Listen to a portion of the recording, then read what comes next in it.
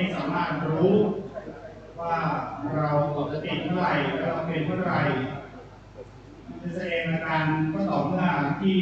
ร่างกายของเราเนี่ยอ่อนแอภูมิแพ้ต้านทานน้อยแล้วก็พักผ่อนไม่เพียงพอจึงขอฝากความห่วงใยท่านอาจารย์ทุกรูปขอให้ดูแลรักษาสุขภาพสำเนียกสุขภาพตัวเองครับว่าเป็นอย่างไรปวดหัวไหมร้อนมีไข้หรือเปล่า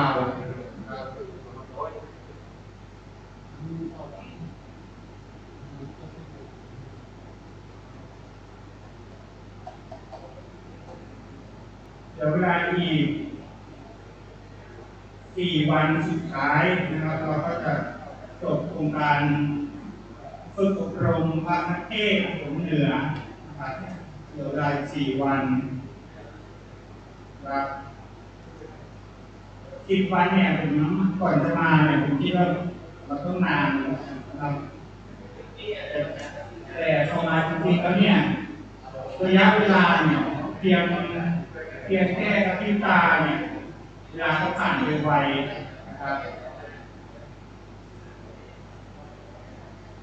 นั่งให้พักเดียวเนี่ยก็เพลละสันเพลเสร็จครับเวลาอบร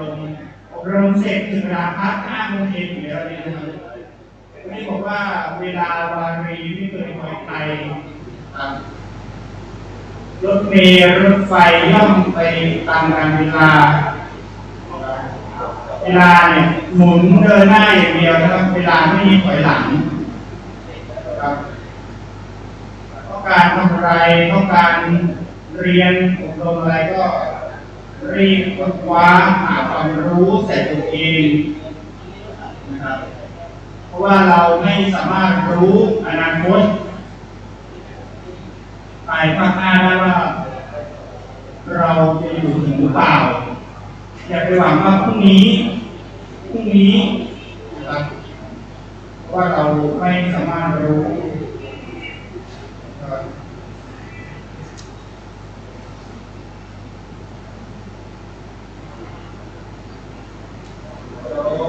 รอความพร้อมจากอาจารย์หลายรูปบางรูปอาจจะกำลังเดินทางมาบางรูปอาจจะสั่งพระทหารเช้าอยู่ที่สั่งสักครู่หนึ่งก็จะเข้าพิธีการรมครับฝากถึงอาจารย์หลายรูปที่เขียนบรรยายพรรณนาประเทศในหัวข้อเมื่อวานมาตาปิฎกถาเสร็จแล้วเนี่ยรบกวนนำส่งที่เจ้าหน้าที่ทั้ง4 รูปประธานรองประธานรูปที่ 1รองประธานรูปที่ 2เป็นเลขาท่านประธานคนส่งได้ทั้ง4 รูปนะครับได้แม็กกระดาษไว้เป็นชุดของอาจารย์รบกวนอาจารย์ทุกรูปที่พรรณนาเสร็จแล้วเนี่ยรบกวนเขียนชื่อสายาแล้วก็รบกวนเติมอีกนิดนึงคือเป็นจังหวัดนะครับถ้าเขียนใส่จังหวัดแล้วเนี่ยเวลาท่านอาจารย์ขอบคุณท่านได้ตรวจเสร็จเรียบร้อยแล้วเนี่ยก็เวลานำส่งคืนจะได้ส่งคืนถูกนะครับจะได้ไม่ต้องเดินหาถนนเมื่อวานรบกวนเขียนชื่อจังหวัดให้ด้วยนะครับเพิ่มเติมอีกนิดนึงจะได้หานำส่งคืนเจ้าของฉบับนั้นได้ง่ายๆ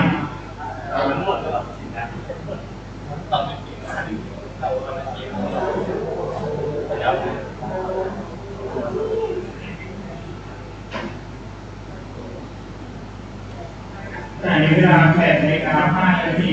ตอนนี้เราถ่ายเป็นช่องถ่ายทอดของบ้านเราแล้วครับเพราะว่าแต่ในจะมีอันนี้เป็นช่องที่มีแต่หมายแรกตรงนี้หมาย2อยู่ตรงที่หมาย3ต้องแล้วก็ต้องถ่ายทอดสดกันที่ไหนแต่ที่ไหนใครอย่างว่าตุ้มนะวัดฝ่ายมันยูทูบวัดฝ่ายอยู่นะครับอาจารย์ซึ่ง 104.5เนาะ ครับถ่ายวิทยุด้วยครับผม มีรายการที่อยู่ตามเอสเอ็มซึ่งนี้ก็สามารถดึงเข้าไปทุกวันไหนเปลี่ยนตัวของเฟซบุ๊กหรือว่ายูทูบต่างๆ นี้ได้รับความอนุเคราะห์จากฝ่ายหินคือตำบลอะไรครับ ตำบลสุเทพนี่นะครับฝ่ายหินเขตหนึ่ง นี้ได้รับความอนุเคราะห์จากวัดฝ่ายหินตำบลสุเทพอำเภอเมืองเชียงใหม่ครับได้ทำการถ่ายทอดสดผ่านทางเพจเฟซบุ๊กคือวัดฝ่ายหินหรือเป็นทางเพจยูทูบก็วัดฝ่ายหินเช่นกันถ้าเป็นคลื่นวิทยุก็จะเป็น FM 104.5 เมกะเฮิรตซ์ครับนี้ได้รับความอนุเคราะห์ถ่ายทอดสดภาพสดและเสียงสดนะครับจากวัดฝ่ายหินตำบลสุเทพอำเภอเมืองจังหวัดเชียงใหม่นะครับฝากท่านอาจารย์หลายรูปให้สมกับสมณสารูปครับเพื่อที่ญาติโยมเขาเข้าไปดูในทางเพจแล้วเนี่ยบางรูปของท่านอาจจะปฏิบัติตนไม่สมณสารูปก็ขอความกรุณาด้วยนะครับเมตตานี่ไข่ก็สดถึงเวลาไหนครับ ถึงตอนเย็นเลยครับ ทั้งวันใช่ไหม ทั้งวันครับ นี่ก็จะถ่ายทอดสดภาพสดและเสียงสดเนี่ยเป็นเวลาทั้งวันตั้งแต่8 นาฬิกาถึง 17 นาฬิกาโดยประมาณขอให้พระอาจารย์ทุกรูปได้องค์ทองอาจีวรปาติเรามาพดปกให้เรียบร้อยปฏิบัติตนให้สมกับสมณะสารูปที่เป็นพระที่สุดโต่งนี้ครับเพื่อที่จะได้ไม่เสียสมณะสารูปเพราะว่าเพจวัดฝ่ายหินเนี่ยดังนะมีคนนิยมติดตามและซับสไครต์เป็นล้านนะครับทั่วประเทศรวมไปถึงโยมที่อยู่ประเทศเมืองนอกต่างประเทศนะครับเช่นประเทศเยอรมันก็มีโยมติดตามมานะโยมขำจากประเทศนอกก็มีนะครับ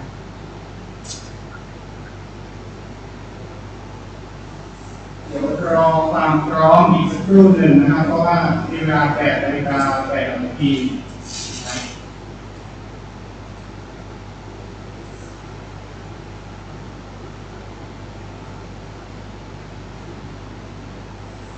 ฝากถึงข้อปฏิบัติในการที่ท่าน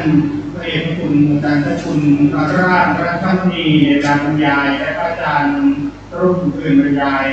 พระอาจารย์ผู้อื่นและการออกพักอิริยาบถเข้าห้องน้ำดื่มร้อนทานกาแฟให้ก่อนลุกเสร็จแล้วเนี่ยให้ยกมือไหว้ทำท่านผู้บรรยาย1 ครั้งครับถ้าเป็นโยมเนี่ยก็แค่ลุกเฉยครับเพื่อที่จะได้ไม่เสียมารยาทครับอาจารย์บางรูปก็เดินบ่อยนะครับบางรูปบางท่านอาจจะเดินบ่อยก็ท่านอาจมีธุระมีกิจธุระฝากถึงเรื่องมีเสียงสัญญาณเตือนโทรศัพท์ทุกคนเพื่อเอาเสียงผู้ที่เราได้ปิดการแจ้งเตือนนี้ด้วยนะครับเพื่อที่จะได้ไม่รบกวนอาจารย์ที่นั่งอยู่รูปข้างของอาจารย์ครับ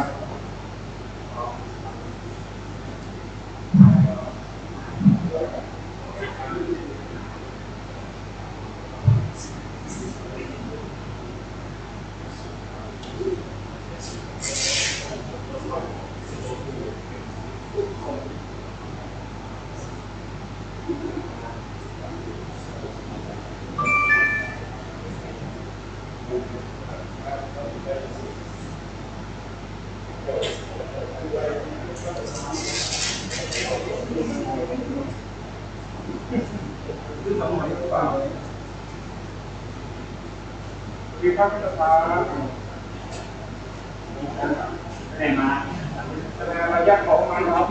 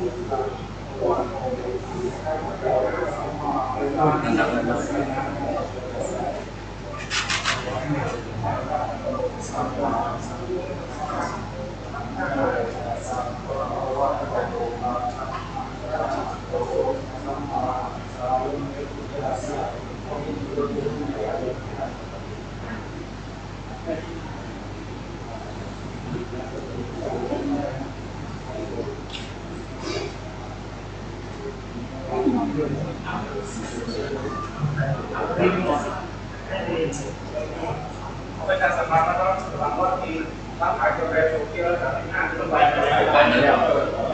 แล้วเนี่ยทีนี้ผมไม่ได้ซื้อมาเนี่ยก็บอกยาถ้าสังเกตดูบอกโอเคทีนี้ดีกว่าตอนนี้ก็จะซื้อแก้วอะไรได้แก้วอะไร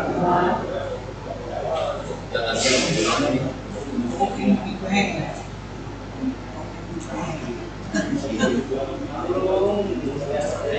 ถ้าสักครู่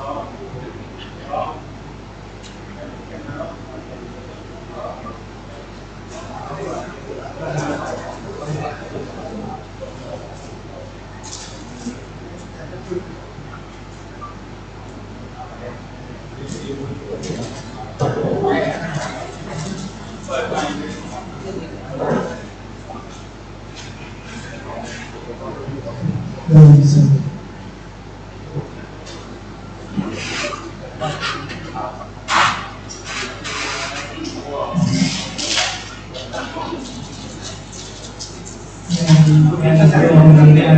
สถานที่หมู่สำหรับองค์พระราชการสำนักงานเรื่องราวดีนะครับในภาคเช้าเวลาการบริการ11 นาฬิกาได้รับการบรรยายเรื่องพุทธวิธีการสอนจิตการ โดยไม่มีพระคุณไม่เจ้าคุณพระราชนี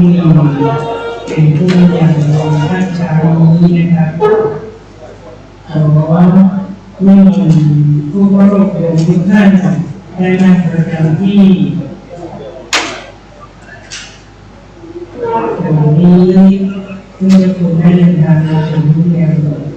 ห้องประชุมแล้วนะครับ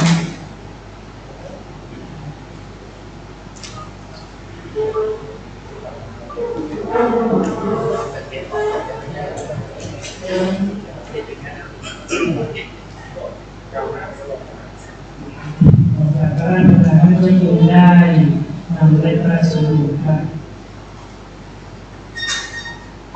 อะระหังสัมมาสัมพุทโธภะคะวาพุทธังภะคะวันตังอะภิวาเทมิ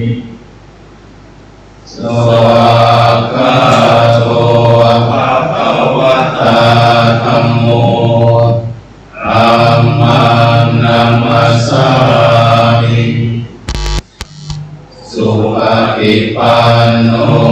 ภะคะวะโตสาวกสังโฆสังฆังนะมามิอันนามยังพุทธัสสะภะคะวะโตอุปภาคนะมะการังกะโรมาเสนะโมตัสสะภะคะวะโตอะระหะโตสัมมาสัมพุทธัสสะนะโมตัสสะภะคะวะโตอะระหะโตสัมมาสัมพุทธัสสะนะโมตัสสะภะคะวะโตอะระหะโตสัมมาสัมพุทธัสสะ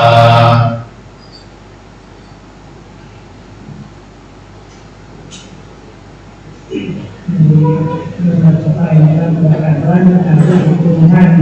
ได้บรรยายในเรื่องของผู้มีการสอนเกี่ยวกับการในโครงการอบรมทางที่หนึ่ง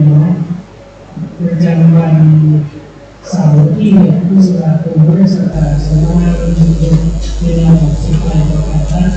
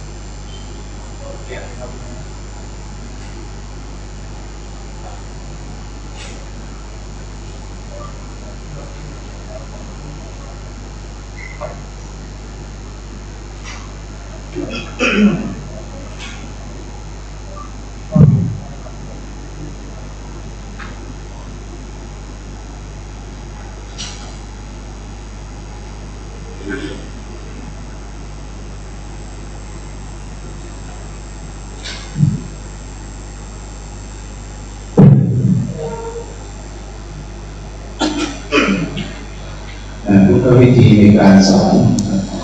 ช่วงแรก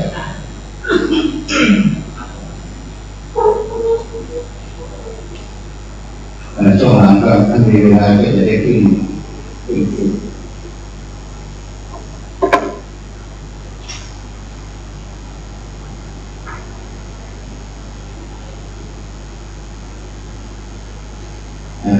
รยายวันนี้ก็มีคุณสมบัติของพระพุทธเจ้าเราอาจจะไม่มีคุณสมบัติเทียบเท่าพระพุทธเจ้ามาแต่ว่า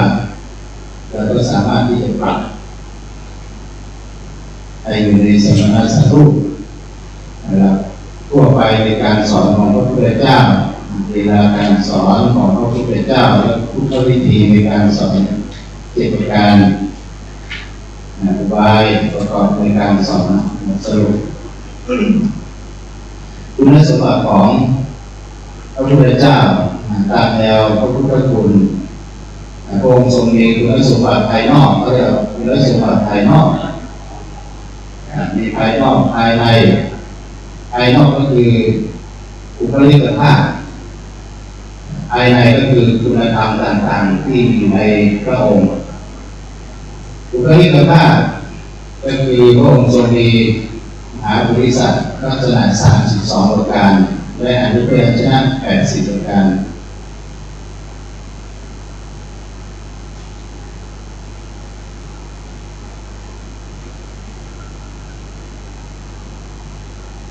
ใช้ความรู้ไว้มันปิดเปิดไม่ค่อยซัพพอร์ตไม่ค่อยดีเลยใช้โปรแกรมไม่ดีกว่านะมองเห็นไม่ชัดเลย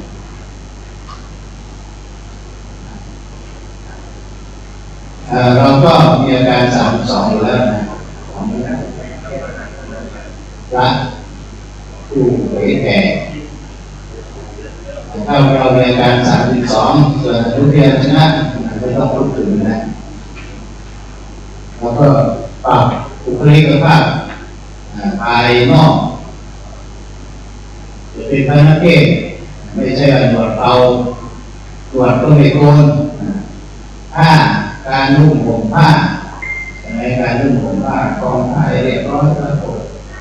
งานวัดงานนอกวัดงานในวัดปรับให้อยู่ในรูปทรงของพระโดยเฉพาะหน้าตาไม่อยู่ในปากแป้งอะไรไม่ใช่เลยนะแต่ว่าให้กองผ้าเรียบร้อยสังฆติไม่ใช่มีใครขึ้นเกลือหรือมีกลิ่นเป็นสาบเป็นพระนักเทศเดินเข้าไปหรือมีสุขภาพไม่ดีตลอดแถลงเดินเข้าไปท่านจะมาโกรธเราหรือว่าจะให้เราโกรธเนี่ยดังนั้นสุขภาพต่างๆเราต้องพระพุทธเจ้าทรงมีพระสุรเสียงไพเราะปราศจากสุภาพสละสลวยพระพุทธเจ้ามีเสียงเพียงดังเสียงแห่งกลมนะเสียงแห่งกลมดังนกกระเวกเราไม่ถึงขนาดนั้นแต่เรารู้ว่าเสียงเพราะอะไรเสียงไพเราะเทศมหาชาติหรือบรรยายเสียงพุ่งชวนฟังรู้แต่ถ้าเสียงไม่ดีอย่างที่ผมบอกว่าสำนวนกับสำเนียงสำนวนกับสำเนียงสำนวนอาจจะดีแต่ถ้าสำเนียงฟังไม่รู้เรื่องฟังไม่ชัดไม่รู้ว่าไม่รู้คำไม่ทันพูดอะไรอันนี้ก็ต้องให้ได้คำสำเนียงสำนวนนั้นแล้วแต่ลีลาแต่ละตัวแล้วแต่ถ้าใครฝึกฝนบ่อยอ่านฝึกเขียนก็จะได้แต่ว่าสำเนียงนี่จะดีกว่านะสำเนียงสำนวนนั้นก็ฝึกฝนเราได้แต่สำเนียงก็ฝึกได้เพราะวิธีการจับไมค์วิธีการออกเสียงเราก็เรียนมาแล้วภาษาไทยภาษาเทศคำไหนที่ควรใช้ไม่ควรใช้โดยเฉพาะเขียนบทเทศนาพระพุทธเจ้ามีพระสุรเสียงไพเราะนี่คือภายนอกนะครับทรงมีพระอากัปกิริยามารยาททุกอย่างงดงามน่าเลื่อมใสเริ่มตั้งแต่สมบัติผู้ดีมารยาทเป็นที่ยอมรับของสังคมตลอดจนพระบุคลิกลักษณะที่เป็นเสน่ห์ทุกประการพร้อมไปด้วยความองอาจต้ององอาจคว ความสง่างามความสงบเยือกเย็นการแสดงธรรมของพระองค์นอกจากจะแจ่มแจ้งด้วยสัจธรรมแล้วก็ขอให้เกิดความรู้สึกเพลิดเพลินมีความสุขด้วยความพระพุทธเจ้าเทศชวนให้อยากฟังอยากใกล้ชิดพระองค์อยู่ไม่ไหวอันนี้ก็เรียกอากัปกิริยาทุกอย่างเพราะฉะนั้นเราก็ดูบุคลิกภายนอกของพระพุทธเจ้าเลยแล้วก็มาปรับเราไม่ถึงเป็นขนาดพระพุทธเจ้านะแต่ว่าต้องให้อยู่ในการสามอย่างที่เราปรับได้นะครับปุริสลักษณะแล้วก็มีอาการ32ของเราหรือยืนเดินนั่งนอนของเราไม่ให้เรียบร้อยย่างไม่ใช่สบายย่างเข้าไปในไปเทศงานในวัดพุทธสภาย่างโอ้โหคนท่าแล้วย่างไว้ตรงไหนหรืออย่างไรเดินเข้าไปคนเกิดด้วยกาเนี่ยอันนี้เราก็ฝึกฝนได้เสียงก็ฝึกฝนได้ไม่ถึงเราต้องไปผ่าตัดนะครับลงทุนผ่าตัดเสียงอย่างนี้ไม่ต้องถึงขนาดนั้นก็ให้ปรับพูดให้คนอื่นไม่ให้ตัวเองได้ยินอย่างเดียวนะให้คนอื่นแต่ว่ามันก็มีปัญหาอยู่ว่า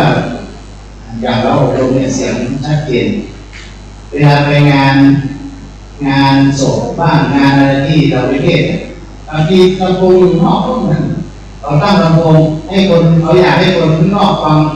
โอ้เวลาไปพูดไปอะไรต้องประเด็นเสียงอย่างนี้ก็ไม่ไหวเหมือนกันถ้างานวัดเนี่ยเสียงอยู่ภายในบริเวณฟังชัดเจนถ้าเสียงข้างนอกบางทีคนข้างในก็ไม่ค่อยได้ยินมันก็มีองค์ประกอบหลายอย่างงานวัดหรืองานในแม้แต่โดยเฉพาะงานในบ้านเลยงานในบ้านเขาจะเอาลำโพงมาข้างนอกหมดไม่ให้คนข้างในได้ยินคนข้างนอกคนข้างในก็มานั่งห้องหน้านะอาการกิริยาต่างๆการคลองผ้าห่มผ้าให้เรียบร้อยเดินให้มันองอาจอันนี้เราก็สามารถที่จะมาปรับบุคลิกของเราได้บุคลิกภายในของพระพุทธเจ้านั้นคุณธรรมโดยสรุปก็คือพระพุทธเจ้ามี3พระปัญญาคุณบริสุทธิ์พระวิสุทธิคุณและก็พระกรุณาคุณพระปัญญาคุณเกี่ยวกับงานสอนขอยกมาทั้ง2อย่างก็คือที่มากพระพุทธเจ้านะทัสสะภรยานหรือพุทธภรยานและก็ปฏิสัมภิทาปัญญาแตกฉานนี่อันนี้พระพุทธเจ้าเราก็สามารถเอามาใช้ได้เราไม่ถึงกับบรรลุนะฮะเราต้องบรรลุพระอรหันต์ได้ปฏิสัมภิทา4ปฏิสัมภิทา4เนี่ยเราก็มาปรับใช้ได้แตกฉานในอัตแต่ฉานพระพุทธเจ้าแตกฉานในอัตอยู่แล้วความหมายของสัตว์เราก็เวลาเราเห็นพระพุทธพจน์หรือพระบาลีบทใดบทหนึ่งเนี่ยเราพยายามทำความเข้าใจความหมายให้ได้ศึกษาค้นคว้าอ่านท่านทั้งหลายไม่ได้เรียนบาลีก็อาจจะยากหน่อยก็ต้องอาศัยการศึกษาค้นคว้าถ้าเรียนบาลีก็อาจจะค้นคว้าศัพท์เขาเรียกว่าบาลีบางศัพท์เนี่ยก็ต้องไปอาศัยอัตถกถาไม่พอก็อาศัยฎีกาที่ท่านตีความไว้ท่านอธิบายให้ความหมายไว้ถ้าเราเข้าใจความหมายของศัพท์เพราะว่าอัตถปฏิสัมภิทาเราไม่ถึงต้องไปบรรลุก่อนนะบรรลุพระอรหันต์บรรลุพระอรหันต์เป็นพระอรหันต์ก่อนที่จะมีเราสามารถปรับได้ธรรมะเมื่อรู้ความหมายรู้ใจความรู้รายละเอียดมีรู้ที่ปฏิสัมภิทาก็คือเวลารู้แล้วเนี่ยสามารถถ่ายทอดเป็นได้คือเอาสิ่งที่เรารู้เราเรียนเนี่ยมาอธิบายให้เขาฟังได้เอาว่าที่รู้เกิดแตกฉานพระพุทธเจ้าแตกฉานภาษาอยู่แล้วในการที่จะใช้ภาษา คือเรารู้แล้วแต่บางคนรู้นะแต่ว่าการที่จะเอาความรู้มาสื่อสารมันไม่ได้ไงตรงนี้แหละเราพยายามเราจะทำอย่างไรเรารู้แล้วรู้ความหมายแล้วรู้รายละเอียดแล้วแต่ถ้าสื่อสารไม่เป็นมันก็ไม่ได้แต่ก็ภาษาจะเอาความรู้ความเข้าใจตรงนั้นมาสื่อสารให้ญาติโยมเข้าใจอย่างที่เราเข้าใจได้ไหมนี่คือวิรุติปฏิสัมพิทาแตกฉานในเรื่องของการใช้ภาษาการที่จะสื่อให้เขาเข้าใจแต่บางคนก็เก่งนะแต่ว่าสื่อสารไม่ได้มันก็มีเพราะฉะนั้นก็เราใช้หลักปฏิสัมพิทาที่พระพุทธเจ้ามีเนี่ยแล้วก็ปฏิภาณก็คือเป็นพระนักเทศไม่มีปฏิภาณก็ลำบากนะเวลาใครถามอะไรมันก็ตอบไม่ได้จะเจอเยอะนะโดยเฉพาะเทศสองมากหรือบางทีบรรยายหลังจากบรรยายหลังจากเทศจบบางทีโยมก็เข้ามาหาเราถามไม่เข้าใจไม่แต่พระนักเทศเองไม่เข้าใจบทนี้แต่ว่าไม่ใช่ไม่เข้าใจอาจารย์ก็ไม่เข้าใจเหมือนกันเอาพูดไปบางทีไม่เข้าใจก็จบเลยการโต้ตอบทำอย่างไรต้องใช้หลักปฏิสัมพิทาเนี่ยพระพุทธเจ้ามีคำว่าปัญญาเนี่ยภาษาพระญาณถ้าสัพพะญาณสิไม่พูดยาวเลยนะก็ไปศึกษาอยู่ในนักธรรมชั้นตรีพระพุทธเจ้ามีคุณสมบัติมีพระปัญญาเนี่ยมีมากนะสรุปให้ท่านทั้งหลายได้ไปศึกษาไปค้นคว้ารายละเอียดอีกทีแล้วเดี๋ยวหลังจากที่เราจะทำเป็นทีมเป็นตัวหนังสือเล็กๆก็จะพิมพ์ต่อทั้งหลายก็สามารถไปค้นต่อไปดูต่อไปศึกษารายละเอียดเราก็สามารถดำเนินตามคุณของพระพุทธเจ้าได้เอามาใช้นะครับเอามาศึกษาแล้วเอามาใช้หรือใช้เราไม่มีปัญญาถึงระดับพระพุทธเจ้าแต่ว่าเราเอามาปรับใช้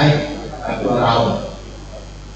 พระวิสุทธิคุณพระวิสุทธิคุณ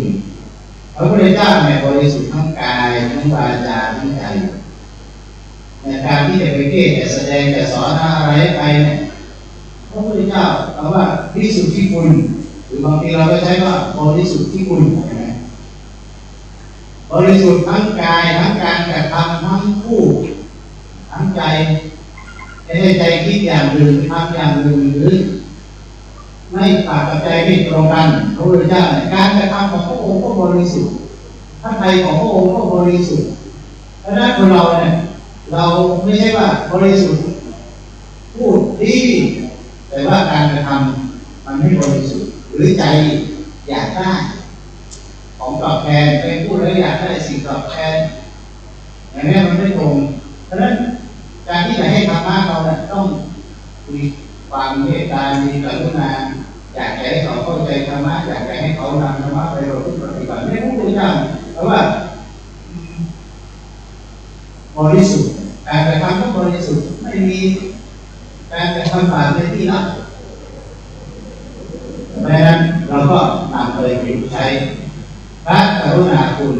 พระพุทธเจ้าอาศัยพระมหากรุณาเสด็จไปที่ต่างๆไม่ให้มีความเหน็ดเหนื่อยแต่เพราะว่าตั้งแต่ตั้งพระทัยตั้งใจบำเพ็ญสุเมธาดาบทใน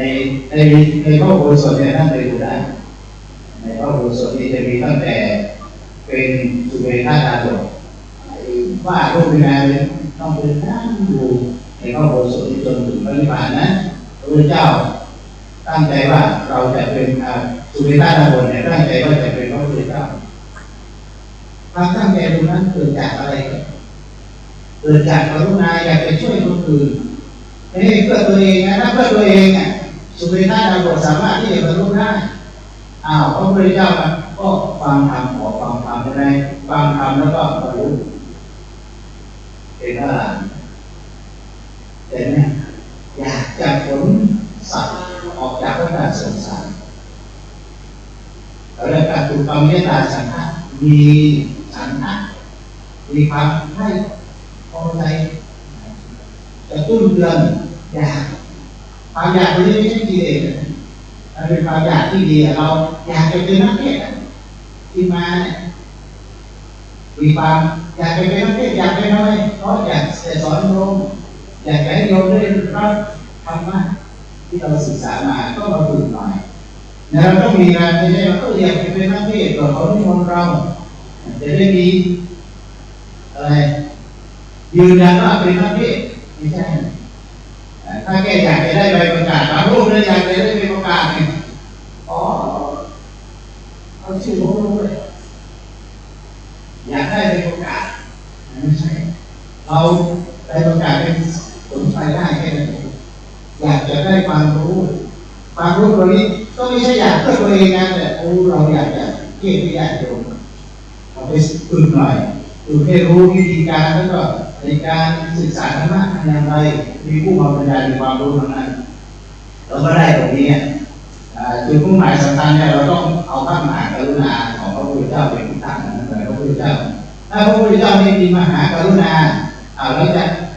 ผมบอกแล้วว่าตั้งแต่มันก็เหมือนกันไหมนิพพานฟ้าท่านนิพพานอย่างเราเนี่ยเราไม่มีเลยบำเพ็ญโอ้โหเสียสงสัยแสนอัดเนี่ยไม่ใช่ธรรมดาแต่เรียนว่าใจเกิดเนี่ยที่เราไปดูแล้วกว่าแต่ปัญญาเราแค่เราไม่รู้อะไรพอไปดูเรื่องกาแล็กซี่เรื่องจักรวาลโอ้โหมันยิ่งใหญ่ไพศาลไม่สามารถปัญญาของเราได้ขนาดดาวบทรูปหนึ่งองค์หนึ่งอยากจะรู้ว่าที่สุดของโลกมันอยู่ที่ไหนจักรวาลอยู่ที่ไหนนั่นออกไปโดยตัดสัตว์ดาวบทน่าจะชื่อดีนะโดยตัดสัตว์ดาวบทเข้าฌานแล้วหายตัวไปเลยไม่รู้หายตัวก็ถึงแม้ใจน่าจะไวกว่าแสงนะแสงเดินทางใช่ไหมแสงเดินทางวินาทีละเท่าไหร่เกือบ300,000 กิโล200,000 กว่า600,000ใกล้ๆ300,000นี่แหละต้องใช้เวลาเป็นไม่รู้กี่หมื่นกี่ล้านปีแค่กาแล็กซี่ของเราเนี่ย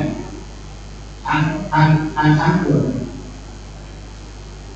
การเรียนรู้ใจเกิดได้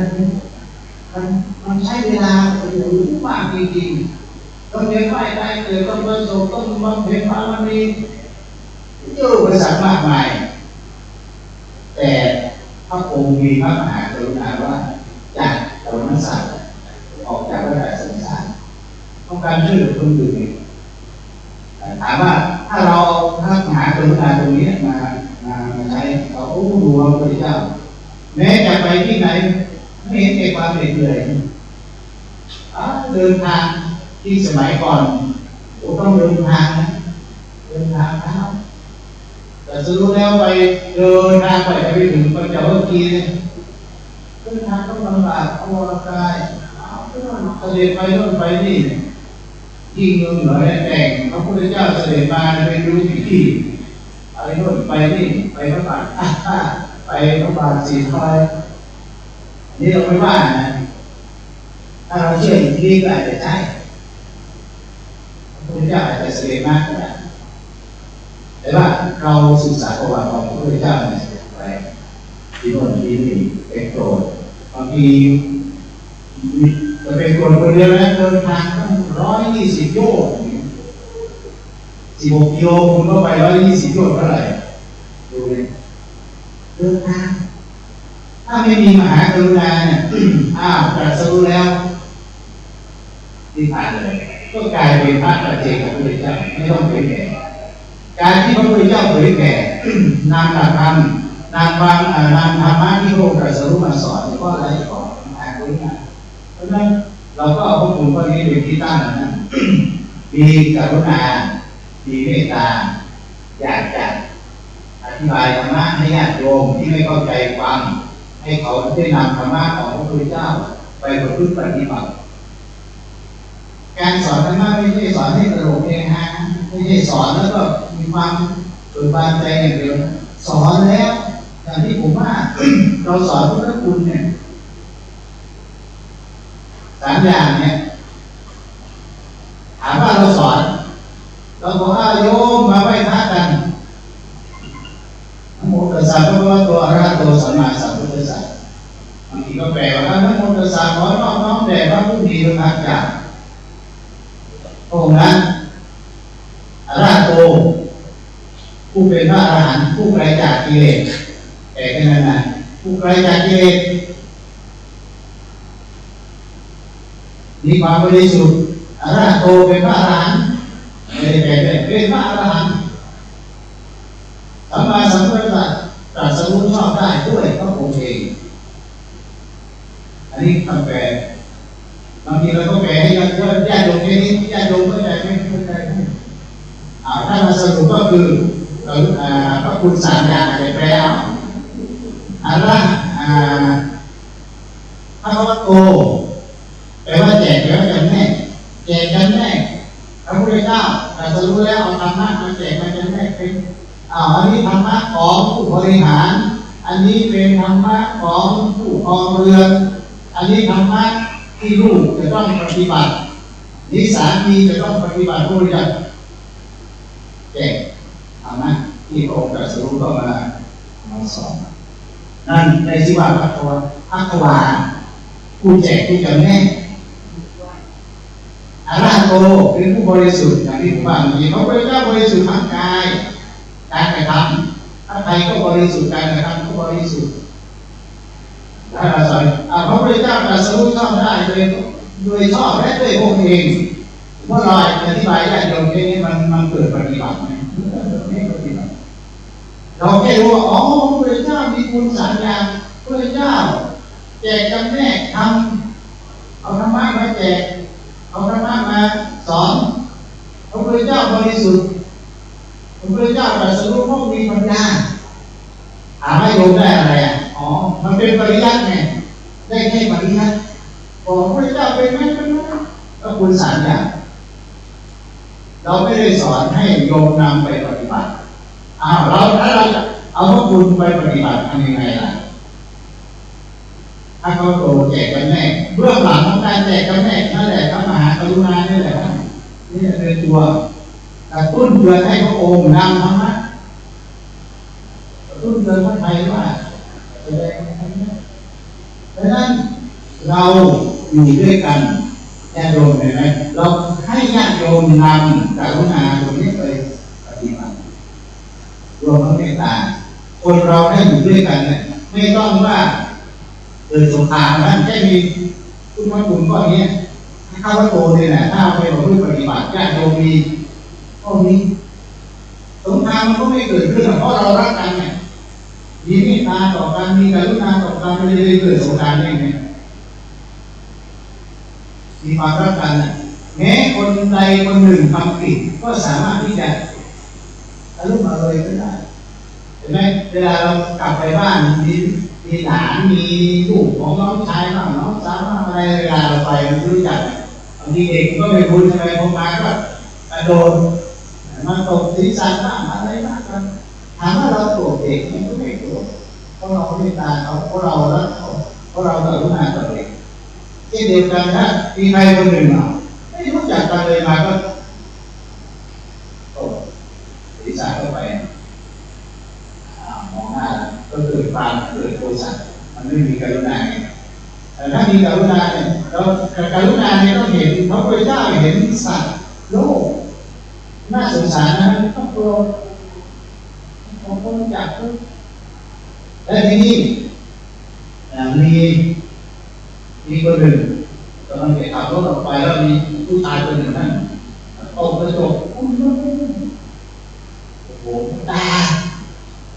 ทีนี้ผู้ชายคนนี้ไม่พอใจดิเปิดประตูเลยเปิดประตูต่อยแล้วมีคนหนึ่งลองอย่าไปทำเขา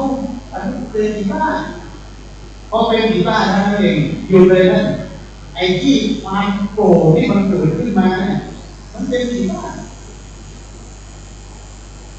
อันบ้าคนบ้าแสดงคนบ้ามันต้องต่างกับเราใช่ไหมทางว่าจิตของมันมันไม่รู้มันจะก็ทำใจได้มันสภาพจิตของมันก็กลายเป็นสงสารพอสงสารเราต้องผู้ชายคนนั้นก็ไม่ไปด่าไปต่อยไปทำอะไรกับเราเพราะว่าตรงนี้ก็เอาไปใช้คนเราได้อยู่ด้วยกันแล้วทำธุรกิจก็เรียกไปใช้ ถ้าเราเทศต้องเห็นเพราะอรหันโตไม่ใช่รู้แต่ว่าพระพุทธเจ้าเป็นพระอรหันต์ถามว่าเรานำไปประพฤติปฏิบัติไหมโยมต้องนำพระคุณข้อนี้ไปประพฤติปฏิบัติเราอยู่ด้วยกันการกระทำของเราก็ให้บริสุทธิ์เราไม่ถึงเป็นพระอรหันต์ไม่ต้องเป็นบรรลุเป็นพระอรหันต์แต่เราสามารถเอาคุณข้อนี้มาประพฤติปฏิบัติได้การทำของเราไม่ว่าจะทำอะไรทุกอย่างญาติโยมทำด้วยความบริสุทธิ์พูดออกไปด้วยความบริสุทธิ์ถ้าเรามีสูตรคำว่าบริสุทธิ์สูตรจริตนั่นแหละนะให้มันดีพูดให้มันดีอย่าให้กระทบอย่าให้คนอื่นเดือดร้อนอย่าให้คนอื่นลำบากก็กลายเป็นผู้ดีใช่ไหมคิดดีคิดบริสุทธิ์ต่อคนอื่นเนี่ยเอาไปใช้ต้องเอาไปใช้ในเวลาคำว่าอรหันโตสัมมาสัมพุทธัสสะตรัสรู้ชอบได้ด้วยพระองค์เองพระพุทธเจ้าตรัสรู้มีปัญญาตรัสรู้ถามว่าปัจจุบันเนี่ยเราพอเรารู้ว่าพระพุทธเจ้าตรัสรู้พระพุทธเจ้ามีปัญญาเกิดจบแค่นั้นเราก็พระพุทธเจ้ามีปัญญาตรัสรู้แต่เราต้องแนะนำโยมว่าโยมเราต้องพยายามอยู่ด้วยปัญญานะทุกวันเนี่ยคนเรามักจะอยู่ด้วยอารมณ์ไม่ได้อยู่ด้วยปัญญาไงอยู่ด้วยความเข้าใจพอเห็นเขาเราต้องเข้าใจยังไม่มีผมอะไรนั่นบางคนก็ไม่รู้เรื่องดีทางต่างประเทศก็เขียนป้ายไว้อยู่ก็มีป้ายให้ไปชมในกู่ไปชมทีนี้มันก็เผลอมีผู้หญิงฝรั่งขึ้นไปอยู่บนไอ้ปลาแล้วก็ถ่ายก็เก่งนะถ่ายรูปออกมาดีถ่ายแล้วก็ไปพูดต่างประเทศคนก็ส่งมาเดี๋ยวนี้ไลน์ออกมันก็ส่งคนก็จากผู้หญิงฝรั่งนี้จากภาษาไทยมันไม่รู้เรื่องคอมเมนต์เข้าไปแต่มันไม่รู้เรื่องบางคนก็คอมเมนต์ภาษาก็ด่าเขาไม่ตอบไปด่าฝรั่งไม่รู้จะด่าใครทำด่าเจ้าว่าคอมเมนต์มันจะว่ายังไงว่านี่ว่าไหมพอถ้าเราโกรธเลยท่านถ้าเราโกรธถ้าเราอยู่ด้วยอารมณ์อย่างพระอุโบสถเนี่ยได้บูรณะท่านก็ผมมาใหม่ๆมีบางคนน่ะไปถ่ายรูปแล้วก็ขึ้นเราไปคนบอกว่าน้ำไหลพี่พระพุทธเจ้าร้องไห้พระพุทธเจ้าก็คือร้องไห้มันเป็นไปได้เหรอพระพุทธรูปร้องไห้ว่าไอ้พระเนี่ยผมไม่รู้ไหนจริงหรือเปล่าคนแต่สมัยนั้นตอนตายเนี่ยแต่ถ้าเป็นตอนนี้เนี่ยโอ้โหคงไม่เยอะเลยนะแต่ถ้ามันแค่มีเก๊กปุ๊บแล้วก็มันไม่เท่าไหร่มันมีคนสองคนแค่นั้นเองแต่ก็เขาไม่เกิน10เลยนะก็ดูน้ำไหลที่ทะเลแล้วก็เอาไม่ทายแล้วเขาคนถ่ายรูปก็ไหลจริงคนก็มองนิดไม่ดีว่านี่ผมคิดว่ามันเป็นไปไม่ได้เขาเคยฆ่าหมดกิเลสแล้วพระเจ้าจะร้องไห้ยังไงใช่ไหมมันเป็นไปไม่ได้หรอกเขาไม่ดูให้ดีๆเลยไม่สังเกตดีๆนะโอ้หัวมันรั่วแต่ว่ามันไม่ไอ้หลังคาเนี่ยมันรั่วนะแต่ว่ามันแบบรั่วแบบซึมอ่ะนานๆมันก็จะมีหยดน้ำหยดลงมาหยดนานๆมันหยดมาพอหยดมาแล้วก็มันก็ค่อยซึมไงมันก็ไหลลงมาซึมแล้วตรงนี้มันอาจจะต่ำก็ไหลมันเหมาะเจาะพอดีไงเหมาะเจาะพอดีถ้าเราไปด่ากันนะเขาด่าเราด่าไปเนี่ยถ้าเราอยู่ด้วยอารมณ์ไงด้วยอารมณ์เขาด่าเราก็ด่าเราไม่พอใจก็ด่าเขาไม่พอใจก็ด่าเกิดอะไรขึ้นก็กลายเป็นศัตรูมันก็ต้องขอบคุณเขาเลยทำเรื่องนั้นได้บูรณะโบสถ์โบ มศิลป์มาช่วยแม่ได้บูรณะโบสถ์กลายเป็นดีเลยแล้วเราก็ต้องเข้าใจเขาว่าเวลาเขาด่าเราเนี่ยเขาด่าเพื่ออะไรล่ะโดยมากก็โทสะจิตใช่ไหมไม่ชอบเกลียดด่าก็มีหรือสูญเสียประโยชน์ใช่ไหมครับความโลภเสี่ยงความรักฉันทากติอยู่ด้วยอารมณ์รักอารมณ์ชังอารมณ์กลัวอารมณ์หลงโดยมากคนเราจะอยู่ได้4อารมณ์เนี่ยนะ4อารมณ์รักใครไปว่าไอ้คนนั้นเราก็กลับไม่ชอบเองนะใครมาว่าให้เราก็ไม่ชอบเขาใครไปว่าให้คนที่เราชอบเราก็ไม่ชอบใครไปชมคนที่เราชอบเราก็ชังเขาเนี่ยเขาเรียกว่าอารมณ์รักอารมณ์เกลียด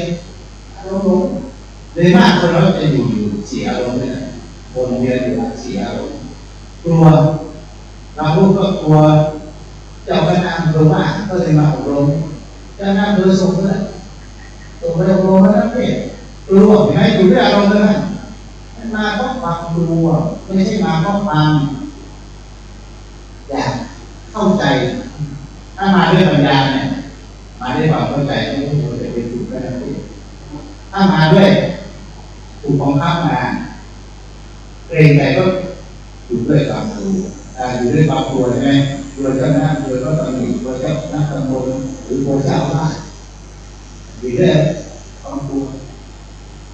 เพราะฉะนั้นเวลาสอนคนเราต้องอยู่ด้วยปัญญาสามีภรรยาที่มันทะเลาะกันก็ไม่เข้าใจไม่เข้าใจได้อยู่ด้วยความเข้าใจถ้าเข้าใจกันมันก็ไม่ทะเลาะกันใหม่ๆก็รักกันพอจริงจังแล้วเห็นไหมก็โทสะก็เกิดอันนั้นมันไม่ผิด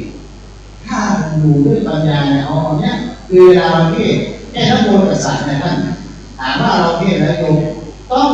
เทศแล้วให้นำธรรมะไปบอกผู้ปฏิบัติให้ได้ถ้าเราสามารถ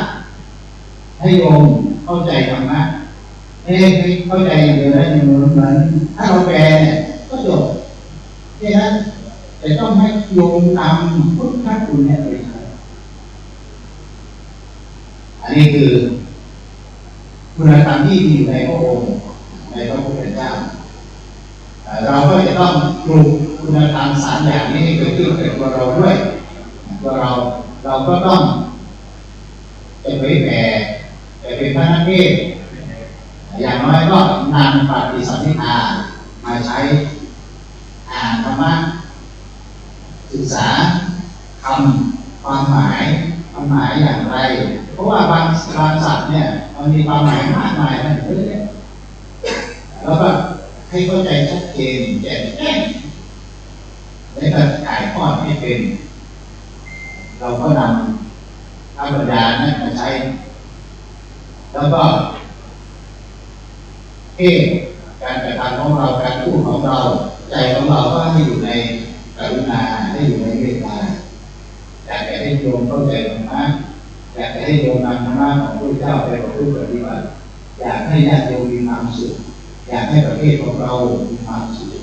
อยู่ด้วยธรรมะอยู่ด้วยปัญญาแล้วก็เนี่ยเราก็อธิบายแล้วก็ใช้หลัก3ประการนี้ของพระพุทธเจ้าไปใช้หลักทั่วไปในการสอนของพระพุทธเจ้าเราดูของพระพุทธเจ้าก่อนแล้วเราก็นำมาประยุกต์ใช้กับตัวเราเรียนแบบพระพุทธเจ้าเรื่องที่สอนเรื่องที่พระพุทธเจ้าสอนนะสอนจากสิ่งที่รู้เห็นเข้าใจง่ายมันมีสิ่งง่ายๆเนี่ยไม่ได้คิดไม่ได้นึกหรือรู้เห็นเข้าใจอยู่แล้วสอนไปหาสิ่งที่เห็นไม่เข้าใจยากหรือยังไม่รู้ไม่เห็นอริยสัจสี่นะเขายังไม่รู้ไม่เห็นก็ไปสอนเนี่ยคือสอนจากสิ่งที่รู้เห็นเข้าใจง่ายบางทีเห็นอยู่นะแต่ว่ายังไม่เข้าใจไม่รู้ก็สอนเรื่องที่ลุ่มลึก แล้วก็ต่อเรื่องอย่างเช่นอนุปุพิกถาหรืออนุปุพีกถาสอนทานศีลเรื่องทานเรื่องศีลเรื่องสวรรค์เรื่องโทษของการมาคุณนะโทษของการมาคุณถ้าไปดูไปติดในการดูเห็นไหมโทษที่ผมเล่าแล้วนะเอง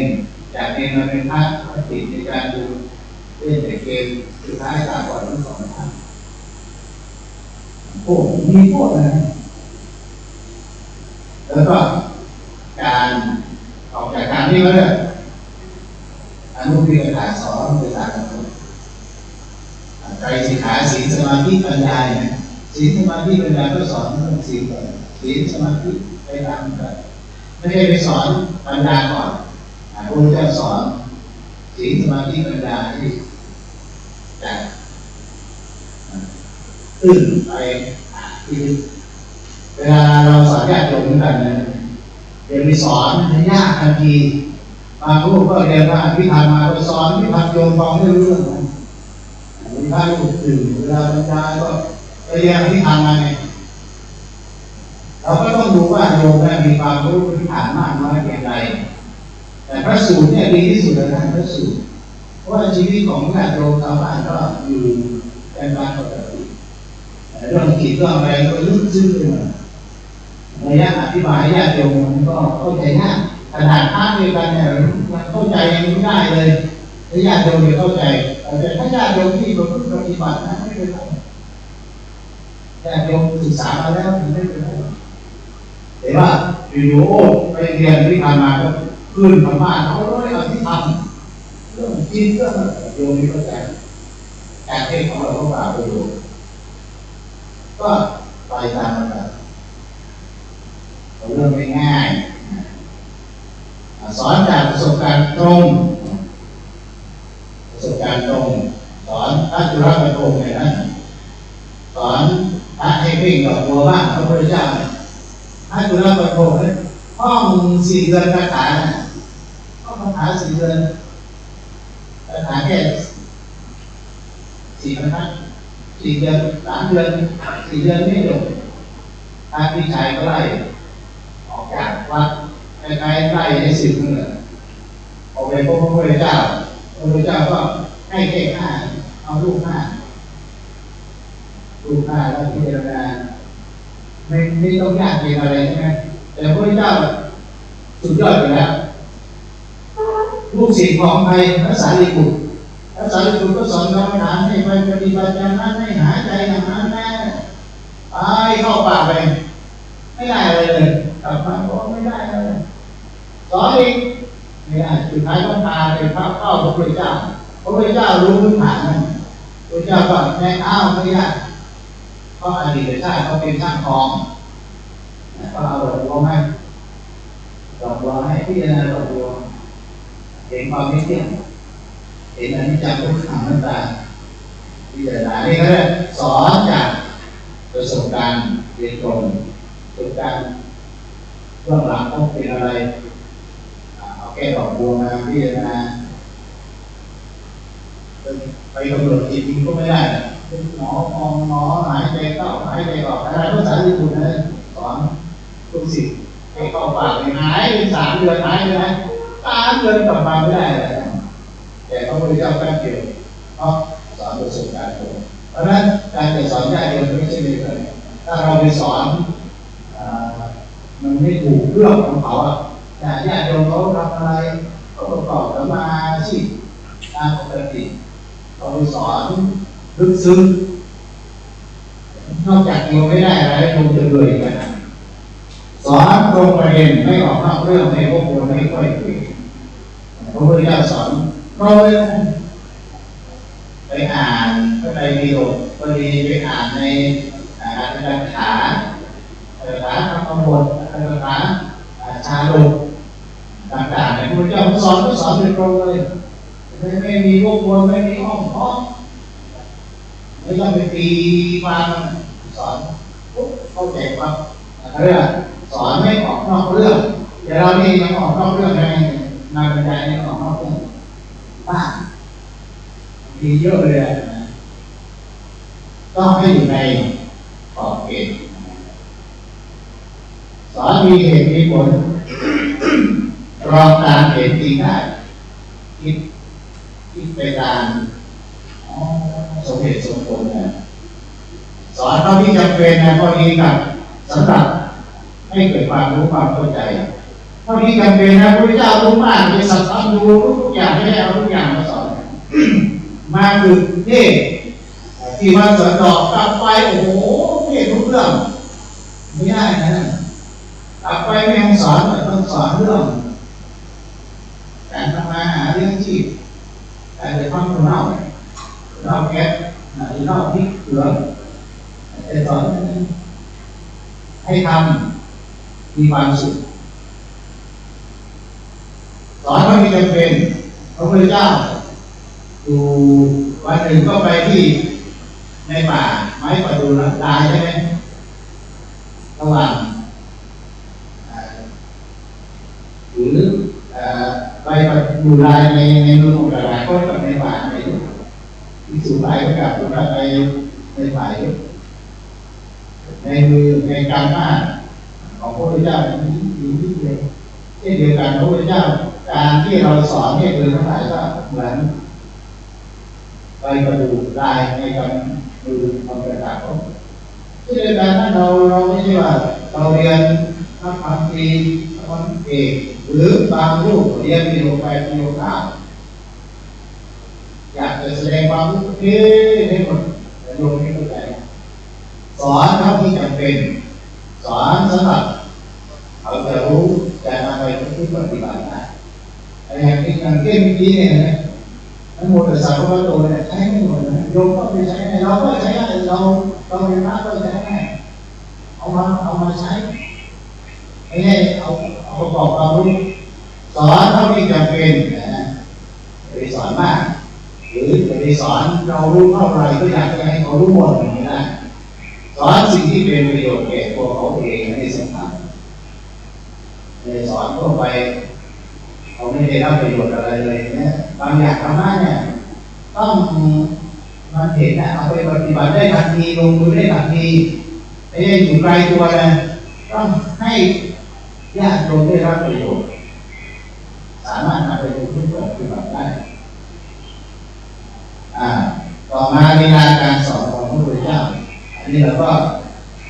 เป็นพูดมาครั้งหนึ่งแล้วนะครับในตอนหลักการและวิธีการเทศก็มาตัวอีกทีหนึ่งสันทัศนาอธิบายให้เห็นชัดเจนแจ่มแจ้งเหมือนจูงมือไปดูเห็นกับตาให้แจ่มแจ้งไม่สอนแล้วคุมเครือให้รู้ต้องให้มันแจ่มแจ้งเหมือนจูงมือไปดูว่าในจูงมือเนี่ยเห็นกับตาเลยจูงใจให้เห็นจริงด้วยการชวนให้คล้อยตามจนต้องยอมรับและนำไปประพฤติปฏิบัติท่านสอนสามารถไปประพฤติปฏิบัติได้คอยตามมันต้องปฏิบัติไปยากสิธรรมะเนี่ยเห็นไหมอยากจะนำไปประพฤติปฏิบัติยอมรับคือลงมือปฏิบัติได้ไม่ได้สอนแล้วก็โอ้โยมยังปฏิบัติได้เพื่อโยมยังทำไม่ได้ไม่ใช่ท่านคือพอพูดแล้วธรรมะก็นั้นเอาไปแบบลงมือปฏิบัติได้ทันทีสมุทเทศนาเร้าใจให้แก้วกล้าเกิดกำลังใจปลูกให้มีอุตสาหะมั่นใจว่าทำสำเร็จได้ไม่หวั่นไม่ย่อท้อต่อความเหนื่อยยากลำบากมันไม่ยากหรอกธรรมะทำไปเราต้องไปให้เกิดความอาถรรพ์แก้วกล้าอยากจะทำอยากจะลงมือปฏิบัติไอ้แม่เหมือนหลวงพ่อบรรยายเมื่อวานก็ไม่ใช่พอบรรยายแล้วเราเลยอยากปฏิบัติกันอยากนั่งกรรมฐานกันไม่ใช่พอบรรยายกรรมฐานแล้วไม่ไหวแต่พอบรรยายแล้วเราอยากจะปฏิบัติมันไม่ได้เลยมากเราก็จะให้ไปนั่งอย่างเดียวคือปฏิบัติธรรมเนี่ยมันอยู่ที่ไหนแล้วเราสอนญาติโยมเนี่ยบางทีโยมก็เข้าใจผิดนะปฏิบัติธรรมคือนำธรรมะไปปฏิบัติโยมทำหน้าอาชีพอะไรทำอะไรหน้าที่อะไร เป็นสามีก็ปฏิบัติธรรมของสามีก็ปฏิบัติธรรมแล้วเป็นลูกมีหน้าที่ทำยังไงหน้าที่ของลูกก็ไม่ได้ยากนั้นหน้าที่ใครหน้าที่มันก็คือทำหน้าที่ในให้ดีที่สุดตามหลักที่พระพุทธเจ้าสอนมันก็ทำได้สมาธิปัญญาอารมณ์ใจให้แช่มชื่นร่าเริงเบิกบานฟังแล้วไม่เบื่อไม่ได้ฟังมากแล้วเบื่อเก็บไปด้วยความหวังเราทำได้มองเห็นคุณค่ามองเห็นประโยชน์อย่างที่ผมว่าเมื่อกี้เห็นไหมมองเห็นประโยชน์พุทธคุณนี่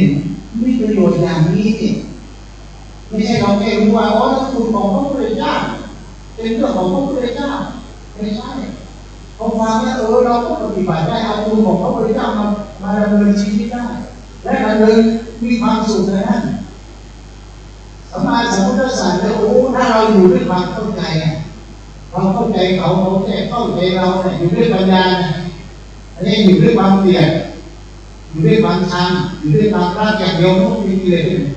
อยู่ด้วยความกลัวอยู่ด้วยยิ่งอยู่ด้วยความหลงไม่เข้าใจที่ลำบากมันก็ให้เขาเข้าใจและเห็นสมาธิปัญญาสรุปง่ายๆก็คือแจ้งจูงใจหานกล้าเริงประกอบแจ้งจูงใจแก้วกล้าร่าเริงให้จำง่ายๆนะแจ้งจูงใจแก้วกล้าร่าเริงให้ไม่ได้ในเวลา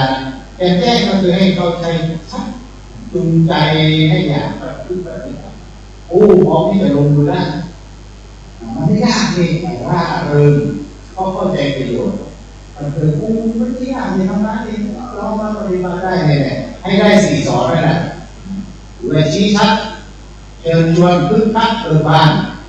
ชี้ให้เห็นชัดเชิญชวนคึกคักเบิกบานอันนี้ก็แล้วแต่ใครประกอบถ้าคนที่แต่งทำของยอมดีหน่อยก็เป็นปรับไปนั่น4 อย่างเนี่ยเราต้องระลึกอยู่เสมอว่าเวลาเราเทศเนี่ย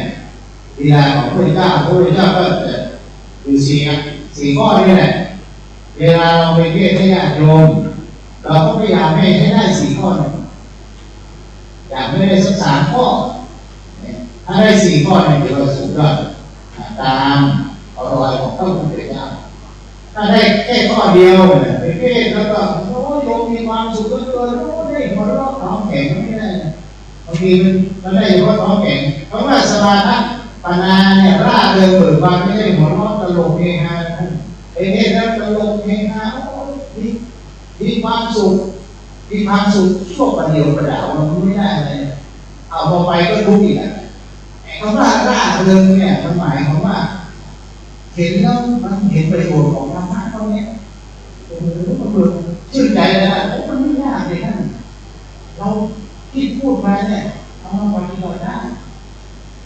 แต่คือมันเกิดความใจภูมิใจว่าธรรมะมันไม่ยากอะไรให้ได้4 ข้อเนี่ยนะเวลาการสอนของพระพุทธเจ้าเวลาของพระนักเทศให้จำนั้น4 ข้อเดี๋ยวผมก็จะพิมพ์ให้เป็นกระดาษ A4 หรืออะไรที่ผมอาจารย์นี่ก็เอาแจกท่านก็ไปเก็บไว้ใครมีอะไรนะมีMPได้มีอะไรก็ดูด้วยนะเซฟไปเอาไปใช้ไปเปิดอ่านไปใช้เข้ามา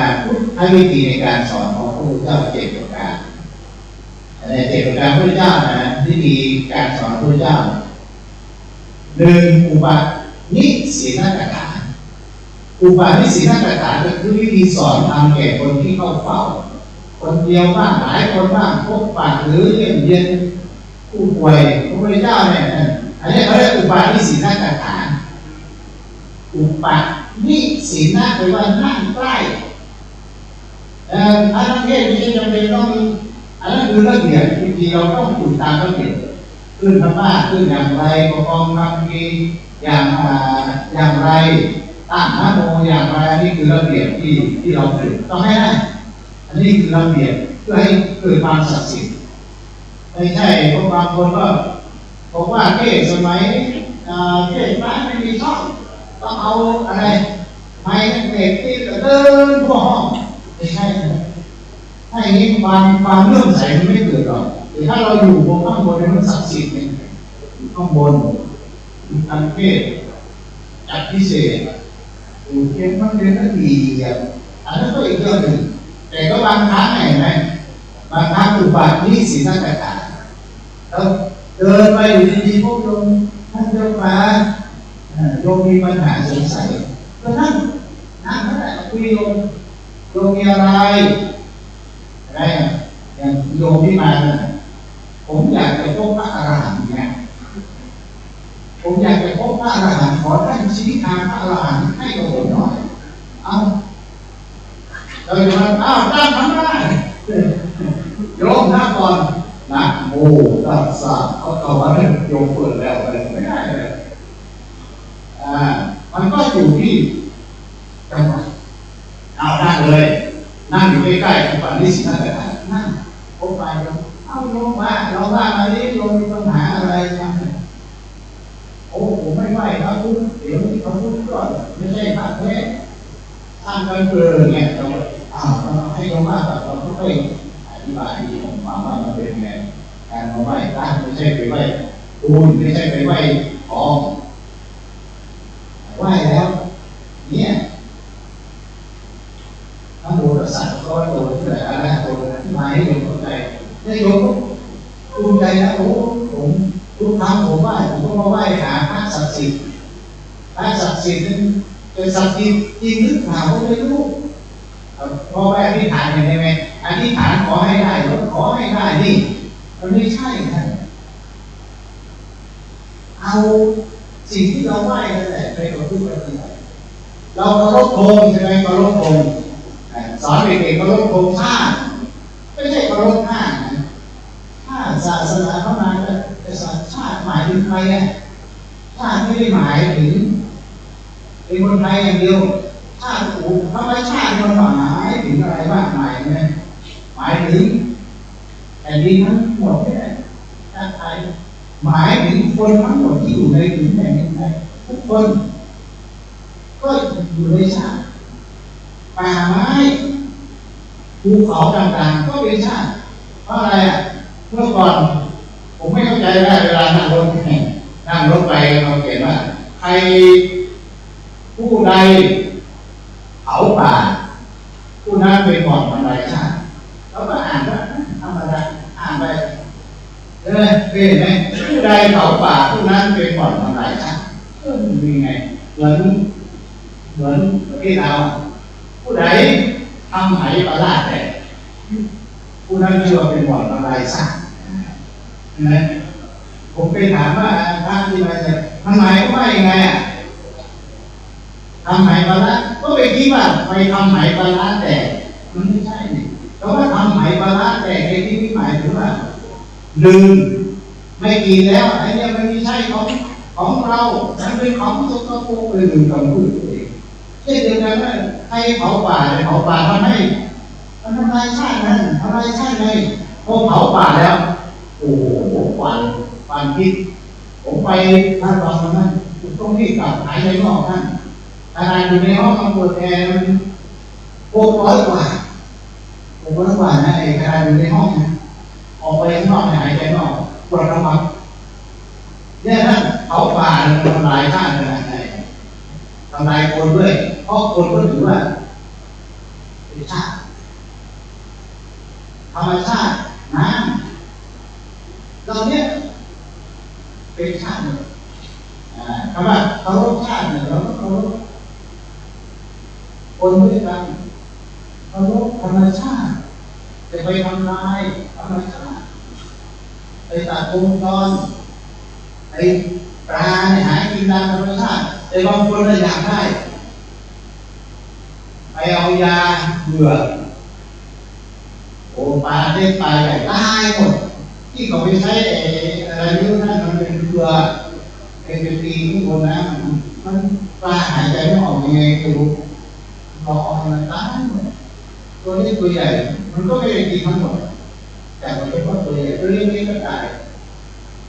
แต่มันก็เนี่ยไปเผาป่าไปทำลายธรรมชาติเนี่ยมันเป็นชาติหมดเลย ไอ้การที่เราเคารพไม่ใช่เคารพ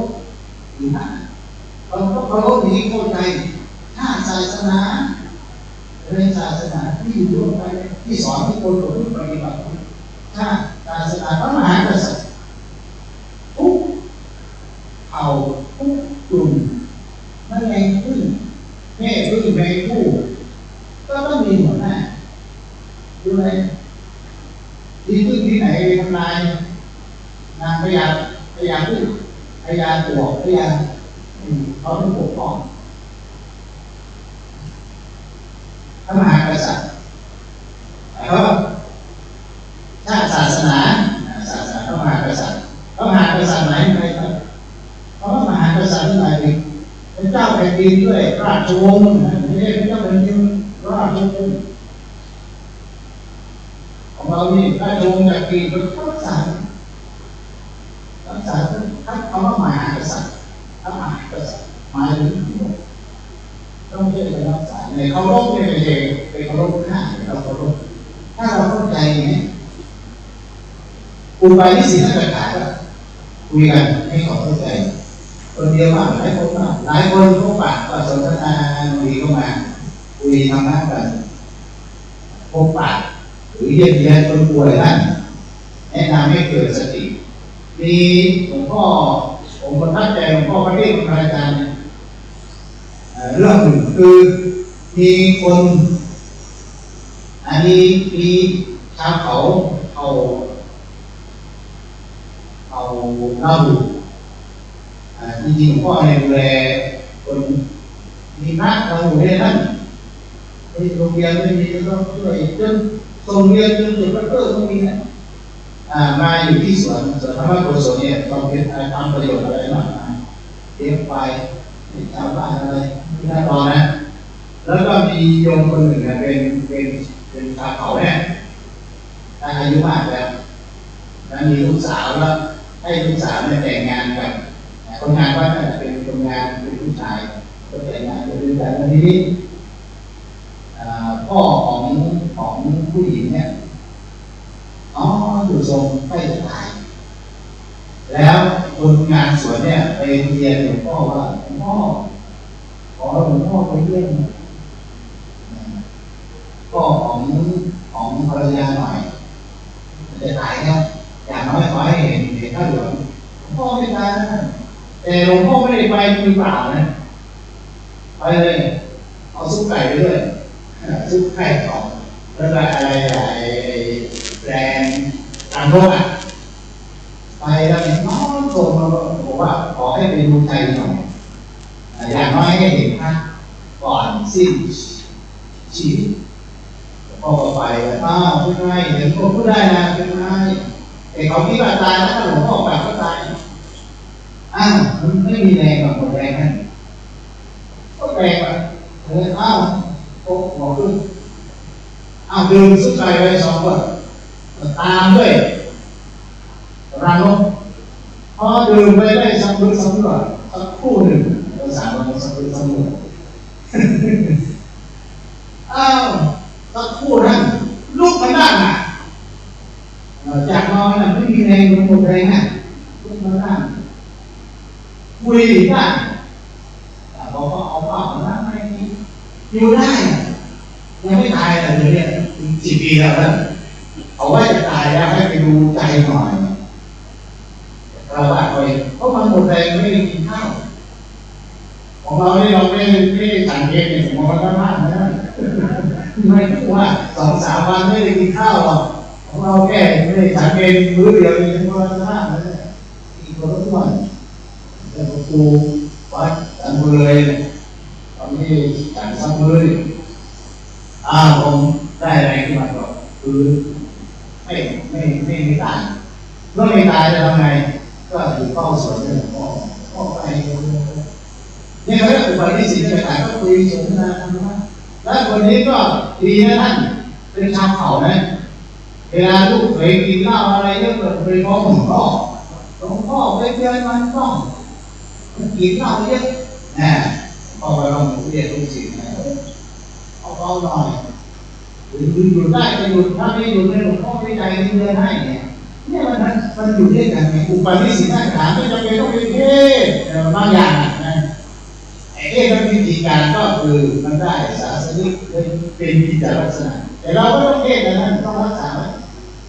แต่บางครั้งก็มีแต่เป็นต้องไปเทศตั้งธรรมะโมเดลไปตั้งธรรมะมันเอาไปหมดแล้วอย่างเงี้ยคนเดินให้ตั้งธรรมะมันอาจจะตายแล้วนะถือว่าพ่อไปดูใจเขาหน่อยเอาละเอาธรรมะไปด้วยวันนี้นะเอาธรรมะไปด้วย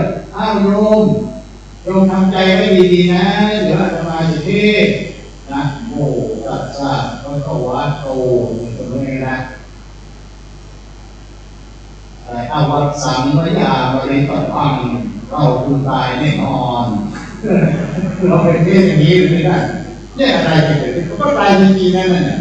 ผมว่ายังไม่ได้เทศยังไม่จบตั้งนโมให้จบอาจจะตายก็ได้แกวิธีการของหลวงพ่อก็คืออีซุปไก่มันก็หายเนี่ยเขาเรียกอุปาทิสิกขาพระพุทธเจ้าเช่นกันนะพระพุทธเจ้าก็เดินทางไปพบมาพบบ้านพบคนนั้นคนนี้ก็สนทนาหน้าอยู่ใกล้ๆไม่รังเกียจเรียกผู้ป่วยบ้างให้คำแนะนำให้เกิดสติบ้างหรือบางทีก็ให้เกิดสติไม่ใช่ให้เกิดสติบางทีพยาบาลมาถามอยู่ใกล้เมื่อก่อนก็มีท่านในเกิดกันนั้นเอาคนไหนใกล้ดีก็จะไปบางคนก็ดีนะพอได้ฟังธรรมะมีสติอย่างน้อยที่สุดก็เตือนสติเขาก่อนจากไปแล้วได้ธรรมะได้รู้จักนะให้ไปเยี่ยมไปเยือนสนทนาผู้ป่วยบางทีพยาบาลบอกว่าท่านเวลาคนป่วยเนี่ยจะทำยังไงดีวันนั้นมีคนไปผ่าตัดโรงพยาบาลเขาบอกว่าไม่มีหนังสือธรรมะให้ก็เลยไปได้หนังสือเอาไปให้คนป่วย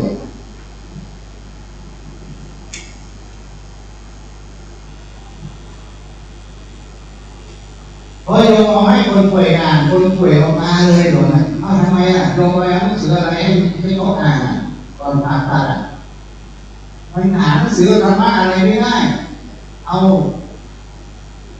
หนังสือเรื่องงานก่อนตายไม่เขาสบายดีเลยคนจะเข้าห้องผ่าตัดเอาเรื่องอ่านก่อนตายให้เขาไม่ได้ไม่กำลังใจทำมีกถาข้อที่สองนะทำมีกถาก็คือวิธีสอนทำโดยหัวข้อทำข้อหนึ่งยกหัวข้อทำข้อใดข้อหนึ่งหรือวันใดวันหนึ่งซึ่งเป็นข้อความควรเว้นควรปฏิบัติหรือเรื่องราวข้อที่จริงบางอย่าง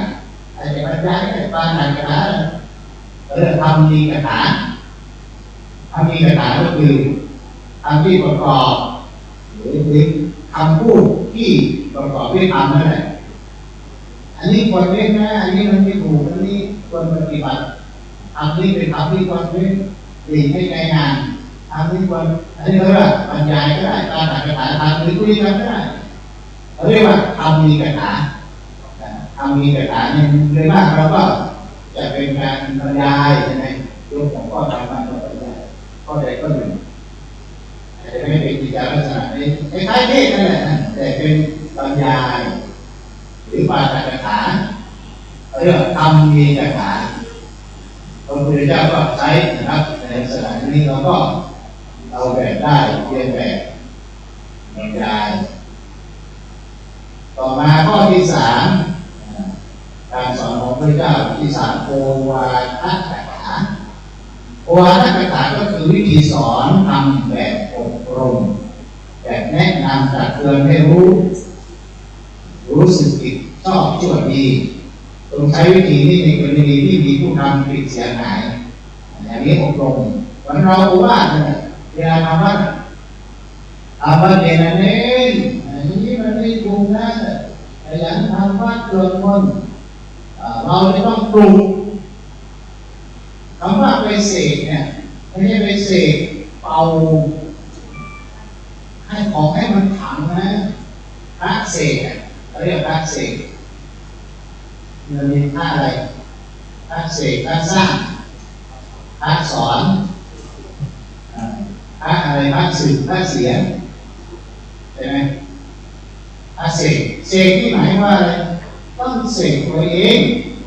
เสกให้ตัวเองขันเสกให้ตัวเองมีกรรมฐานเสกให้ตัวเองมีสมาธิไม่ใช่ไม่มีสมาธิจะไปเสกของจะขันเองต้องให้ตัวเองอย่างน้อยก็เสกตัวเองด้วยการสวดมนต์ไหว้พระทำวัดถ้าเราไหว้พระอยู่เป็นประจำสวดมนต์เช้าเย็นผมไปสมัยผมเรียนไปอยู่เชียงรายก็มหาซ้ำเนี่ยที่วัดป่ายิ้มต้องขยันมากนั่นเราเลยขาดคำว่าเลยถ้าขาดคำว่าก็ลงโทษไปอยู่ช่วงบ้างอะไรบ้างผมขยันเป็นเองนะลงโทษเป็นขยันมากขยันยังไงทำวัดเช้าตีสี่ทำวัดเช้าตอนเย็นก็ทำไม่ไปขาดนะท่านไม่ไปเทศนะท่านไม่ไปเทศที่ก็อาจจะมีผู้ดูแลเทศก็เอาปัจจัยเอาข้าวสารเอาอะไรเนี่ยมาเลี้ยงมันเองเป็น70 ปีน้อยนะเมื่อก่อนที่วัดป่ายิ้วเอาโรงเรียนว่าเป้าสมัยโรงเรียนนะแล้วก็ก่อนนอนนี่4 ทุ่มหลวงพ่อก็พาสวดมนต์แต่ว่า4 ทุ่มนี้ไม่บังคับทำวัดเช้าเราไม่ได้บังคับไปขาดก็มีโทษนี้ไม่ให้โทษทางวินัยโทษในแต่ละสำนักอาจจะกฎเกณฑ์นั้นขึ้นมาเองว่าใครขาดคำว่าเท่าไรมีความจำไม่มีความจำเป็นมีขาดไปดื้อๆก็มีบทลงโทษภายในกลุ่มภายในวัดแต่ละวัดเพราะฉะนั้นทำวัดเช้าวัดเย็นแล้วก่อนนอนขยันมากถ้าทำไม่ไปเทศที่ไหนนะไปพักไปดีแต่เราเนี่ยทำเสกตัวเองด้วยมนต์เราต้องสวดมนต์อยู่บ่อยๆผมไม่นั่นผมจะสวดธรรมจักรทุกวันธรรมจักรมีอย่างน้อยวันละ2 ครั้งในขณะที่อาบน้ำเนี่ยอาบน้ำผมก็ตื่นอย่างน้อยก็ธรรมจักรอยู่รอบตัวอาบน้ำเช้าอาบน้ำเย็นดีกว่านอนถ้าไม่มีงานอะไรมากก็จะสวดมนต์แล้วก็ก่อนนอนนะทำวัดเช้าทำวัดนี่แล้วแต่บางครั้งก็สวดธรรมจักรก็หมุนเวียนกันไปไม่ได้สวดธรรมจักรทุกวันเพราะว่ามันยาวถ้าเราสวดเนี่ยใจของเราก็เป็นสมาธิเนี่ยปลุกตัวเองเสกตัวเองก่อนเสกให้เรามีมนต์เสกให้เราตัวเองมีสมาธิให้ขังให้ตัวเองขังเราไม่ได้เป่าตัวเสกถ้าจิตเป็นสมาธิแล้วของก็จะขังคำว่าพระเสกใช่ไหมการอบรมกันเนี่ยอบรมทำวัดเสร็จแล้วก็อบรมโอ้อันนั้นเป็นคนทำนะอันนี้เป็น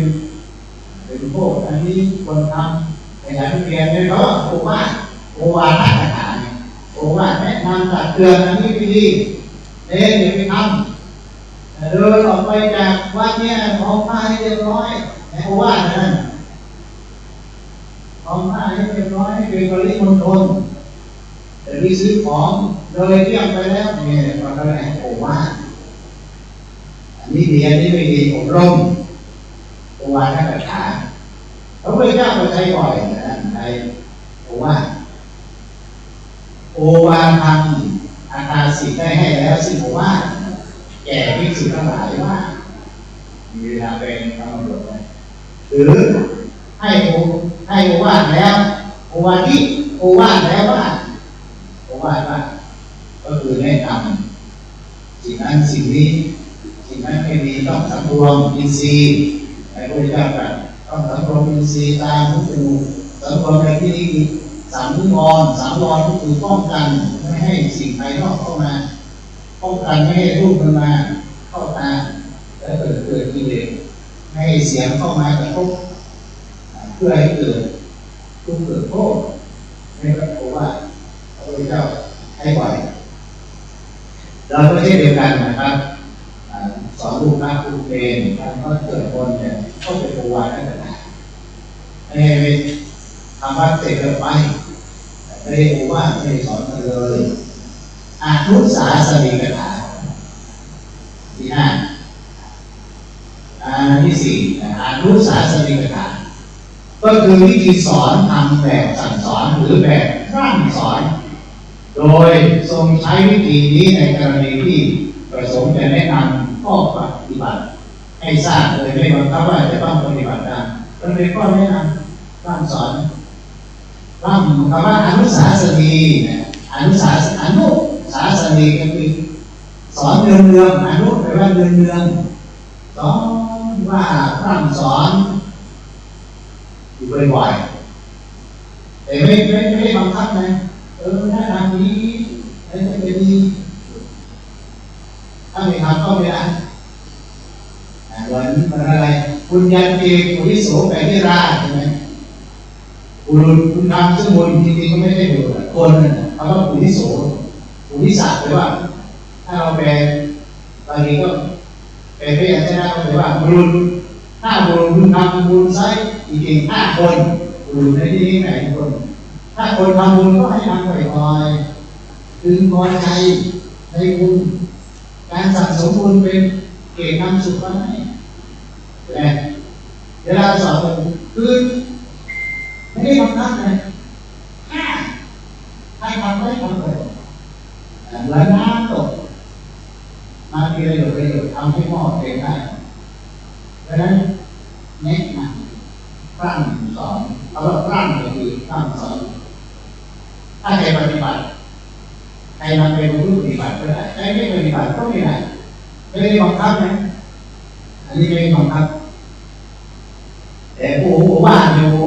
อันนี้ไม่ดีนะอย่าทำอันนี้ไม่ดีอันนี้ดีทำอันนี้แกบังคับโอ้ว่าแต่อนุสาสนีตั้งสอนดูบ่อยๆธรรมะสากัจฉาธรรมะสากัจฉาคือวิธีสอนแบบสนทนาธรรมคือพูดคุยได้เปลี่ยนความรู้ทางธรรมเกี่ยวกับเรื่องนี้ได้เปลี่ยนมาที่ยังไม่มีใครได้เปลี่ยนความรู้เลยได้เปลี่ยนความรู้บางทีเราการสนทนาธรรมกันเนี่ยท่านได้สนทนาธรรมมันจะมีเป็นมงคลก็อยู่เลยนะสนทนาธรรมต่างกันเป็นอุดมมงคลภาษาลีบุตรเนี่ยหลายรูปนะในคำประการไปก็สนทนาธรรมกันนะพระนี่บางทีไปก็ไม่ได้สนทนาธรรมมันไม่สนทนาเรื่องอะไรอยู่ไปสนทนาเรื่องการบ้านการเมืองไม่ได้ต้องสนทนาธรรมผมสงสัยธรรมะข้อนี้นะมันเป็นยังไงอธิบายเรื่องการคิดสนทนาผมมีความคิดเห็นอย่างนี้ถูกไหมอย่างนี้ต้องสนทนาต้องคุยกันมันจะเป็นมงคลอันหนึ่งเลยว่าเราไม่ค่อยคุยกันเรื่องประมาณแปลกไหมเจอหน้ากันว่าอะไรเนี่ยมีไหมท่านพบกันแล้วเราสนทนาธรรมะอะไรมีไหมไม่มีเลยนะผมว่าเลยมากเลยสาระอะไรก็ไม่รู้ไปกลายเป็นอะไรนะกีรัชานนักขาใช่ไหมกีรัชานนักขากีรัชนี่กีรัชานที่ไม่ใช่ไหนสากีรัชานนะกีรัชานนักขาก็คือคาถาแค่ที่จะเป็นธรรมะสากัจฉาเป็นกีรัชานนักขาคือขัดขวางทางเจริญทางจิตกีรัชานะกีรัชขวางกีรัชนาทันติกีรัชานะกีรัชาโนกีรัชานาขวางอะไรก็ขวางทางไปนิพพานขวางทางเจริญแห่งการพัฒนาจิตพัฒนากายพัฒนาวาจาเพราะฉะนั้นธรรมะสากัจฉาสนทนากันบ้างอยากให้สนทนาธรรมะคุยกันเดี๋ยวนี้ก็จะกลายเป็นอะไรพิปรายแล้วพิปรายนี่เองไม่ได้สนทนาตัวเองกันแล้วมันเป็นยังไงที่ถ้าเราไปสนทนาแล้วให้คนฟังเยอะน่าจะดีนะคนเป็นอย่างนั้นไม่มีอ่ะเดี๋ยวนี้ไปสนทนามันต้องเกิดประโยชน์นะคุยมากกันบางทีเราเกรดธรรมะเนี่ยมันเราบางทีเองนะเองพอคุยแล้วเรา ราะนั้นเลยจากเวลาทุกเช้าของวันพระเนี่ยต้องมีบรรยายธรรมหรือปาฐกถาธรรมที่ในพรรษาเยอะเลยพรรษานี่จะมีเช้ามีบ่ายมีการเดินที่วัดผมเนี่ยพอสวดมนต์เย็นแล้วก็มีบรรยายนั่นก็เปลี่ยนเลยอะไรบ้างบรรยายให้พระเทศน์อย่างเองฝึกเองเองที่เขาเรียนมาเขามีเขาคุยกันเองเขาบางทีเราไม่ถึงว่าเขาคิดมาบ้างข้อนี้นะเราได้ความรู้ด้วยนะท่านคือคนหลายๆคนมันมุมมองไม่เหมือนกันหรอกบางทีธรรมะก็เรียนกันนะมันมีหลายแง่หลายมุมที่จะมองไม่ได้สนทนาไม่เป็นไรแต่ว่าเราจัดกิจกรรมไอ้สนทนากันเราสนทนาก็ได้หรือไม่ก็คุยธรรมะไอ้เด็กคุยธรรมะเขาก็คนที่คุยธรรมะเขาก็เตรียมตัวอยู่แล้วใช่ไหมเตรียมตัวเนี่ยการเตรียมตัวคนเคยคนว้าไปอะไรพอมาคุยไม่ได้เชื่อเนี่ยเรียนคิดได้เนี่ยก็เป็นการฝึกเอาไปด้วยธรรมศาสตร์กับศาสตร์พยายามคุยกันนะครับเด็กพอเป็นพนักงานข้อที่6ปุจฉาวิสัชนากถาวิธีสอนแบบถามตอบการให้กันเป็นวิธีการทรงใช้เมื่อทรงสนทนากับผู้เข้าเฝ้าโดยทรงเปิดโอกาสให้ถามปัญหาและก็ทรงตอบปัญหานั้นอันนี้ก็พระพุทธเจ้าจะใช้บ่อยอยู่นะปุจฉาแต่เราในปัจจุบันก็เป็นเทศปุจฉาวิสัชนาจะมีวันที่8นะครับตามตารางเปลี่ยนวันที่8สลับพ่อราชกรรมการจะมาวันที่8เดี๋ยวเปลี่ยนให้ใหม่ตารางก็เปลี่ยนแปลงบอกว่าข้างเปลี่ยนแปลงตามความเหมาะสมหรือตามที่อาจารย์จะได้กันแต่วันพรุ่งนี้เหมือนกันนะวันพรุ่งนี้เนี่ยแรกกับวันที่7กับวันที่9สลับกันเดี๋ยวเปลี่ยนให้ใหม่ปุจฉาวิสัชนาเนี่ยจะให้หลวงพ่อท่านแนะนำวิธีการทำยังไงเสร็จเรียบร้อยก็อาจจะเราพูดเองคือเป็นภาคปฏิบัติแต่ว่าพระพุทธเจ้าไม่ต้องตั้งกันมากใช่ไหมครับพระพุทธเจ้าก็ไปมาถามปัญหาก็ตอบปัญหามีทั้งเทวดามีทั้งปัญหาพระพุทธเจ้าเลยนะพระพุทธเจ้าก็ตอบเคลียร์เลยตอบแล้วก็ได้ดวงใจทำได้มากได้ผลเราไม่ถึงขนาดนั้นก็อย่างน้อยการถามตอบปุจฉาวิสัชนามันก็จะได้ประโยชน์จากการคล้ายธรรมศาสตร์กับศาสตร์แต่ว่ามันอ่านแล้วส่วนทนายทำกันว่าผมมีความรู้แต่ปุจฉานี่คือถามเลยถามตรงๆแล้วก็จะมีวิชาหนึ่งก็คือวิชาปุจฉาวิสัชนาข้อที่7ธรรมะเทศนากถาขออนุญาตถามนิดนึงขออนุญาตถามนิดนึงว่าหัวข้อที่การสอนเขียนเนี่ยถ้าสมมติเราเอาไปเราเขียน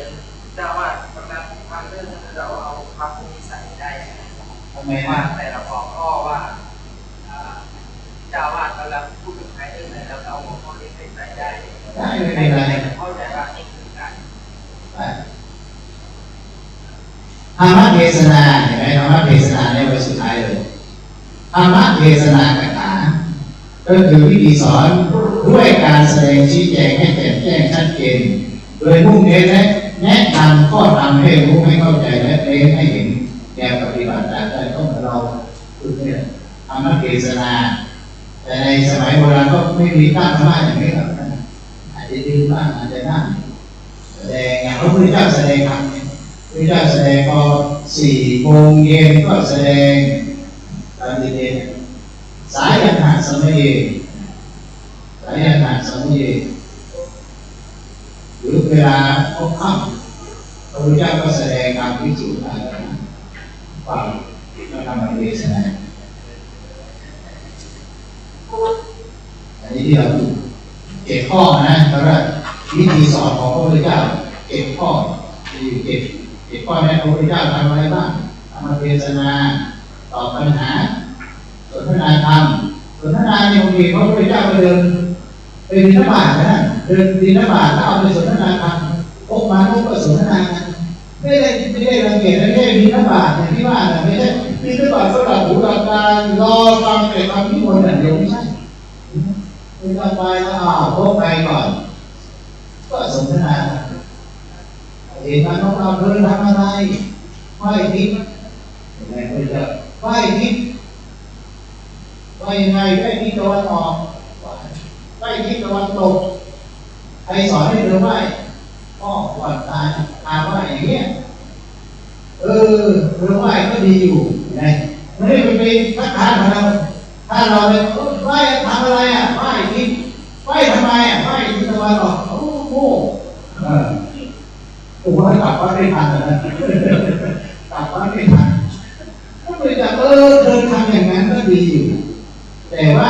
ของตถาคตก็มีเห็นไหมแต่วิธีของตถาคตไหว้ทั้ง6 ทิศเหมือนกันแต่ความหมายเขาพูดว่าให้ความไหว้ทิศตะวันออกเนี่ยหมายถึงอะไรไหว้ทิศตะวันออกทิศตะวันออกหมายถึงพ่อแม่การไหว้นั้นไม่ใช่หมายถึงการไหว้ของตถาคตหมายว่าไหว้มาในบิดาก็คือผู้ทำหน้าเลี้ยงดูพ่อแม่ดูแลกิจการบริหารองศาถ้าเลี้ยงมาแล้วเลี้ยงท่านตอบไปเลยบอกคิดว่าหลังไหว้ภรรยาสามีก็ไหว้ภรรยาก็ไหว้สามีไหว้ในที่นี้ไหนเราพึ่งทำของหน้าที่ของสามีหน้าที่ของภรรยาที่เบื้องขวาไปถึงครูบาอาจารย์เหมือนขวามือของเราที่ทักษิณไหว้ในที่นี้ไหนปฏิบัติต่อครูบาอาจารย์ก็ขอให้วิชาความรู้เราแล้วไหว้อย่างนี้ที่เพื่อนซ้ายเพื่อนพิสายคนเราอยู่คนเดียวไม่ได้ต้องมีเพื่อนพิสายแต่ปฏิบัติธรรมะต่อสาย1 2 3 4 5ผู้เจ้าการไหว้ที่ต้นซ้ายไหว้ที่ต้นล่างหมายถึงคนใช้บริวารเราเป็นหัวหน้าคนไม่ได้เป็นผู้ถูกน้องหวีที่ควายไปรังเกียจว่าปุ๋ยมันเป็นของต่ำแต่ปุ๋ยเหล่านั้นทำให้ต้นไม้งอกงามได้คนเราเหมือนกันเป็นลูกน้องเป็นลูกวัดไม่ใช่เป็นลูกวัดแต่ใช้อะไรก็ได้ไม่ใช่ถ้าลูกวัดดีเจ้าว่าสมภารก็ได้รับความยกย่องถ้าลูกวัดโอ้โหเจ้าว่าก็ปวดหัวเหมือนกันถ้าลูกน้องดีเจ้านายก็ได้รับความสมสูงใครมีบริวารดีต้องดูแลบริวารดูแลง่าย1 2 3 4 5และบริวารก็ต้องดูแลไม่ได้ต้องเป็นเนี่ยเขาเป็นเจ้าสำนักที่ร่วมบนให้แก่สำนักชีพากินไม่ได้ไหว้ในที่นี้ปฏิบัติต่อสำนักชีพาอย่างไรนี่คือสนทนานะพระเจ้าก็แลกเปลี่ยนกันของเธอเป็นอย่างนั้นของเราเป็นอย่างนี้ในที่สุดก็เขาก็เลื่อมใสพระพุทธเจ้าบางคนก็มาเอาพุทธศาสนานับถือพระเจ้านับถือพระรัตนตรัยเป็นศาสนานี่ก็เกิดจากเรานี่แหละไม่ใช่ไปรออะไรก็ทำมาเทศนาอย่างเดียวนะไปหินบาทก็ไปพบโยมคุย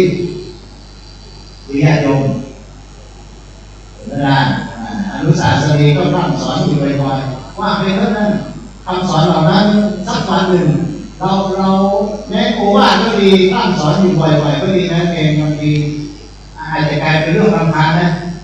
เวลาเราเป็นเจ้าว่าเลยว่ามันไม่ดีนะว่าไม่ดีนะบางทีเองก็ไม่อยากฟังแต่สักวันหนึ่งเนี่ยมันจะกลายเป็นความมหัศจรรย์ของเขาอย่างพ่อแม่เนี่ยสอนลูกเนี่ยบางทีกลายเป็นเรื่องน่ารำคาญเจ้าว่าพูดบ่อยน่ารำคาญแต่พอเขาโตไปแล้วก็โอ้มันเป็นฝังอยู่ในใจในจิตเขาไปใช้ได้มันจะนึกขึ้นมาตอนเขาเป็นบริหารหรือเขาเป็นผู้นำหรือเขาไปทำงานเนี่ยเขาเก็บไว้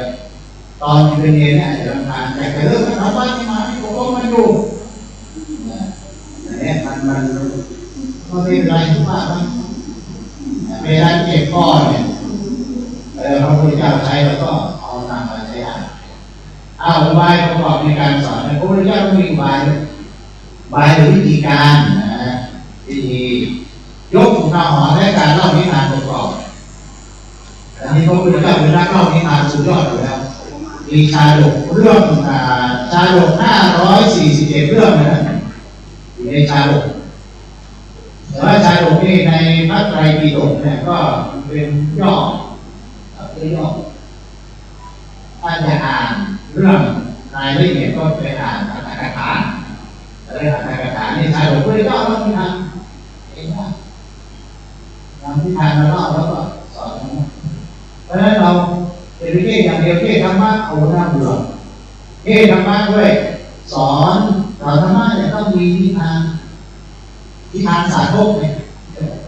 อธิบายขยายกันแน่สอดแทรกปลายสิ่งข้อคิดอยู่ประมาณนิทานสาธกยกสู่อุปกรณ์นั่นนิทานสาธกยกนิทานเนาะแล้วก็เสริมธรรมะเข้าไปเอาธรรมะสอดแทรกเข้าไปเทียบด้วยอุปมาเนี่ยใช้ก่อนที่สุดเราดูเจ้าอันนั้นจะกำลังกิจตังทุรักขังทุติวาได้อย่างกิจนี้เนี่ยมันห้ามยากปัดแปลงดิ้นรนปัดแปลงคนที่จะห้ามจิตต้องทำยังไงซัดจิตไปหรือเอาจิตไปในวิปัสสนา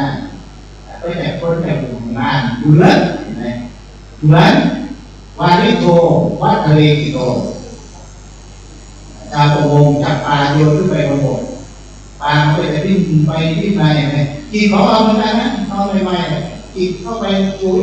เอาไปโยนไปในวิปัสสนาเขาซัดไปในวิปัสสนาจิตมันดิ้นรนเมื่อวานเป็นไงปฏิบัติใหม่ๆนี่มันดิ้นรนเป็นไงผมบอกดิ้นรนเนี่ยปัดแก่ไปโน่นไปนี่ค่อยๆดึงเข้ามาอยู่ในอารมณ์เข้ามาอยู่ในแล้วมันก็จะนิ่งมันปลาโยนขึ้นบกใช่ไหมบางทีมันมองไม่เห็นแต่พระพุทธเจ้าบอกเหมือนปลาเหมือนชาวประมงจับปลาได้โยนขึ้นฝั่งพอโยนฝั่งไปโอ้ยดิ้นมากเลยเดี๋ยวก็หยุดจิตของเราอะไรมาดิ้นไปโน่นดิ้นไปนี่แสบไปหาอารมณ์ต่างๆที่ผ่านมาบ้างแสบไปหามีตาลมมาตาลมต่อไปก็อยู่ไปเอง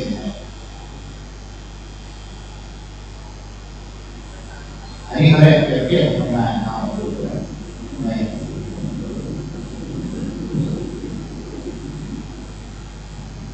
การใช้อุปกรณ์ประกอบเช่นวัตถุสิ่งของที่มีในธรรมชาติเช่นน้ำยกตัวอย่างอุปกรณ์น้ำอย่างสอนราหุลเนี่ยราหุลสอนเรื่องน้ำที่เราศึกษามาสอนธรรมชาติเหมือนหลวงพ่อชาเนี่ยหลวงพ่อชาก็สอนเราบอกว่าหลวงพ่อชาสอนฝรั่งได้ยังไงหลวงพ่อชาพูดภาษาฝรั่งได้ไหมมีเคยชาวบ้านไปถามได้ไหมหลวงพ่อโอ้เดี๋ยวนี้หลวงพ่อสอนฝรั่งเลยนะเก่งหลวงพ่อพูดภาษาฝรั่งได้เลยหลวงพ่อว่าแล้วท่านทั้งหลายไถนาไหมที่ไถนาไถอะไรไถนาไถควายไถควายไถนาแล้วพูดภาษาควายไหมไม่ต้องไปพูดอะไรบ้างผู้ชายไม่ธรรมดาใช้ควายไถนาเนี่ยพูดภาษาควายเท่าไหร่มันก็สอนได้สอนเรื่องธรรมชาติไงฝรั่งก็เห็นอยู่แล้วใบไม้มันเหนียวใบไม้มันไม่เที่ยงอะไรนี่จังไม่สอนได้ว่าเป็นธรรมชาติบางอย่างที่ต้องพูดมากสอนธรรมะสอนคนอ่านเขาไม่พูดมากหรอกพูดมากนี่เทศนาสอนกรรมฐานให้เขากำหนดเอาธรรมชาติมาสอนการทำตัวการทำให้เป็นตัวอย่างพระพุทธเจ้าบางครั้งก็ทำเป็นตัวอย่างถ้าลูกนี้ไม่สบายถ้าครูอีกถ้าตัดเทระเนี่ยท่านไม่สบายไม่มีใครดูแลเป็นฝีเป็นอะไรร่างกายเกิดฝีเกิดหนองขึ้นมาแล้วทุกสิ่งทุกอย่างก็ดีไปหมดพระพุทธเจ้าก็ ฝ่ายพยานและผู้มีพระรูปอื่นรูปจิตทอดทิ้งพระเจ้าก็ไปทำเองเลยนะไปต้มน้ำเนี่ยเขาพระเจ้าไปต้มน้ำไปเอาผ้ามันเพื่อนนะเอาผ้าไปซักที่สื่อทั้งหลายไปเองที่ไปช่วยพระพุทธเจ้าพระพุทธเจ้าไม่ใช่ว่าเป็นพระพุทธเจ้าใช้ข้าวเอาทุกวันไปมาพระพุทธเจ้ามีรูปหนึ่งเนี่ยตอนเป็นพระเราสงสัยชอบติดทางคนโน้นคนนี้เวลาตัวเองป่วยไงไม่มีใครดูแลเขาผีพระพุทธเจ้าก็ไปสาเหตุที่เกิดการเรียกว่ามีพระพุทธพจน์ตรัสว่าใครต้องการได้บุญใช่ไหมต้องการจากอุปถากมาลงกระถางก็ให้ดูแลที่สุดให้ครับถ้าดูแลที่สุดให้เขาก็ดูแลกระถางก็ฉะนั้นพระพุทธเจ้าทำเป็นตัวอย่างทำลงทำเลยไปซักผ้าไปต้มน้ำเข้าไปในเอาอารมณ์ไฟหาอะไรมาซักเอานะเช็ดให้เป็นตัวอย่างการเล่นภาษาเล่นคำและใช้คำในความหมายใหม่พระเจ้าใช้บ่อยเพราะบางศัพท์เนี่ยท่านมันเป็นศัพท์สมัยนั้นและของเขาเข้าใจเป็นอย่างพระเจ้าก็ใช้ศัพท์เดิมนั่นแหละเช่นกรมความหมายเป็นกรม16 ชั้นจริงๆเขากรมหมายถึงชั้นเดียวเป็นศาสนาการนะกรมแต่ของเราเนี่ยจะเป็นกรม16 ชั้นรูปกรมรูปกรมแต่ตาไม่ของกรมหมายถึงผู้สร้างแต่ผู้สร้างการพระเจ้าตรัสองค์นั้นคือผู้ที่มีกรมวิหารเห็นไหมสัตว์เนี่ยใช้สัตว์เดิมเช่นพรามก็ใช้สัตว์เดิมแต่พรามความหมายพระเจ้านั้น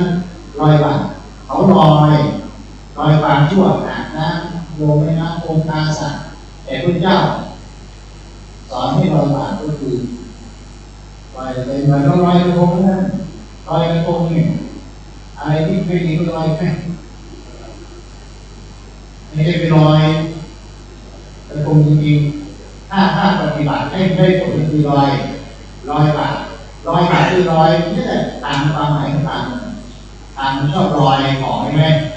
สลิมสามพี่น้องพระพุทธเจ้าไปแสดงแล้วก็ลอยสิ่งของไปถ้าความหมายที่ลึกนะมาเราต้องปฏิบัติได้ถ้าเป็นอานิสงส์บูชาเนี่ยคือเราไปลอยกระทงเพื่อบูชาลอยพระบาทของพระพุทธเจ้าแต่ถ้าให้ได้ปฏิบัตินั่นคือลอยความชั่วลอยความที่เป็นอกุศลลอยที่พอถึงเทศกาลลอยกระทงเราต้องเรียกได้ลงเข้าใจนะว่าอันนี้มันเป็นความเศร้าหมองจิตใจความเศร้าหมองของจิตโยมลอยเลยนะก็เหมือนแล้วเราลอยกระทงนี่ลอยความเศร้าหมองอกุศลเมื่อจิตคิดเป็นอกุศลลอยให้ไปกับกระทงให้ไปกับตัดไปพร้อมกับปฏินะอย่างนี้เป็นต้นอันนี้ยากมากลำบากมากเลยท่านเล่นคำพระพุทธเจ้าก็ใช้ศัพท์เดิมของเขาที่ใช้อยู่แล้วก็ให้ความหมายนะโอุบายเลือกคนและการปฏิบัติรายบุคคลอันนี้ก็อามาแต่ละข้อแล้วแต่เหมาะสมนะท่านปัญจวัคคีย์เนี่ยเป็นแสดงอะไรทำให้จักกับตัววัฒนสูตรไม่ได้เป็นแสดงอาทิตย์นะสามพี่น้องที่เขาบูชาไฟก็ต้องเลือกธรรมะบูชาไฟคนนี้เลือกความร้อนพระเจ้าก็เป็นแสดงอาทิตย์ตัดปริยายสูตรไม่ใช่เอาอาทิตย์ตัดปริยายสูตรไปแสดงปัญจวัคคีย์นี่ไม่เป็นไรในเพราะปัญจวัคคีย์กำลังเดินทางสุดตรงพระพุทธเจ้าก็สอนเรื่องทานสักการะเลือกบุคคลคนนี้คนนี้สอนทำอะไรเอาเป็นรายตัวรายคณะบ้านเองสามพี่น้องเนี่ยปัญจวัคคีย์ก็รายปัญญาพี่น้องเป็นพันแล้วต่อไปก็ดี ถ้าเขาดีก็สอนเธอต้องหลายไปสอนหาใครตามหาผู้หญิงเอาไปตามทำไมตามหาตัวเองดีกว่าเห็นไหมพระพุทธเจ้าสอนเลือกเพราะฉะนั้นในการที่จะสอนคนเหมือนกันนั้นเราก็ต้องเลือกรายบุคคลจะไปสอนใครแต่อย่างนี้โยมมาหาเราอยู่แล้วแต่ว่าบางเอิญยังไงก็โยมอยากปฏิบัติก็สอนในเรื่องกรรมฐานสมาธิสมถะวิปัสสนารู้จักจังหวะและโอกาสที่เหมาะสมไม่ใช่ต้องรอจังหวะนะบางครั้งรอจังหวะทำวัตถุเนี่ยพระพุทธเจ้ายังไม่ประทานไม่ได้ไม่ว่าพอใกล้เข้าพรรษาดูแบบมาตามดูพระตถาคตเนี่ยมันได้อะไรกายมันก็แค่กายเน่าๆไปอีกแล้วก็เอาไปก็ไปแล้วก็น้อยใจเกิดเป็นโกรธพระพุทธเจ้ามันน้อยใจจะไปกระโดดหน้าผาเวลาพระพุทธเจ้าสอนปรากฏเอรามิทุกท่านเอรามิสอนพระพุทธเจ้ามาเกิดมีติเห็นไหมรู้จักจังหวะโอกาสไหนคนไปสอนที่พระพุทธเจ้าเราสุดยอดไปแล้วแต่ว่าเราก็ต้องเอามาประยุกต์เอาเป็นเรื่องพระพุทธเจ้าไม่ได้อยู่แล้วแต่ว่าเราก็ต้องดูจังหวะจะสอนใครก็ดูจังหวะนั้นสอนเองสอนญาติโยมมาดูจังหวะนั้นไปสอนโยมกำลังทะเลาะกันอย่าไปสอนนะเดี๋ยวต้องต่อยเราด้วยไอ้เรื่องโยมกำลังเถียงอะไรกันเนี่ยแยกเขาไปแต่ที่ไปสอนธรรมะตอนนั้นไม่ได้นะเขาไม่ฟังหรอกท่านบางทีเขาด่ากันเนี่ยเขาไปเยอะวันต่อวันเนี่ยโอ้โหโยมมันโกรธนะแต่ด่ากันนั้นเราหายแล้วเราไปสอนมันไม่ธรรมดามันอยู่ด้วยกันไงเขาก็อยู่กับเรามานานแล้วก็ดูแลเราต้องมองในส่วนนั้นสิอย่าไปมองไอ้แค่วันเดียวเนี่ยเขาอาจจะไม่สบายก็ได้เขาอาจจะเป็นอะไรเราอย่าไปตัดสินทันทีเพราะที่ผ่านมาเนี่ย4-5 เดือนเนี่ยเขามาอยู่กับเราเนี่ยเขาทำอะไรบ้างเขาดูแลลูกเราเขาดูแลเราเราก็มองสิ่งที่เราไปมองแค่วันนี้นะถ้าไปสอนเราเขากำลังไม่ได้ให้เขานะดูจังหวะเห็นไหมมาค่าบูชามาค่าบุญมีเนี่ยพระพุทธเจ้าเราจะแบบไม่ใช่ไปสอนตรัสโอวาทปาติโมกข์ต้องดูพระอาสาตั้งแต่1,250 องค์เขามาแล้วพระพุทธเจ้าไปสอนใหม่ๆแต่สรู้ไม่นานนะก็มีพระ1,000 กว่ารูปแล้ว1,200เรามีตัวนั้นออกมาแล้วก็ได้จังหวะก็สอนโอวาทปาติโมกข์สอนการเผยแผ่จริงๆก็ในหนังสือบางแห่งก็ขึ้นทันทีระมังตะโกนในกิจขาก่อนแต่ที่เราสวดเนี่ยเราจะอะไรสภาพความเป็นสัตว์ก่อนใช่ไหมแล้วแต่นั่นก็เรียนแล้วแต่ก็ดีสองแห่งไม่เหมือนกันเรียนไม่เหมือนกันแต่พระพุทธเจ้าก็สอนหลักการวิธีการเทคนิคการเผยแผ่พระพุทธศาสนาอุดมการณ์จะสอนท่านที่จะไปเผยแผ่ไงมาข้าบูชาผมไม่อธิบายแล้วนะท่านไปดูรายละเอียดตัวเองว่าความหมายที่พระพุทธเจ้าสอนหมายถึงอะไรต้องทำอย่างไรทำไมต้องสอนตลาดขันติปรมังตโตวินิขาท่านไปคิดนะนั่นทำไมพระพุทธเจ้าสอนให้ขันติปรมังตโตวินิขาเนี่ยทำไมต้องสอนเนี่ยการแน่ของพระพุทธเจ้าแสดงท่านทำให้แบบประกอบและประสูตรผมว่าสุดยอดเลยนะแต่เรายังไม่มีเนื้อหานั้นเนื้อหาสาระเนี่ยในตัวทำมาจากประกอบและประสูตรเราไม่ต้องไปเนื้อหาอริยสัจสี่ว่าที่ต้องเราให้รู้ก่อนว่าทำไมพระพุทธเจ้าแสดงทำให้แบบก่อนเอาเราคิดก่อนสุดยอดเลยนะเดี๋ยวไม่ว่านะมันมีเวลายืดหยุ่น อยู่ในการใช้วิธีน้ำมุ่นละไมน้ำมูลละไมรุนแรงกันบางทีก็ผสมกันนายเกษีไปถามพระพุทธเจ้าว่าพระพุทธเจ้าสอนยังไงสอนพระสาวกองค์เจ้าถามเลยถามแล้วเดินฝึกม้าฝึกยังไงก็ฝึกแล้วก็ทำไมไอ้ม้าตัวไหนมันสอนง่ายก็ซ้ายขวาสอนไปพูดไอ้น้องแล้วตัวไหนมันไม่ฟังมันดื้อมันนี่นะใช้วิธีรุนแรงตีบ้างเอาให้เครียดบ้างใช้คำพูดรุนแรงบ้าง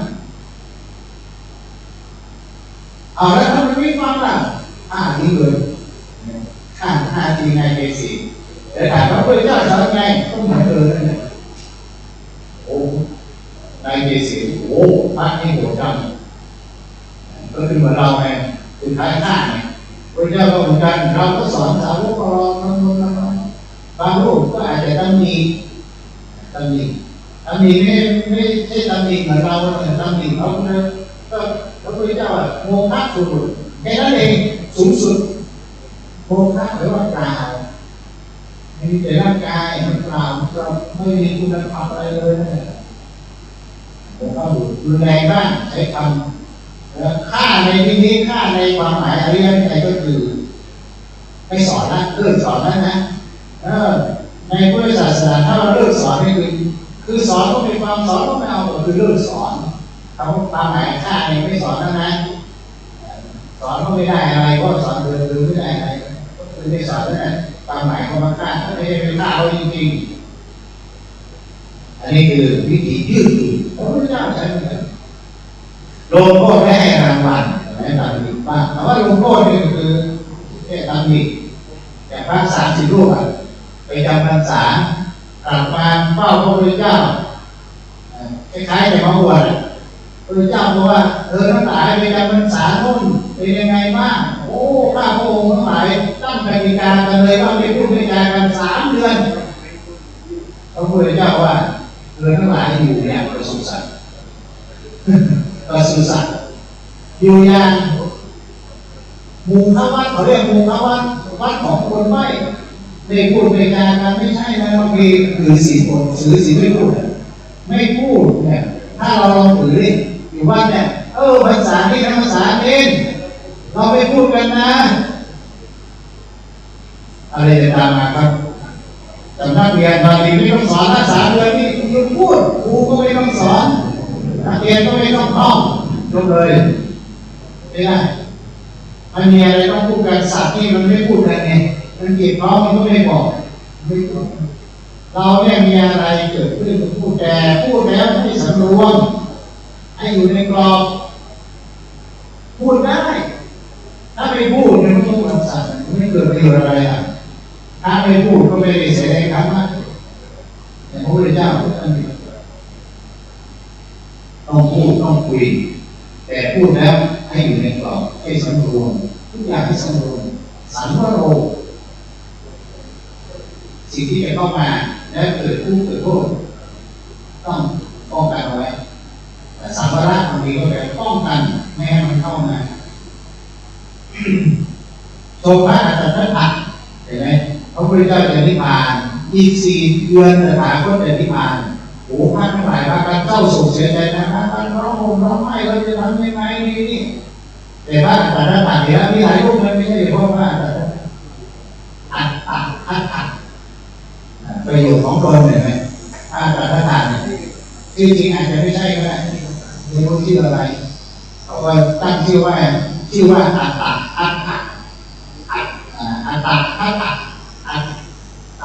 เห็นแล้วก็ให้ประโยชน์ของตนถ้ารูปนี้ก็ไม่ไปสนทนาไม่ไปคุยก็จะเขาพูดถึงการจะนิพพานแล้ว4 เดือนเนี่ยเราพอมีเวลาไหมเนี่ย4 เดือนที่เราจะต้องบรรลุให้ได้ในขณะที่พระพุทธเจ้ายังมีพระเจ้าอยู่ก็เร่งมือปฏิบัติไม่ไปสนทนาไม่ไปคุยเรื่องเศร้าโศกนั้นเราจะทำยังไงเมื่อแต่ลงทุนร้องไห้ไม่เกิดประโยชน์นั่นกรรมฐานปฏิบัติธรรมสุดท้ายก็บรรลุท่านเหล่านั้นก็ไปฟ้องพระพุทธเจ้าว่าเนี่ยไม่สนใจคณะเลยไม่มาเลยพระ พุทธเจ้าถามอย่างนั้นจริงหรือจริงพระเจ้าค่ะคิดอย่างไรล่ะถ้าพระองค์คิดว่าอีก4 เดือนพระพุทธเจ้าจะนิพพานเนี่ยเรายังเป็นปุถุชนอยู่จะทำยังไงในเมื่อพระองค์ยังทรงไม่ชนอยู่เราทำไม่ได้พระองค์คิดอย่างนี้จึงไม่ประมาทจึงปลีกตัวแยกตัวออกไปอยู่ตามลำพัง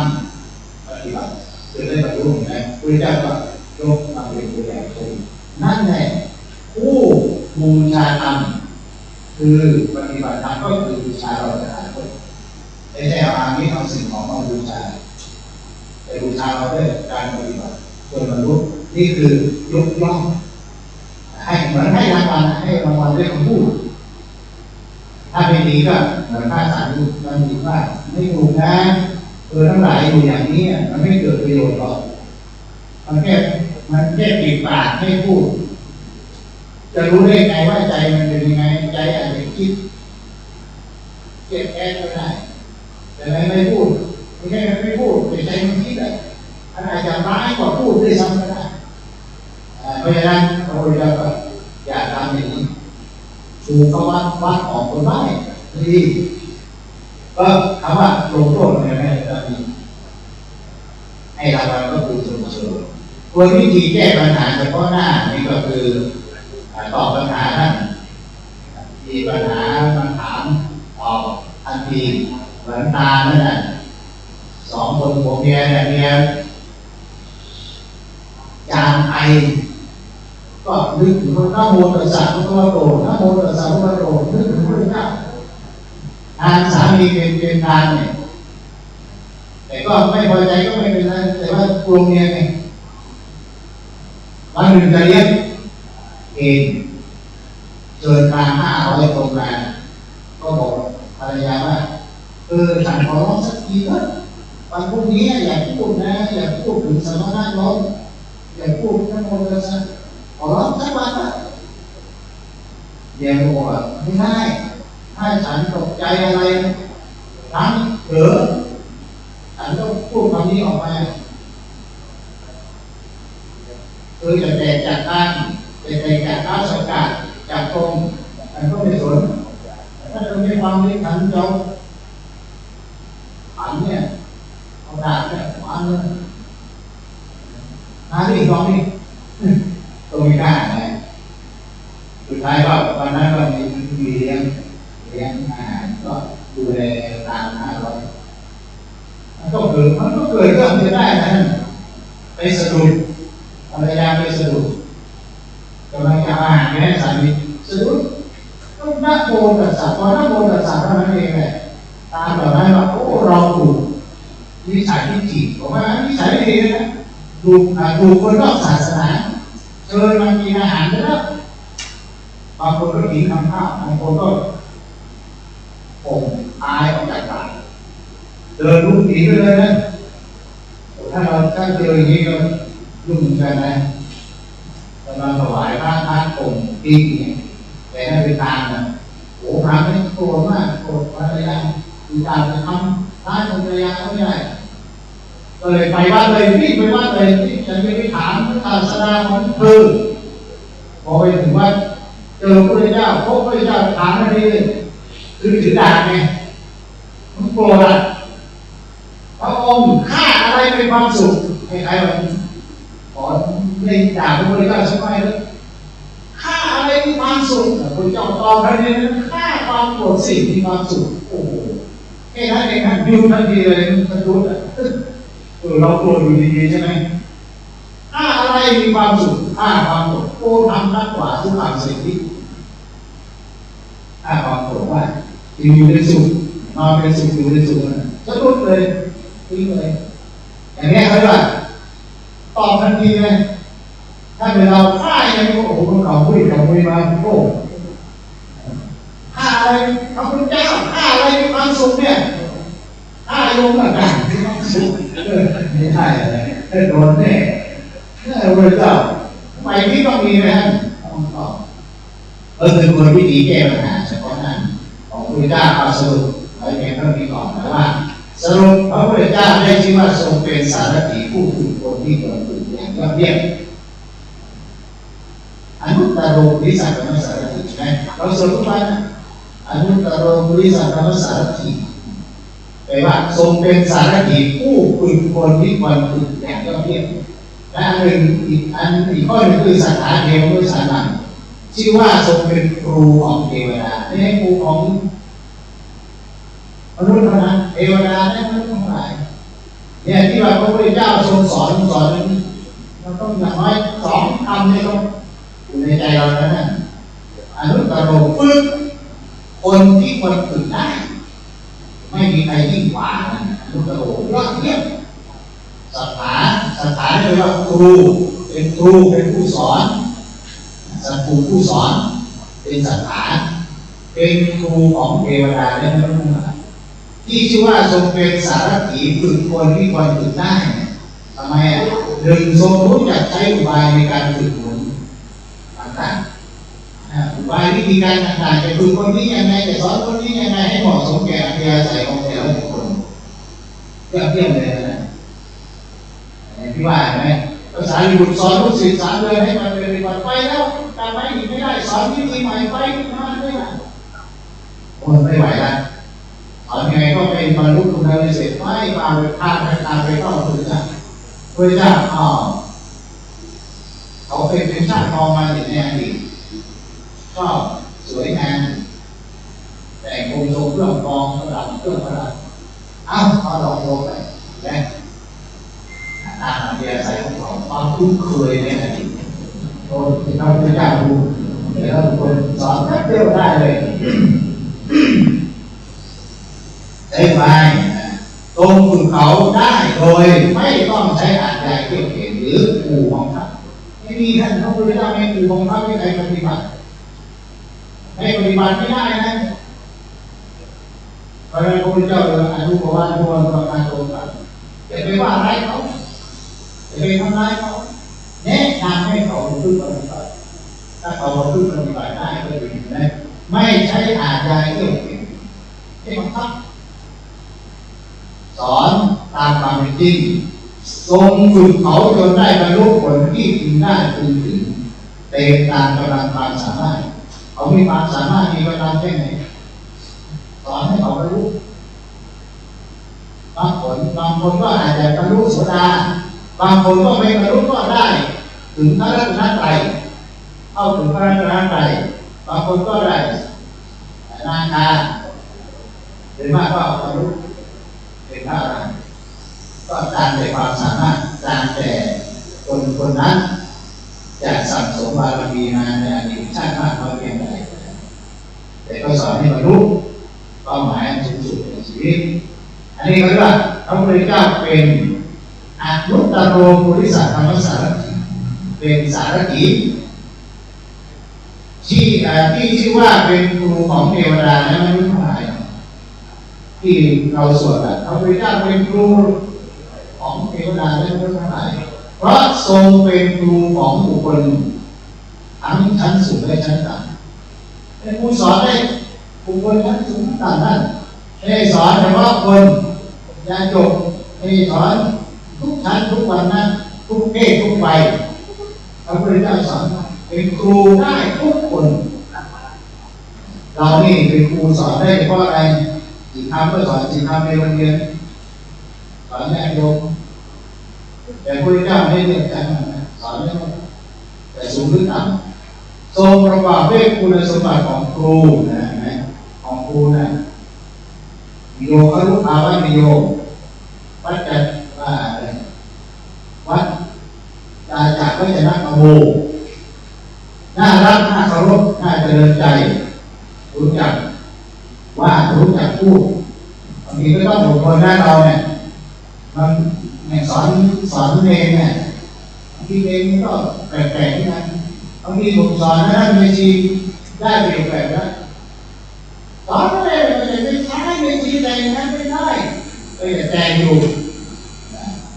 บางทีชื่อเราก็ต้องตรงอะไรชี้แจงเรื่องที่ลึกซึ้งเรื่องที่มันยากสอนให้ให้เรื่องที่ลึกซึ้งและไม่จำกัดในเรื่องหรือทางเสียหายอันนี้คุณสมบัติของครูนะครู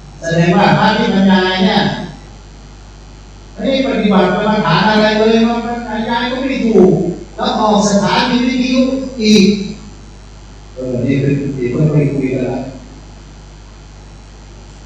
ได้แบบให้ลูกอื่นมองลูกที่นั่นไม่ได้ปฏิบัติพอพูดเลยผมรู้เลยแต่ผมก็ไม่ได้ฟังว่าท่านคุยอะไรต้องถามมีเวลาต้องถามเขาคุยเรื่องอะไรเวลาเนี่ยอะไรก็แล้วแต่ธรรมะเนี่ยจริงถ้าเราไปปฏิบัติธรรมะก็นานแล้วเนี่ยเราโยมเนี่ยมาปฏิบัติมาแล้วนะปฏิบัติต้องได้จริงๆมีความสุขที่เนี่ยเราสอนเราได้เพราะเราสัมผัสกันแล้วเรากินหรือว่าเรากินส้มนะไอ้ส้มเขียวหวานมันโน้มเลยโอ้ยส้มนี่สุดยอดเลยทำไมชิมมาแล้วเนี่ยโยมเชื่อเราเนี่ยเอาโยมไปโยมโอ้หวานจริงๆโยมอาตมาได้ส้มมาไม่รู้นะมันหวานหรือเปรี้ยวไม่มั่นใจแต่ถ้าเราชิมเรากินมาแล้วธรรมะเราปฏิบัติแล้วเราก็สอนโยมให้กับผู้อื่นก็ง่ายขึ้นพระพุทธเจ้าเห็นไหมพูดองค์การแล้วอันนี้ไม่มีนะทรงทำกับตรัสเหมือนกันไม่ตรัสอย่างหนึ่งทำอย่างหนึ่งพระพุทธเจ้ายะถาวาทีตถาการีพูดอย่างไรทำอย่างนั้นต้องเป็นนั้นเราก็เช่นเดียวกันนะทรงฉลาดในวิธีการสอนอันนี้สถานะเพราะว่าสถานอันนี้พระอาจารย์ท่านเป็นเรื่องว่าพระพุทธเจ้าที่ชื่อว่าสถานที่ชื่อว่าครูเนี่ยเพราะอะไรทรงฉลาดในวิธีการสอนและทรงเป็นผู้นำหมู่หลุดหัวหน้ากองเกวียนที่ปรีชาสามารถพาบริวารคือหมู่สัตว์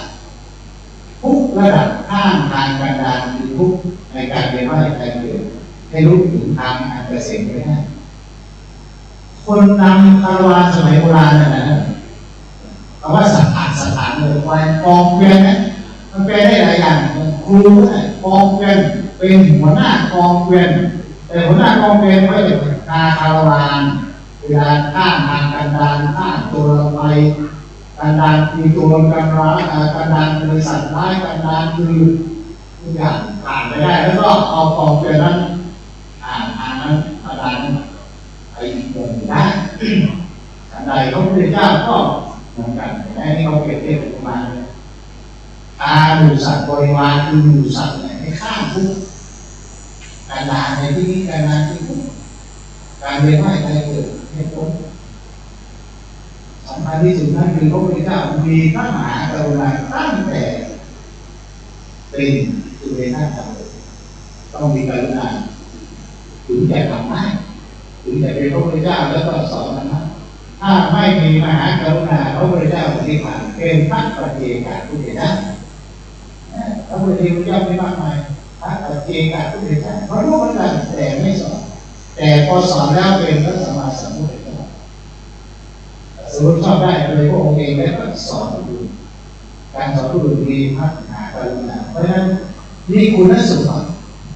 หรือคุณวิธีเทคนิคการสอนของพระพุทธเจ้าเราก็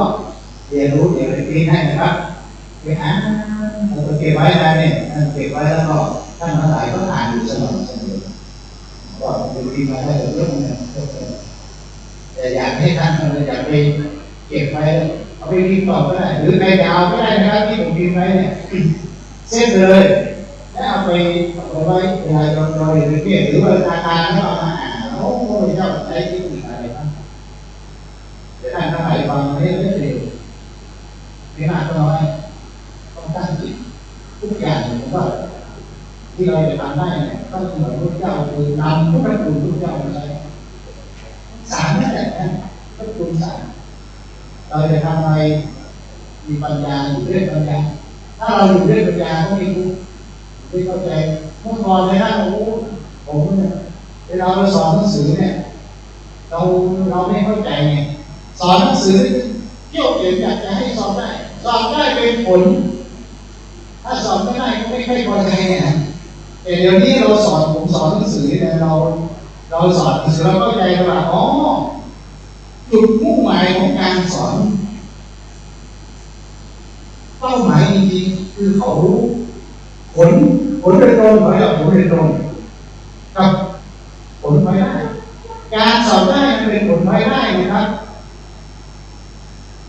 ผลโดยตรงเราสอนเขาแล้วนี่เป็นอย่างนี้นะมีความเข้าใจอย่างนี้ทำมากข้อนี้เขารู้เขาเข้าใจนั่นแหละเป็นผลโดยตรงที่เราสอนที่สิ่งแรกส่วนสอบได้หรือนั่นเป็นเรื่องผลไม่ได้ของเขาเพราะเราสอนเด็กใช่ไหมพอสอนเด็กกอไก่เขียนอย่างนี้เขาเขียนกอไก่ได้แต่ส่วนสอบผ่านหรือไม่ผ่านมันเป็นเรื่องเราสอนธรรมะเหมือนกันถ้าเขาเข้าใจแล้วสอนตอนนี้เนี่ยเมื่อก่อนเราก็เขาเข้าใจผิดมานานเราไปตั้งเป้าว่าสอบได้ไงต้องสอบได้ให้เยอะแต่เดี๋ยวนี้ผมก็ไม่เกี่ยวเราสอนผู้เขามีความเข้าใจแม้ว่าจะยังไม่นำคำว่าไปกับผู้อื่นไม่เป็นไรเขาเข้าใจแล้วต่อไปเขาก็ปฏิบัติส่วนสอบได้มันเป็นเรื่องของเขาไม่ได้อย่างไม่เกี่ยวกับเขาแล้วต้องหาเนี่ยทุกการสอบเด็กก็อะไรกิน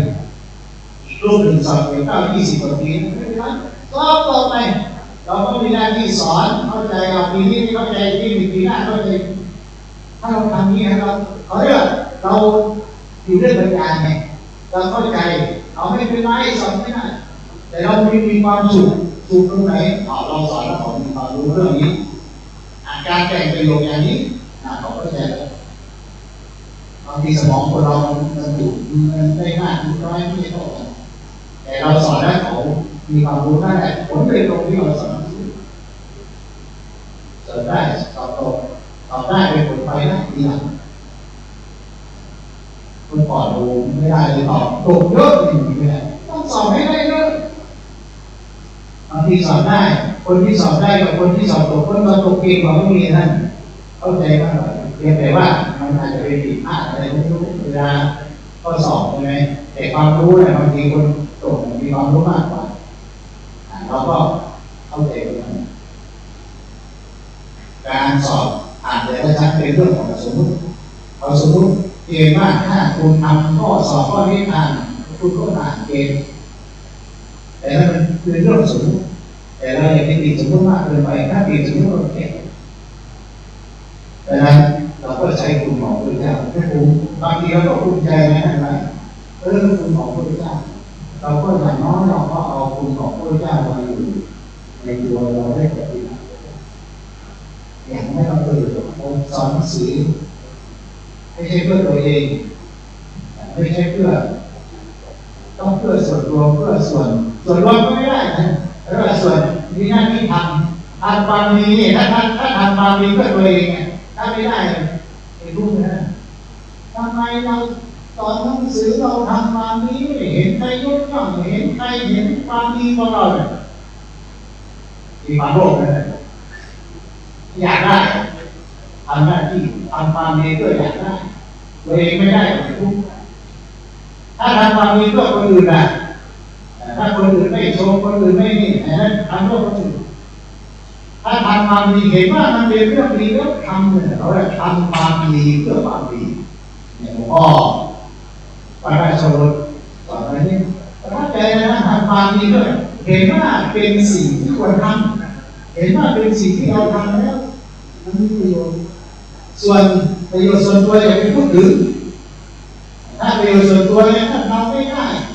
เขาไม่ชมเราอาจจะน้อยใจบ้างอะไรมันไม่ใช่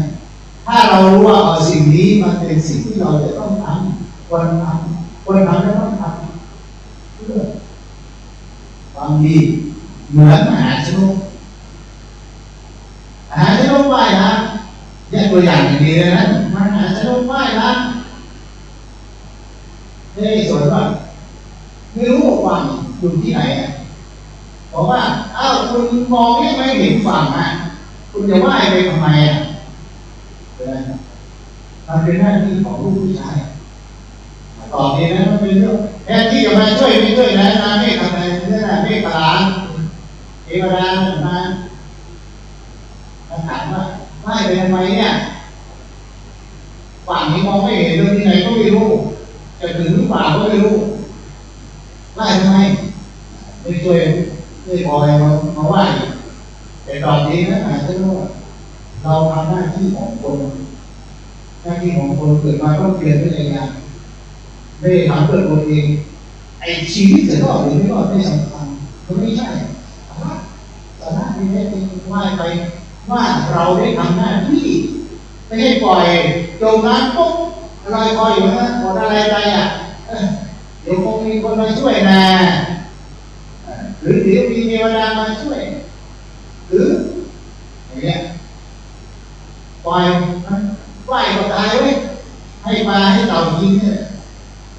มันก็ไม่สู้แต่ว่าจะถึงหรือไม่ถึงมันก็อีกเรื่องนึงทำหน้าที่ของเราให้ดีที่สุด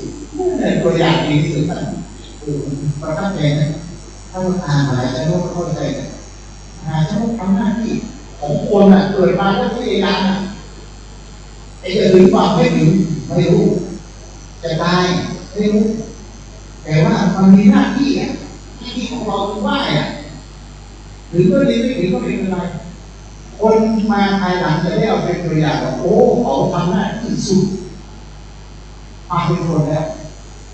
หน้าที่ของคนต้องทำหน้าที่ไม่ได้ทำเขาไม่ได้ทำความดีเพื่อความดีเอาความดีเป็นที่ตั้งไม่ได้ทำเพื่อคนอื่นไม่ได้ทำเพื่อตัวเองแต่ทำเพื่อความดีให้รักษาความดีนั่นแหละก็นั่นเวลาเราอ่านแล้วเราเข้าใจด้านทั้งหลายเราทำอะไรถ้าเราทำอย่างผมสอนหนังสือมาสอนทุกวันถ้าเราสอนเพื่อตัวเองทำเพื่อตัวเองให้มีความสุขสอนเพื่อคนอื่นถ้าคนอื่นสอนไม่ได้หรือถ้าทำให้ผมบอกถ้าทำให้จังหวัดเชียงใหม่หรือทำให้ถ้าสงฆ์ท่าเกณฑ์สอนหนังสือเกิดว่าเกิดว่าผู้ใหญ่มองไม่เห็นไม่มาเยี่ยมเลยจะน้อยใจกันไม่มีใครมาเยี่ยมเลยไม่มีใครเห็นความสำคัญเลยจะกลายเป็นผู้ดีโอ้มันเป็นหน้าที่ของเราเนี่ยเราเรียนมาเนี่ยแล้วเรียนแล้วทำอะไรที่อยู่เฉยๆโอ้เราต้องสอนเนี่ยเขามีความรู้แล้วเอาความรู้ของเรามันเป็นความสุขเลยนะกลายเป็นความสุขขึ้นมาเราไม่ได้สนใจว่าเกิดตัวเองเพราะเกิดเองไม่รู้มันจะไปเมื่อไหร่เพราะอายุมันมากขึ้นผมที่มองนี่ไปทุกพอต้องใช้ก็หายใจถ้าคือไหนลืมใส่ก็หายใจก็หายใจไปก็ได้เพราะลมหายใจอยู่ลมหายใจลมหายใจอยู่ไม่ดูแลตื่นมาเพียงถ้าไม่ใส่แล้วท้องนี่ไปภาษาเหนือว่าล้างปวดภาษาอีสานว่าไหลตายท้องนี่ไปเมื่อไหร่แต่ว่าในขณะที่มีชีวิตอยู่เราทำแล้วแต่มันเป็นสิ่งที่ดีที่ว่าเราทำแล้วมันเป็นสิ่งที่ดีเอาเป็นตัวอย่างให้เขาแล้วก็ทำมุ่งพระศาสนาไปทำแล้วก็เอาพระศาสนาเป็นที่ตั้งถ้าเอาจังหวัดเชียงใหม่เป็นที่ตั้งก็ไม่ได้นะอย่างคุณถ้าเราทำงานสอนสื่อเอาจังหวัดเพื่อแข่งขันให้จังหวัดเชียงใหม่สอบได้เยอะๆจังหวัดจะได้มีหน้ามีตาอะไรอย่างนี้ถ้าเกิดมันได้น้อยไม่ได้เราต้องมุ่งที่พระศาสนาและมุ่งว่าหน้าที่ของเราคืออะไรนี่ดีที่สุดเอามหาชนก็เป็นตัวอย่างนะเวลาเราศึกษาธรรมะหรืออ่านนิทานก็มีอ่านอะไรก็มีเราสมมติมาเป็นมาสอนเราด้วยนะคือทุกวันเราเอามาสอนตัวเราแล้วเราก็คือเราก็มีความสุขถ้าเราทำงานแล้วก็มีความสุขไปเมื่อไหร่ก็ได้นะผมไม่บอกให้ตายแต่ผมยังรออยู่ตอนนี้ผมยังไม่อยากตายยังมันติดอยู่ที่ว่าผมกำลังทำหนังสือประโยคจัดยากประโยคข้ามได้หนึ่งได้บ้างเลยหนึ่งได้แล้วก็ประโยคแปลวิสุทธิมรรคเล่มที่หนึ่งจบไปแล้วถ้าเข้าโรงเรียนเรื่องที่สองนะครับผมทำมา2 ปีได้หนึ่งเล่มแต่ได้ขึ้นเล่มครับถ้าเราได้แปลให้มันละเอียดต้องการประโยค2 3 4 5 7 8เราได้เข้าไปทำไว้หมดแล้วคือมันเหมือนเราผมบอกไงให้เหมือนไม่สั่งอย่างน้อยชีวิตของเราตายไปแล้วก็ยังมีคนจักได้อยู่ว่าโอ้เราทำหนังสือไว้เนี่ยในทุกวันนี้หลวงพ่อพุทธทาสไปแล้วคนก็ยังรู้จักหลวงพ่อพุทธทาส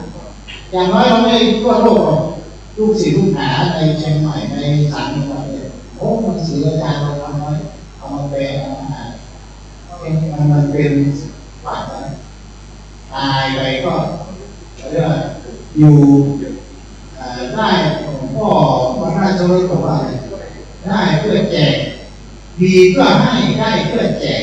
แบกเพื่อสบายตายเพื่ออยู่หลวงพ่อเนี่ยพูดดีนะบางทีเราฟังหลวงพ่อมาได้มีเพื่อแจกมีเพื่อให้เรามีแล้วก็ให้คนอื่นอ่ะมีเพื่อให้ไม่ใช่มีแล้วเก็บไว้บางรูปบางวัดเก็บท่านปลาเขาเรียกว่ามันมีปลาช่อนรู้จักไหมครับปลาแห้งมันไม่ใช่ปลาช่อนเป็นปลาซ่อนคือเอาปลากระป๋องซ่อนไว้จนหมดอายุมีต้องเก็บมีแต่มีเพื่อให้มีของมีอะไรให้ได้ให้มีเพื่อให้ได้เพื่อแจกได้มาเพื่อแจกไปแจกเพื่อสบายเรารับภาระคนอื่น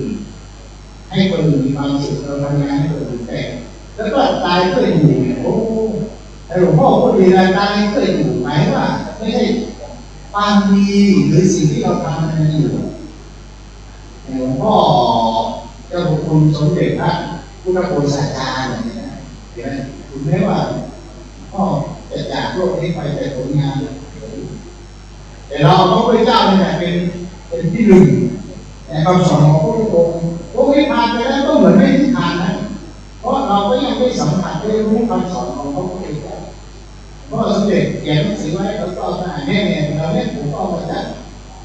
นี่อาจจะขาเห็นไหมอย่างที่เมื่อกี้เนี่ยที่หน้าผมก็วิธีการสอนพุทธวิธีพุทธวิธีในการสอนเหลือตายก็อยู่ผลงานอยู่ถ้าเราทำได้อย่างนี้นะดีเพราะนั้นก็วันนี้อาจจะเริ่มทำหน่อยแล้วก็ช่วงเย็นหลังจากฟังบรรยายเสร็จเรียบร้อยเราจะพระพุทธมนต์ครับไม่มีการที่เราต้องทำพร้อมกับอาณาจักรเรานิมนต์บนพระอุโบสถนะครับตอน5 โมงเท่าไหร่แป๊บนึงวันนี้พระบาทสมเด็จพระเจ้าอยู่หัวทรงพระกรุณาโปรดให้กำหนดพระราชพิธีนะครับวันนี้วันที่6 พฤษภาคมใช่ไหมครับวันนี้แล้วก็สงกรานต์นี้สำนักพุทธศาสนาขอความเมตตาของทุกท่านและคณะและวัดในสังกัดประกอบพิธีเจริญชัยมงคลคาถาพร้อมกันนะครับชัยมงคลคาถาพร้อมกันในวันที่6 พฤษภาคมเวลา 17:15 น.นี่มีพร้อมกันนี่ชัยมงคลคาถาในนี้ความเป็นพระราชกุศลที่นาด้วยประการเฉลิมฉลอง100 ปีวันประสูติและประกาศถวายสดุดีเฉลิมพระเกียรติสมเด็จพระเจ้าพี่นางเธออันนี้หลังจากเราเจริญชัยมงคลคาถาพร้อมกับคณะสงฆ์แล้วก็สวดมนต์นิดหน่อยถวายเป็นพระราชกุศลโดยเฉพาะเพราะว่าที่ผมบอกว่าพระมหากษัตริย์หมายถึงพระเจ้าอยู่หัวหมายถึงพระราชวงศ์หมายถึงวงแผ่นดินเราถวายเป็นพระราชกุศลเพราะทุกคนมาเนี่ยจิตใจเป็นกุศลมากเพราะใจของเราตอนนี้อยู่กับของหน้าที่กับการเผยแผ่ผมว่าใจแต่ละรูปเนี่ยอยู่กับการเผยแผ่ไม่ฟุ้งซ่านในที่อื่นอาจจะฟุ้งไปบ้างนิดแต่ว่าโดยมากก็ใจเป็นกุศลมันแรงมากแล้วก็อันนี้มีปาเจอร์ที่วงกุศลนะครับตัวแง่ไม่ร้อนแต่ฟังนี้เรา17-15เนี่ยพร้อมกันกับคณะสงฆ์ทั่วประเทศจากนั้นเราก็เจริญพระมงคลเล็กน้อยแล้วก็มากกลายเป็นพระราชกุศลในฐานะที่เราเป็นพระนักเทศน์ต้องเป็นตัวอย่างแบบนี้ในด้านวันนี้ก็เกิดเติมไปอีกก็ใช้เวลาผมก็บรรยายน้อยที่สุดเท่าไหร่ก็ ไปใช้เป็นประโยชน์และอาจจะเป็นวิทยากรในจังหวัดของท่านเดี๋ยวให้ท่านที่ติดต่อได้แล้วผมส่งไลน์ให้ครับแล้วก็ถ้าท่านมีไลน์ก็ไม่ต้องพิมพ์ก็ได้ถ้ามีไลน์ก็ผมส่งไลน์ให้แล้วให้ท่านส่งไลน์เข้าเลยเนาะไม่ต้องไปพิมพ์แล้วก็ทุกรูปมีโทรศัพท์ไหมครับใครไม่มีโทรศัพท์ยกมือขึ้นครับผมก็คุยไปไม่ได้ครับยกมือขึ้นเพราะนั้นก็ส่งเข้าไลน์กลุ่มนะท่านนี้นะไม่ต้องไปพิมพ์แล้วก็ไปเป็นกระดาษ A4 นะเอาตัวใหญ่ๆนี่ก็ได้ส่งไปเลยส่งเข้าไปมีทั้ง PDF และก็มีทั้งตัวท่านคนไหนก็ไปใช้ได้เป็นบรรยายต่อได้เลยไม่เป็นไรเป็นบรรยายแต่ผมอยากให้เอาไปอ่านแล้วเราก็เอาเพื่อนคุณเนี่ยน้องเอาไว้ทำหน้าที่ของเราให้ดีที่สุด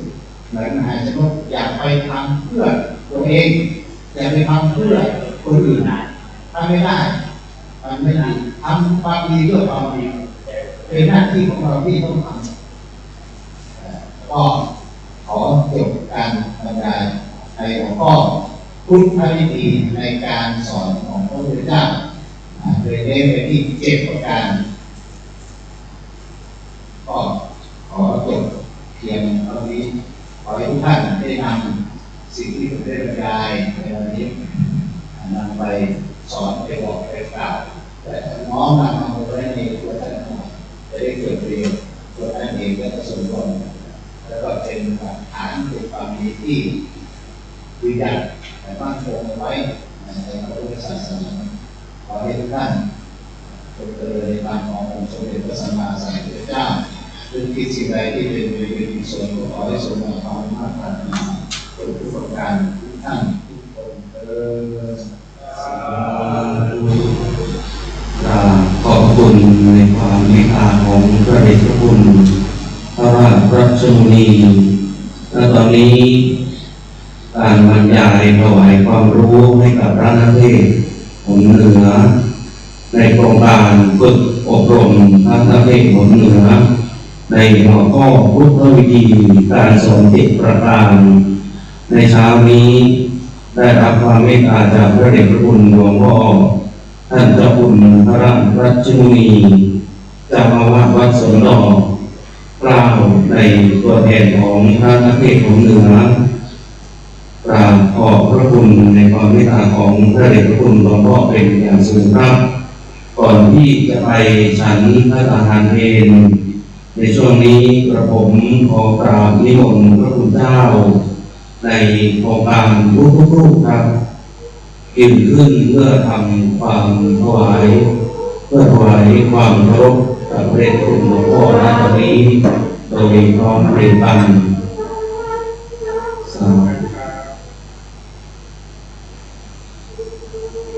ตอนนี้การบรรยายให้ความรู้ในช่วงเช้าก็เป็นที่เสร็จเป็นที่เรียบร้อยนะครับ ส่วนในช่วงบ่ายนะครับก็จะเป็นการบรรยายความรู้ในหัวข้อของการตีความธรรมและพุทธศาสนสุภาษิตนะครับซึ่งผู้ที่จะมาบรรยายให้ความรู้ก็เป็นคุณโยมดร.ประมวลเพ่งจันทร์นะครับในช่วงบ่ายในช่วงนี้ก็ขอกราบนิมนต์พระเดชพระคุณหลวงพี่หลวงพ่อนะครับผู้เข้าฝึกอบรมในโครงการพระนักเทศน์ทุกรูปนะครับมาความตามอัธยาศัยเพื่อเตรียมตัวที่จะไปฉันพระทหารเพลในช่วงภาคกลางวันนี้ขอกราบนิมนต์ทุกท่าน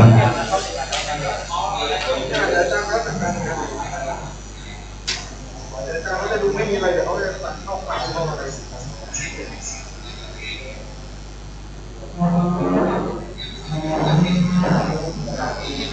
เดี๋ยวไปกินข้าวด้วยกันไหมเดี๋ยวไปรับทุกวันก่อนนะแต่ว่ากินข้าวก่อนนึงนะ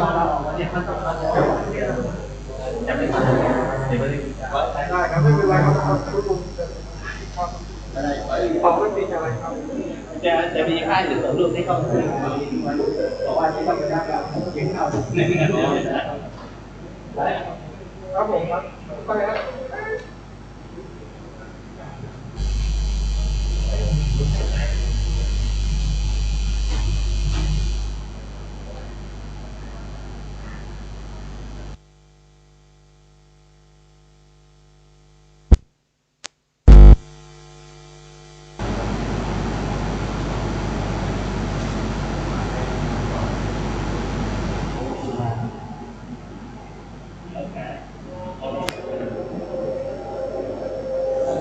ไม่ได้อันนี้เป็นส่งผมว่ามันได้หรอกเนี่ยไอ้ เทส1 2 3เทส1 2 3แต่ถ้ามูลค่าเอาเกณฑ์นั่นไหนเกณฑ์อันนี้เขาตั้งเป็นสำนักไหน ถ้าใคร ที่ส่งคุณอ่ะ ถ้าใครพร้อมจะเข้าระบบถ้ามีแต่ของผมดีมากถ้าใครพร้อมจะต้อง ต้องตั้งนี่แต่ว่าตัวเราอาจจะต้องมาต้องมาดู ตัวลงมาหนึ่ง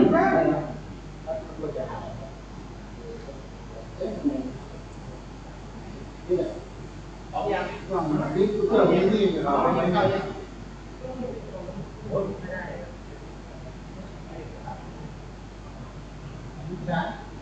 แต่ไปไว้ไหน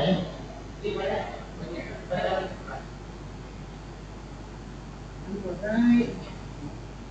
่ยอาจจะได้ว่าท่านขุนเนี่ยโอเคก็ขุนเป็นอยู่แล้ว มันเป็นอยู่แล้วว่าปฏิสุสามันยอมยอมจะได้มั่นใจอยู่ครับเพราะว่ามันสมบูรณ์ที่นักทำเลยชีวิตเราเองแต่ก่อนเราทำเลยครับทำมาเรียนต้องแก้ไขได้ มันผมถึงเนี่ยผมถูกจะคิดผู้เสด็จผมก็คือหลังจากที่ผมเขาประชุมคุยกับพิจารณาอยู่นะแต่นะจะดูว่าเราทำในนามอันนี้ประชุมในนามรองไปรองไม่พออ่ะประชุมจนกระพอของรองของไม่ของรองวันนี้และทำไมเราต้องไปทำเอาคุณท่านจะรู้ว่าแต่นักศึกษาเนี่ยเราจะเน้นไหนจะเน้นการเป็นของบาลีหรือรวมกันถ่ายภาพสำนักศึกษาและเขาเดือดร้อนกับเราไม่ทำไมเยอะแต่เขาเร่งรัดกับเราไหมถ้าเรารวบนักทำไม่ได้อยู่ที่เราแต่เราจะต้องสำรวจจะต้องเขาเดือดร้อนกับเราเขาแอคทีฟกับเราหรือเปล่าเดี๋ยวพูดยังไงจริงๆแล้วถ้าจะพูดอย่างนี้แล้วเนี่ยมันควรจะเซ็ตซีโร่ในเมื่อพรบมาไม่ต้องว่า55ไม่ต้องมาแล้วตั้งใหม่หมดเลยอันไหนที่เข้าเกณฑ์ก็เข้าอันที่ไม่เข้าก็ไม่ต้องเอาไม่ต้องใช้เพราะว่ามันเป็นเรื่องงบประมาณอันตรายคือของเรามันนิ่งๆ แล้วเขาบอก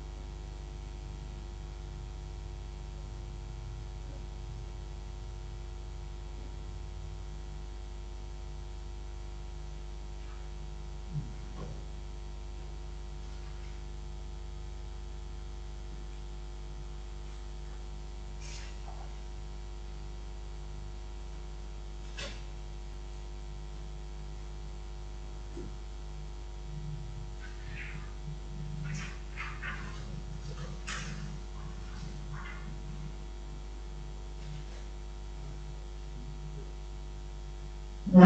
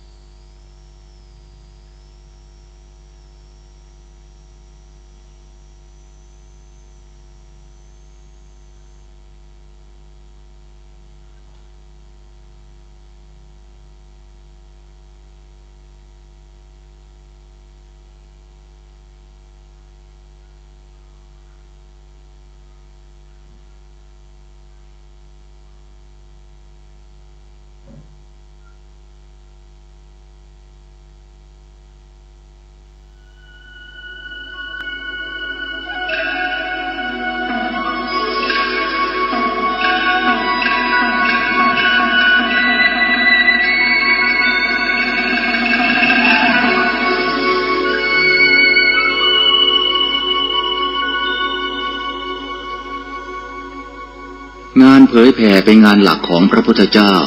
งานเผยแผ่เป็นงานเสียสละ งานเผยแผ่คืองานทำความเข้าใจกับคน การทำความเข้าใจคือการศึกษาเรียนรู้คนอื่นและให้คนอื่นศึกษาเรียนรู้เราด้วยพระสงฆ์อยู่ได้เพราะศรัทธาจากศาสนิกและศาสนิกอยู่ได้เพราะปัญญาจากพระสงฆ์หน้าที่หลักของพระสงฆ์คือการทำงานเผยแผ่ชี้ทางสวรรค์คือทำให้คนที่ยังไม่เข้าใจมีความเข้าใจถูกต้องแม้ในสิ่งเล็กน้อยก็ตาม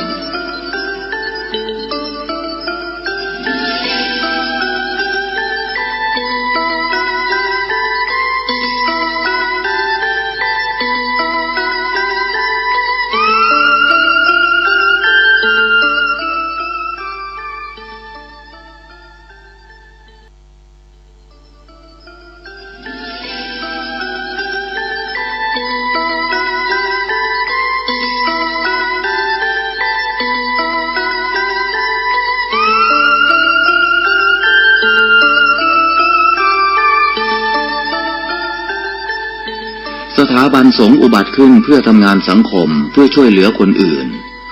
การยื่นมือออกไปช่วยเป็นหน้าที่หลักของพระสงฆ์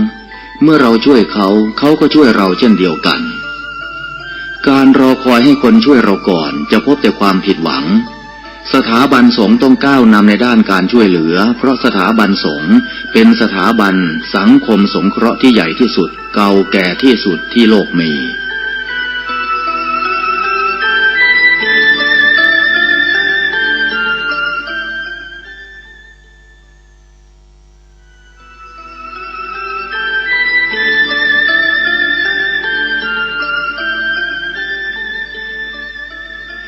ในสมัยพุทธกาลงานสังคมสงเคราะห์คืองานหลักของพระพุทธเจ้าปณิธานของพระองค์คือการออกไปช่วยเหลือคนอื่นไปให้ความรู้เขาพระสงฆ์จึงเป็นองค์กรอาสาสมัครที่ทำงานเพื่อประโยชน์สุขของคนอื่นงานการศึกษาถือเป็นหัวใจสำคัญของการทำงานเผยแผ่พระสงฆ์ต้องออกไปทำงานกันให้มากพระสงฆ์ต้องออกไปสัมผัสกับความจริงเราอยู่เฉยๆไม่ได้เราตั้งรับอย่างเดียวไม่พอโลกยุคข้อมูลข่าวสารเร็วเกินกว่าที่เราจะตั้งรับการรับรู้แตกต่างจากการเรียนรู้การรับรู้คือตั้งรับแต่การเรียนรู้คือการทำงานเชิงรุกพระธรรมทูตยุคใหม่ต้องทำงานเชิงรุกให้มากขึ้นต้องก้าวไปข้างหน้าต้องนำเสนอวิธี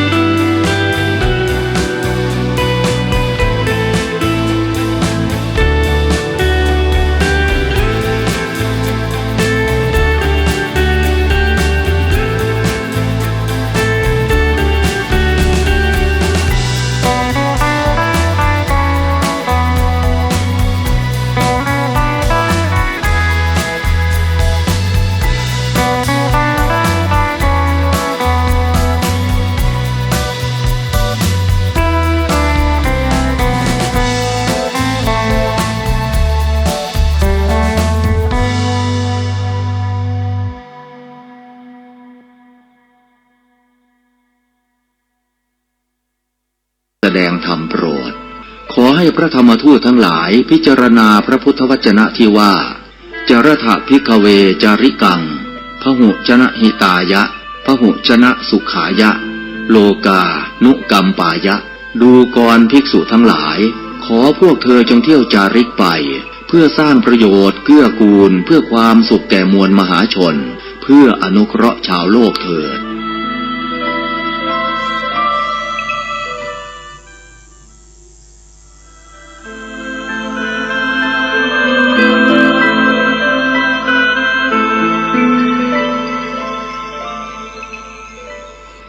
จรถะภิกขเวจาริกังพหุชนะหิตายะพหุชนะสุขายะโลกานุกัมปายะดูก่อนภิกษุทั้งหลายขอพวกเธอจงเที่ยวจาริกไปเพื่อสร้างประโยชน์เกื้อกูลเพื่อความสุขแก่มวลมหาชนเพื่ออนุเคราะห์ชาวโลกเถิด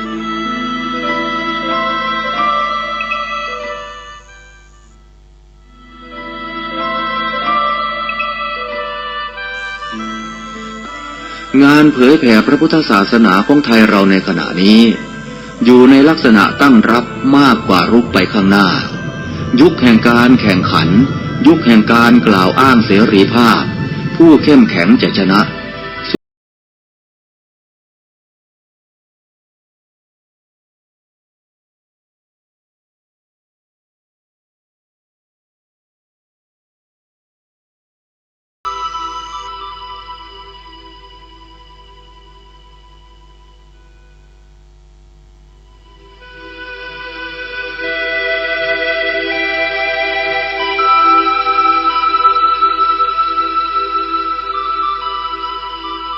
การคณะสงฆ์ที่ใช้การปกครองนำหน้าแล้วให้การศึกษาเผยแผ่ตามหลังนั้นจะพบทางตันหากวันหนึ่งไม่มีใครเข้ามาให้ท่านปกครองแล้วท่านจะไปปกครองใครงานเผยแผ่คืองานให้ความรู้เป็นสิ่งเดียวกันกับงานการศึกษาจะต้องรีบก้าวไปข้างหน้าการสร้างคนให้มีความรู้ทำให้การปกครองง่ายคือให้เขาปกครองตนเองการปกครองที่ปราศจากการศึกษาจะมีแต่การลงโทษเป็นหลัก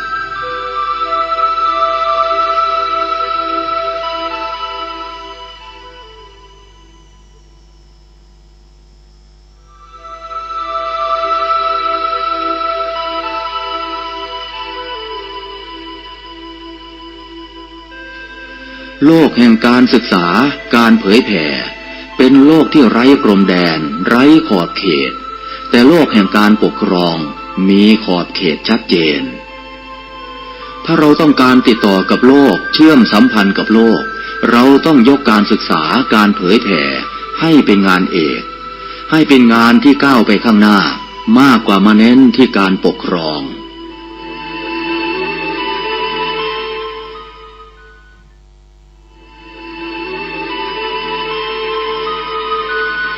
นักการศึกษานักการเผยแผ่ต้องได้รับการยกย่องส่งเสริม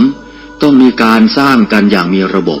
ที่สำคัญต้องมีนโยบายมีแม่บทที่แสดงเจตนาและปณิธานอย่างชัดเจนว่าจะนำพาพระพุทธศาสนาและสถาบันสงฆ์ไปในทิศทางใด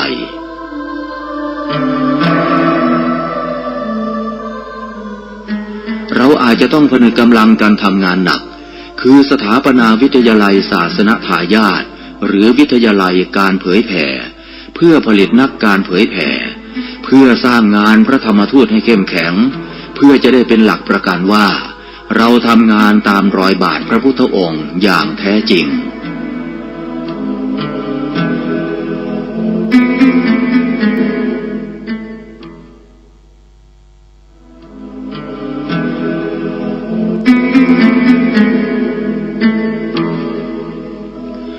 การที่พระพุทธศาสนาแผ่ขยายมาถึงสุวรรณภูมิหรือก้าวไปในโลกกว้างได้เพราะพระเจ้าอโศกมหาราชทรงให้ความสำคัญต่องานเผยแผ่โดยการผลิตพระธรรมทูตที่มีคุณภาพมีอุดมการณ์มิใช่ผลิตนักปกครองพระโสนพระอุตระก็มาเผยแผ่มิใช่มาปกครองแผ่นดินสุวรรณภูมิ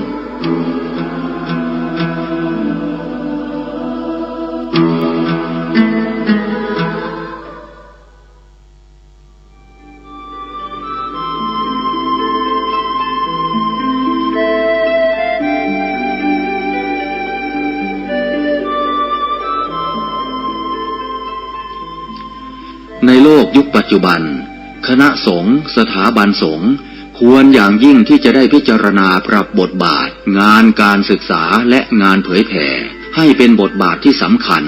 ที่จะนำพาพระพุทธศาสนาแม้ยังก้าวหน้าไม่เต็มที่ก็ตามก็จะทำให้พระพุทธศาสนาอยู่รอดท่ามกลางการเรียกร้องสิทธิเสรีภาพและการแข่งขัน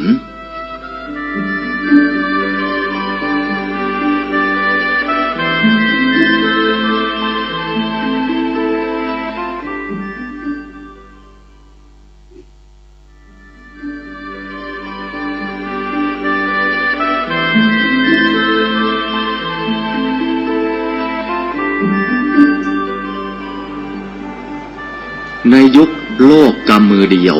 นักเผยแผ่ควรฝึกใช้สื่อให้เป็นประโยชน์ภายในประเทศควรจะมีรายการวิทยุเผยแผ่พระพุทธศาสนาประจำจังหวัดอย่างน้อย1 ชั่วโมงต่อ1 วันเพื่อประชาสัมพันธ์หรือเทศนาอบรมสั่งสอนประชาชน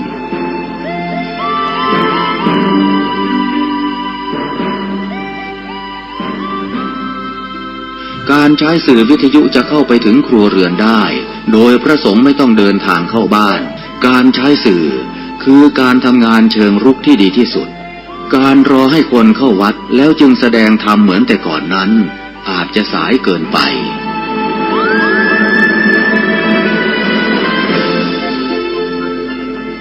เราควรใช้สื่อนำธรรมะเข้าไปให้ถึงภายในบ้านโรงเรียนองค์กรต่างๆให้มากที่สุดการใช้สื่อจะทำให้ผ่อนแรงและประหยัดทั้งคนและเวลา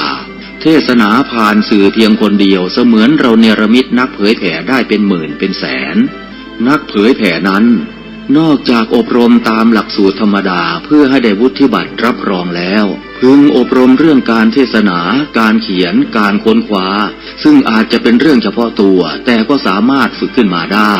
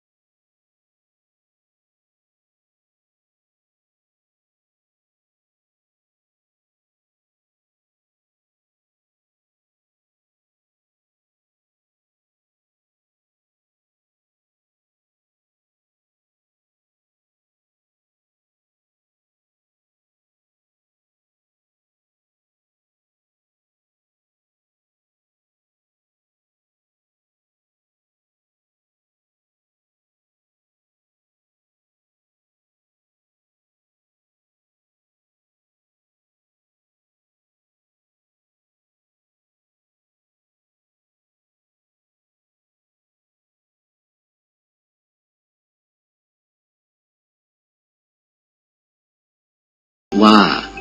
ให้ไปเผยแผ่ไม่ใช่ให้ไปตีแผ่กัน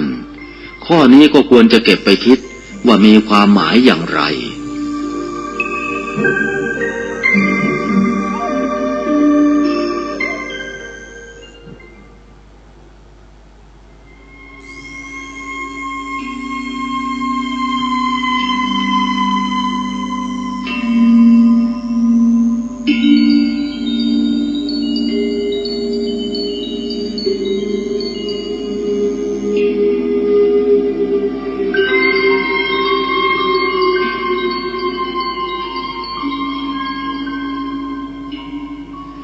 วิธีแก้ความท้อแท้อ่อนแอเหนื่อยใจ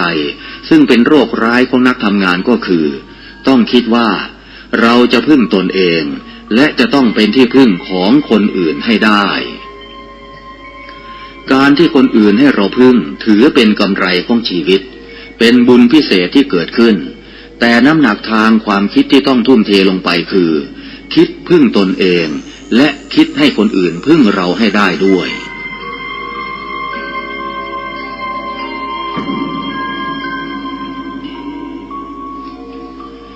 การคิดปักธงชัยของชีวิตไว้เช่นนี้จะทำให้เราไม่มีคำว่าเสียใจเพลียใจหรือหมดกำลังใจด้วยเหตุนี้สมเด็จพระสัมมาสัมพุทธเจ้าจึงตรัสสอนว่าอัตตาหิอัตโนนาโถตนแลเป็นที่พึ่งของตนโกหินาโถปโรสิยาคนอื่นใครเล่า จะเป็นที่พึ่งแก่เราได้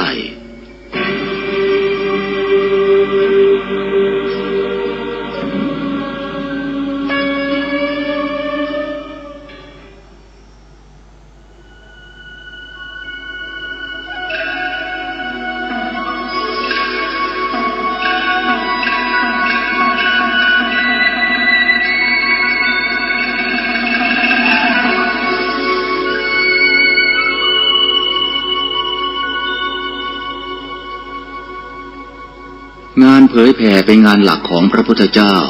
งานเผยแผ่เป็นงานเสียสละ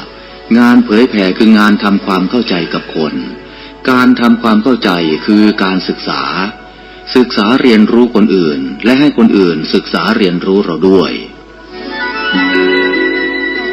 พระสงฆ์อยู่ได้เพราะศรัทธาจากศาสนิก และศาสนิกอยู่ได้เพราะปัญญาจากพระสงฆ์หน้าที่หลักของพระสงฆ์คือการทำงานเผยแผ่ชี้ทางสวรรค์คือทำให้คนที่ยังไม่เข้าใจมีความเข้าใจถูกต้องแม้ในสิ่งเล็กน้อยก็ตาม เสียงมันไม่ดีเนาะเอาไม้ใส่กล้องตัวนึงแล้วไอ้ตัวหนึ่งไปเสียบกับตัวนี้แบบมีเสียงเข้าจะไม่ต้องเสียงเข้าหรือเสียงตรงนี้กล้องก็อย่างที่เข้ากับกล้องมันไม่ได้มันเป็นเสียงแบบจริงๆไหมจริงๆมันเสียงมันโอเคแต่ว่าเสียงที่เป็นอะไรนี่เพราะว่าผมไม่เคยฟังอยู่เสียงก็เป็นอย่างนี้ของวัดของงาน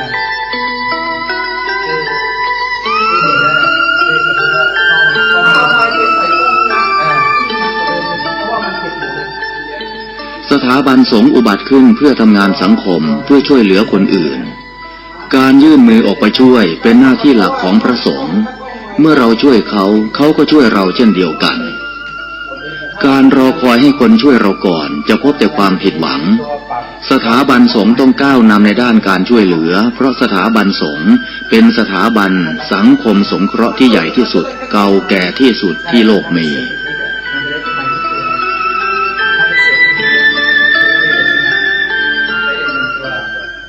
เสียบที่หนึ่งตัวใช่ไหม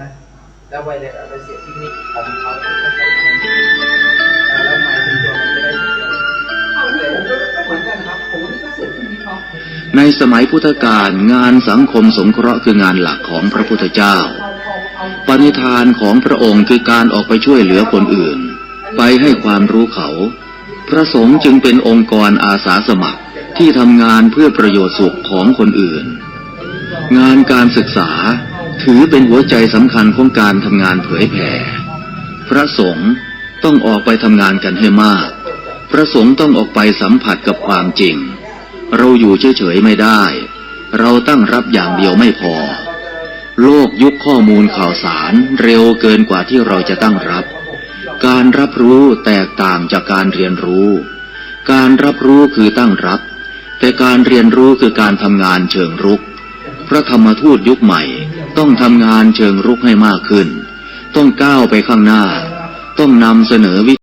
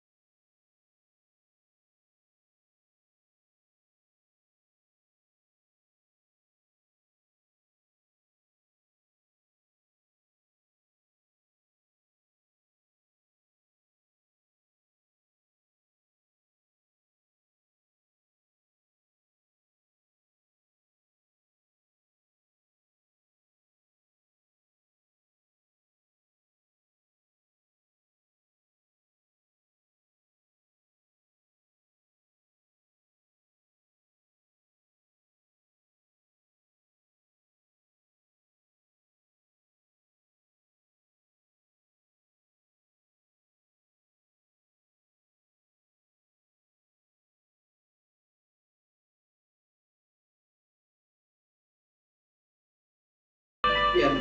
พวกพีเอสมันลูกเล่นมันน้อยเอ็กซ์ปีดมันลูกเล่นมันเยอะกว่า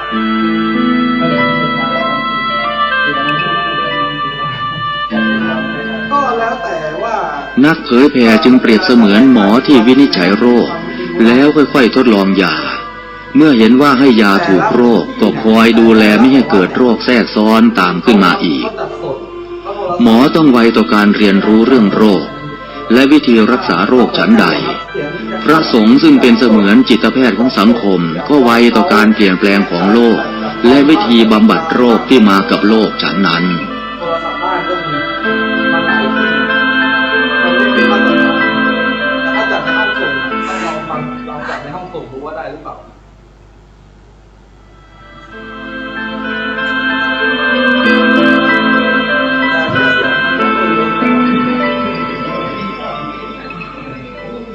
พระสงฆ์ต้องจาริกคือเดินไปหางานการรอให้งานมาหาเพียงอย่างเดียวอาจได้ผลน้อยหรือถูกกลืนไปในที่สุดรูปแบบของนักเผยแผ่ยุคใหม่จึงต้องทำงานเชิงรุกให้มาก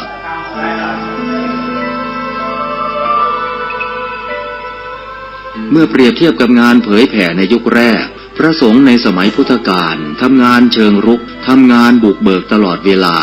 ดังจะเห็นได้จากพุทธจริยาที่เสด็จไปทุกหนทุกแห่งเพื่อทรงเทศนาโปรดสัตว์โลก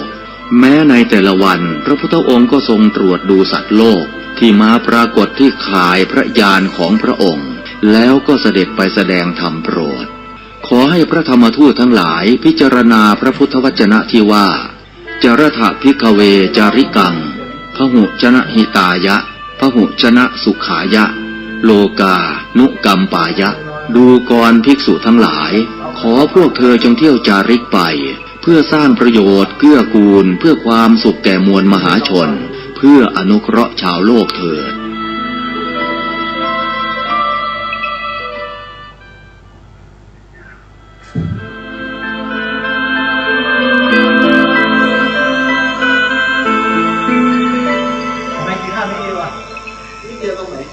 จรถะภิกขเวจาริกัง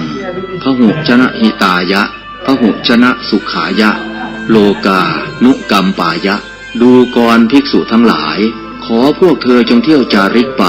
เพื่อสร้างประโยชน์เกื้อกูลเพื่อความสุขแก่มวลมหาชนเพื่ออนุเคราะห์ชาวโลกเถิด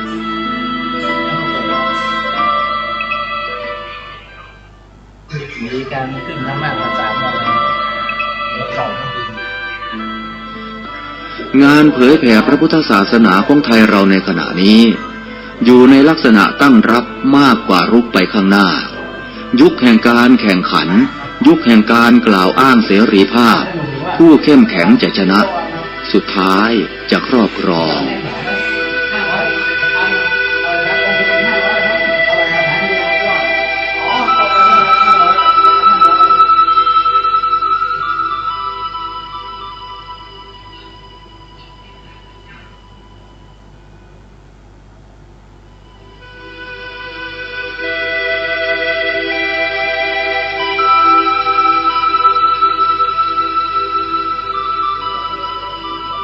การคณะสงฆ์ที่ใช้การปกครองนำหน้าแล้วให้การศึกษาเผยแผ่ตามหลังนั้น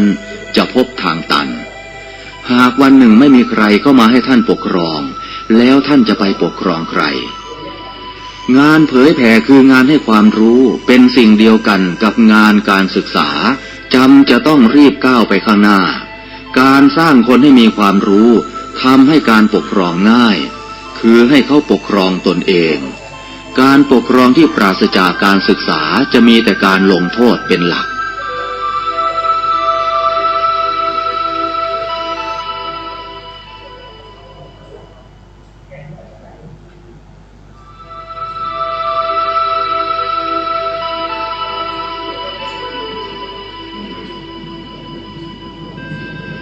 โลกแห่งการศึกษาการเผยแผ่เป็นโลกที่ไร้พรมแดนไร้ขอบเขตแต่โลกแห่งการปกครองมีขอบเขตชัดเจนถ้าเราต้องการติดต่อกับโลกเชื่อมสัมพันธ์กับโลกเราต้องยกการศึกษาการเผยแผ่ให้เป็นงานเอกให้เป็นงานที่ก้าวไปข้างหน้ามากกว่ามาเน้นที่การปกครอง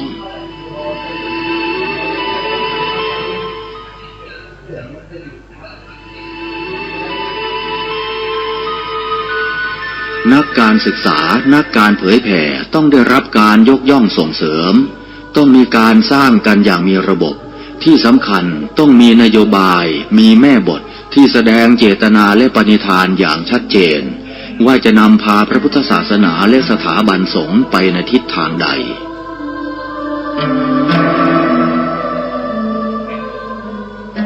เราอาจจะต้องผนึกกำลังกันทำงานหนักคือสถาปนาวิทยาลัยศาสนทายาทหรือวิทยาลัยการเผยแผ่เพื่อผลิตนักการเผยแผ่เพื่อสร้างงานพระธรรมทูตให้เข้มแข็งเพื่อจะได้เป็นหลักประกันว่าเราทำงานตามรอยบาทพระพุทธองค์อย่างแท้จริง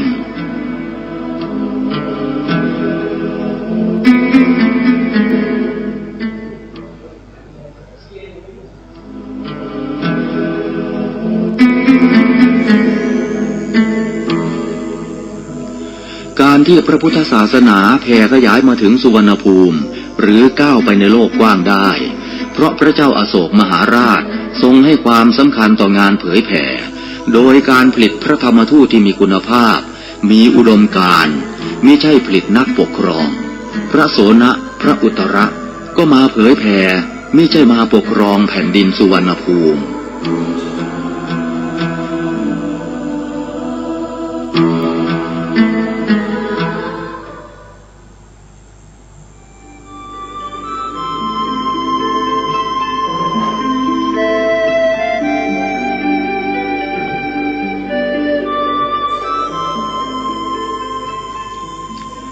ในโลกยุคปัจจุบันคณะสงฆ์สถาบันสงฆ์ควรอย่างยิ่งที่จะได้พิจารณาปรับบทบาทงานการศึกษาและงานเผยแผ่ให้เป็นบทบาทที่สำคัญที่จะนำพาพระพุทธศาสนาแม้ยังก้าวหน้าไม่เต็มที่ก็ตามก็จะทำให้พระพุทธศาสนาอยู่รอดท่ามกลางการเรียกร้องสิทธิเสรีภาพและการแข่งขัน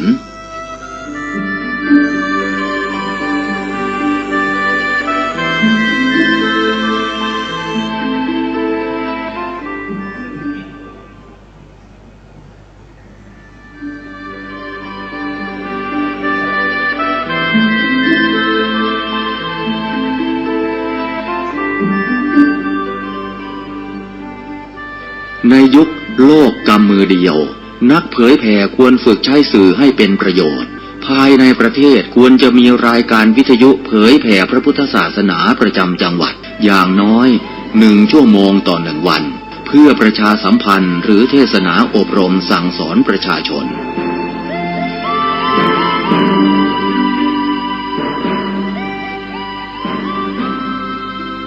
การใช้สื่อวิทยุจะเข้าไปถึงครัวเรือนได้โดยพระสงฆ์ไม่ต้องเดินทางเข้าบ้านการใช้สื่อคือการทำงานเชิงรุกที่ดีที่สุดการรอให้คนเข้าวัดแล้วจึงแสดงธรรมเหมือนแต่ก่อนนั้นอาจจะสายเกินไป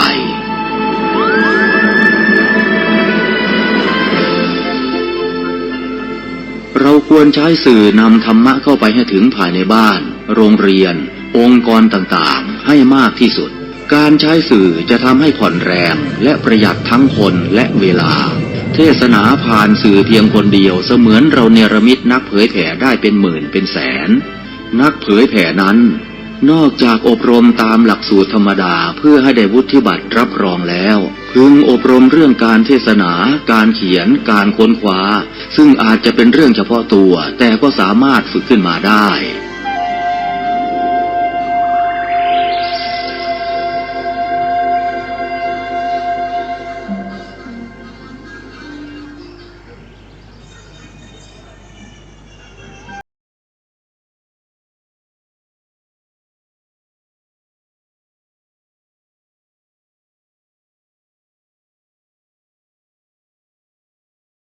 อุดมการณ์ในการทำงานเผยแผ่นั่นคือยึดหลักโอวาทปาติโมกข์ที่สมเด็จพระสัมมาสัมพุทธเจ้าตรัสไว้ดีแล้ว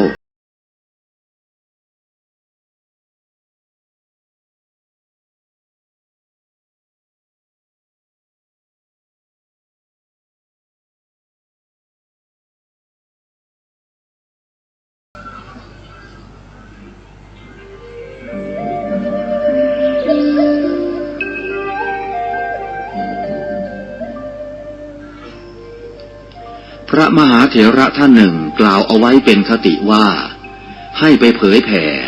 ไม่ใช่ให้ไปตีแผ่กัน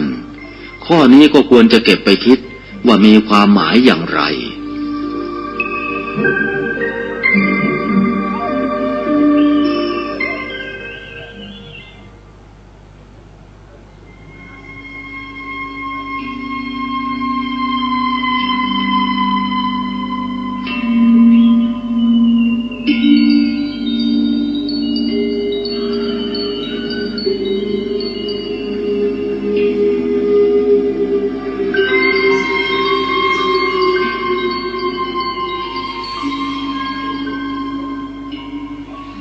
วิธีแก้ความท้อแท้อ่อนแอเหนื่อยใจซึ่งเป็นโรคร้ายของนักทำงานก็คือต้องคิดว่าเราจะพึ่งตนเองและจะต้องเป็นที่พึ่งของคนอื่นให้ได้การที่คนอื่นให้เราพึ่งถือเป็นกำไรของชีวิตเป็นบุญพิเศษที่เกิดขึ้นแต่น้ำหนักทางความคิดที่ต้องทุ่มเทลงไปคือคิดพึ่งตนเองและคิดให้คนอื่นพึ่งเราให้ได้ด้วย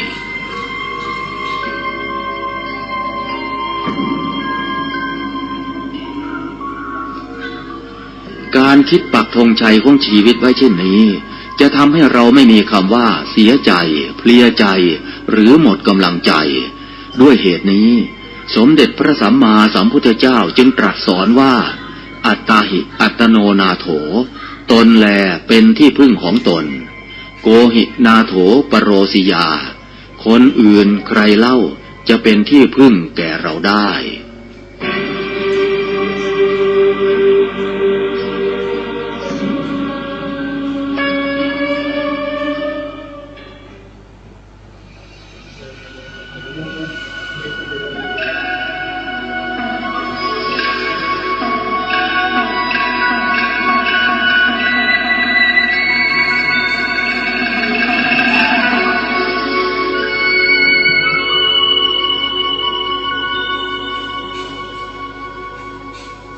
งานเผยแผ่เป็นงานหลักของพระพุทธเจ้างานเผยแผ่เป็นงานเสียสละ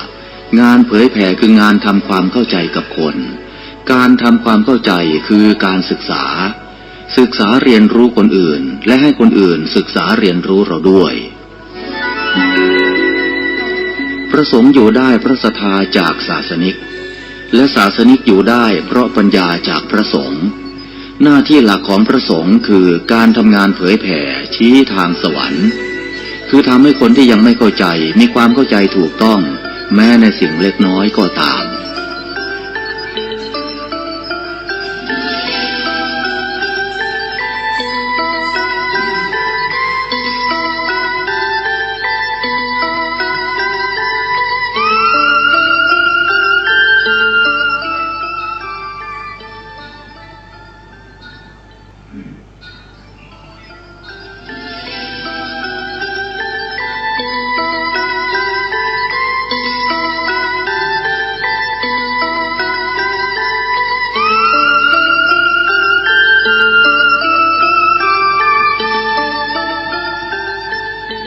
สถาบันสงฆ์อุบัติขึ้นเพื่อทำงานสังคมเพื่อช่วยเหลือคนอื่นการยื่นมือออกไปช่วยเป็นหน้าที่หลักของพระสงฆ์เมื่อเราช่วยเขาก็ช่วยเราเช่นเดียวกันการรอคอยให้คนช่วยเราก่อนจะพบแต่ความผิดหวังสถาบันสงฆ์ต้องก้าวนำในด้านการช่วยเหลือเพราะสถาบันสงฆ์เป็นสถาบันสังคมสงเคราะห์ที่ใหญ่ที่สุดเก่าแก่ที่สุดที่โลกมี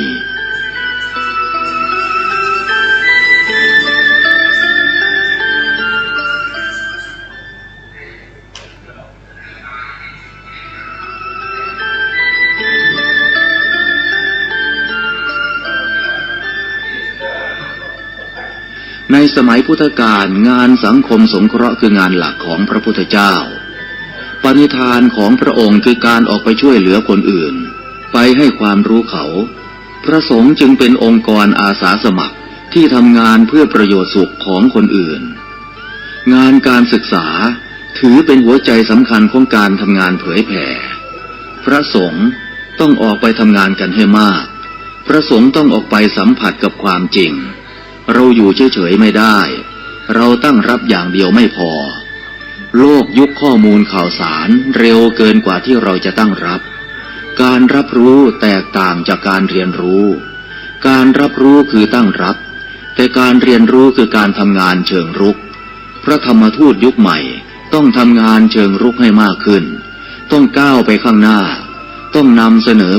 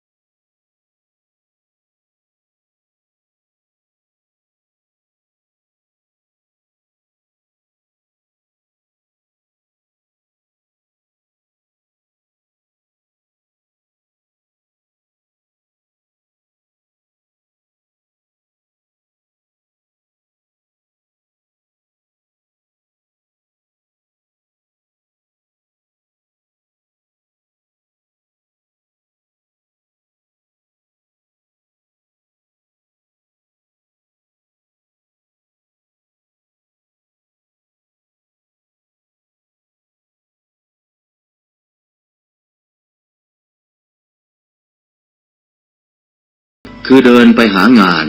การรอให้งานมาหาเพียงอย่างเดียวอาจได้ผลน้อยหรือถูกกลืนไปในที่สุดรูปแบบของนักเผยแผ่ยุคใหม่จึงต้องทำงานเชิงรุกให้มาก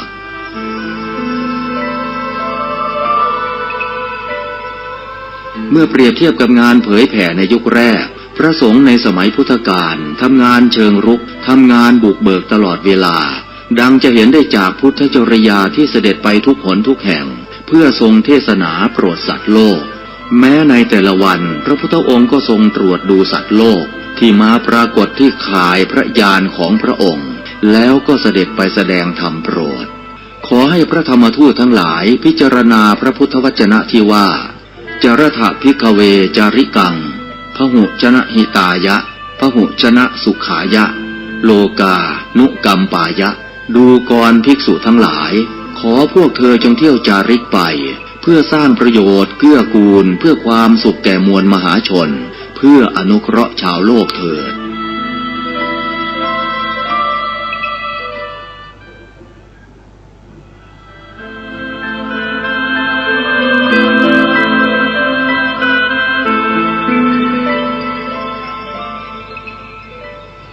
จรถภิกขเวจาริกังพหุชนะหิตายะพหุชนะสุขายะโลกานุกัมปายะดูกรภิกษุทั้งหลายขอพวกเธอจงเที่ยวจาริกไปเพื่อสร้างประโยชน์เกื้อกูลเพื่อความสุขแก่มวลมหาชนเพื่ออนุเคราะห์ชาวโลกเถิด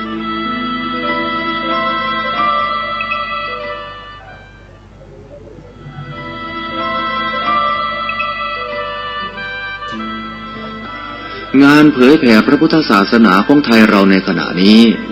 อยู่ในลักษณะตั้งรับมากกว่ารุกไปข้างหน้ายุคแห่งการแข่งขัน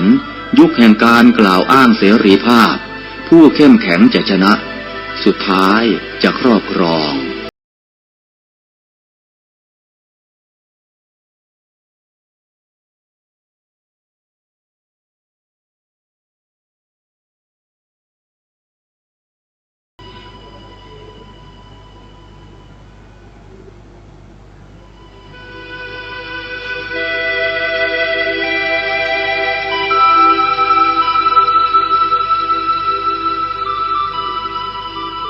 การคณะสงฆ์ที่ใช้การปกครองนำหน้าแล้วให้การศึกษาเผยแผ่ตามหลังนั้น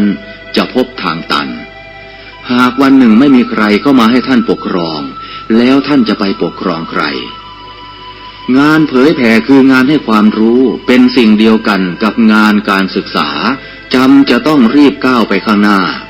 การสร้างคนให้มีความรู้ทำให้การปกครองง่ายคือให้เขาปกครองตนเองการปกครองที่ปราศจากการศึกษาจะมีแต่การลงโทษเป็นหลัก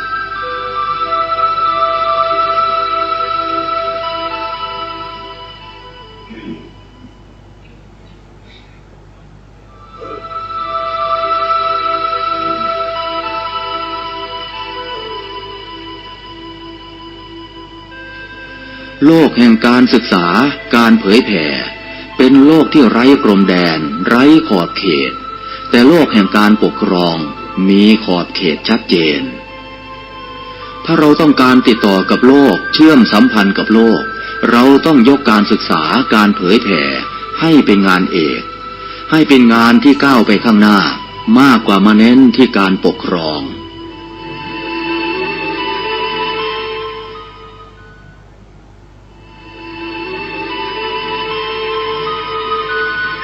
นักการศึกษานักการเผยแผ่ต้องได้รับการยกย่องส่งเสริมต้องมีการสร้างกันอย่างมีระบบที่สำคัญต้องมีนโยบายมีแม่บทที่แสดงเจตนาและปณิธานอย่างชัดเจนว่าจะนำพาพระพุทธศาสนาและสถาบันสงฆ์ไปในทิศทางใด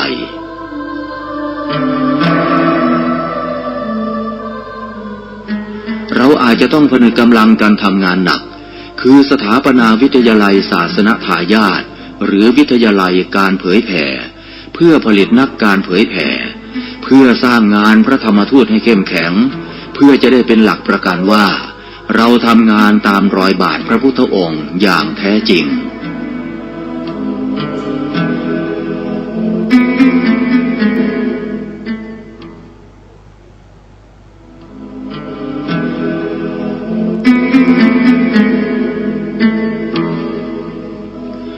การที่พระพุทธศาสนาแผ่ขยายมาถึงสุวรรณภูมิหรือก้าวไปในโลกกว้างได้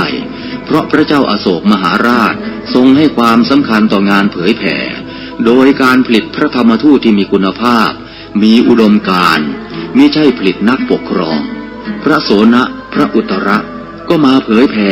มิใช่มาปกครองแผ่นดินสุวรรณภูมิ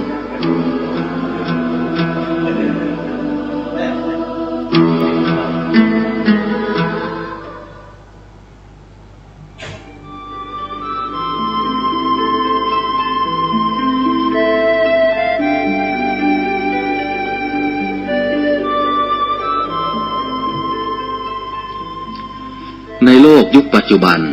คณะสงฆ์สถาบันสงฆ์ควรอย่างยิ่งที่จะได้พิจารณาปรับบทบาทงานการศึกษาและงานเผยแผ่ให้เป็นบทบาทที่สำคัญที่จะนำพาพระพุทธศาสนาแม้ยังก้าวหน้าไม่เต็มที่ก็ตามก็จะทำให้พระพุทธศาสนาอยู่รอดท่ามกลางการเรียกร้องสิทธิเสรีภาพและการแข่งขัน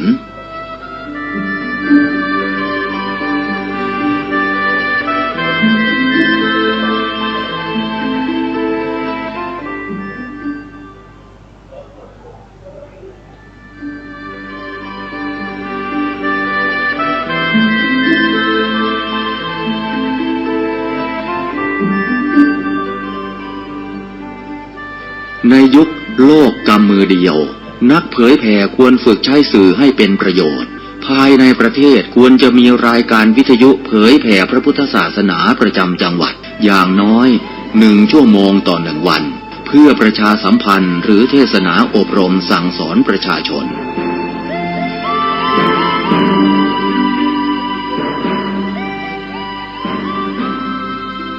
การใช้สื่อวิทยุจะเข้าไปถึงครัวเรือนได้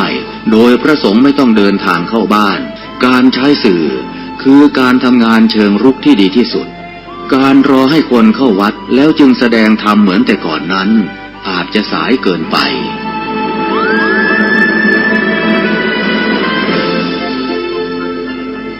เราควรใช้สื่อนำธรรมะเข้าไปให้ถึงภายในบ้านโรงเรียนองค์กรต่างๆให้มากที่สุดการใช้สื่อจะทำให้ผ่อนแรงและประหยัดทั้งคนและเวลา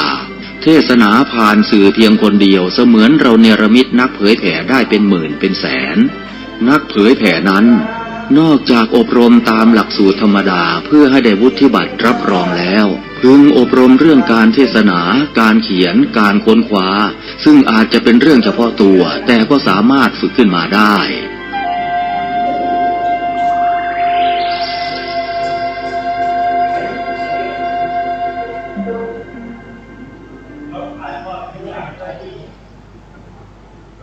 แล้วกล้องนี้มันไม่ได้จริงใช่ไหม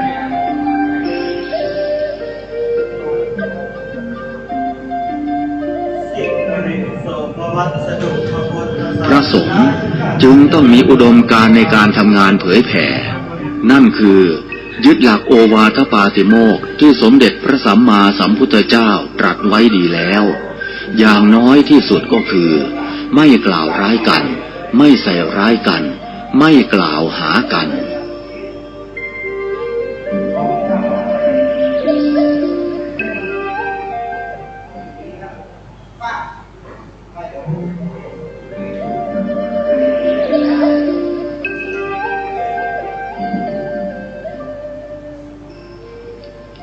พระมหาเถระท่านหนึ่งกล่าวเอาไว้เป็นคติว่า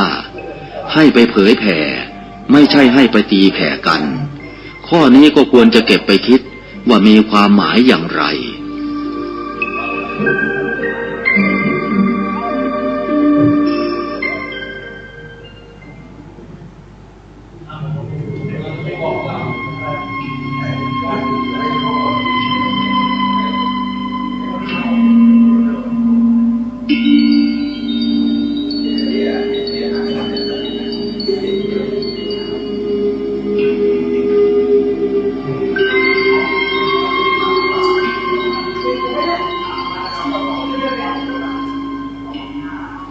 วิธีแก้ความท้อแท้อ่อนแอเหนื่อยใจ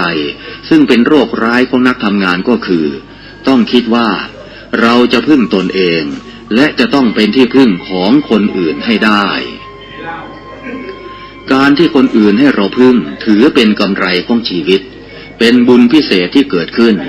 แต่น้ำหนักทางความคิดที่ต้องทุ่มเทลงไปคือคิดพึ่งตนเองและคิดให้คนอื่นพึ่งเราให้ได้ด้วย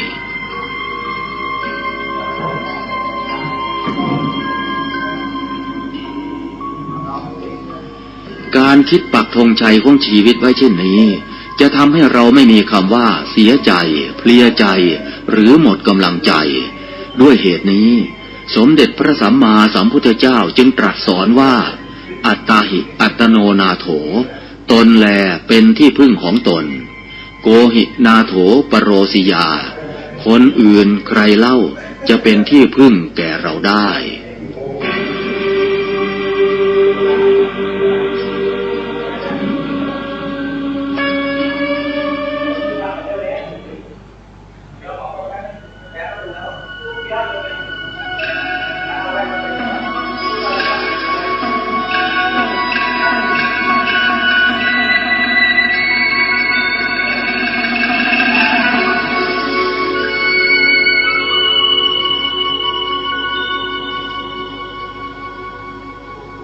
งานเผยแผ่เป็นงานหลักของพระพุทธเจ้า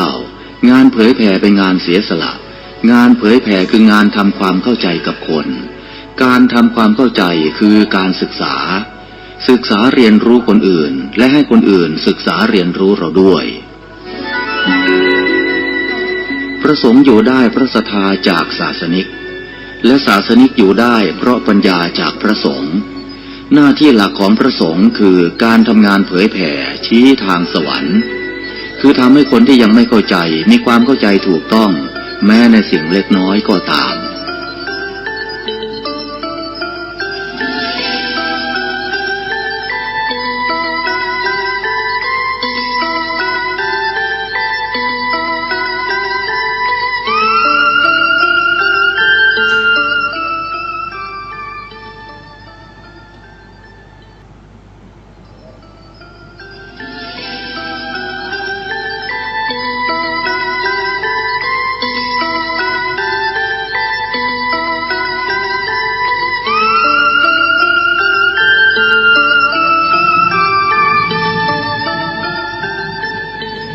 ถาบันสงฆ์อุบัติขึ้นเพื่อทำงานสังคมเพื่อช่วยเหลือคนอื่น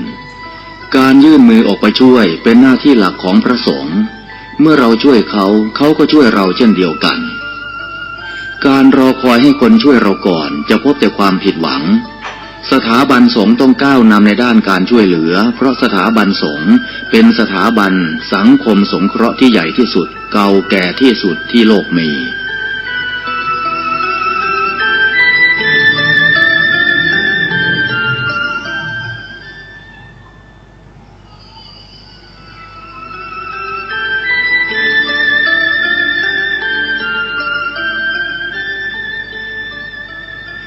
ในสมัยพุทธกาลงานสังคมสงเคราะห์คืองานหลักของพระพุทธเจ้าปณิธานของพระองค์คือการออกไปช่วยเหลือคนอื่นไปให้ความรู้เขาพระสงฆ์จึงเป็นองค์กรอาสาสมัครที่ทำงานเพื่อประโยชน์สุขของคนอื่นงานการศึกษาถือเป็นหัวใจสำคัญของการทำงานเผยแผ่พระสงฆ์ต้องออกไปทำงานกันให้มากพระสงฆ์ต้องออกไปสัมผัสกับความจริงเราอยู่เฉยๆไม่ได้เราตั้งรับอย่างเดียวไม่พอโลกยุคข้อมูลข่าวสารเร็วเกินกว่าที่เราจะตั้งรับการรับรู้แตกต่างจากการเรียนรู้การรับรู้คือตั้งรับแต่การเรียนรู้คือการทำงานเชิงรุกพระธรรมทูตยุคใหม่ต้องทำงานเชิงรุกให้มากขึ้นต้องก้าวไปข้างหน้าต้องนำเสนอวิธี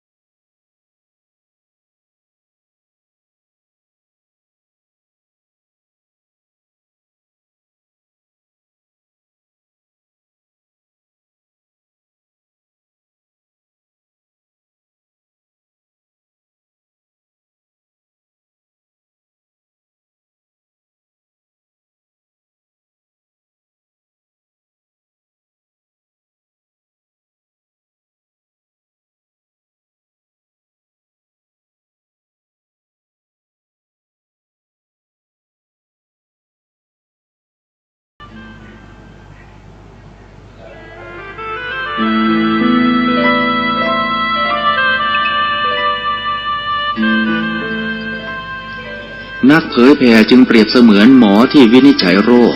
แล้วค่อยๆทดลองยา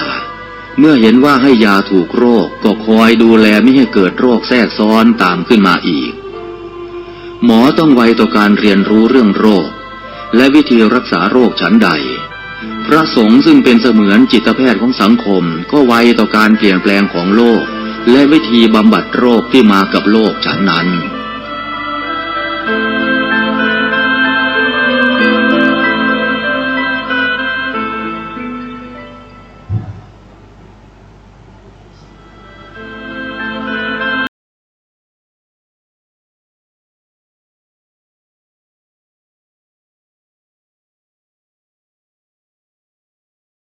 คือเดินไปหางานการรอให้งานมาหาเพียงอย่างเดียวอาจได้ผลน้อยหรือถูกกลืนไปในที่สุดรูปแบบของนักเผยแผ่ยุคใหม่จึงต้องทำงานเชิงรุกให้มาก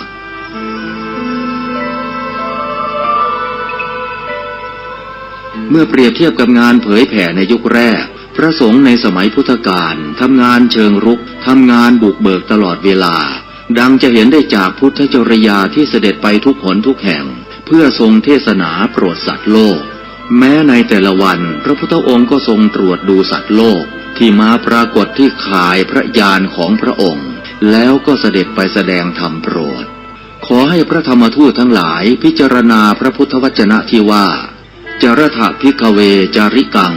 พหุชนะหิตายะพหุชนะสุขายะโลกานุกัมปายะดูก่อนภิกษุทั้งหลายขอพวกเธอจงเที่ยวจาริกไปเพื่อสร้างประโยชน์เกื้อกูลเพื่อความสุขแก่มวลมหาชนเพื่ออนุเคราะห์ชาวโลกเถิด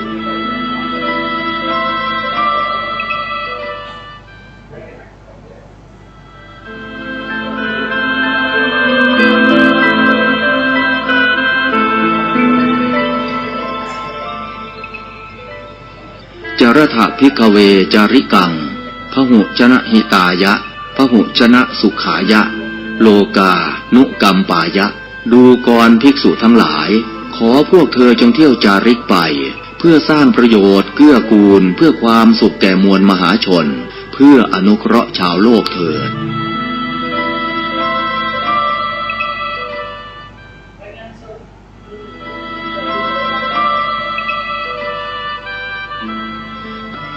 งานเผยแผ่พระพุทธศาสนาของไทยเราในขณะนี้อยู่ในลักษณะตั้งรับมากกว่ารุกไปข้างหน้ายุคแห่งการแข่งขันยุคแห่งการกล่าวอ้างเสรีภาพผู้เข้มแข็งจะชนะสุดท้าย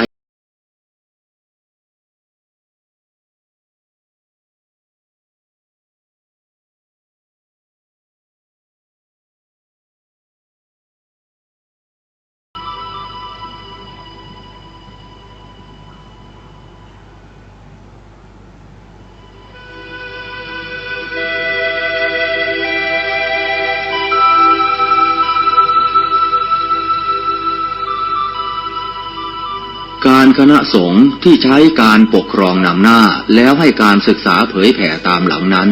จะพบทางตันหากวันหนึ่งไม่มีใครเข้ามาให้ท่านปกครองแล้วท่านจะไปปกครองใครงานเผยแผ่คืองานให้ความรู้เป็นสิ่งเดียวกันกับงานการศึกษาจะต้องรีบก้าวไปข้างหน้าการสร้างคนให้มีความรู้ทำให้การปกครองง่ายคือให้เขาปกครองตนเองการปกครองที่ปราศจากการศึกษาจะมีแต่การลงโทษเป็นหลัก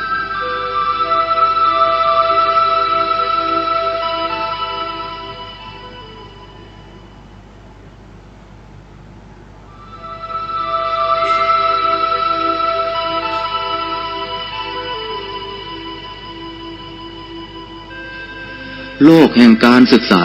การเผยแผ่เป็นโลกที่ไร้พรมแดนไร้ขอบเขตแต่โลกแห่งการปกครองมีขอบเขตชัดเจน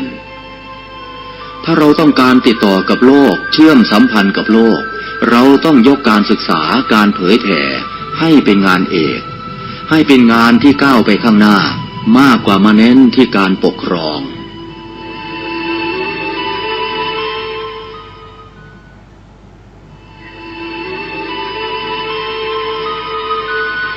นักการศึกษานักการเผยแผ่ต้องได้รับการยกย่องส่งเสริมต้องมีการสร้างกันอย่างมีระบบที่สำคัญต้องมีนโยบายมีแม่บทที่แสดงเจตนาและปณิธานอย่างชัดเจนว่าจะนำพาพระพุทธศาสนาและสถาบันสงฆ์ไปในทิศทางใด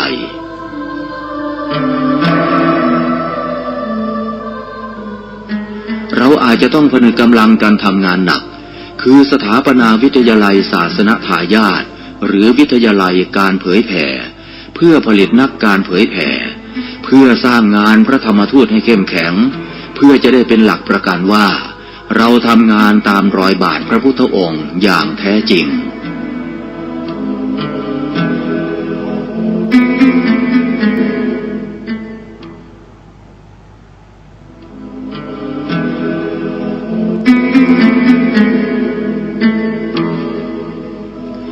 การที่พระพุทธศาสนาแผ่ขยายมาถึงสุวรรณภูมิหรือก้าวไปในโลกกว้างได้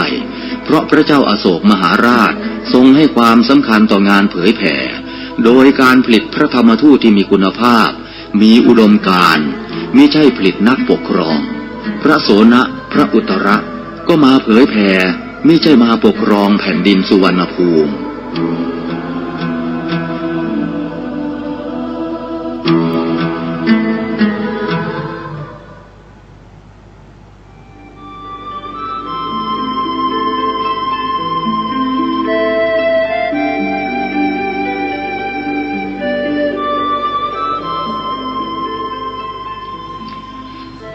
ยุคปัจจุบันคณะสงฆ์สถาบันสงฆ์ควรอย่างยิ่งที่จะได้พิจารณาปรับบทบาทงานการศึกษาและงานเผยแผ่ให้เป็นบทบาทที่สำคัญที่จะนำพาพระพุทธศาสนาแม้ยังก้าวหน้าไม่เต็มที่ก็ตามก็จะทำให้พระพุทธศาสนาอยู่รอดท่ามกลางการเรียกร้องสิทธิเสรีภาพและการแข่งขัน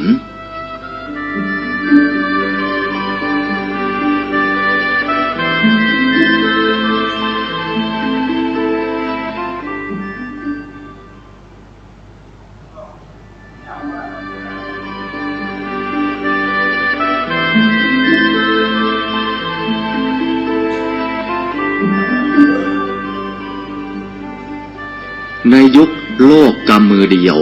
นักเผยแผ่ควรฝึกใช้สื่อให้เป็นประโยชน์ภายในประเทศควรจะมีรายการวิทยุเผยแผ่พระพุทธศาสนาประจำจังหวัดอย่างน้อย1 ชั่วโมงต่อ1 วันเพื่อประชาสัมพันธ์หรือเทศนาอบรมสั่งสอนประชาชน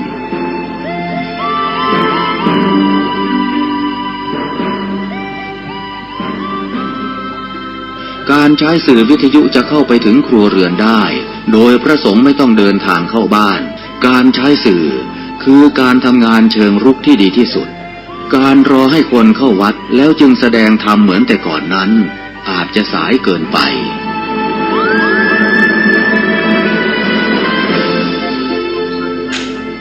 เราควรใช้สื่อนำธรรมะเข้าไปให้ถึงภายในบ้านโรงเรียนองค์กรต่างๆให้มากที่สุดการใช้สื่อจะทำให้ผ่อนแรงและประหยัดทั้งคนและเวลาเทศนาผ่านสื่อเพียงคนเดียวเสมือนเราเนรมิตนักเผยแผ่ได้เป็นหมื่นเป็นแสนนักเผยแผ่นั้นนอกจากอบรมตามหลักสูตรธรรมดาเพื่อให้ได้วุฒิบัตรรับรองแล้วพึงอบรมเรื่องการเทศนาการเขียนการค้นคว้าซึ่งอาจจะเป็นเรื่องเฉพาะตัวแต่ก็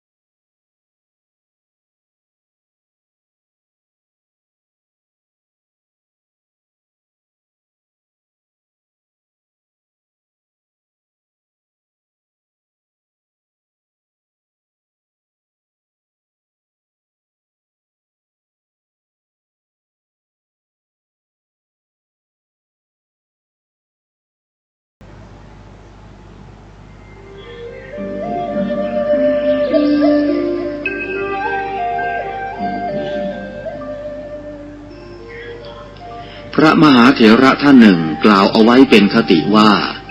ให้ไปเผยแผ่ไม่ใช่ให้ไปตีแผ่กันข้อนี้ก็ควรจะเก็บไปคิดว่ามีความหมายอย่างไร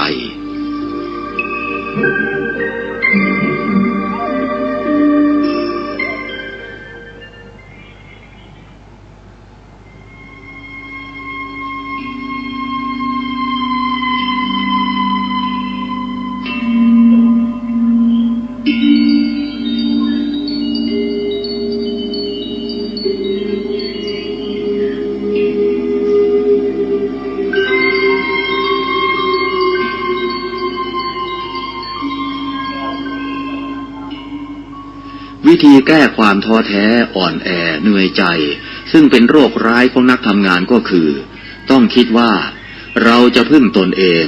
และจะต้องเป็นที่พึ่งของคนอื่นให้ได้การที่คนอื่นให้เราพึ่งถือเป็นกำไรของชีวิตเป็นบุญพิเศษที่เกิดขึ้นแต่น้ำหนักทางความคิดที่ต้องทุ่มเทลงไปคือคิดพึ่งตนเองและคิดให้คนอื่นพึ่งเราให้ได้ด้วย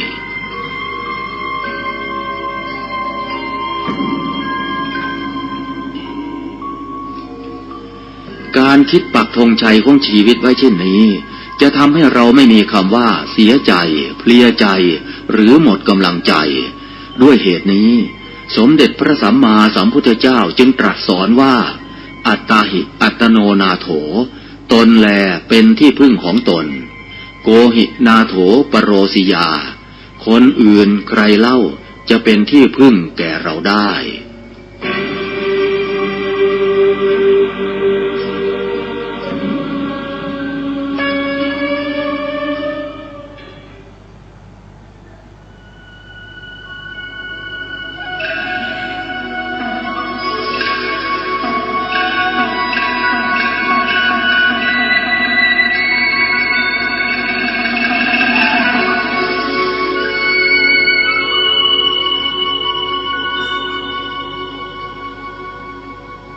งานเผยแผ่เป็นงานหลักของพระพุทธเจ้า งานเผยแผ่เป็นงานเสียสละ งานเผยแผ่คืองานทำความเข้าใจกับคน การทำความเข้าใจคือการศึกษา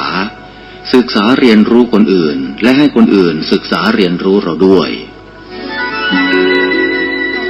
พระสงฆ์อยู่ได้เพราะศรัทธาจากศาสนิก และศาสนิกอยู่ได้เพราะปัญญาจากพระสงฆ์หน้าที่หลักของพระสงฆ์คือการทำงานเผยแผ่ชี้ทางสวรรค์คือทำให้คนที่ยังไม่เข้าใจมีความเข้าใจถูกต้องแม้ในสิ่งเล็กน้อยก็ตาม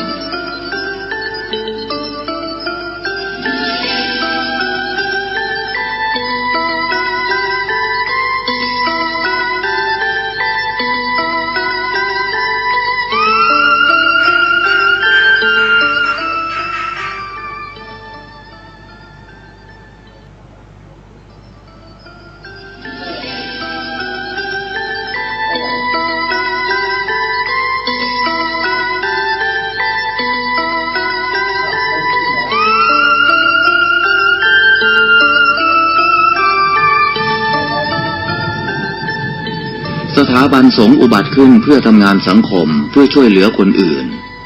การยื่นมือออกไปช่วยเป็นหน้าที่หลักของพระสงฆ์เมื่อเราช่วยเขาเขาก็ช่วยเราเช่นเดียวกันการรอคอยให้คนช่วยเราก่อนจะพบแต่ความผิดหวังสถาบันสงฆ์ต้องก้าวนำในด้านการช่วยเหลือเพราะสถาบันสงฆ์เป็นสถาบันสังคมสงเคราะห์ที่ใหญ่ที่สุดเก่าแก่ที่สุดที่โลกมี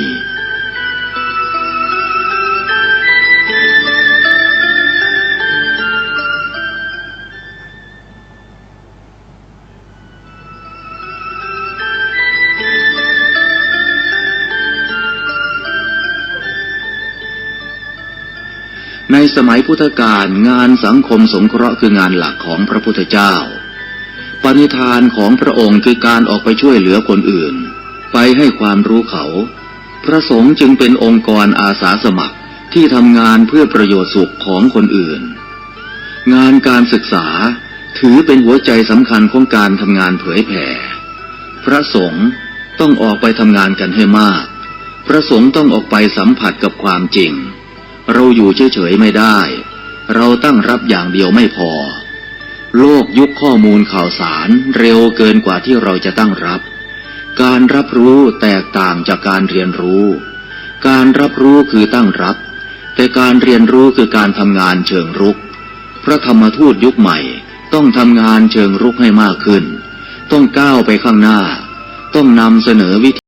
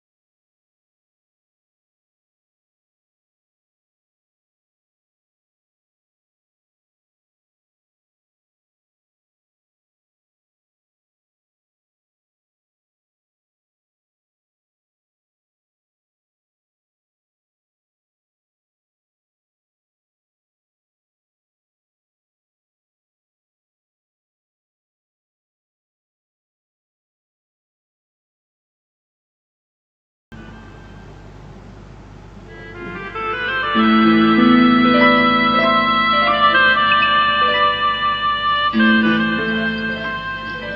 ักเผยแผ่จึงเปรียบเสมือนหมอที่วินิจฉัยโรค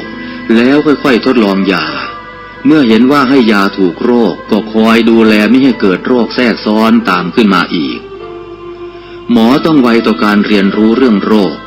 และวิธีรักษาโรคฉันใดพระสงฆ์ซึ่งเป็นเสมือนจิตแพทย์ของสังคมก็ไวต่อการเปลี่ยนแปลงของโลกและวิธีบำบัดโรคที่มากับโลกฉันนั้น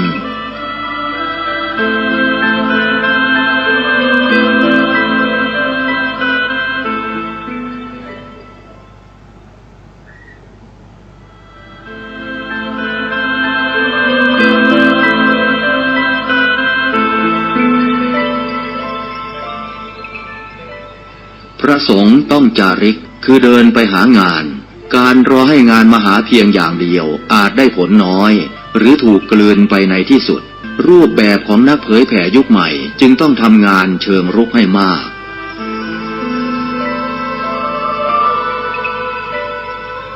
เมื่อเปรียบเทียบกับงานเผยแผ่ในยุคแรกพระสงฆ์ในสมัยพุทธกาลทำงานเชิงรุกทำงานบุกเบิกตลอดเวลาดังจะเห็นได้จากพุทธจริยาที่เสด็จไปทุกหนทุกแห่งเพื่อทรงเทศนาโปรดสัตว์โลกแม้ในแต่ละวันพระพุทธองค์ก็ทรงตรวจดูสัตว์โลกที่มาปรากฏที่ข่ายพระญาณของพระองค์แล้วก็เสด็จไปแสดงธรรมโปรดขอให้พระธรรมทูตทั้งหลายพิจารณาพระพุทธวจนะที่ว่าจรถะภิกขเวจาริกังพหุชนะหิตายะพหุชนะสุขายะโลกานุกัมปายะดูก่อนภิกษุทั้งหลายขอพวกเธอจงเที่ยวจาริกไปเพื่อสร้างประโยชน์เกื้อกูลเพื่อความสุขแก่มวลมหาชนเพื่ออนุเคราะห์ชาวโลกเถิด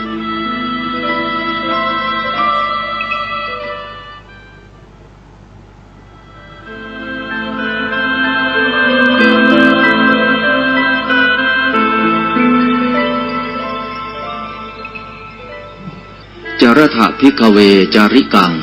พหุชนะหิตายะพหุชนะสุขายะโลกานุกัมปายะดูก่อนภิกษุทั้งหลายขอพวกเธอจงเที่ยวจาริกไปเพื่อสร้างประโยชน์เกื้อกูลเพื่อความสุขแก่มวลมหาชนเพื่ออนุเคราะห์ชาวโลกเถิด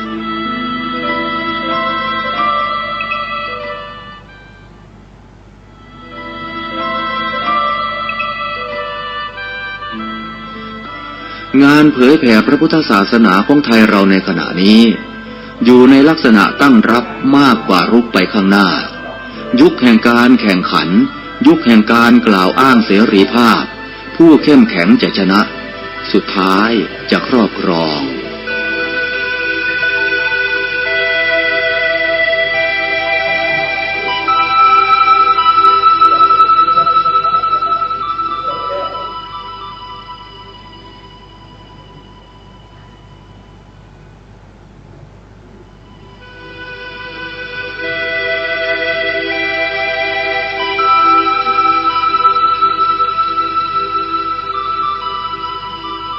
การคณะสงฆ์ที่ใช้การปกครองนำหน้าแล้วให้การศึกษาเผยแผ่ตามหลังนั้น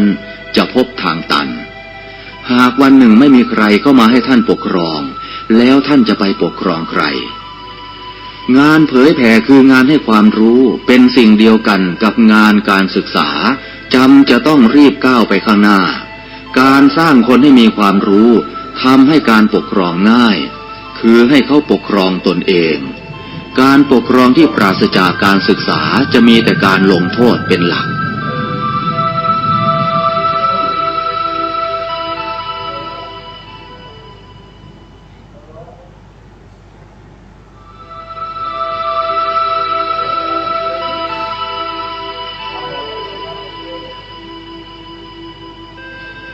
โลกแห่งการศึกษาการเผยแผ่เป็นโลกที่ไร้พรมแดนไร้ขอบเขตแต่โลกแห่งการปกครองมีขอบเขตชัดเจนถ้าเราต้องการติดต่อกับโลกเชื่อมสัมพันธ์กับโลกเราต้องยกการศึกษาการเผยแผ่ให้เป็นงานเอกให้เป็นงานที่ก้าวไปข้างหน้ามากกว่ามาเน้นที่การปกครอง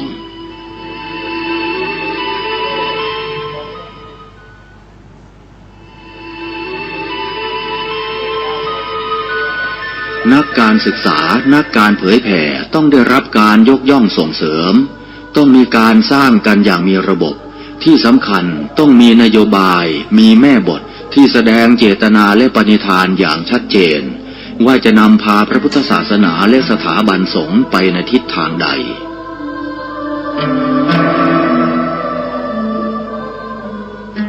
เราอาจจะต้องผนึกกำลังกันทำงานหนักคือสถาปนาวิทยาลัยศาสนทายาทหรือวิทยาลัยการเผยแผ่เพื่อผลิตนักการเผยแผ่เพื่อสร้างงานพระธรรมทูตให้เข้มแข็งเพื่อจะได้เป็นหลักประกันว่าเราทำงานตามรอยบาทพระพุทธองค์อย่างแท้จริง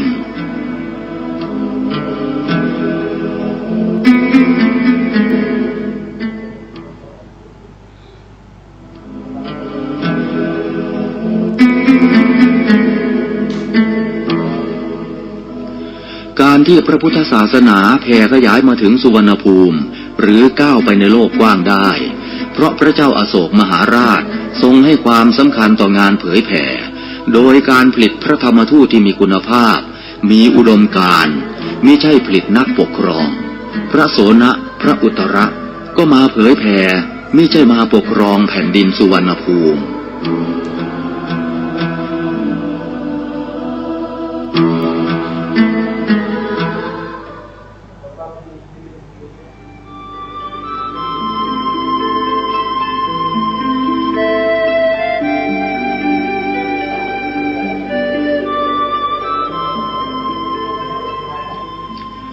ในโลกยุคปัจจุบันคณะสงฆ์สถาบันสงฆ์ควรอย่างยิ่งที่จะได้พิจารณาปรับบทบาทงานการศึกษาและงานเผยแผ่ให้เป็นบทบาทที่สำคัญที่จะนำพาพระพุทธศาสนาแม้ยังก้าวหน้าไม่เต็มที่ก็ตามก็จะทำให้พระพุทธศาสนาอยู่รอดท่ามกลางการเรียกร้องสิทธิเสรีภาพและการแข่งขัน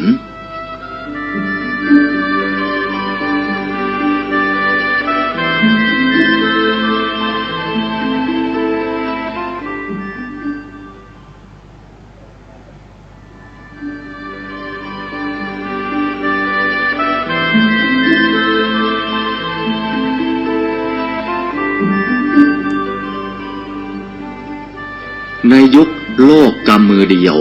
นักเผยแผ่ควรฝึกใช้สื่อให้เป็นประโยชน์ภายในประเทศควรจะมีรายการวิทยุเผยแผ่พระพุทธศาสนาประจำจังหวัดอย่างน้อย1 ชั่วโมงต่อ1 วันเพื่อประชาสัมพันธ์หรือเทศนาอบรมสั่งสอนประชาชน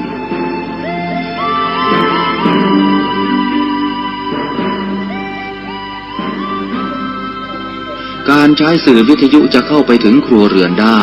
โดยพระสงฆ์ไม่ต้องเดินทางเข้าบ้านการใช้สื่อคือการทำงานเชิงรุกที่ดีที่สุดการรอให้คนเข้าวัดแล้วจึงแสดงธรรมเหมือนแต่ก่อนนั้นอาจจะสายเกินไป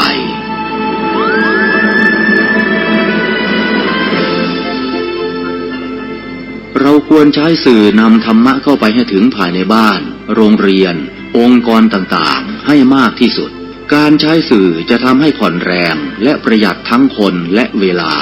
เทศนาผ่านสื่อเพียงคนเดียวเสมือนเราเนรมิตนักเผยแผ่ได้เป็นหมื่นเป็นแสนนักเผยแผ่นั้น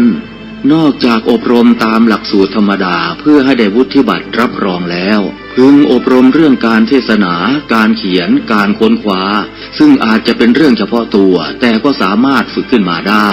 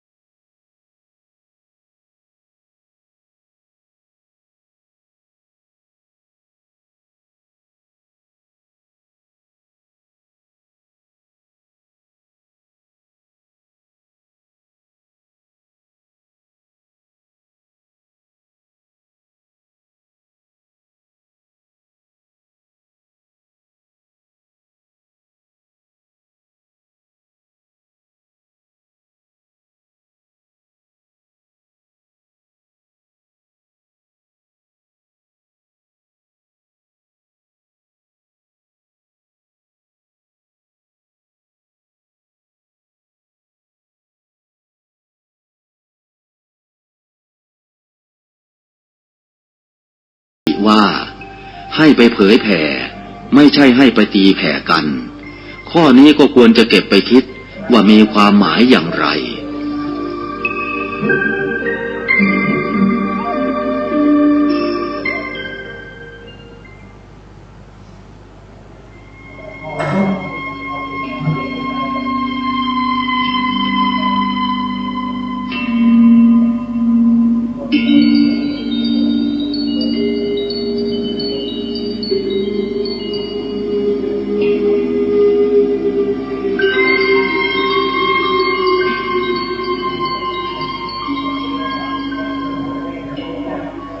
วิธีแก้ความท้อแท้อ่อนแอเหนื่อยใจซึ่งเป็นโรคร้ายของนักทำงานก็คือต้องคิดว่าเราจะพึ่งตนเองและจะต้องเป็นที่พึ่งของคนอื่นให้ได้การที่คนอื่นให้เราพึ่งถือเป็นกำไรของชีวิตเป็นบุญพิเศษที่เกิดขึ้นแต่น้ำหนักทางความคิดที่ต้องทุ่มเทลงไปคือคิดพึ่งตนเองและคิดให้คนอื่นพึ่งเราให้ได้ด้วย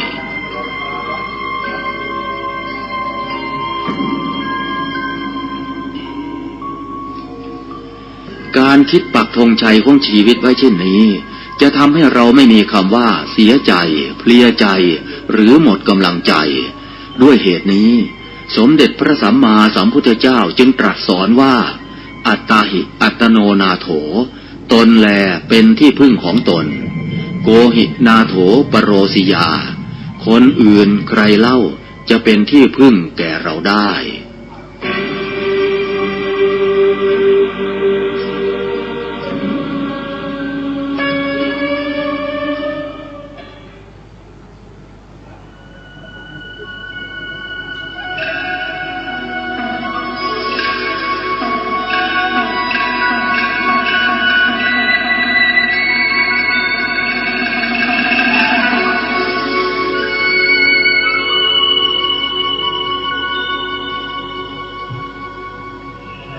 งานเผยแผ่เป็นงานหลักของพระพุทธเจ้า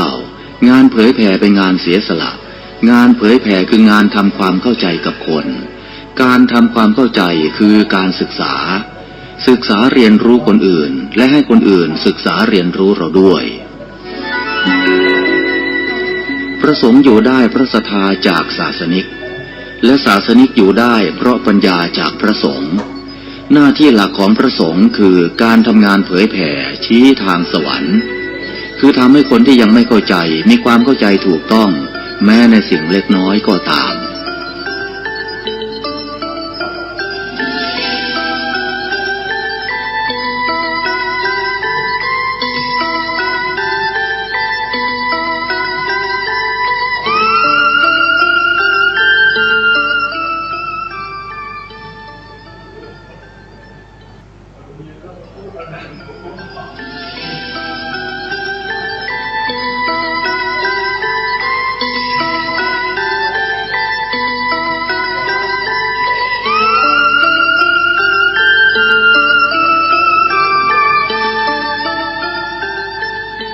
สถาบันสงฆ์อุบัติขึ้นเพื่อทำงานสังคมเพื่อช่วยเหลือคนอื่นการยื่นมือออกไปช่วยเป็นหน้าที่หลักของพระสงฆ์เมื่อเราช่วยเขาก็ช่วยเราเช่นเดียวกันการรอคอยให้คนช่วยเราก่อนจะพบแต่ความผิดหวังสถาบันสงฆ์ต้องก้าวนำในด้านการช่วยเหลือเพราะสถาบันสงฆ์เป็นสถาบันสังคมสงเคราะห์ที่ใหญ่ที่สุดเก่าแก่ที่สุดที่โลกมี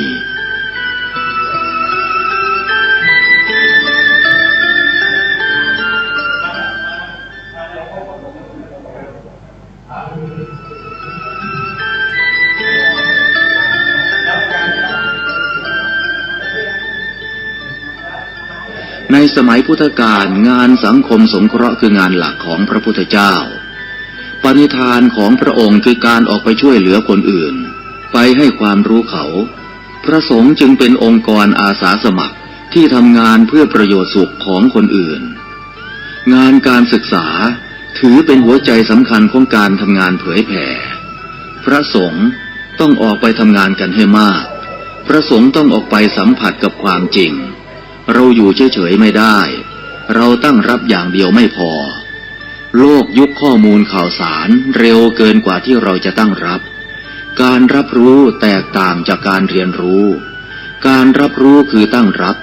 แต่การเรียนรู้คือการทำงานเชิงรุกพระธรรมทูตยุคใหม่ต้องทำงานเชิงรุกให้มากขึ้นต้องก้าวไปข้างหน้าต้องนำเสนอ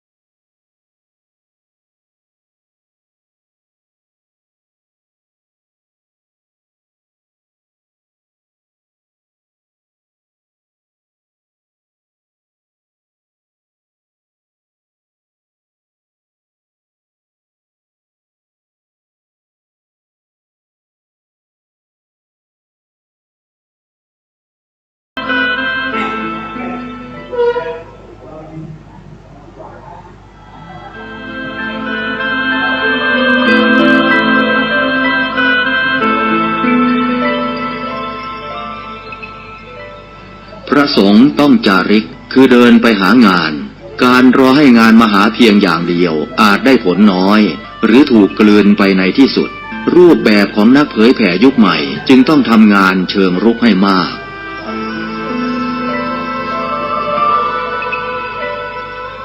เมื่อเปรียบเทียบกับงานเผยแผ่ในยุคแรกพระสงฆ์ในสมัยพุทธกาลทำงานเชิงรุกทำงานบุกเบิกตลอดเวลาดังจะเห็นได้จากพุทธจริยาที่เสด็จไปทุกหนทุกแห่งเพื่อทรงเทศนาโปรดสัตว์โลกแม้ในแต่ละวันพระพุทธองค์ก็ทรงตรวจดูสัตว์โลกที่มาปรากฏที่ข่ายพระญาณของพระองค์แล้วก็เสด็จไปแสดงธรรมโปรดขอให้พระธรรมทูตทั้งหลายพิจารณาพระพุทธวจนะที่ว่าจรถะภิกขเวจาริกังพหุชนะหิตายะพหุชนะสุขายะโลกานุกัมปายะดูก่อนภิกษุทั้งหลายขอพวกเธอจงเที่ยวจาริกไปเพื่อสร้างประโยชน์เกื้อกูลเพื่อความสุขแก่มวลมหาชนเพื่ออนุเคราะห์ชาวโลกเถิด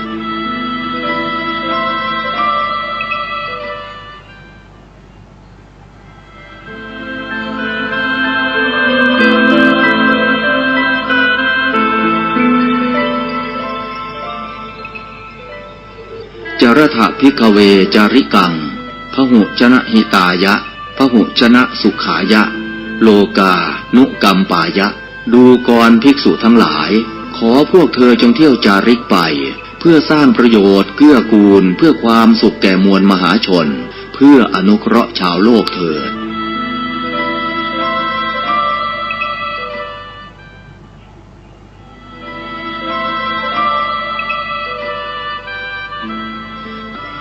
งานเผยแผ่พระพุทธศาสนาของไทยเราในขณะนี้อยู่ในลักษณะตั้งรับมากกว่ารุกไปข้างหน้ายุคแห่งการแข่งขันยุคแห่งการกล่าวอ้างเสรีภาพผู้เข้มแข็งจะชนะ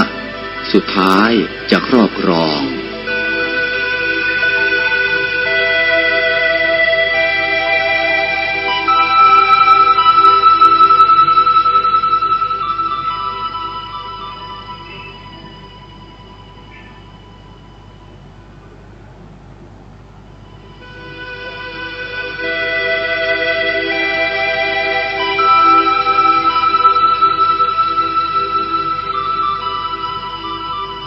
คณะสงฆ์ที่ใช้การปกครองนำหน้าแล้วให้การศึกษาเผยแผ่ตามหลังนั้นจะพบทางตันหากวันหนึ่งไม่มีใครเข้ามาให้ท่านปกครองแล้วท่านจะไปปกครองใครงานเผยแผ่คืองานให้ความรู้เป็นสิ่งเดียวกันกับงานการศึกษาจะต้องรีบก้าวไปข้างหน้าการสร้างคนให้มีความรู้ทำให้การปกครองง่ายคือให้เขาปกครองตนเองการปกครองที่ปราศจากการศึกษาจะมีแต่การลงโทษเป็นหลัก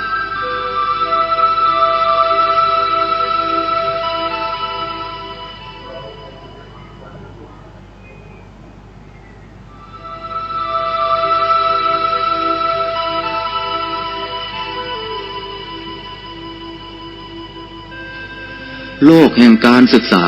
การเผยแผ่เป็นโลกที่ไร้พรมแดนไร้ขอบเขตแต่โลกแห่งการปกครองมีขอบเขตชัดเจนถ้าเราต้องการติดต่อกับโลกเชื่อมสัมพันธ์กับโลกเราต้องยกการศึกษาการเผยแผ่ให้เป็นงานเอกให้เป็นงานที่ก้าวไปข้างหน้ามากกว่ามาเน้นที่การปกครอง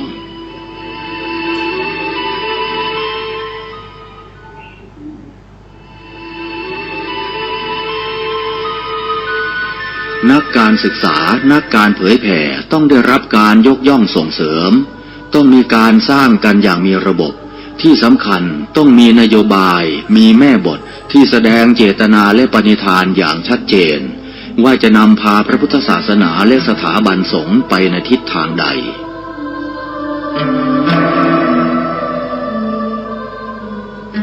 เราอาจจะต้องผนึกกำลังกันทำงานหนักคือสถาปนาวิทยาลัยศาสนทายาทหรือวิทยาลัยการเผยแผ่เพื่อผลิตนักการเผยแผ่เพื่อสร้างงานพระธรรมทูตให้เข้มแข็งเพื่อจะได้เป็นหลักประกันว่าเราทำงานตามรอยบาทพระพุทธองค์อย่างแท้จริง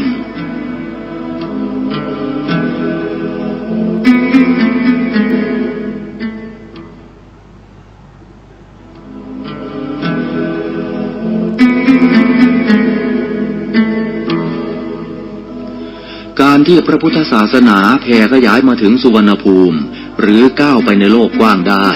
เพราะพระเจ้าอโศกมหาราชทรงให้ความสำคัญต่องานเผยแผ่โดยการผลิตพระธรรมทูตที่มีคุณภาพมีอุดมการณ์มิใช่ผลิตนักปกครอง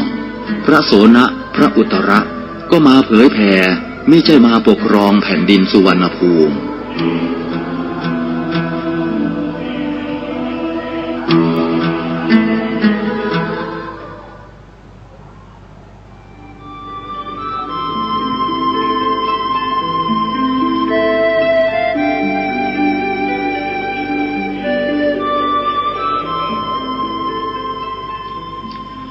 ในโลกยุคปัจจุบันคณะสงฆ์สถาบันสงฆ์ควรอย่างยิ่งที่จะได้พิจารณาปรับบทบาทงานการศึกษาและงานเผยแผ่ให้เป็นบทบาทที่สำคัญที่จะนำพาพระพุทธศาสนาแม้ยังก้าวหน้าไม่เต็มที่ก็ตามก็จะทำให้พระพุทธศาสนาอยู่รอดท่ามกลางการเรียกร้องสิทธิเสรีภาพและการแข่งขัน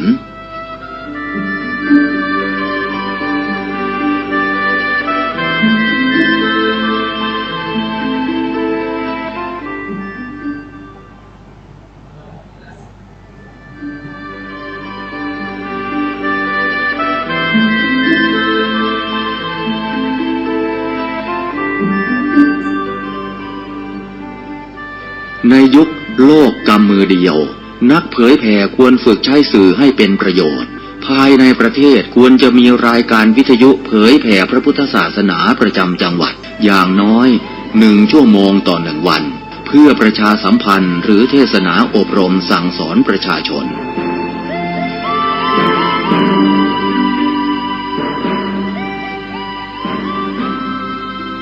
การใช้สื่อวิทยุจะเข้าไปถึงครัวเรือนได้โดยพระสงฆ์ไม่ต้องเดินทางเข้าบ้านการใช้สื่อคือการทำงานเชิงรุกที่ดีที่สุดการรอให้คนเข้าวัดแล้วจึงแสดงธรรมเหมือนแต่ก่อนนั้นอาจจะสายเกินไป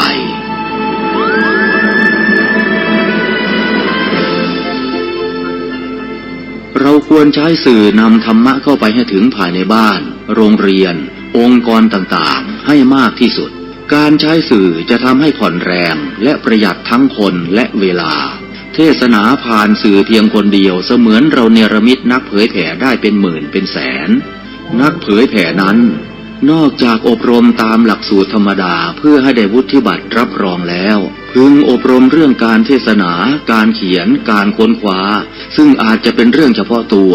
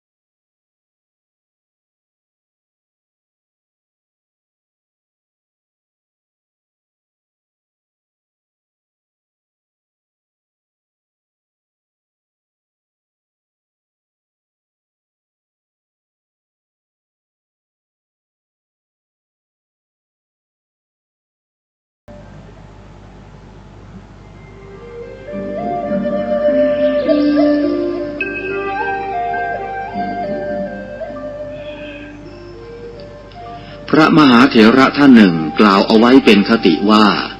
ให้ไปเผยแผ่ไม่ใช่ให้ไปตีแผ่กันข้อนี้ก็ควรจะเก็บไปคิดว่ามีความหมายอย่างไร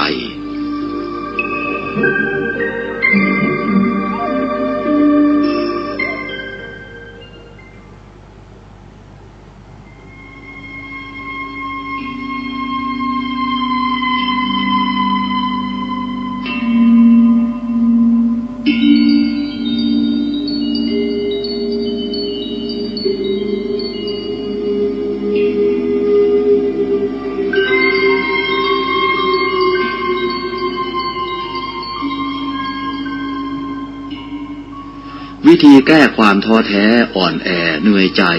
ซึ่งเป็นโรคร้ายของนักทำงานก็คือต้องคิดว่าเราจะพึ่งตนเองและจะต้องเป็นที่พึ่งของคนอื่นให้ได้การที่คนอื่นให้เราพึ่งถือเป็นกำไรของชีวิตเป็นบุญพิเศษที่เกิดขึ้นแต่น้ำหนักทางความคิดที่ต้องทุ่มเทลงไปคือคิดพึ่งตนเองและคิดให้คนอื่นพึ่งเราให้ได้ด้วย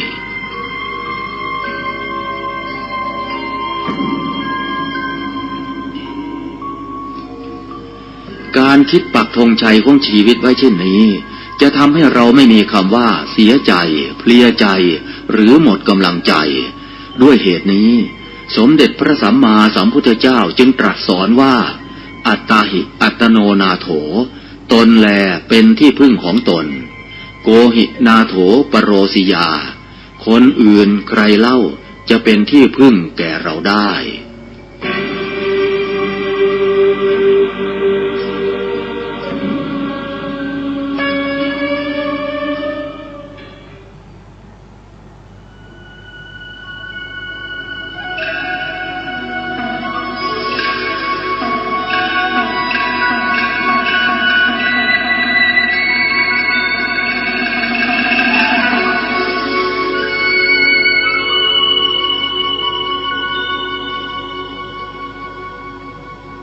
งานเผยแผ่เป็นงานหลักของพระพุทธเจ้างานเผยแผ่เป็นงานเสียสละงานเผยแผ่คืองานทำความเข้าใจกับคนการทำความเข้าใจคือการศึกษาเรียนรู้คนอื่นและให้คนอื่นศึกษาเรียนรู้เราด้วยพระสงฆ์อยู่ได้เพราะศรัทธาจากศาสนิกและศาสนิกอยู่ได้เพราะปัญญาจากพระสงฆ์หน้าที่หลักของพระสงฆ์คือการทำงานเผยแผ่ชี้ทางสวรรค์คือทำให้คนที่ยังไม่เข้าใจมีความเข้าใจถูกต้องแม้ในสิ่งเล็กน้อยก็ตาม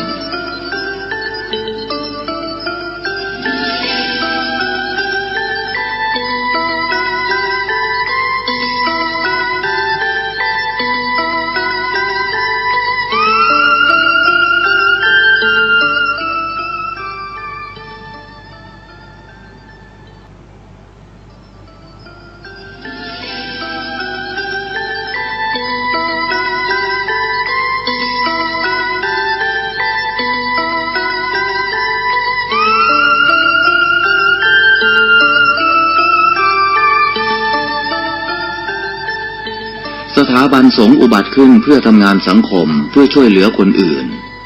การยื่นมือออกไปช่วยเป็นหน้าที่หลักของพระสงฆ์เมื่อเราช่วยเขาเขาก็ช่วยเราเช่นเดียวกันการรอคอยให้คนช่วยเราก่อนจะพบแต่ความผิดหวังสถาบันสงฆ์ต้องก้าวนำในด้านการช่วยเหลือเพราะสถาบันสงฆ์เป็นสถาบันสังคมสงเคราะห์ที่ใหญ่ที่สุดเก่าแก่ที่สุดที่โลกมี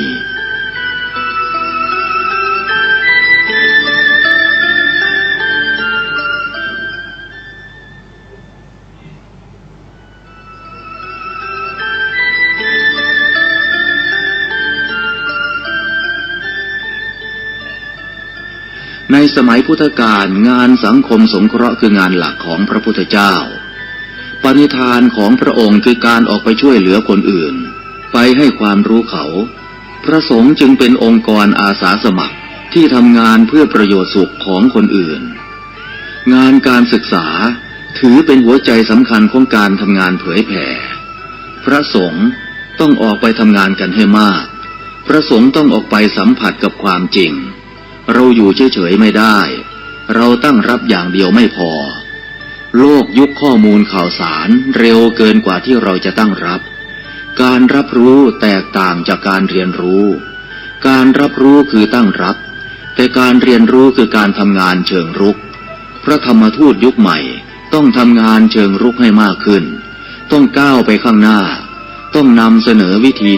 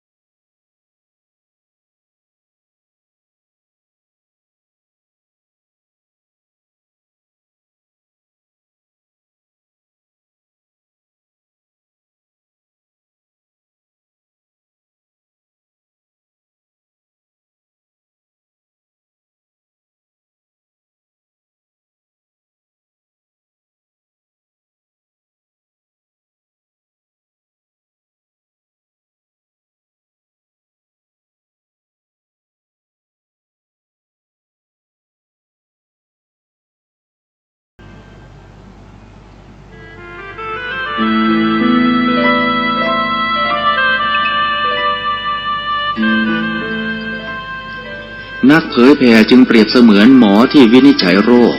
แล้วค่อยๆทดลองยาเมื่อเห็นว่าให้ยาถูกโรคก็คอยดูแลไม่ให้เกิดโรคแทรกซ้อนตามขึ้นมาอีกหมอต้องไวต่อการเรียนรู้เรื่องโรคและวิธีรักษาโรคฉันใด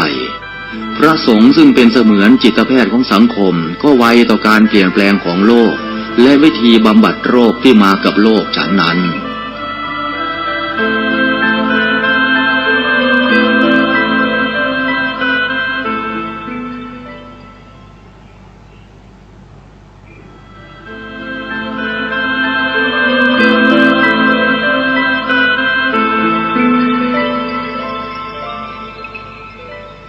พระสงฆ์ต้องจาริกคือเดินไปหางานการรอให้งานมาหาเพียงอย่างเดียวอาจได้ผลน้อยหรือถูกกลืนไปในที่สุดรูปแบบของนักเผยแผ่ยุคใหม่จึงต้องทำงานเชิงรุกให้มาก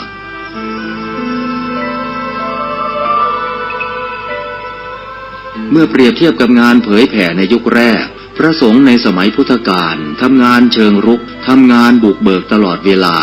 ดังจะเห็นได้จากพุทธจริยาที่เสด็จไปทุกหนทุกแห่งเพื่อทรงเทศนาโปรดสัตว์โลกแม้ในแต่ละวันพระพุทธองค์ก็ทรงตรวจดูสัตว์โลกที่มาปรากฏที่ข่ายพระญาณของพระองค์แล้วก็เสด็จไปแสดงธรรมโปรดขอให้พระธรรมทูตทั้งหลายพิจารณาพระพุทธวจนะที่ว่าจรถภิกขเวจาริกัง พหุชนะหิตายะพหุชนะสุขายะโลกานุกัมปายะดูก่อนภิกษุทั้งหลายขอพวกเธอจงเที่ยวจาริกไปเพื่อสร้างประโยชน์เกื้อกูลเพื่อความสุขแก่มวลมหาชนเพื่ออนุเคราะห์ชาวโลกเถิด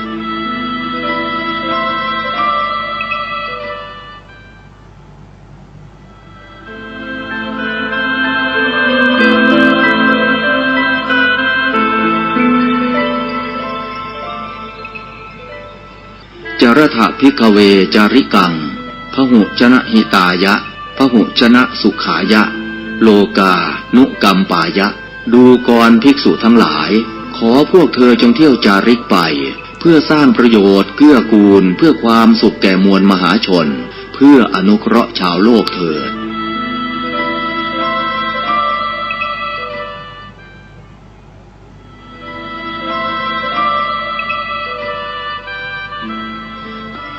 งานเผยแผ่พระพุทธศาสนาของไทยเราในขณะนี้อยู่ในลักษณะตั้งรับมากกว่ารุกไปข้างหน้ายุคแห่งการแข่งขันยุคแห่งการกล่าวอ้างเสรีภาพผู้เข้มแข็งจะชนะสุดท้ายจะครอบครอง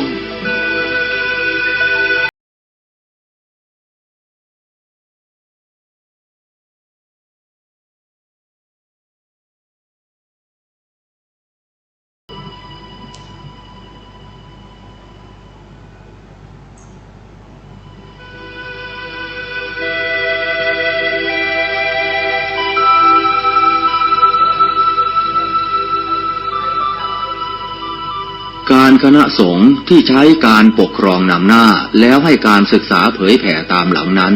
จะพบทางตันหากวันหนึ่งไม่มีใครเข้ามาให้ท่านปกครองแล้วท่านจะไปปกครองใครงานเผยแผ่คืองานให้ความรู้เป็นสิ่งเดียวกันกับงานการศึกษาจำจะต้องรีบก้าวไปข้างหน้าการสร้างคนให้มีความรู้ทำให้การปกครองง่าย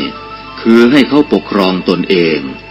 การปกครองที่ปราศจากการศึกษาจะมีแต่การลงโทษเป็นหลัก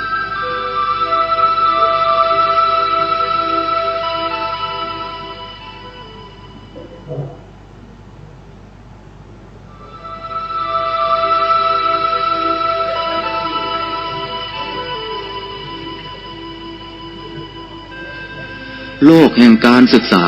การเผยแผ่เป็นโลกที่ไร้พรมแดนไร้ขอบเขตแต่โลกแห่งการปกครองมีขอบเขตชัดเจนถ้าเราต้องการติดต่อกับโลกเชื่อมสัมพันธ์กับโลกเราต้องยกการศึกษาการเผยแผ่ให้เป็นงานเอกให้เป็นงานที่ก้าวไปข้างหน้ามากกว่ามาเน้นที่การปกครอง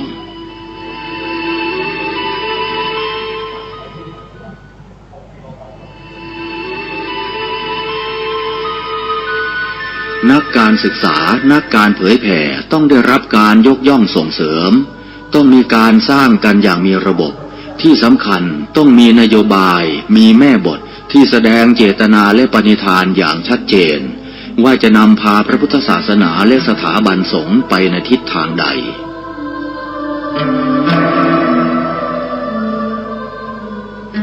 เราอาจจะต้องผนึกกำลังกันทำงานหนักคือสถาปนาวิทยาลัยศาสนทายาทหรือวิทยาลัยการเผยแผ่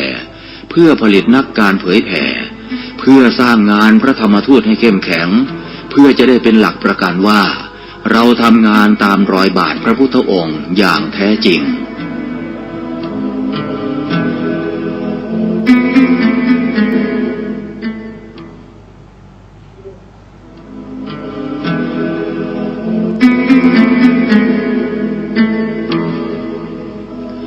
การที่พระพุทธศาสนาแผ่ขยายมาถึงสุวรรณภูมิหรือก้าวไปในโลกกว้างได้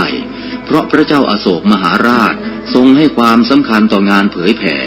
โดยการผลิตพระธรรมทูตที่มีคุณภาพมีอุดมการณ์มิใช่ผลิตนักปกครองพระโสนะพระอุตระก็มาเผยแผ่มิใช่มาปกครองแผ่นดินสุวรรณภูมิ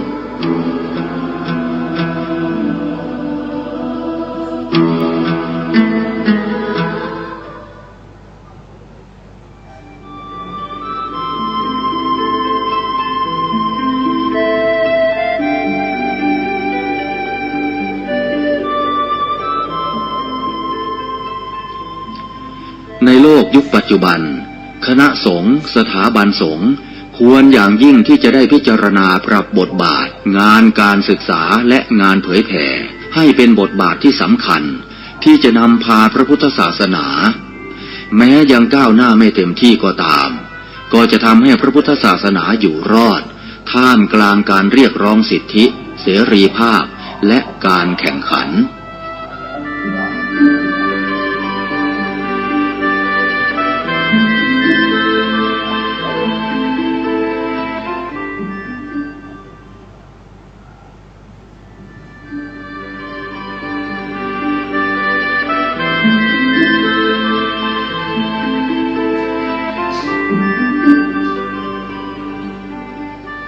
ในยุคโลกกำมือเดียว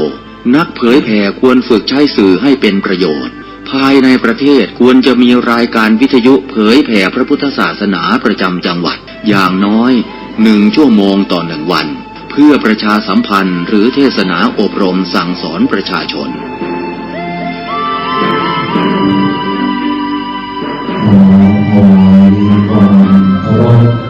การใช้สื่อวิทยุจะเข้าไปถึงครัวเรือนได้หลวงพี่หลวงพ่อทุกรูป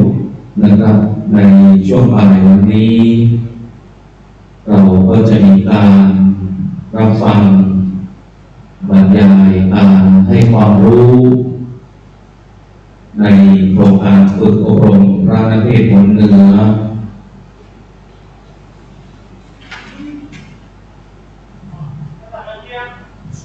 ซึ่งวันนี้ก็เข้าสู่วันที่6ของการอบรมสำหรับในช่วงบ่ายนะครับก็จะมีพิธีกรนะครับวันนี้ได้รับความเมตตาจากพระมหาสรัญวรวาสิเรียนธรรม7 ประโยคจากวัด7 ยอดพระอารามหลวงจะได้ทำหน้าที่เป็นพิธีกรในช่วงบ่ายเพื่อที่จะได้เจริญพรเรียนเชิญท่านดร.ประมวลเก่งจันทร์มาบรรยายให้ความรู้ในช่วงบ่ายในช่วงนี้ก็กราบนิมนต์พระมหาสรัญวรวาสิเรียนธรรม7 ประโยคจากวัด7 ยอดได้เป็นผู้ดำเนินการในช่วงพิธีแล้วก็ในช่วงการบรรยายในช่วงบ่ายเป็นลำดับต่อไปของการนิมนต์ครับ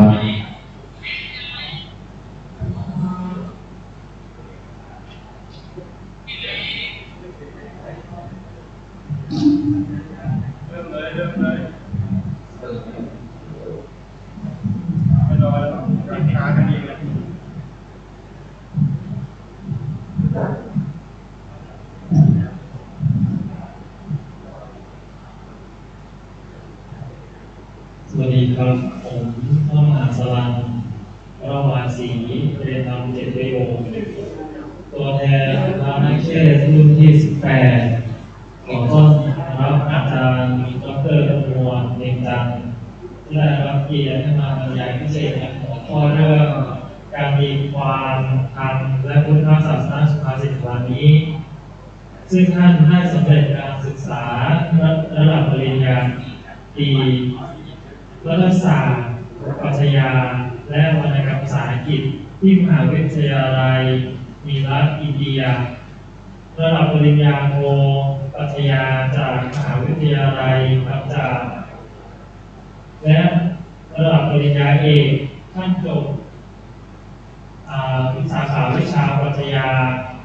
จากมหาวิทยาลัยไมซอร์ประเทศอินเดียซึ่งท่านเกิดที่เกาะสมุยสุราษฎร์ธานีและท่านก็ได้รับรางวัลศรีบุรพาประจำปีพุทธศักราช 2561 และเป็นนักเขียนผู้อุทิศตนเพื่อผู้อื่นเจ้าของผลงานสารคดีมากมายหลังจากที่ท่านได้สำเร็จการศึกษาปริญญาเอกจากประเทศอินเดียแล้วท่านก็ได้เดินทางกลับมาประเทศไทยท่านได้เป็นครูสอนที่มหาวิทยาลัยเชียงใหม่ อาจารย์ประจำสาขาวิชามนุษยศาสตร์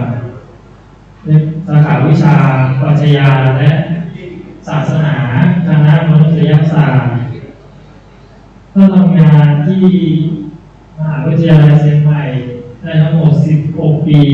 จึงตัดสินใจลาออกและที่ผมชื่นชมแล้วก็คือท่านได้เดินจากจังหวัดเชียงใหม่สู่บ้านเกิดของท่านคือเกาะสมุยสุราษฎร์ธานีท่านใช้เวลาทั้งหมด66 วัน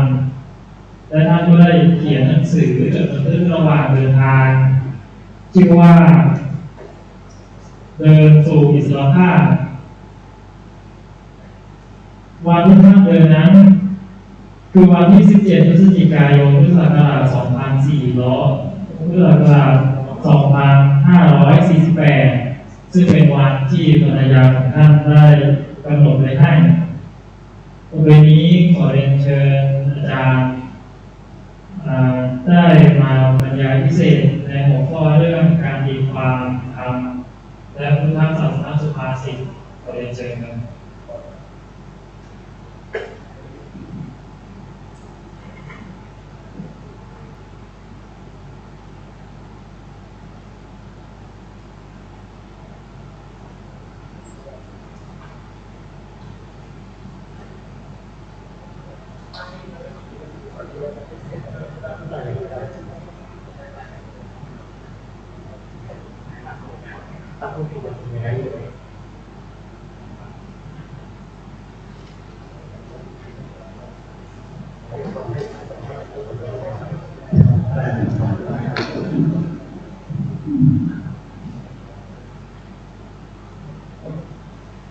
การปฏิบัติที่เรารู้ครับนี้เป็นอันที่จะได้พูดคุยในเรื่องการมีความธรรมะและพุทธศาสนาสุภาษิตต้อ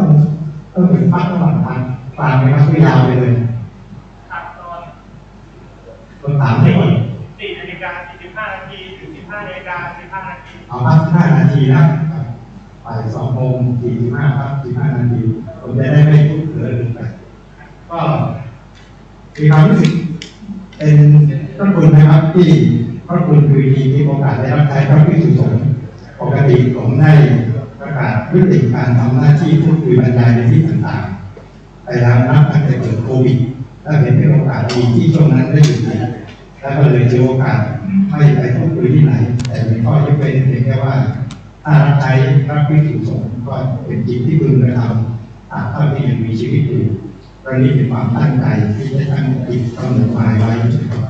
อันนี้ก็เลยเป็นวันซึ่งผมไม่ได้พบกับพูดคุยบรรยายที่ไหนมานานมากแล้วนะครับหรือว่าเป็นโอกาสพิเศษที่จะได้คุยกับอาจารย์ทุกท่านปกติก็ไปบรรยายที่วัดท่าต่อนะปีนี้มาจากที่นี่ก็ง่ายสำหรับผมที่อยู่ในเมืองเชียงใหม่อยู่แล้วก็ขอใช้เวลาในช่วงบ่ายวันนี้พูดคุยกับพระคุณเจ้าทุกรูป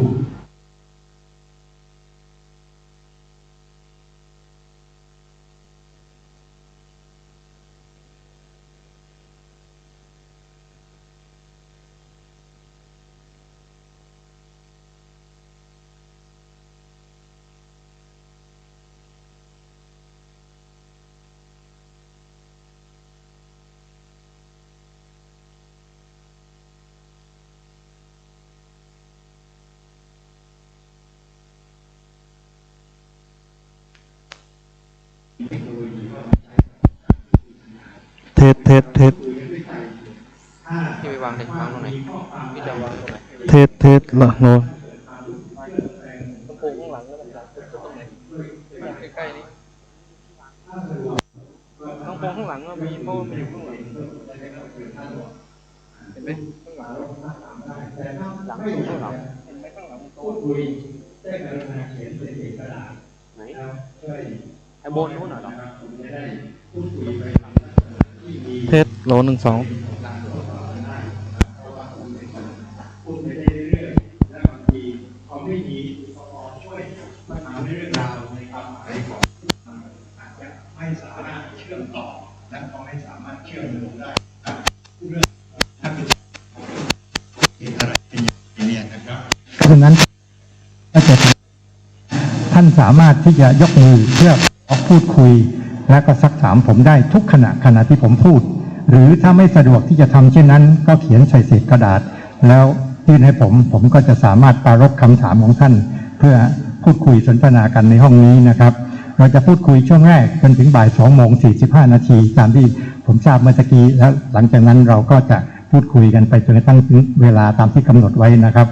หัวข้อประเด็นที่ผมจะคุยกับพระคุณเจ้าทุกรูปในวันนี้ก็คือการตีความพระธรรมและพุทธศาสนาสุภาษิตนะครับผมคงจะสร้างโครงสร้างเป็นอย่างนี้นะครับว่าเมื่อเวลาเราพูดถึงพระธรรมนั้นมันจะมีความหมายของพระธรรมอยู่ใน2ระดับที่ปกติเราจะปรารภถึงนะครับคือระดับศีลธรรมก็คือการที่เราปรารภถึงพระธรรมหรือบรรยายธรรมหรือแสดงธรรมเพื่อให้เกิดการเข้าอกเข้าใจในการจะนำไปใช้ในชีวิตปกติที่เราต้องมีความสัมพันธ์กับผู้อื่นและสิ่งอื่นบนโลกใบนี้ทำความเข้าใจและปฏิบัติตามพระธรรมเพื่อให้มีปกติอยู่ร่วมกันอย่างผาสุกในสังคมนี้นะครับไม่เฉพาะกับเพื่อนมนุษย์นะครับกับสรรพสัตว์หรือแม้กระทั่งกับธรรมชาติเราก็มีความหมายของพระธรรมในระดับของศีลธรรมซึ่งระดับศีลธรรมเนี่ยครับผมเข้าใจว่าเป็นปัญหาและเป็นประเด็นที่ท่านทั้งหลายซึ่งเป็นพระนักเทศน์นะครับจะต้องทำความกระจ่างเพื่อจะทำหน้าที่ของท่านเพื่อสั่งสอนประชาชนในระดับของประชาชนผู้คนทั่วๆไปซึ่งเขาจำเป็นที่จะต้องมีหลักธรรมในการดำเนินชีวิตและในการทำความเข้าใจกับตัวเขาเองนะครับนี่เป็นระดับเบื้องต้นและผมคิดว่าจำเป็นและสำคัญมากแต่ก็มีส่วนหนึ่งของพระธรรมซึ่งเราต้องเข้าใจเหมือนกันว่าพระธรรมในพระพุทธศาสนานั้นพระพุทธองค์ผู้เป็นพระบรมศาสดาเสด็จมาเป็นพระพุทธเจ้าสั่งสอนก็หวังไว้ว่าให้พวกเราซึ่งเป็นพุทธศาสนิกชนได้ดำรงชีวิตเพื่อไปสู่เป้าหมายสูงสุดของชีวิตคือการทำพระนิพพานให้แจ้งไม่ว่าจะเป็นบรรพชิตหรือคฤหัสถ์ต่างก็มีความหมายนี้อยู่เสมอนะครับเพราะฉะนั้นพระธรรมในส่วนที่เป็นความหมายเพื่อทำพระนิพพานให้แจ้งนี้เราจะเรียกว่าพระปรมัตถธรรมเพราะความหมายของพระธรรมจึงมีอยู่ใน2ระดับที่จะทำความเข้าใจกันในวันนี้เท่าที่เวลาจะอนุญาตนะครับคือระดับศีลธรรมซึ่งก็เป็นเรื่องที่เราต้องคุยกันมากอยู่แล้วล่ะเพราะเหตุว่าเป็นหน้าที่ของท่านที่ต้องแสดงธรรมเพื่อสั่งสอนประชาชนในระดับศีลธรรมแต่ผมก็เชื่อว่ามีบางท่านและก็มีบางคนที่ต้องพบปะสนทนาแสดงธรรมเพื่อให้มันมีความหมายระดับปรมัตถธรรมสำหรับผู้สนใจและผู้ซึ่งจะปฏิบัติธรรมเพื่อทำพระนิพพานให้แจ้งนะครับเราจะได้เวลา2 ส่วนนี้คุยกันเป็นตามลำดับนะครับทีนี้เมื่อเราพูดถึงการจะตีความพระธรรมมันก็ต้องใช้ความรู้ทีนี้ความรู้ในพระพุทธศาสนาก็มีหลายระดับเช่นเดียวกันนะครับผมจะใช้โครงสร้างของความหมายนี้ครับว่าในพระพุทธศาสนาถ้าเราพูดถึงความรู้หรือปัญญานั้นถ้าจะกล่าวแบบให้จำความง่ายๆมีอยู่3ระดับเป็นภาษาบาลีถ้าท่านจะเขียนไว้เนี่ยนะครับก็คือระดับที่เรียกว่าสุตมยปัญญาคือความรู้ที่เกิดขึ้นจากการที่เราได้ประดับจับฟังนะครับจากผู้อื่นหรือจากอ่านหนังสือ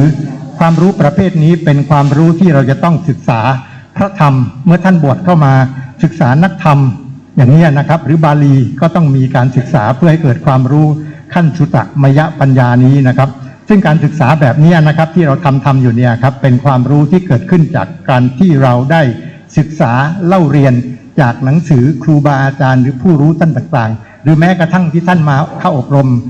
พระนักเทศน์ก็เป็นการศึกษาเพื่อให้เกิดความรู้ในส่วนนี้เป็นเบื้องต้นนะครับเพราะฉะนั้นในความหมายส่วนนี้เราจึงมักจะใช้ความสามารถในการจดจำเช่นใครพูดอะไรไว้ก็จดจำไว้นะครับสมัยที่ผมบวชเป็นสามเณรยังจำได้เลยว่าตอนที่ตัวเองสามารถท่องหนังสือหลักสูตรนักธรรม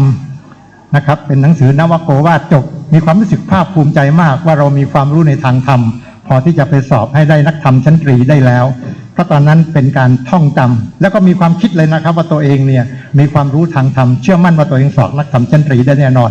เพราะความรู้ที่ปรากฏอยู่ในหนังสือซึ่งบัตรเป็นหัวข้อเนี่ยครับธรรมะตั้งแต่ทุกกะหมวด2เป็นต้นไปท่องจำได้หมดแล้วความรู้ประเภทนี้ก็เป็นความรู้ชุดหนึ่งนะครับที่เราสามารถที่จะบอกได้ว่าเรามีความรู้ประเภทนี้เราเรียกว่าสุตมยปัญญา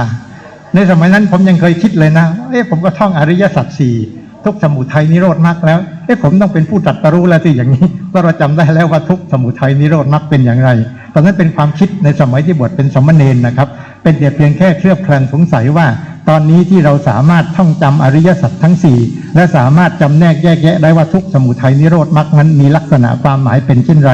และตอนนี้เรามีความรู้อริยสัจแล้วแสดงว่าเราก็ต้องรู้ธรรม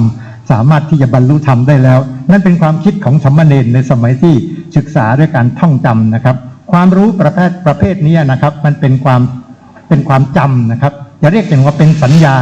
คือความสำคัญมั่นหมายได้ว่ามีความหมายเช่นไรเป็นอย่างไรเป็นความรู้ระดับจะเรียกว่าเบื้องต้นก็ได้นะครับเพราะฉะนั้นตอนที่ผมบวชเป็นสามเณรและสามารถสอบนักธรรมได้ผมก็มีความหยิ่งท่านองค์ว่าตัวเองมีความรู้ธรรมะแล้วนะตอนนั้นบางอาจสามารถทำโปรดญาติโยมได้เลยนะครับบางคนมาบวชที่วัด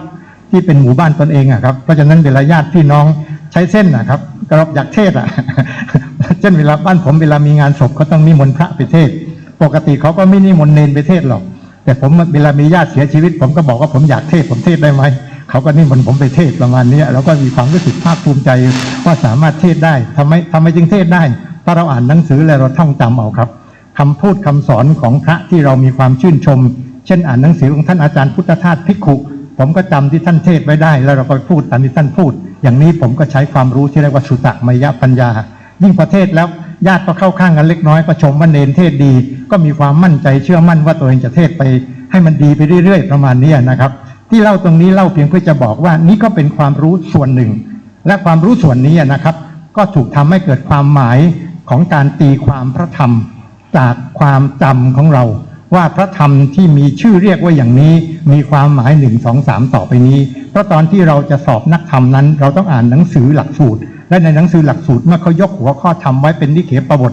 เขาก็ต้องอธิบายหรือเมื่อท่องพุทธศาสนสุภาษิตเพื่อจะแต่งกระทู้ธรรมเราก็ต้องมีคำอธิบายว่าธรรมข้อนี้พุทธศาสนสุภาษิตหมวดนี้คำอธิบายว่าอย่างไรเราก็สามารถที่จะอธิบายตามนั้นได้แล้วก็มีความรู้สึกภาคภูมิใจมากโดยเฉพาะยิ่งตอนที่เรียนนักธรรมและให้แต่งกระทู้ธรรมอาจารย์เขาก็จะประกาศว่าใครแต่งได้ดีที่สุดในบรรดานักเรียนนักธรรมทั้งหมดที่ไปเรียนด้วยกันร่วมชั้นกันผมก็รู้สึกภาคภูมิใจมากที่ได้รับคำยกย่องว่าแต่งกระทู้ธรรมได้ดีที่สุดได้รางวัลจากครูที่สอนนักธรรมอย่างเงี้ยนะครับตัวอย่างตรงนี้เล่าเพื่อให้ท่านฟังว่านี้ก็เป็นความรู้ส่วนหนึ่งและผมเข้าใจว่าทุกท่านที่มานั่งที่นี้ผ่านความรู้ประมาณนี้หรือข้อนี้ไปแล้วนะครับผมจะพูดถึงความรู้ระดับที่2ซึ่งเหนือชั้นขึ้นมาอีกนะครับของระดับที่2นั้นเรียกเป็นที่จินตามยปัญญาข้อแรกระดับแรกคือสุตมยปัญญาส่วนที่2นี้เรียกว่าจินตามยปัญญาถ้าจะแปลความก็ได้ความว่าเป็นความรู้ที่เกิดขึ้นจากเราใช้ความวิเคราะห์จำแนกแยกแยะตีความหมายของพระธรรมด้วยหลักเหตุหลักผลเหตุปัจจัยต่างๆที่เป็นองค์ประกอบตรงนี้จะมีความสามารถเหนือชั้นขึ้นมามากกว่านั้นมากกว่าขั้นที่เราพูดถึงว่าสุตมยปัญญาสมัยที่ผมเรียนหนังสือแล้วคิดว่าตัวเองท่องจำได้แล้วมีความรู้ได้แล้วเนี่ยนะบวชนานเข้าไปเรียนหนังสือมากครูบาอาจารย์ที่เรามีความชมว่าท่านมีความรู้อย่างเงี้ยนะครับเราก็พบว่าธรรมะที่เรารู้อยู่เนี่ยนะที่เราจำได้เนี่ยมันมีความวิจิตรอลังการในความหมายเยอะมากเลยที่สำคัญ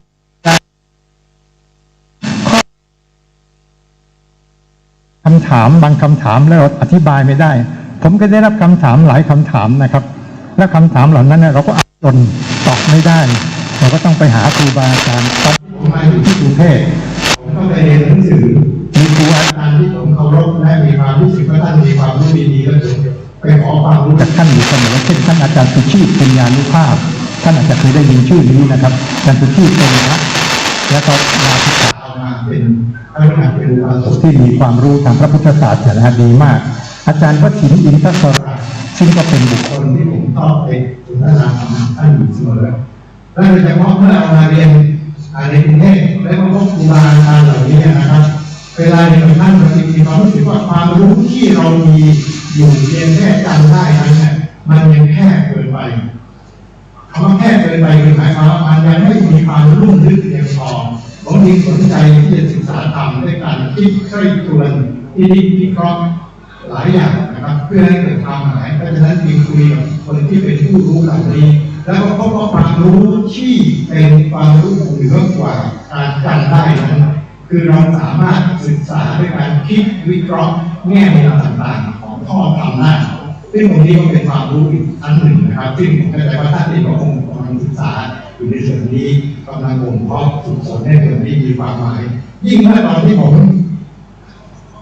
ไปเรียนระดับสูงขึ้นมาอีกนะครับผมไปเรียนในวิชาทางสายปรัชญาครับเพราะฉะนั้นเมื่อผมไปเรียนในสายวิชาปรัชญาความรู้ในเชิงความคิดมันก็จะวิจิตรอลังการขึ้นเพราะวิชาปรัชญาที่ผมไปเรียนรู้นั้นมันทำให้ผมมีความหมายที่ไม่ใช่เฉพาะเพียงแค่ว่าเราเรียนเพียงแค่ว่าจำได้ว่าอธิบายว่าอย่างไรหรืออธิบายได้แล้วเราจะพอใจแค่นั้นเราจะต้องมีความสามารถในการโต้ตอบหักล้างข้อความซึ่งเป็นปฏิบัติต่อความหมายที่เรารู้ให้ได้โดยเฉพาะเมื่อผมเป็นนักศึกษาสายปรัชญาแต่เราไปเรียนในความหมายที่ไม่ใช่เฉพาะอยู่เพื่อนเราทุกแล้วนะครับผมไปเรียนที่ประเทศอินเดียนะครับเพราะฉะนั้นผมก็เลยต้องใช้ความรู้ในเชิงปรัชญาเพื่อโต้ตอบโต้เถียงเฉพาะครูที่สอนปรัชญาบางครั้งเขาไม่ได้เป็นพุทธศาสนิกชนแต่เขาก็สอนวิชาที่ว่าด้วยหลักธรรมคำสอนของอินเดียรวมถึงพุทธศาสนาด้วยตรงนี้ครับที่ทำให้ผมได้มีความรู้สึกมันมีความหมายในเชิงความคิดโดยเฉพาะยิ่งเมื่อเราไปเรียนในความหมายหลักธรรมซึ่งไม่ได้เป็นไปเองก็มีคำอธิบายแบบเถรวาทของเราเพียงอย่างเดียวครับคือเมื่อก่อนตอนที่เราอยู่ในไทยเนี่ยนะครับเราก็มีความเข้าใจว่าคำอธิบายชุดนี้ถูกแล้วคำอธิบายชุดนี้สมควรแล้วแต่พอเราไปอยู่ในต่างแดนแบบนั้นและต้องเจอกับบุคคลที่เขามีความรู้ซึ่งกว้างขวางมากในเชิงความคิดตอนนั้นผมไปที่ระดับนี้นะระดับที่จะได้ความหมายว่าคิดใกล้ควรแล้วก็ตรวจสอบทุกแง่มุมของคำสอนหลักธรรมในพระพุทธศาสนาจนกระทั่งมีความรู้สึกสนุกสนานกับการกระทำของตัวเองก็คือการคิดแง่มุมต่างๆอย่างละเอียดลึกซึ้งจนเป็นขั้นแม้กระทั่งจบปริญญาเอกมาทางปรัชญากลับมาเป็นครูสอนหนังสือในประเทศไทยวันที่มาสอนที่นี่ในระยะแรกนะครับยังก่อตั้งขึ้นมาใหม่ๆแล้วก็ยังไม่มีใครจบการศึกษาแต่ผมก็มาเป็นครูสอนที่นี่ด้วยนะครับสอนวิชาภาษาสอนวิชาอะไรนะครับซึ่งเป็นวิชาที่ว่าในความคิดนั้นก็พยายามจะฝึกฝนพยายามที่จะผลักดันให้ท่านที่สามารถที่จะคิดอธิบายความหมายตีความพระธรรมคำสอนให้เป็นไปในความหมายที่เหมาะสมได้ที่เป็นความรู้ระดับที่สองซึ่งความรู้ระดับที่สองคือจินตามยปัญญาเนี่ยครับเป็นความรู้ที่ผมเพลิดเพลินผมจะว่าเพลิดเพลินนะครับหลงไหลได้ปลื้มกับความรู้ในระดับความคิดที่มันวิจิตรบรรจงความคิดที่ละเอียดอ่อนเนี่ยครับมากจนกระทั่งโดยเฉพาะเมื่อผมเป็นครูสอนวิชาพุทธปรัชญาอยู่นานๆก็ทำให้มีความหมายเหมือนประหนึ่งว่าเรามีความรู้ในทางพระพุทธศาสนาที่ดีและความรู้ที่ดีนั้นนะครับทำให้เรามีความรู้สึกได้ว่าเราเป็นผู้เข้าถึง หลักธรรมคำสอนในพระพุทธศาสนาแล้วแต่การเมื่อผมมีอายุมากขึ้นผมสอนหนังสือจนกระทั่งผมอายุมาถึงวันหนึ่งผมมาทบทวนชีวิตของตัวเองว่าเรามีชีวิตมาถึงครึ่งร้อยก็คือ50 ปีเนี่ยครับเรามีความรู้ในทางธรรมะในพระพุทธศาสนาพอแล้วหรือยังก็เห็นว่าเมื่อเรารู้ธรรมะในทางพระพุทธศาสนานั้นเราก็มีความคาดหวังว่าสิ่งที่มันเป็นความรู้ในทางพระพุทธศาสนานั้นมันจะต้องทำให้เราข้ามพ้น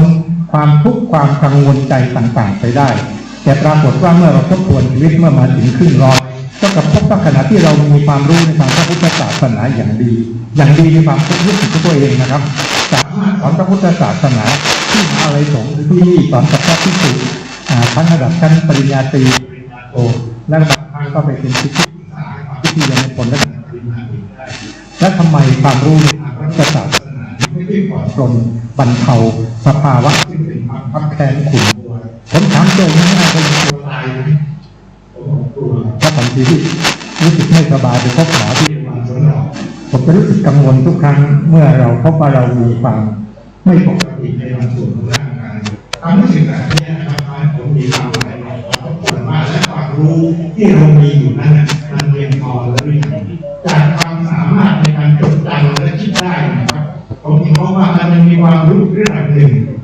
ที่เรายังไปไม่ถึงเรามีความรู้ระดับจิตตาระยะปัญญาแล้วมีความรู้ระดับจินตาระยะปัญญาแล้วแต่ยังมีความรู้อีกความรู้หนึ่งในทางพระพุทธศาสนา ที่ถูกระบุและมีความหมายปรากฏไว้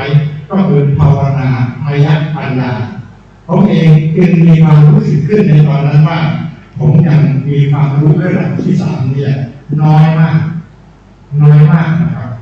เพราะฉะนั้นนี่เป็นเหตุที่เป็นอย่างนี้ท่านที่เป็นคนส่งให้นำชีวิตส่วนตัวผมว่าผมได้ออกไปราชการและใช้ชีวิตเพื่อการเดินทางเพราะฉะนั้นเมื่อผมได้อายุ51 ปีผมมีลาออกจากราชการแล้วก็กลับไปสู่การใช้ชีวิตคล้ายๆนักบวชครับแต่ผมไม่ได้บวชนะครับผมได้ชีวิตเพื่อการบำเพ็ญภาวนาและคิดว่าไม่จำเป็นต้องไปบำเพ็ญภาวนาที่วัดหรือไม่จำเป็นต้องบวชเป็นพระภิกษุแต่สามารถที่จะใช้ความรู้สมัยที่เป็นพระภิกษุและเคยได้ที่ทุดงไปทั่วประเทศไทยแม้เราจะไม่มีผ้าจีวรผมแล้วครับเราก็สามารถทำเอาเนื้อหามาทำได้ก็เลยใช้ชีวิตใช้พระทุดงอีกครั้งหนึ่ง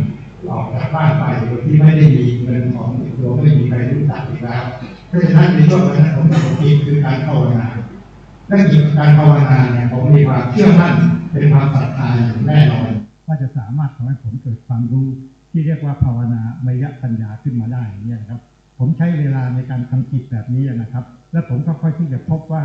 มันมีความรู้อีกประเภทหนึ่งความรู้ประเภทนี้เป็นความรู้ที่อยู่เหนือความคิดจะเป็นความรู้ที่สามารถประจักษ์แจ้งได้เมื่อเราต้องเผชิญกับโลกข้างนอกที่มันบีบคั้นเราและเราไม่ปรุงแต่งให้เกิดความหมายเป็นความวิตกกังวลกลัวแต่ที่สำคัญเรากลับสามารถที่จะอยู่กับเงื่อนปมเหล่านั้นได้โดยจิตใจของเราก็สามารถที่จะมีความแช่มชื่นเบิกบานได้นี่เป็นความรู้ขั้นที่สามซึ่งความรู้ขั้นที่สามนี้นะครับซึ่งแน่นอนนะครับเป็นความรู้หลักที่สำคัญมากๆในทางพระพุทธศาสนาและผมก็เชื่อว่าพระคุณเจ้าที่เป็นนักเทศน์ทุกรูปปัจจุบันก็กำลังบำเพ็ญบ่มเพาะในส่วนนี้อยู่เดี๋ยวเราจะได้คุยส่วนนี้กันเมื่อเราพูดคุยถึงเรื่องหลักธรรมต่างๆในพระพุทธศาสนาที่จะได้รับการตีความเนี่ยนะครับแต่การตีความในระดับที่สามเนี่ยครับเป็นการตีความที่ค่อนข้างจำเพาะมากนะครับคำว่าจำเพาะมากคือ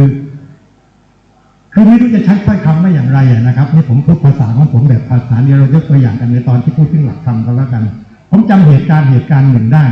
ว่าในสมัยที่ผมจาริกคล้ายๆพระธุดงค์ไปอย่างนั้นนะครับผมเดินทางออกจากภาคเหนือไปเชียงใหม่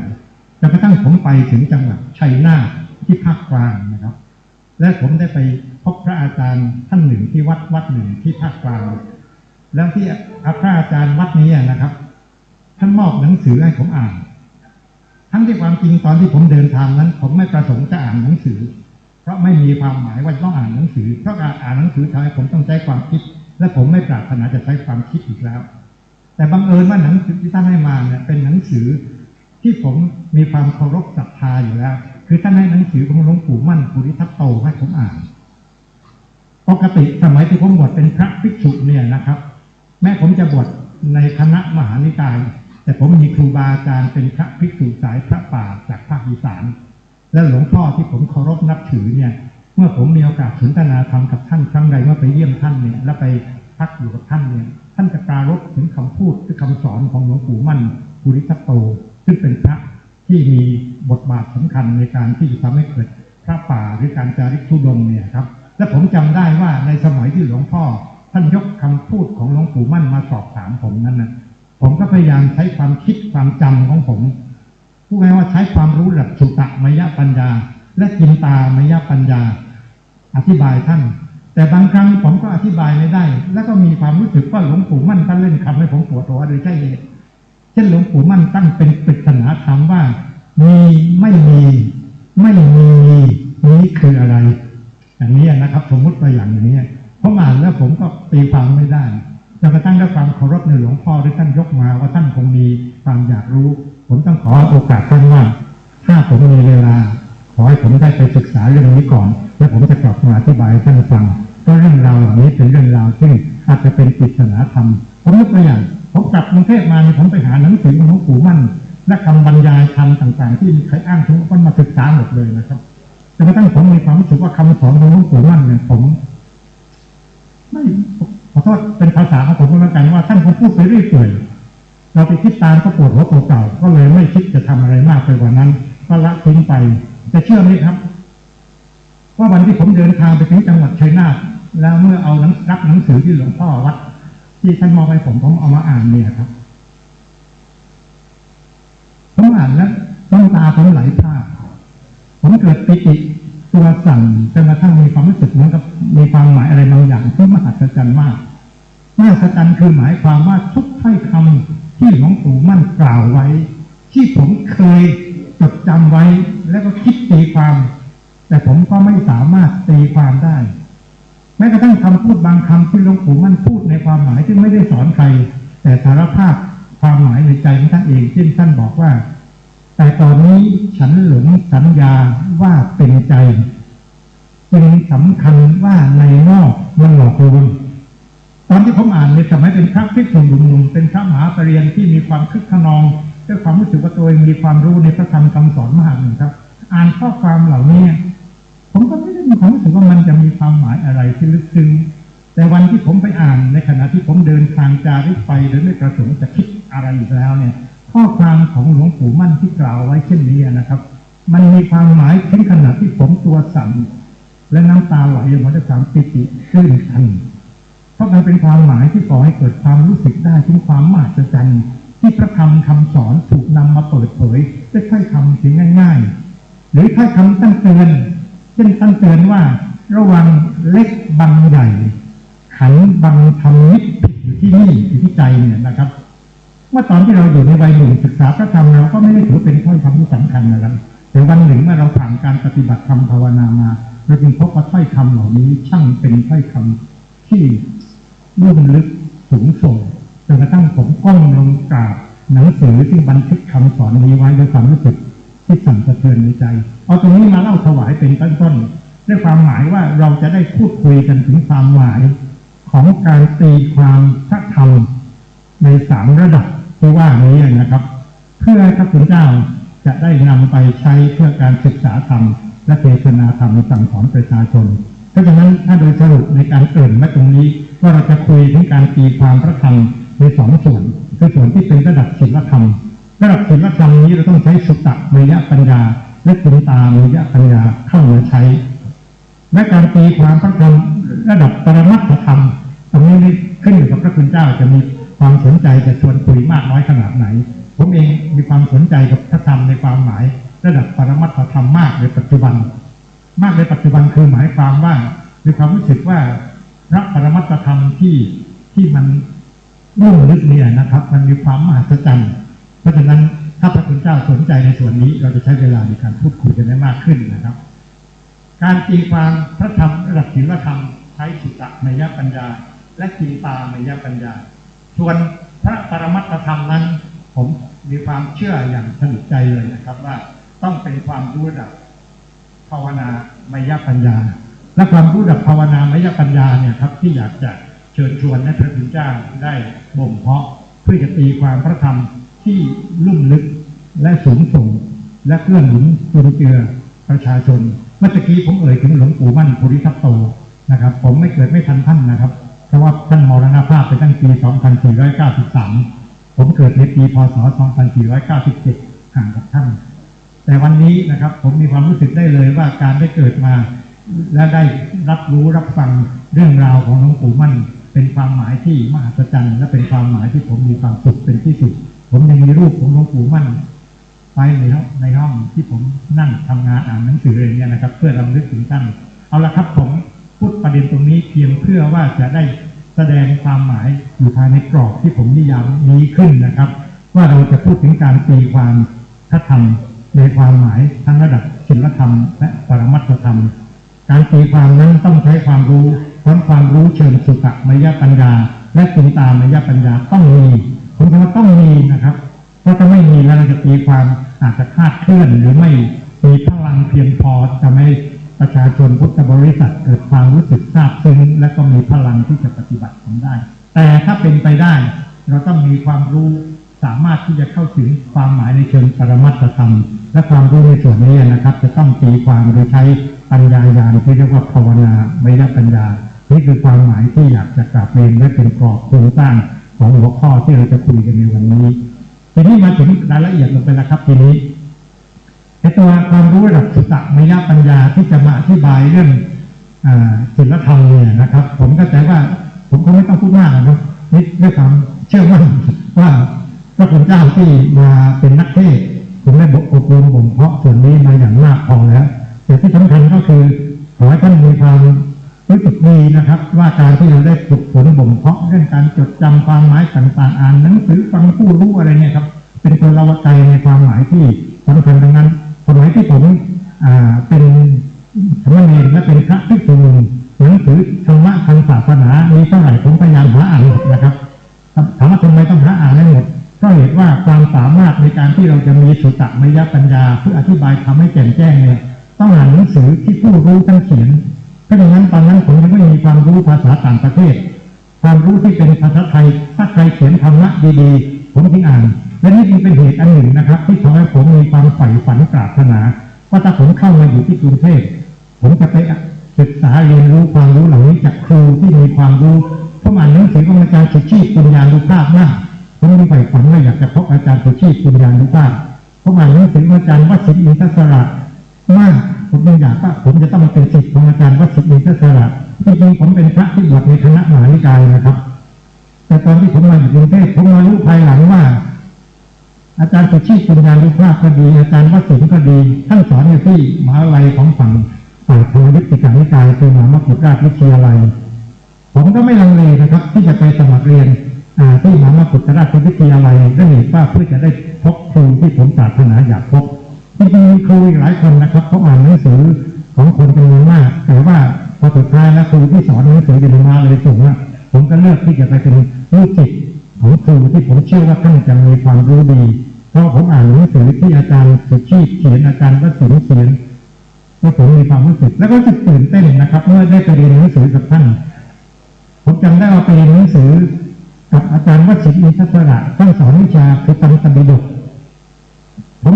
มีความรู้สึกมีความสุขทุกครั้งที่ได้นั่งฟังอาจารย์วสิทธิ์ยกพระสูตรแต่ละสูตรขึ้นมาอภิปรายให้เราฟังนะครับผมยังจำได้ด้วยนะครับว่าผมสอนวิชาพระสูตรตันตบิดกของอาจารย์วสิทธิ์เนี่ยวันหนึ่งเมื่อผมกลับไปเรียนรถติดผ่านท่าไปแล้วอาจารย์วสิทธิ์เชิญผมไปพบท่านแล้วท่านบอกว่าได้อ่านคำตอบของท่านมหาแล้วผมมีความประทับใจมากแล้วท่านก็มอบหนังสือชุดหนึ่งถูกโบริบบิ้นอย่างดีเขียนเซ็นให้ผมเสร็จเนี่ยครับบอกว่าผมภูมิใจมากที่มีท่านเป็นศิษย์เรียนพระสูตรกับผมชอบคำตอบของท่านมากผมยังเก็บหนังสือชุดนี้ไว้อย่างดีแต่เสียดายว่าตอนที่ผมเดินทางจากประเทศไทยไปประเทศอินเดียหนังสือเหล่านี้ก็สูญหายหมดและที่พูดเช่นนี้คือพูดเพื่อให้ฟังว่าการบ่มเพาะส่วนที่เราจะต้องเก็บสั่งสมจดจำเรื่องราวทำความหมายต่างๆเนี่ยส่วนนี้ท่านต้องทำนะครับไม่ฉะนั้นการตีความพระธรรมคำสอนเนี่ยครับจะไม่รุ่งลึกเพียงพอเพราะฉะนั้นตรงนี้นะครับเราจะต้องทำความกระจ่างให้ได้เมื่อกี้ผมพูดถึงว่าตอนที่ผมเรียนนักธรรมชั้นตรีและท่องหลักธรรมคำสอนต่างๆได้เช่นท่องว่าอริยสัจสี่มีทุกข์สมุทัยนิโรธมรรคแล้วก็ท่องจำความหมายของทุกข์คืออะไรสมุทัยคืออะไรนิโรธคืออะไรมรรคคืออะไรท่องจำได้หมดมรรคมีองค์แปดมีอะไรบ้างแล้วก็อธิบายความหมายแต่มันเป็นความหมายในเชิงการจดจำต่อมาเมื่อเรามีความคิดที่ลุ่มลึกขึ้นนะครับเราจึงพบว่านะครับความหมายแบบที่เรามีอยู่ไม่เพียงพอเพราะมันจะต้องมีความหมายที่ลึกไปกว่านั้นก็คือต้องคิดใคร่ครวญวิเคราะห์ว่าแท้จริงแล้วข้อความคำพูดแค่นี้นะครับเพียงพอไหมเพราะฉะนั้นในความหมายระดับที่สองเนี่ยครับจึงต้องฝึกฝนให้มากนะครับเพราะว่าฝึกฝนให้มากเวลาเราจะพูดถึงหลักธรรมคำสอนต่างๆเนี่ยนะครับแม้กระทั่งเราพูดถึงเริ่มต้นทุกกะหมวดสองสติสัมปชัญญะเนี่ยครับแม้กระทั่งคำว่าสติที่เราใช้กันอยู่ปัจจุบันที่ไม่รู้จะแปลว่าอะไรก็ทับศัพท์ไปแล้วเนี่ยครับเราก็มีความหมายที่ลุ่มลึกว่าตัวสติที่ว่านี้คืออะไรแต่ตอนที่เราจำกับตอนที่เรามาคิดเนี่ยนะครับบางทีก็มีนัยยะที่กว้างไม่เท่ากันความคิดจะมีความหมายที่กระจายกว้างไปนี่นะครับยิ่งพอเราไปถึงจุดหนึ่งที่เราไปปฏิบัติธรรมเราจะพบว่าข้อความที่ถูกนิยามไว้โดยความจำและความคิดที่เราขยายความก็ไม่พอกับสิ่งที่มันเป็นความหมายซึ่งเป็นความประจักษ์แจ้งที่เราจะเกิดขึ้นได้เพราะฉะนั้นตรงนี้ผมจึงขอที่จะพูดในความหมายเสนอแนะให้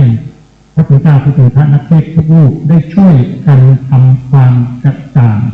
กับข้อธรรมทุกข้อที่เรามีความปรารถนาประสงค์จะนำไปเทศนาแสดงให้พุทธบริษัทฟังเพราะเฉพาะในโลกยุคปัจจุบันข้อธรรมต่างๆไม่ได้เป็นความลับ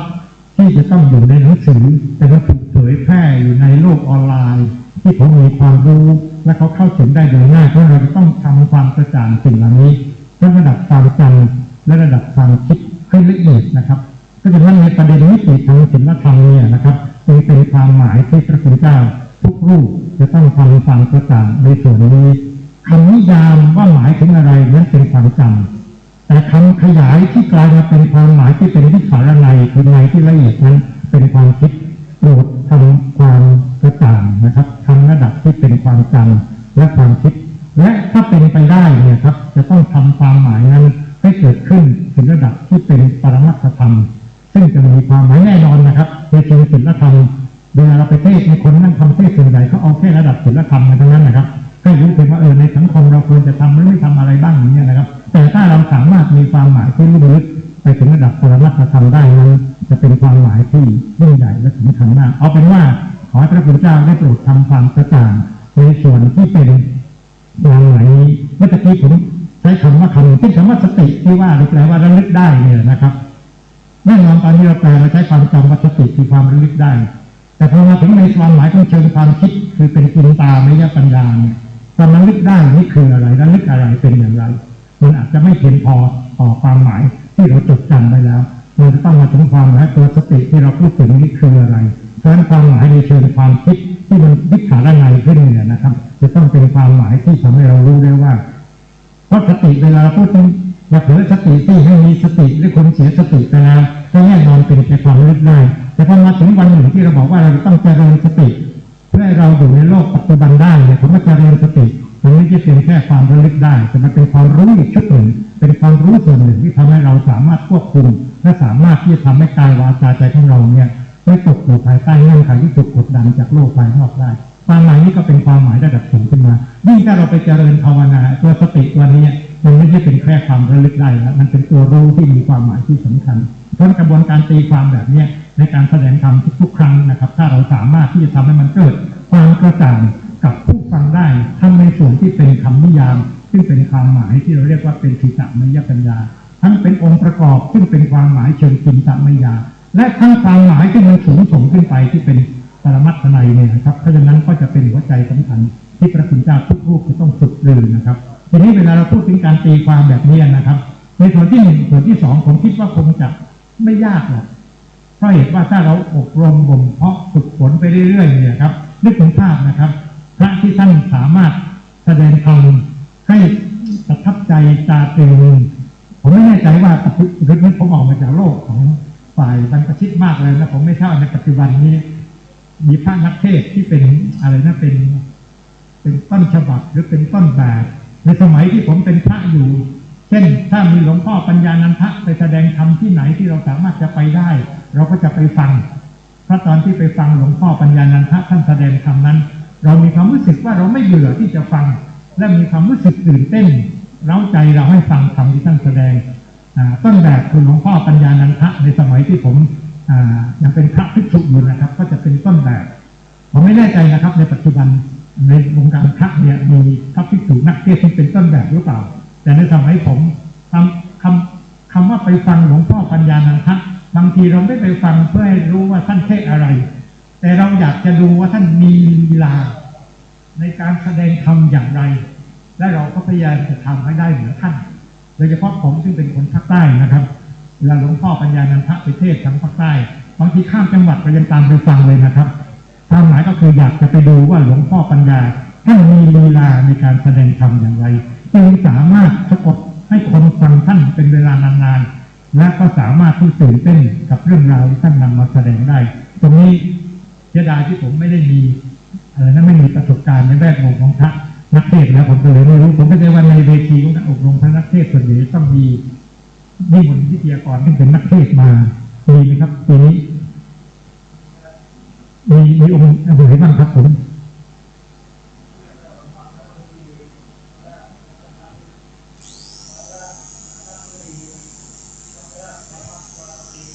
ที่มาเป็นวิทยากรนะครับท่านเป็นนักเทศน์ที่มีชื่อเสียงปัจจุบันเลยไหมครับ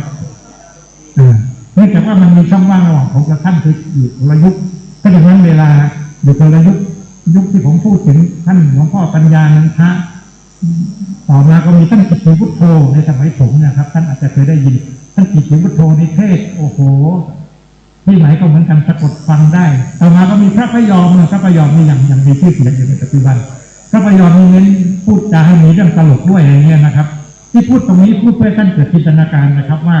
ที่ผมกล่าวมาในเชิงโครงสร้างของหลักการเนี่ยนะครับเราต้องมองให้เห็นหลักการนี้ปรากฏอยู่ในชีวิตที่เป็นจริงเพราะฉะนั้นนักเทศที่มีชื่อเสียงในยุคสมัยของท่านเอ่ยถึงเมื่อกี้นะครับผมไม่สามารถที่จะ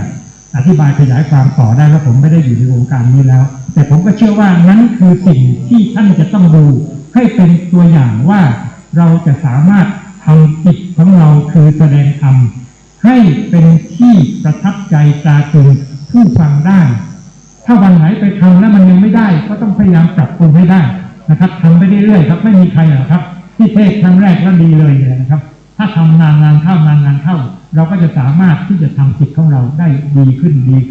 นแต่ทีนี้ที่ผมพูดในเชิงโครงสร้างเมื่อกี้พูดเพื่อท่านเห็นโครงสร้างว่าถ้าเราจะทำให้ดีขึ้นได้เราต้องมีความมั่นใจในความหมายที่ผมพูดถึงแล้วเราต้องมีความจำหมวดธรรมข้อธรรมเรื่องราวเรื่องเล่าต่างๆทุตตมยปัญญาจำเป็นแน่นอนมันเป็นความจำไม่ถึงภาพเลยครับเวลาเทศแล้วถ้าเรามีเรื่องราวมีข้อความมีอะไรที่มันเป็นเรื่องเล่าเนี่ยครับที่เราจดจำไว้แล้วเยอะๆเนี่ยนะครับคำคมที่มันมีคนกล่าวไว้เอามาใช้เหล่านี้ครับเป็นการบ่มเพาะสุตตมยปัญญาที่นำมาใช้ตีความแต่อย่างไรก็ตามทีเราก็ต้องมีความหมายนะครับที่เราสามารถวิเคราะห์ด้วยความคิดเชิงจินตนานะครับเพื่ออธิบายความหมายของธรรมให้เหมาะสมกับยุคสมัยเรื่องราวเหตุการณ์ของโลกยุคปัจจุบันที่เราอยู่เพราะฉะนั้นความหมายตรงนี้ครับจึงเป็นความหมายข้อธรรมก็เช่นเดียวกันนะครับหลักธรรมในพระพุทธศาสนาไม่ว่าจะเป็นหลักธรรมหมวดไหนนะครับเราจะต้องมีความสามารถในการอธิบายให้เกิดความเชื่อมโยงสัมพันธ์กับชีวิตของปัจจุบันได้แน่นอนเรื่องเล่าที่เราเล่าเป็นเรื่องในอดีตนะครับแต่เราก็ต้องมีความสามารถที่จะดึงเรื่องเล่าที่เราจำไว้ได้ให้มาสัมพันธ์กับเรื่องราวในปัจจุบันได้แต่เรื่องราวที่เล่านั้นถ้าเราไม่ตีความไม่ดีก็จะกลายเป็นความเข้าใจที่ไม่กว้างพอที่จะใช้ในยุคปัจจุบันเพราะเรื่องเล่าที่เราเล่านั้นเช่นมาในคัมภีร์ต่างๆซึ่งเป็นเรื่องที่เขียนมานานนับเป็นพันปีแล้วเพราะเรื่องเล่าบางเรื่องถ้าเราไม่อธิบายความด้วยความคิดจินตามยปัญญาจะไม่มีพลังที่ทำให้คนเห็นนะครับคนปัจจุบันมีความหมายเยอะนะครับที่เขาฟังธรรมและบางทีเขาไม่เข้าใจเช่นในอดีตคนเคยทราบซึ้งดื่มด่ำกับการเทศมหาชาติเวสสันดรชาดกและคนก็ไม่มีคำถามแต่พอมาถึงยุคปัจจุบันกลับมีคำถามขึ้นมาว่าแล้วจะเป็นพระเวสสันดรทำไมนี้มันไม่รับผิดชอบเป็นกษัตริย์เป็นรัชทายาทอยู่ในเมืองก็เอาทรัพย์สมบัติซึ่งเป็นของกษัตริย์ไปทำทานหมดต่อมาแม้กระทั่งนั้นนะกับชีวิตของลูกก็ไม่รับผิดชอบชีวิตของเมียก็ไม่รับผิดชอบอย่างนี้จะทำยังไงประมาณนี้แล้วเราจะเป็นพระเวสสันดรหรือประมาณนี้ผมก็จะเอาวิธีคิดแบบนี้เราต้องเป็นนักเทศจะต้องมีความสามารถในการชี้แจงและโน้มนำให้เข้าใจได้ว่าความหมายของพระเวสสันดรที่บำเพ็ญทานบารมีถึงขั้นที่จะเสียสละลูกและสามารถเสียสละภรรยาได้นั้นมันมีนัยยะความหมายในทางพระพุทธศาสนาเช่นไรเพราะถ้าเราไม่สามารถที่จะชี้แจงอธิบายความหมายนี้ได้ก็ถูกคนรุ่นใหม่ที่เขามีความคิดว่าจะเป็นตัวอย่างที่ดีได้อย่างไรหรือว่าไม่รับผิดชอบราชสมบัติซึ่งเป็นสมบัติของส่วนกลางก็บริจาคเป็นกระทั่งหมดแม้กระทั่งช้างคู่บ้านคู่เมืองก็ยังเอาไปบริจาคเสียแม้กระทั่งไปอยู่ในป่าแล้วลูกของตัวเองก็ยังมอบให้ชูชกได้อีกแม้กระทั่งพระนางมัตสีจริงๆพระอินทร์มาขอแล้วก็จะให้พระนางมัตสีความหมายแบบนี้นะครับเป็นความหมายที่เราจะต้องใช้ความคิดเพื่อที่จะทำความกระจ่างได้ว่านัยยะความหมายที่สำคัญนะครับมันอยู่ตรงไหนและทำไมเราจึงเชิดชูเรื่องราวเหล่านี้เป็นเรื่องราวที่เป็นต้นแบบของพวกเราซึ่งเป็นพุทธศาสนิกชนความหมายแบบนี้คือความหมายที่ผมเชิญชวนพระคุณเจ้าทุกรูปนะครับให้มาทำความกระจ่างถึงความหมายที่ปรากฏอยู่ในคัมภีร์ความหมายที่ปรากฏอยู่ในหลักธรรมคำสอนว่าเราจะอธิบายความหมายอย่างนั้นซึ่งเดี๋ยวถ้ามีเวลาพอพระคุณเจ้าลองยกเรื่องนะครับยกเรื่องที่เป็นหลักธรรมคำสอนในพระพุทธศาสนาและเรามาใช้เป็นกรณีศึกษาว่าเรื่องบางเรื่องที่มีความหมายในพระพุทธศาสนาพอมาถึงยุคปัจจุบันคนมีการตั้งประเด็นเป็นเชิงคำถามว่าหลักธรรมหลักนี้นะครับยังจะมีความหมายอยู่หรือไม่เหมือนกับในสมัยที่ ผมเป็นนักเทศน์และตอนนั้นเลยต้องมีความกระจ่างทำความเข้าใจเพราะก่อนหน้าจะมาถึงยุคผมเนี่ยครับมันมียุคหนึ่งซึ่งมันเกิดขึ้นจากการที่ประเทศไทยเริ่มที่จะนำเอาความคิดในการพัฒนาเศรษฐกิจและสังคมแห่งชาติมาใช้แล้วก็มีความหมายจากผู้มีความรู้ในการพัฒนาเศรษฐกิจแห่งชาติว่าพระภิกษุสงฆ์ในพระพุทธศาสนาไม่ควรนำหลักธรรมคำสอนเรื่องสันโดษมาใช้สั่งสอนประชาชนเพราะคำสอนเรื่องสันโดษทำให้เกิดการไม่พัฒนาเศรษฐกิจทำให้การฟื้นฟูเศรษฐกิจหรือขยายตัวเศรษฐกิจนี่มีข้อจำกัดไม่ควรสอนเรื่องสันโดษและพระก็ยอมรับความหมายนี้นะครับก็ในส่วนนั้นเมื่อมีการประกาศแผนพัฒนาและเศรษฐกิจสังคมแห่งชาติในปี 2505 เป็นฉบับที่1เนี่ยครับแล้วก็มีนักวิชาการจากต่างประเทศมาให้คำแนะนำว่าหลักธรรมคำสอนในพระพุทธศาสนาบางข้อไม่สมควรจะนำมาสั่งสอนประชาชนก็จะเป็นอุปสรรคขัดขวางไม่ให้เกิดการขยายตัวทางเศรษฐกิจเพราะคนมัวแต่มาสันโดษไม่ยอมที่จะทำอะไรให้มันมีความหมายในเชิงการเพิ่มพูนทางเศรษฐกิจที่ความหมายแบบนี้นะครับเป็นหน้าที่และเป็นกิจของพวกเราซึ่งเป็นพระนักเทศน์จะต้องทำความกระจ่างให้เข้าใจว่าทำไมเราจึงยืนยันว่าหลักสันโดษเป็นหลักที่ต้องปฏิบัติในชีวิตของชาวพุทธซึ่งความหมายแบบนี้นะครับต่างจากประเทศพม่ากับไทยนี่คล้ายๆกันเลยนะครับแต่มีความหมายที่แตกต่างกันบังเอิญว่าโชคดีว่าในประเทศพม่านักเศรษฐศาสตร์ที่องค์กรระหว่างประเทศส่งให้ประจำที่พม่าเนี่ยนะครับมีความคิดดีพวกเราอาจจะเคยได้ยินชื่อคนนี้นะครับนายชูเอฟแมตเตอร์คนนี้ไปเป็นที่ปรึกษาทางเศรษฐกิจในรัฐบาลของพม่าและคนนี้นะครับพอไปศึกษาเรื่องเศรษฐศาสตร์ในประเทศพม่าแล้วเขาปรับเปลี่ยนใจไปเลยแทนที่เขาจะไปส่งเสริมให้เกิดการพัฒนาเศรษฐกิจตามแนวเศรษฐกิจกระแสหลักเนี่ยครับเขากลับทราบซึ้งในพระพุทธศาสนาจนกระทั่งพวกเราในที่ประชุมทางวิชาการว่าพวกเราไม่ควรจะไปแนะนำชาวพม่าเราควรจะเรียนรู้จากชาวพม่าและแกไปเขียนหนังสือเศรษฐศาสตร์แนวพุทธขึ้นมาจนกลายเป็นหนังสือที่มีชื่อเสียงอยู่ในปัจจุบันนี่ก็เป็นส่วนหนึ่งนะครับที่ยืนยันให้เห็นว่าความรู้เรื่องพระพุทธศาสนามันขึ้นอยู่กับการตีความในประเทศไทยเนี่ยนะครับตีความว่าสันโดษเป็นอุปสรรคขัดขวางในการขยายตัวทางเศรษฐกิจแต่ในประเทศพม่าบางเอิญโชคดีที่นักเศรษฐศาสตร์ที่องค์การสหประชาชาติส่งมาเพื่อเป็นที่ปรึกษาทางเศรษฐกิจเลยครับกลับสนใจในเรื่องปฏิบัติธรรมเพราะปัจจุบันเป็นมีครูสอนปฏิบัติธรรมโดยมีเยอะแล้วในช่วงนี้ก็ไปปฏิบัติธรรมและเกิดความกระจ่างแจ้งขึ้นมาว่าแท้จริงแล้วคำสอนเรื่องแบบนี้ในพระพุทธศาสนามีคุณค่าต่อการพัฒนาเศรษฐกิจเป็นอย่างยิ่งจึงจะต้องเขียนหนังสือเศรษฐศาสตร์แนวพุทธที่มีชื่อเสียงอยู่ในปัจจุบันนี้ผมยกตรงนี้ขึ้นมากล่าวเพื่อจะเป็นตัวอย่างว่าหน้าที่ของท่านในการตีความพระธรรมเพื่อจะสั่งสอนประชาชนนั้นจึงไม่ได้จบลงเพียงแค่ว่าเรามีความจำได้หมายรู้แล้วว่ามีธรรมะ1 2 3คืออะไรแต่เราต้องมีความสามารถที่อธิบายธรรมให้เหมาะสมกับยุคสมัยและกลายมาเป็นปัจจัยสำคัญในการพัฒนาชีวิตส่วนตัวและพัฒนาชีวิตสุขภาพส่วนรวมของสังคมโดยรวมด้วยว่าหมวดธรรมข้อไหนที่เราควรจะนำมาสอนประชาชนและควรอธิบายในความหมายอย่างไรแต่ทั้งหมดเนี่ยครับไม่ว่าเราอธิบายอย่างไรเราต้องไม่คลาดเคลื่อนจากแก่นคำสอนในพระพุทธศาสนาซึ่งปัจจุบันนี้ก็เป็นเรื่องท้าทายไม่ใช่น้อยว่าเราจะสามารถทำให้สิ่งที่เป็นหลักธรรมที่เราเชื่อว่าเป็นสากลเป็นอาการลิโกคือไม่ขึ้นกับยุคสมัยแต่สามารถเป็นเช่นนี้ได้ตลอดเวลาเนี่ยครับเราจะทำอย่างไรซึ่งตรงนี้ก็เป็นกิจเป็นหน้าที่ของพระคุณเจ้าซึ่งเป็นผู้ที่จะต้องศึกษาทำความรู้ตีความพระธรรมส่วนนี้ให้มีความเหมาะสมนะครับโดยเหมาะสมก็คือทำให้เกิดพลังทำให้เกิดแรงบันดาลใจทำให้เกิดอะไรก็แล้วแต่ที่การมาเป็นความหมายที่จำเป็นและสำคัญผมในฐานะที่เคยผ่านชีวิตเคยเป็นเด็กวัดผมท่องแล้วมาว่าสุดก็เป็นเด็กวัดนะครับไม่ได้เป็นสามเณรที่ต้องท่องให้ถูกต้องว่าบ้านผมเวลาจะบวชเป็นเณรไม่ได้บวชตามอำเภอใจต้องรอให้ใกล้ๆเข้าพรรษาพระอุปชฌาย์ที่อยู่ไกลมากจึงจะมาบวชให้ได้เพราะฉะนั้นอาจารย์ที่รับผมเป็นเด็กวัดแล้วต้องการให้ผมเรียนนักธรรมคู่พร้อมกับพระภิกษุสามเณรที่เป็นอยู่แล้วซึ่งอนุญาตให้ผมที่เป็นเด็กวัดเรียนท่องเลยนี่มันผมอยู่อำเภอเกาะสมุยครับผมอยู่สุราษฎร์ธานีอำเภอเกาะสมุยผมเป็นเด็กวัดไปอยู่วัดเมื่อวันที่29 เมษายนปีพ.ศ. 2514นะครับจำแม่นเพราะว่าเป็นชีวิตเปลี่ยนผันได้เลยแล้วจะได้บวชเป็นสามเณรก็ต่อเมื่อก่อนเข้าพรรษาถ้าอาจารย์ที่รับผมจะเป็นเด็กวัดนั้นนะท่านมีเห็นว่าผมมีแววเขามีแววคือท่านแอบสังเกตแล้วว่าผมท่องหนังสือได้เยอะท่านบอกว่าให้ผมเนี่ยเรียนนักธรรมและบาลีตั้งแต่ยังเป็นเด็กวัดได้เลยผมจึงท่องนวโกวาทจบและท่อง ตำราบาลีไวยากรณ์4 เล่มได้แล้วก็ได้เรียนหนังสือตอนที่เรียนกับเพื่อนซึ่งเป็นสามเณรและพระภิกษุแล้วนะครับตอนนั้นแต่ความหมายของผมก็คือ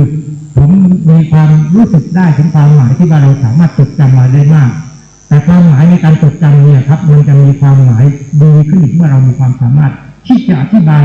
ข้อธรรมที่เราจำไปเนี่ยให้มีความเหมาะสมสอดคล้องกับยุคสมัยได้ซึ่งตรงนี้ก็เป็นความหมายที่สำคัญนะครับทีนี้ที่พูดถึงตรงนี้ก็เพื่อจะพูดต่อว่าการตีความพระธรรมทั้ง3 ระดับนี้ต้องยึดโยงสัมพันธ์กันนะครับยึดโยงสัมพันธ์กันผมนึกถึงภาพอันหนึ่งนะครับเล่าให้ฟังเพื่อประกอบความหมายว่าเมื่อผมออกจากราชการและใช้ชีวิตเพื่อการภาวนาผมยุติการคิดเพราะตอนที่ผมออกจากงานเนี่ยนะผมมีความตั้งใจว่าสิ่งที่เป็นความคิดที่ผมสั่งสมมามากนั้นพอแค่นี้ต่อไปนี้ผมจะแสวงหาความรู้ที่เกิดจากการภาวนาเพราะฉะนั้นผมจึงยุติการคิดอะไรหมดสิ้นเลยในการเดินทางนี้ผมจึงใช้รูปแบบของการที่อยู่กับการเจริญสติคือให้จิตรู้อยู่กับอิริยาบถเท้าย่างลมหายใจเข้าออกเท่านั้นทีนี้ว่าผมทำไปมันเกิดความหมายคือเกิดทุกขเวทนาอันแรงกล้าเพราะผมมีร่างกายที่ทุกพลภาพเกิดความบาดเจ็บของกล้ามเนื้อเพราะเดินไม่หยุดและเดินไปแล้วมันก็บาดเจ็บจนกระทั่งว่าผมเกิดจากการเป็นคนทุกพลภาพพิการคือเจ็บปวดแสนสาหัสแต่ผมก็ทนเดินคือหมายความว่าบางครั้งผมเป็นลมหมดสติไปผมไม่รู้ตัวขึ้นมาผมก็พยายามจัดเกียรติกายที่จะเดินแต่ทุกขเวทนามันก็ท่วมทับหัวใจตอนนั้นมันมีเพียงแค่ความเชื่อว่าถ้ามีทุกขเวทนาในกล้าผมก็เลยใช้ความสามารถในการสาธยายพระปริตคือโพชฌังคปริตแต่ที่ผมได้ดูกับลมหายใจผมก็เลยสาธยายโพชฌังคปริตและตอนที่ผมสาธยายโพชฌังคปริตจิตของผมเลยก็ไปอยู่กับบทโพชฌงค์พอไปอยู่กับบทโพชฌงค์แล้วนะผมก็เป็นอดีตมหาปริญญาเก่ามีความรู้เรื่องภาษาบาลีโดยที่ไม่จำเป็นต้องแปลมันก็เกิดปรากฏความหมายในใจได้เพราะฉะนั้นตอนที่สาธยายโพชฌงค์จิตของเราที่ไม่ได้คิดปรุงแต่งอะไรมากแต่บทสาธยายที่เวลาเราพูดถึงสติสัมโพชฌงค์ภาวิตาภาวุลีกตาอะไรก็ว่าไปเนี่ยนะครับซึ่งพระพุทธเจ้าบอกว่าทำให้เกิดขึ้นหรือยังทำให้มากพอแล้วหรือยังทิฏฐานายะสังวัตติอภิญญายะอะไรก็ว่าไปเนี่ยนะความหมายมันรู้ขึ้นมาทันทีโดยที่เราไม่ต้องคิดอะไรและความหมายแบบนี้ครับเป็นความกระจ่างที่มันเกิดความรู้สึกได้ที่ความมากกระจังผมไม่แปลกใจเลยนะครับว่าทำไมคนจึงมีความเชื่อว่าสาธยายโพชฌงค์ว่าเราจะข้ามพ้นความเจ็บป่วยอาพาธได้เพราะเรื่องโพชฌงค์ท่านทราบอยู่แล้วใช่ไหมครับว่าเกิดขึ้นจากที่พระมหากัสสปะท่านอาพาธเมื่อพระพุทธเจ้ารู้ว่าพระมหากัสสปะอาพาธท่านจึงเสด็จไปเยี่ยมพระมหากัสสปะแล้วเมื่อไปถึงครับถามพระมหากัสสปะว่าเป็นยังไงบ้างเขาพูดเป็นแปลเป็นไทยนะยังพอทนไหวไหมไอ้ทุกขเวทนาทางกายที่มันมีอยู่เนี่ยพระมหากัสสปะบอกว่ามันแทบทนไม่ไหวแล้วประมาณนี้พระพุทธเจ้าจึงถามว่าแล้วเธอได้สาธยายทำให้เกิดโพชฌงค์ครบถ้วนหรือยังแล้วก็เลยกลายเป็นว่าทำให้เกิดสติสัมโพชฌงค์ที่ว่าเนี่ยภาวิตาภาวุลิกตาเนี่ยทำให้เกิดขึ้นทำให้มากพออภิญญายะนิพพานายะสังวัตติเป็นไปเพื่อความรู้ยิ่งเป็นไปเพื่อความดับสลายแห่งทุกข์เนี่ยนะครับความหมายแบบนี้ตอนที่ผมเดินไปและสาธยายโพชฌงค์เนี่ยมันไม่ได้เกิดเรื่องความจำและความคิดมันเกิดความรู้สึกได้ถึงความหมายอะไรบางอย่างที่มันมหัศจรรย์มากๆมหัศจรรย์คือหมายความว่าเรามีความรู้สึกได้ถึงความหมายที่มันปรากฏขึ้นในใจเราเพราะตัวโพชฌงค์ทั้ง7ประการคือสติธรรมวิจัยวิริยะปิติปัสสติสมาธิอุเบกขาที่ถูกสาธยายไปเรื่อยๆผมจำได้ว่าบ่ายวันนั้นที่ผมจากตอนเช้าที่มันทุกพลภาพมากผมเดินได้จนกระทั่งผมมีความสุขกับความเจ็บปวดได้มันเป็นปิติเป็นปัสสติคือมีความเบิกบานชื่นมันมีสมาธิมีอุเบกขาได้ความรู้สึกแบบนี้ทำให้ความหมายของโพชฌงค์ที่ผมเคยท่องจำมาตั้งแต่สมัยเป็นเด็กวัดโพชฌงค์7ผมท่องได้ตั้งแต่เป็นเด็กวัดนะครับและสามารถอธิบายได้ตอบคำถามในเชิงข้อสอบได้และก็นำมาเทศนาแสดงธรรมกับประชาชนได้ไม่จำเป็นพระภิกษุที่เป็นนักบวชเลยแต่มันเป็นการเทศนาจากความจำมันเป็นการเทศนาจากการที่ผมคิดปรุงแต่งความหมายว่าสติคืออะไรธรรมวิจัยคืออะไรวิริยะคืออะไรปิติ คืออะไรสมาธิคืออะไรอุเบกขาคืออะไรแต่วันหนึ่งเมื่อเราไปเผชิญกับชะตากรรมที่เราต้องเผชิญกับทุกขเวทนาแรงกล้าและเราสาธยายโพชฌงค์ผมกลับพบว่าความหมายของโพชฌงค์ในใจผมที่มันกระจ่างแจ้งขึ้นมานั้นมันเป็นสิ่งหนึ่งที่คนละเรื่องกับความจำและความคิดแล้วมันเป็นความหมายที่ปรากฏอยู่ในใจของเราความรู้สึกแบบนี้เป็นความรู้สึกที่มากประจันมากประจันถึงขนาดที่ผมมีความรู้สึกได้ถึงความหมายว่าอ๋อทำไมเราที่ต้องสาธยายโพชฌงค์ทำไมในพุทธศาสนิกชนแม้กระทั่งพระพุทธองค์เมื่อพระองค์ทรงอาพาธประชวรและท่านจึงให้พระมาสาธยายโพชฌงค์ให้ท่านฟังความหมายแบบนี้เป็นความหมายที่ผมมีความเชื่อมั่นว่าถ้าพวกเรารูปใดรูปหนึ่งสามารถกระทำจิตคือศึกษาพระธรรมและสามารถที่ศึกษาพระธรรมจากความจำไปสู่ความคิดจะต้องไปถึงการประจักษ์แจ้งได้เพราะภาวนาในยปัญญาคือการที่เราประจักษ์แจ้งสภาวะธรรมที่มันปรากฏอยู่ในใจเราโดยที่เราไม่ต้องใช้ความคิดเมื่อกี้ผมใช้กรณีของหลวงปู่มั่นภูริทัตโตตอนที่ผมอ่านงานของหลวงปู่มั่นชื่อขันธวิมุตติสมังคีธรรมะและท่านพูดถึงความรู้ชุดหนึ่งที่ท่านใช้คำว่าความรู้ที่ว่าเกิดขึ้นเองใช่เพียงคิดเนี่ยนะครับผมถึงกับปิติน้ำตาไหลพรากว่าความรู้แบบที่รู้ขึ้นเองใช่เพียงคิดเนี่ยครับเป็นความรู้ที่มากประจันมากเป็นความรู้ที่มันบอกไม่ถูกเลยครับชีวิตทั้งชีวิตที่เราศึกษาปฏิบัติธรรมมาถ้าเราเกิดความรู้ที่รู้ขึ้นเองที่เพลงคิดเนี่ยครับมันเป็นความหมายที่มหัศจรรย์มากหรือแม้กระทั่งตอนที่ผมยังเป็นนักบวชแล้วก็ผมเนี่ยนะครับเป็นนักปฏิบัติธรรมด้วยนะนอกจากเทศธรรมดาทั่วไปแล้วบางทีผมต้องไปเทศอบรมผู้เข้าปฏิบัติธรรมอะไรเงี้ยนะเช่นเมื่อจะเจริญวิปัสสนากรรมฐานเราในฐานะที่ถูกยกย่องว่าเป็นผู้มีความรู้ทางธรรมก็ไปแสดงทีนี้เมื่อเราจะเจริญวิปัสสนากรรมฐานท่านที่ปฏิบัติอยู่ก็รู้ดีว่าอารมณ์ของวิปัสสนากรรมฐานมีเพียงแค่ขันธ์ห้าเท่านั้นไม่มีอะไรอื่นแล้วนะครับหรือจะเรียกกันว่าเป็นรูปนามเท่านั้นและตอนที่เราอธิบายทำเรื่องขันธ์ห้าให้เป็นอารมณ์ของวิปัสสนาเราก็อธิบายได้เป็นฉากๆเลยนะครับอธิบายได้ละเอียดอธิบายได้ลึกซึ้งในวันที่ผมไม่ต้องอธิบายอะไรกับใครแล้วนะครับและผมเจริญภาวนาผมโดยตัวคนเดียววันที่ผมไปอ่านงานของหลวงปู่มั่นแล้วผมน้ำตาไหลเลยครับที่หลวงปู่มั่นเตือนว่าระวังขันธ์บังธรรมเพราะว่าขันธ์บังธรรมนี้ผิดที่นี่ผมรู้สึกได้ด้วยความมหัศจรรย์ของความรู้สึกที่ว่าเราสามารถจดจำรายละเอียดของขันธ์ทั้งห้าได้อย่างวิจิตรเราอธิบายได้ว่ารูปคืออะไรมีอะไรบ้างเวทนาคืออะไรมีอะไรบ้างสัญญาคืออะไรเป็นอย่างไรสังขารคืออะไรถึงวิญญาณคืออะไรแต่หลวงปู่มั่นกลับบอกว่าระวังขันธ์บังธรรมนี้ผิดที่นี่และท่านก็สรุปความเป็นว่ารู้ขันธ์ห้าต่างชนิดเมื่อจิตไหวข้อความสั้นๆเพียงแค่นี้มันทำให้ผมถึงกับน้ำตาไหลพรากว่าทำไมคำพูดคำสอนของครูบาอาจารย์ท่านนี้จึงพิเศษมหัศจรรย์ยิ่งขึ้นนี้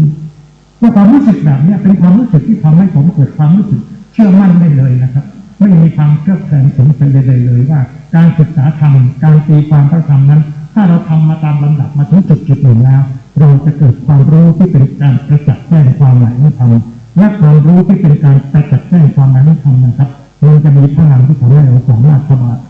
อธิบายแสดงและบางเรื่องอธิบายไม่ได้ไม่เข้าใจอ่อนนะครับบางเรื่องเราไม่สามารถใช้คำพูดเชิงพรรณนาได้มันเป็นเรื่องที่เป็นปัจจัตตังหรือที่จัตโตวิญญูติคือต้องรู้ได้เฉพาะตัวแต่ถึงเราจะอธิบายเปิดเผยไม่ได้แต่เราก็สามารถสำแดงตนได้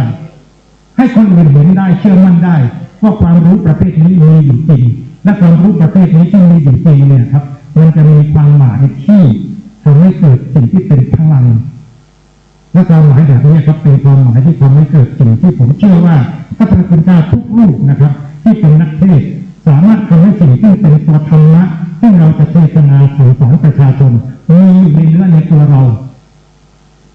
ผมเชื่อว่านั้นจะมีพลังเป็นที่สุดที่จะทำให้นะครับทำให้ความหมายของธรรมะซึ่งมันแสดงผ่านกายวาจาใจของเราออกไปนะครับให้มันเป็นความหมายที่สำคัญผมไม่ต้องการจะพูดในเรื่องตัวเองนะแต่ผมอยากจะบอกพระคุณเจ้าว่าทันทีที่เรามีความรู้สึกอะไรบางอย่างที่เกี่ยวกับธรรมะและความรู้สึกที่เกี่ยวกับธรรมะมันเป็นความหมายอะไรบางอย่างที่กระจ่างอยู่ในตัวเราบางทีเราก็ไม่ต้องจำเป็นต้องพูดอะไรมากเพียงแค่พูดจาสื่อสารกันเท่าที่จำเป็นพอจะใช้ข้อความสื่อสารได้ แล้วเราก็จะรู้สึกได้ถึงความหมายว่าสิ่งที่มันเป็นธรรมะที่เป็นเนื้อเป็นตัวอยู่ในจิตใจเราเลยครับมันจะเปิดเผยแสดงตัวของมันเองอย่างนี้นะครับที่ตรงนี้ผมอยากจะกราบเรียนพระพุทธเจ้าในส่วนนี้ในส่วนของการตีความพระธรรมว่าในความหมายการตีพระธรรมทั้ง3ระดับนั้นนะครับเราต้องพัฒนาตามลำดับและระดับที่เราต้องพัฒนาก็คือเราต้องตรวจสอบนะครับว่าเรามีความสามารถในการแสดงธรรมทางสุตตะนิยปัญญาได้ดีเพียงใดเอาละถ้าระดับนี้มันดีแล้วเราแสดงธรรมผ่านส่วนที่มันเป็นจินตามยปัญญาคือสามารถชี้แจงแสดงแถลงไขให้ธรรมะที่เรานำมาแสดงนั้นถูกทำให้มันกระจ่างในโลกยุคปัจจุบันซึ่งมีเงื่อนไขปัจจัยที่แตกต่างที่ปัจจุบันคนจะมีความเข้าใจนะครับว่าธรรมะบางข้อไม่เหมาะสมที่จะปฏิบัติในยุคปัจจุบันซึ่งไม่จริงในบทธรรมะเหมือนพระธรรมเป็นอาการลิโกเพราะฉะนั้นไม่เกี่ยวกับยุควันนี้ยุคอดีตหรือยุคปัจจุบันข้างหน้าทุกขณะที่เรามีความหมายของความรู้สึกแบบนี้เรามีความเชื่อว่าพระธรรมคำสอนของพระสัมมาสัมพุทธเจ้านั้นสามารถปฏิบัติได้ให้ผลได้ไม่จำกัดการและเวลานี่คือความรู้สึกของพวกเรานะครับเพราะเราตัวเราเองครับจะต้องทำให้เกิดความรู้สึกเชื่อมั่นในส่วนนี้และก็ทำข้อไหนที่เรายกขึ้นมาแสดงถ้ามันยังมีความรู้สึกว่าจะเหมาะสมกับยุคปัจจุบันไว้นั่นก็แสดงว่าเรายังไม่มีความเชื่อมั่นและถ้าเป็นอย่างนั้นนะครับมันจะเป็นความหมายที่เหมือนเมื่อกี้ที่บอกว่าในสมัยที่ผมบวชและก็ยังมีคตินิยมหรือว่าไม่ควรเทศนาสั่งสอนเรื่องสันโดษหรือสันติสุขให้กับประชาชนเพราะในช่วงนั้นประเทศไทยกำลังพัฒนาเศรษฐกิจก็ยังมีขยายตัวแต่พอมาถึงปัจจุบันเรากลับพบว่าเป็นความหมายที่ผิดพลาดเป็นสิ้นเชิงจริงๆเราควรจะแสดงถึงนี้บุคคลที่เราควรจะถึงและเข้าใจความหมายนี้ได้คือในหลวงรัชกาลที่9ซึ่งท่านทรงประกาศเศรษฐกิจพอเพียงและการมาเป็นต้นแบบมาเป็นตัวอย่างนะครับว่าเป็นต้นแบบเป็นคือหมายความไม่ใช่เฉพาะคนไทยนะครับประเทศอื่นๆเช่นประเทศจีนนะครับอาจารย์สีจิ้นผิงที่เขาไปสั่งพิมพ์แนวความคิดแนวเศรษฐกิจพอเพียงของในหลวงรัชกาลที่9เผยแพร่เป็นภาษาจีนให้คนจีนได้ศึกษาครับไม่ใช่เป็นเรื่องราวที่คนธรรมดาคนระดับผู้นำประเทศที่มีความกล้าหาญที่จะทำความหมายว่าจะเป็นเบอร์หนึ่งของโลกจะทำให้ประชาชนชาวจีนถึง 1,400 กว่าล้านคนมีกำลังที่จะเหนือกว่าประเทศอื่นๆได้ยังมีความรู้สึกนึกคิดในความหมายว่าในเศรษฐกิจพอเพียงของหลวงรัชกาลที่9นั้นเป็นสิ่งที่เหมาะสมเพราะฉะนั้นสิ่งที่มันเป็นความหมายเช่นนี้พวกเราคงทราบนะครับว่าในหลวงรัชกาลที่9ของเรานั้นต้องศึกษาพระธรรมแม้บางครั้งท่านไม่ได้เอ่ยเป็นภาษาบาลีแต่แนวพระบรมราโชวาทของท่านเกิดทั้งหมดมาจากการที่ท่านถอดเอาความหมายในธรรมะมาแล้วก็เผยแพร่สอนเนี่ยครับเพราะฉะนั้นคำพูดคำสอนท่านอาจจะไม่สอนได้นะแต่ท่านแสดงความหมายนี้ผ่านพระบรมราโชวาทในหลายคติทีนี้ความหมายแบบนี้ครับพวกเราซึ่งเป็นนักเทศจะต้องทำความกระจ่างและต้องเกิดความเชื่อมั่นในพระธรรมคำสอนทุกหมวดทุกข้อที่เราจะนำไปเทศน์สั่งสอนประชาชนเรามีความเชื่อมั่นแล้วว่าโดยโครงสร้างของความหมายเราจำได้ว่าเป็นอย่างนี้และเราก็เชื่อมั่นว่าเราจะอธิบายให้วิจิตรพิสดารให้สังคมในปัจจุบันรับรู้ได้ซึ่งตรงนั้นนะครับจะเป็นสิ่งที่มันเป็นหัวใจสำคัญของการที่จะทำให้เกิดสิ่งที่เรียกกันว่าการตีความพระธรรมให้มันมีผลเกื้อหนุนจนเจอกับประชาชนผู้ได้รับฟังพระธรรมนั้นเขาจะทำได้แค่ไหนเพียงไรไม่เป็นไรครับเราไม่สามารถจะคาดหวังได้ว่าทุกคนที่ฟังธรรมแล้วจะต้องเข้าใจได้หมดแต่อย่างน้อยแค่ครั้งหนึ่งมีใครสักคนหนึ่งเข้าใจธรรมที่เราแสดงก็โอเคแล้วนะครับเพราะฉะนั้นนี่คือความหมายที่ผมอยากจะฝากในส่วนที่ตีความพระธรรมผมยังไม่ได้ยกตัวอย่างแต่ผมไม่อยากจะยกตัวอย่างเลยให้เรายกตัวอย่างพระธรรมสักบทสักข้อดีครับแล้วเรามาช่วยกันวิเคราะห์ว่าเราตีความพระธรรมทั้ง3ระดับนี้เป็นอย่างไรหรือจะมีใครอาสาอะไรไหมครับที่จะยกพระธรรมสักหมวดหนึ่งหรือข้อหนึ่งขึ้นมาเพื่อเราจะลองมาทำความกระจ่างความหมายของพระธรรมนั้นตามแนวที่ผมให้กรอบไว้มีไหมครับนี่มันเลยการนิยมครับขอบพระคุณที่ตั้งเมตตาและต้องมีไมโครโฟนหน่อยไหมครับแล้วนี่มันพระอาจารย์ที่จะต้องการพูดไปที่อันใดโอเคได้เลยครับเพราะว่าเดี๋ยวเราช่วงปลายเราคงต้องคุยกันได้มากขึ้นผมจะฟังท่านมากขึ้นนี่มันเลยครับท่านพูดยาวๆได้เลยนะครับว่ามีบทธรรมไหนที่ท่านมีความรู้สึกว่าอยากจะปรารภขึ้นมาเพื่อให้เป็นกรณีศึกษาครับขอขอบคุณโยมอาจารย์ดร.ประมวลเพ็งจันทร์ ท่านเป็นอาจารย์มาจากเกาะสมุยโอ้เพิ่งรู้ประวัติอาจารย์นะครับอยากจะขอนำเสนอที่เป็นพุทธศาสนสุภาษิตก่อนครับเดี๋ยวใกล้หารือในรายละเอียดต่อไปนะครับก็อยากจะนำเสนอสุภาษิตที่เราได้ใช้ในการเรียนซึ่งก็ได้มีโอกาสเรียนช่วงบวชปีหนึ่งก็ได้เรียนจบนักดนตรีปีที่สองที่เป็นพรรษาที่สองก็ได้นักดนโทปีที่สามได้นักดนเอกนะครับก็เพิ่งได้นักดนเอกมาสดๆร้อนๆกำลังมีไฟแล้วก็อยากจะศึกษาเรียนรู้ฟังจากท่านอาจารย์บอกว่าท่านสามารถเป็นนักเทศได้ตั้งแต่เป็นสามเณรนะครับก็รู้สึกประทับใจมากนะครับบทในการนำไปใช้ในการสอบนักธรรมชั้นเอกที่ในการใช้ในวิชากระทู้ธรรมนะครับก็ได้มีการจดจำไว้และการจำได้6 บทที่ใช้อยู่ในประจำนะครับบทแรกพระอาจารย์พันธคุณพระราชรัชมุนีท่านได้ใช้และการยกให้เราได้ฟังอยู่ตอนที่ท่านได้สอนพวกเราอย่างคำว่าอัตตหิอัตโนนาโถโกหินาโถปโรสิยาอัตนาหิสุทันเตนะนาถังละพติทุลละพังความหมายที่แปลก็คือตนนาเป็นที่พึ่งแห่งตนคนอื่นใครเล่าจักเป็นที่พึ่งได้ก็บุคคลมีตนฝึกฝนแล้วย่อมได้ที่พึ่งที่ได้ยากก็มีที่มาว่ามาจากที่ไหนก็เป็นพระไตรปิฎกฉบับ25หน้า26พุทธกาลนิกายธรรมบทนะครับได้จดจำไว้เพื่อเอาไปเชื่อมกระทู้นะครับอาจารย์บทที่2ที่จำได้ก็คือนัตถิอัตตะสมังเปมังนัตถิพัญญะสมังทนังนัตถิปัญญาสมาอาภาวุติเวปรมาสราสิ่งที่รักอื่นเสมอด้วยตนไม่มีทรัพย์อื่นเสมอด้วยข้าวเปลือกไม่มีแสงสว่างอื่นเสมอด้วยปัญญาไม่มีสนแลเป็นสัตว์อย่างยิ่งอันนี้ก็สังส15/9ก็คือพระไตรปิฎกเล่ม15หน้า9สังยุตตนิกายสัทธาวัตรบทที่2บทที่3ที่จดจำได้ก็คือปัญญวันตังตถาวาทีสีเลสุสมาหิตังเจโตสมถะมนุยุตตังตังเววินยูสังสเรผู้รู้ย่อมสรรเสริญผู้มีปัญญาพูดจริงตั้งมั่นในศีลประกอบความสงบใจนั้นมาบทนี้เป็นพุทธกาลนิกายเถรคถาพระไตรปิฎกเล่ม26หน้า411นะครับบทต่อไปสีลังเสตุมเหสโขสีลังคันโทอนุตตโรสีลังวิเลปนังเสโถเยนะวาติทิโสทิสังศีลเป็นสะพานอันเป็นศักดิ์ใหญ่ศีลเป็นกลิ่นที่ไม่มีกลิ่นอื่นยิ่งกว่าศีลเป็นเครื่องรูปไร้อันประเสริฐซึ่งเป็นเครื่องโคจรไปในทุกทิศบทนี้เป็นพุทธกาลนิกายเถรคถาพระไตรปิฎกเล่ม26หน้า358บทที่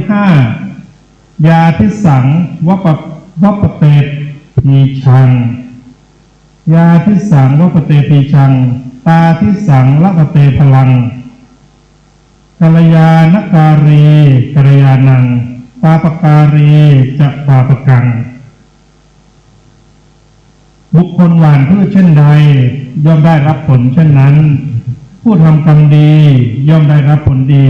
ผู้ทำกรรมชั่วย่อมได้ผลชั่วสังยุตตนิกายสัทธาวัตรพระไตรปิฎกเล่ม19หน้า333บทสุดท้ายบทที่6สัจจังเว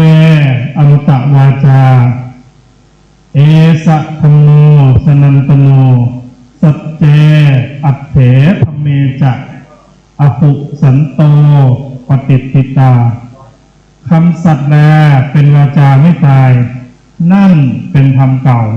สัตบุรุษทั้งหลายกล่าวว่ารู้สึกจะแปลผิดสัตบุรุษทั้งหลายรู้สึกเริ่มพลาดนะ สัจจังเวอมตวาจาเอสะธัมโมสนันตโนสัจเจอัตเถธัมเมจะอหุสันโตปฏิทิตาคำสัตย์แลเป็นวาจาไม่ตายนั่นเป็นธรรมเก่าสัตบุรุษทั้งหลายเป็นผู้ตั้งมั่นในคำสัตย์ที่เป็นอัตถ์และเป็นธรรมพระไตรปิฎกเล่มที่16หน้า434พุทธกาลนิกายเถรคาถาขอบคุณครับฝากอาจารย์ต่อเลยครับผมขอบพระคุณพระอาจารย์เป็นอย่างยิ่งครับต้องจำแน่นนั่น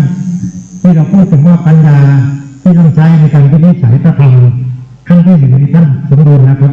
สามารถที่จะมีความสามารถจดจำ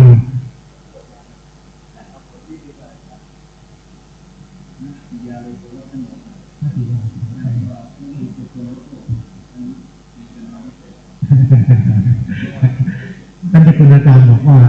ให้นักศึกษาตัววัตถุมาแก้ไขไปหน่อยเพราะว่าถูกตกเถียงกันเดี๋ยวจะเอาบทที่ท่านยกขึ้นมานะแต่ผมตอบท่านไปก่อนว่าท่านมีความสามารถที่นี่ครับเราต้องบ่มเพาะให้เกิดความสามารถจดจำแม่นยำนี่คือสุตะเมยปัญญาถ้าเรามีสุตะเมยปัญญาแล้วสิ่งที่เป็นประเด็นต่อไปก็คือเราต้องบ่มเพาะให้เกิดสุตะเมยปัญญาคือความอย่างรู้ในเชิงความคิดที่จะเห็นว่าสิ่งที่เป็นข้อความกล่าวไว้นี้นะครับมันเป็นข้อความที่มีนัยยะความหมายว่างวิจิตรพิสดารอย่างไรนะครับเพราะฉะนั้นนี้คือความหมายที่เมื่อกี้นี้จะสัมพันธ์กับที่ท่านเจ้าคุณอาจารย์พูดด้วยคือมันมีปัญหาอย่างหนึ่งในกรณีของพวกเราซึ่งเป็นพุทธศาสนิกชนซึ่งต้องจดจำพระธรรมคำสอนเป็นภาษาบาลีซึ่งเป็นภาษาโบราณคือบาลีนี้เป็นภาษาโบราณมากนะครับในปัจจุบันนี้แม้กระทั่งประชาชนชาวอินเดียซึ่งเคยเป็นสถานที่ซึ่งใช้ภาษานี้พูดเขาก็ไม่ได้พูดภาษานี้แล้วเพราะฉะนั้นไอ้ภาษาที่เป็นภาษาโบราณบางครั้งจึงมีข้อจำกัดว่าแล้วความหมายที่แท้จริงของการพูดคุยกันอย่างนั้นเนี่ยนะครับมันหมายความว่าอย่างไรจริงๆเพราะภาษาเวลาเราพูดถึงภาษาอย่าว่าแต่เพียงแค่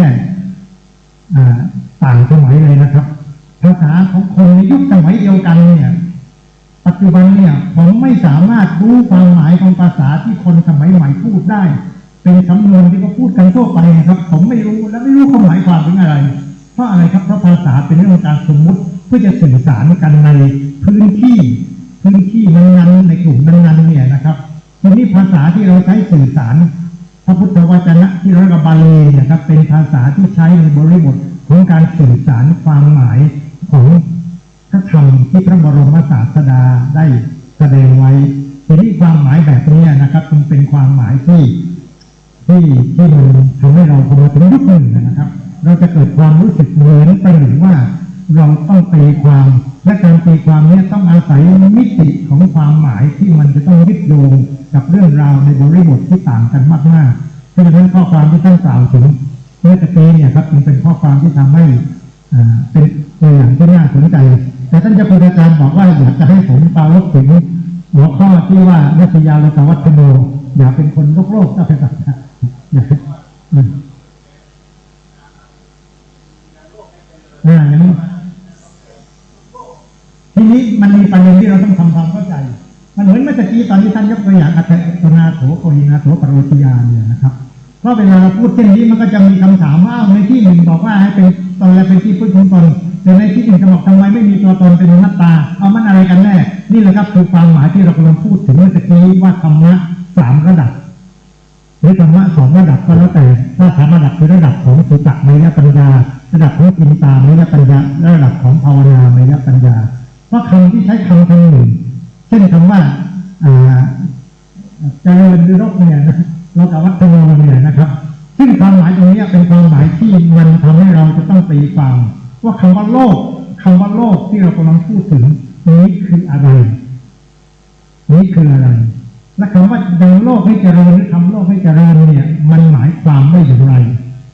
เพราะในความหมายที่ว่านี้นะครับเวลาเราใช้ความหมายนี้จึงกลับไปสู่หลักที่ผมพูดกับท่านในตอนต้นว่าเราต้องยึดหลักของสิ่งที่เรียกกันว่าศีลธรรมและโลกุตตรธรรมในความหมายที่จะต้องทำความกระจ่างตรงนี้เพราะผมจึงขอเอาความหมายนั้นมาขยายผ่านตัวอย่างนี้ก็แล้วกันนะครับว่าเวลาเราพูดถึงศีลธรรมเราพูดถึงธรรมะอันเป็นสภาวะที่เราจำเป็นประพฤติปฏิบัติเพื่อเรามีความสัมพันธ์กับเพื่อนมนุษย์สรรพสัตว์หรือธรรมชาติรอบตัวเราอย่างเกื้อหนุนจุนเจือให้เป็นปกให้เกิดปกติสุขเพราะฉะนั้นทันทีที่เรา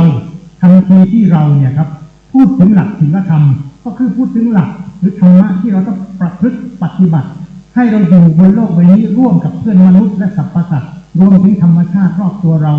อย่างมีนัยยะความหมายที่เกื้อหนุนจุนเจือกันคำว่าเกื้อหนุนจุนเจือคือหมายความว่าทำให้มันเกิดการสภาวะที่ไม่ไปเบียดเบียนทำลายกันและสภาวะนี้เราเรียกว่าสภาวะที่เป็นศีลธรรมในความหมายเช่นที่ว่านี้ครับจึงเป็นความหมายที่ทำให้สิ่งที่มันเป็นความหมายที่คำว่าโลกคำว่าตัวตนจึงถูกนิยามขึ้นมาเพราะคำว่าโลกคำว่าตัวตนนี่ถูกนิยามขึ้นมาบนความหมายนี้และความหมายนี้นะครับเวลาเราศึกษาค้นคว้าเราก็จะพบอธิบายได้ในเชิงเหตุเชิงผลแต่พอมาเจอข้อความบอกว่าอย่าเป็นคนยังโลกได้เจริญหรือจะทำให้เป็นคนโลกวัฒนาที่แบบว่าเจริญก็ได้โลกก็ได้เนี่ยนะครับแล้วแต่เราจะตีความหมายแบบนี้เป็นความหมายที่ขึ้นอยู่กับศั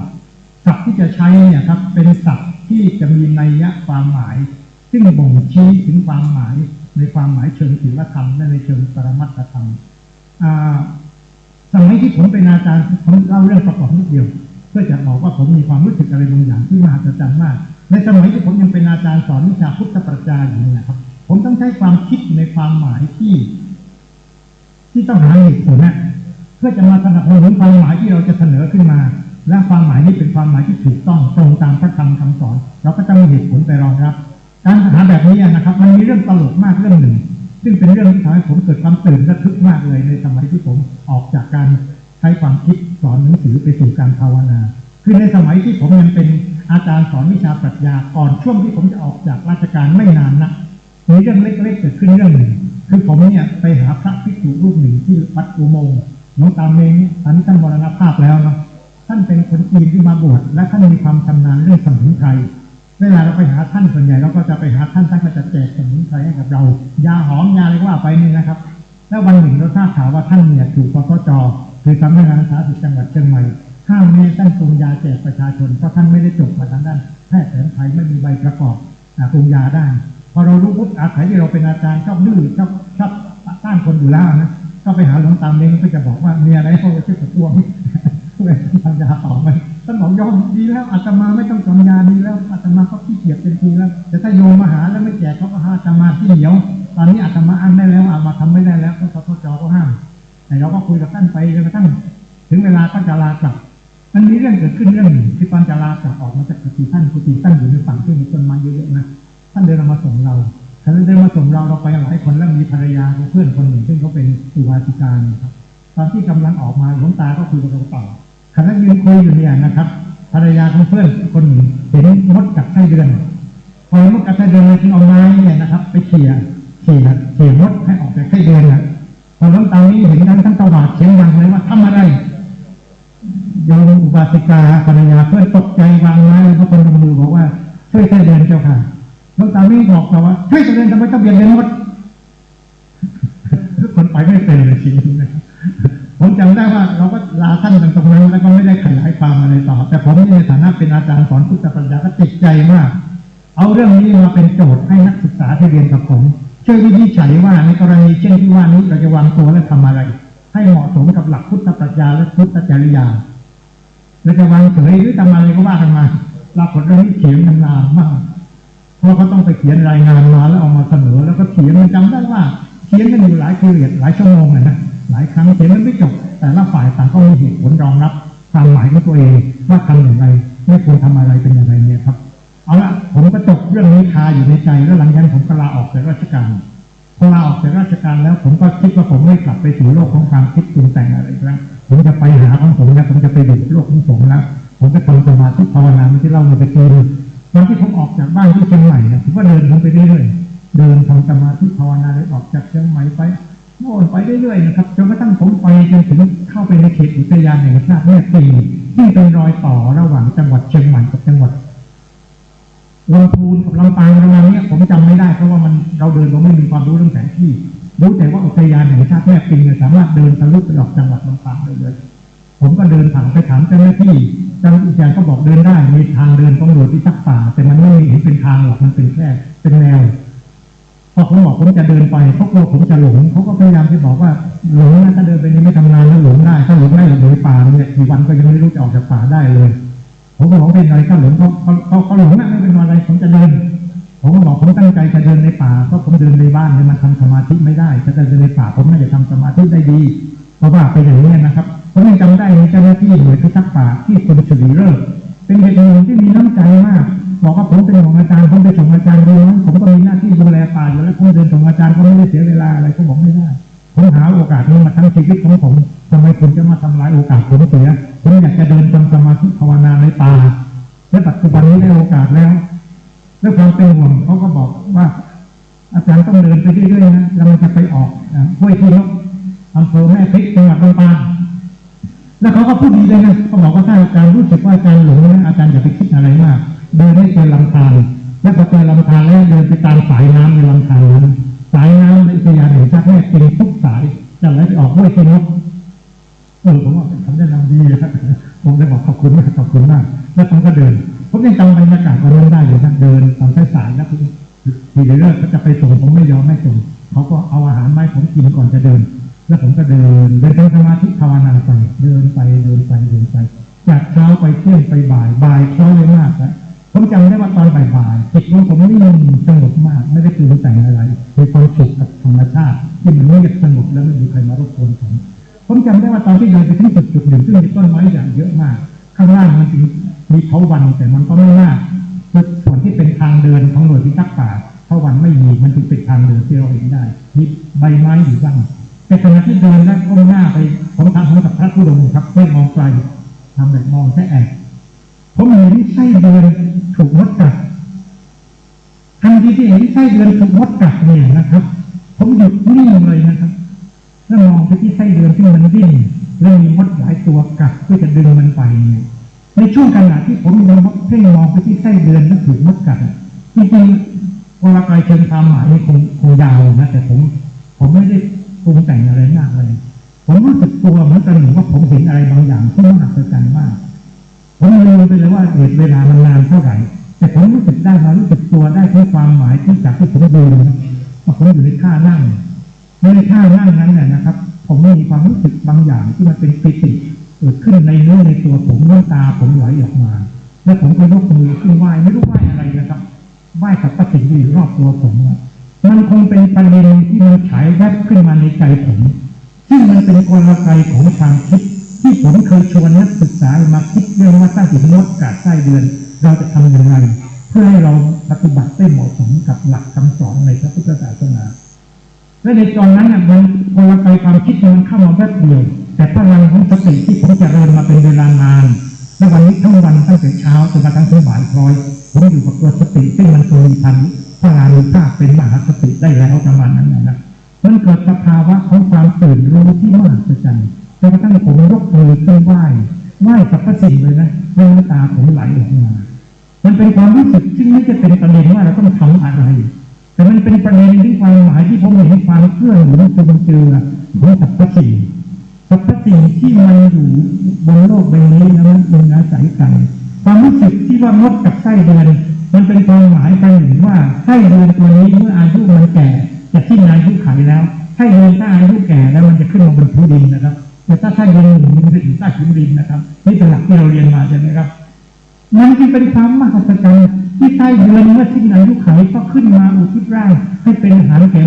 มดเหล่านี้มากินไส้เดือนเดียวแล้วก็ไปเป็นอาหารของปลาฝนตกลงมาอะไรก็ว่าไปนี่เราแต่ละคิดนะครับแต่ความหมายที่เป็นความมหัศจรรย์คือที่ผมยกมือขึ้นไหว้ช่วงหัวมันเป็นความรู้สึกได้ที่ความหมายของตัวผมเอง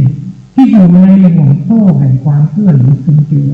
ที่มันมหัศจรรย์ผมไม่ได้กินไส้เดือนไม่ได้กินมดเป็นอาหารแต่อาหารที่ผมกินนั้นมันก็เป็นห่วงโซ่เดียวกันนี่แหละและความรู้สึกแบบนี้เป็นความรู้สึกที่ข้ามพ้นความหมายอะไรบางอย่าง ซึ่งเป็นความคิดเชิงขัดแย้งเหมือนที่ผมเถียงและสอนกับนักศึกษาอยู่ในมหาวิทยาลัยเชียงใหม่และความรู้สึกแบบนี้เป็นความหมายที่ผมรู้เลยว่าโอ้โหนี่คือโลกของความหมายอีกแบบหนึ่งซึ่งมันไม่ได้เกิดขึ้นจากความคิดแต่เกิดขึ้นจากจิตของเรามันเกิดอย่างรู้ความหมายอย่างรู้ความหมายที่เมื่อกี้ผมบอกว่าผมชอบคำของหลวงปู่มั่นท่านบอกว่ารู้ขึ้นเองใช่เพลงคิดนี่เป็นภาษาสั้นๆของหลวงปู่มั่นเลยนะครับประเด็นเหล่านี้ครับเป็นประเด็นที่เรากำลังพูดถึงสิ่งที่มันเป็นประเด็นว่าถ้าเราจะพูดกันในเชิงโครงสร้างของความคิดเชิงเหตุผลเราก็จะถกเถียงกันถึงเรื่องเราจะทำอย่างไรเมื่อเห็นมดกัดไส้เดือนเพราะถ้าเราบอกว่าเราจะช่วยไส้เดือนก็จะกลายเป็นที่หลวงตาเลี้ยงดูคุณไว้อีกแล้วว่าเบียดเบียนมดทำไมแล้วเราจะช่วยไส้เดือนจะถูกมองว่าเบียดเบียนมดถ้าบอกว่าเราเฉยๆทำไมจึงวางใจเฉยไม่ดูแลไม่ยังทั้งขอบกับเรื่องราวที่มันเกิดขึ้นความหมายของสาระเสรีที่คำหมายแบบนี้ครับเป็นความหมายที่ต้องปรับมาสู่ว่าการตีความของสิ่งที่กำลังพูดถึงผมเข้าใจว่านั้นเป็นครั้งแรกนะครับที่ผมเดินทางออกจากบ้านนานนับเป็น10-20 วันแล้วตอนนั้นจึงสามารถเกิดประสบการณ์แบบนี้ขึ้นมาได้และประสบการณ์แบบนี้ต่อมามันจะเกิดขึ้นเรื่อยๆมีหลายเรื่องนะแต่เอามาเล่าเรื่องนี้เรื่องเดียวกลับมาสู่ประเด็นของความหมายของพุทธศาสนาสุภาษิตที่ท่านเจ้าคุณอาจารย์ท่านปรารภขึ้นมาว่าอย่าเป็นคนโลกคำว่าอย่าโลกนี่แปลว่าโลกนะครับแต่ต้องเป็นคำว่าวัฒนาหรือปัจจุบันเราใช้คำว่าพัฒนานะวัฒนานี่เป็นคำเดิมในภาษาบาลีพอมาใช้เป็นคำว่าพัฒนาทีนี้คำว่าพัฒนาคือมันมากขึ้นคือคำว่ามากขึ้นมันจะมากขึ้นโลกก็ได้นะทีนี้แล้วนึกถึงภาพนะครับว่าในห้องของเราเนี่ยถ้าวันหนึ่งเนี่ยเราอยู่ไปแล้วของมันมากขึ้นเนี่ยนะครับมันรกกันเลยนะปัจจุบันที่บ้านผมเนี่ยมีหนังสือเยอะมากผมประกาศตรงนี้นะครับถ้าพระคุณเจ้ารูปไหนมีวัดและต้องการจะมีหนังสือไปใส่ห้องสมุดช่วยกรุณามารับไปจากบ้านผมได้เลยนะครับผมมีหนังสือจำนวนมากที่ผมไม่ต้องการจะเก็บให้รกบ้านอีกแล้วทั้งความเป็นหนังสือนี้ในอดีตมันเคยเป็นเครื่องมือที่ใช้ผมได้ศึกษาค้นคว้านะครับความหมายที่ว่านี้มันจะกลับมาสู่ประเด็นที่บอกว่าอย่าเป็นคนโลกนะครับนี่จะทำให้โลกเจริญว่านี่นะครับถ้าเรามองในเชิงศีลธรรมก็คือหมายความว่าอย่าให้เป็นคนที่ทำให้มันพูดกันตรงๆว่าถ้ามันมีแล้วไม่มีคุณค่ามันก็จะกลายมาเป็นวัฒนาที่ทำให้โลก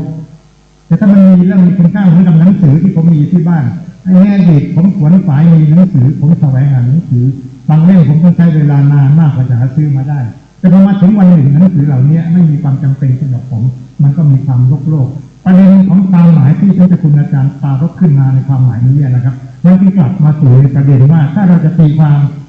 สุภาษิตที่พุทธสุภาษิตนี้ในความหมายเชิงศีลธรรมเราต้องแปลความหมายนี้ว่าอย่าเป็นคนโลกนะหรืออย่าทำให้โลกมันเจริญในความหมายที่มันเชิงวัตถุถ้าเวลาเราพูดถึงโลกในที่นี้เนี่ยครับมันมีโลกในความหมายที่เป็นสัตว์โลกหรือว่าโอกาสของโลกและโลกอีกโลกหนึ่งคือโลกภายในใจของเราและโลกภายในใจของเราเนี่ยนะครับ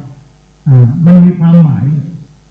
โลกภายในใจเนี่ยครับมันเป็นโลกที่เราต้องการที่จะทำให้มันกลายเป็นศูนย์นะครับผมไม่รู้จะบอกว่าไงนะครับเมื่อตอนที่ผมเดินภาวนานั้นน่ะผมต้องการที่จะภาวนาให้เกิดความหมายเป็นศูนย์ให้ได้เพราะว่าผมใช้หลักของผมตามหลักของปรัชญาปรมิตาหักวิไทยสูตรที่ผมมีศรัทธามากคือที่ผมมีความเชื่อมั่นว่าผมจะออกไปเดินทางด้วยความหมายที่ตอนนั้นผมแปลปรัชญาปรมิตาหักวิไทยสูตรเพื่อจะพิมพ์อุทิศให้คุณแม่ผมท่านเสียชีวิตและตอนช่วงแปลปรัชญาปรมิตาหักวิไทยสูตรเนี่ยจิตของผมมีความรู้สึกมากประจันมาก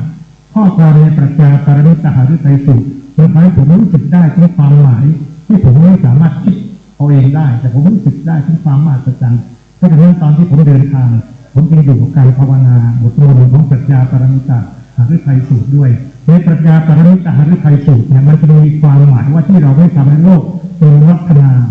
เนี่ยโลกมันเจริญเพราะถ้าโลกมันเจริญขึ้นมาในใจเราแล้วเนี่ยครับมันจะทำให้มันมีความรบเราต้องทำให้โลกนี้เป็นศูนย์ตาไม่เป็นศูนย์เพราะเป็นศูนย์ตาก็คือทำให้มันเกิดมีความหมายเป็นศูนย์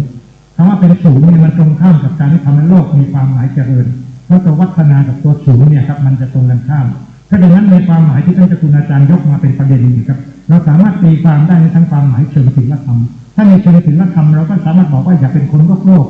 อย่าเป็นคนที่ไร้ประโยชน์ในการอยู่บนโลกต้องมีความสามารถในการช่วยเหลือจุนเจือแ แต่ถ้าพอไปถึงปรมัตถ์แล้วเนี่ยครับแม้กระทั่งความหมายที่มันเป็นบวกเป็นลบเนี่ยก็ไม่มีความเราก็ไม่ควรจะมายึดถือแล้วถ้าอย่างนั้นในความหมายเช่นที่ว่านี่เขาว่า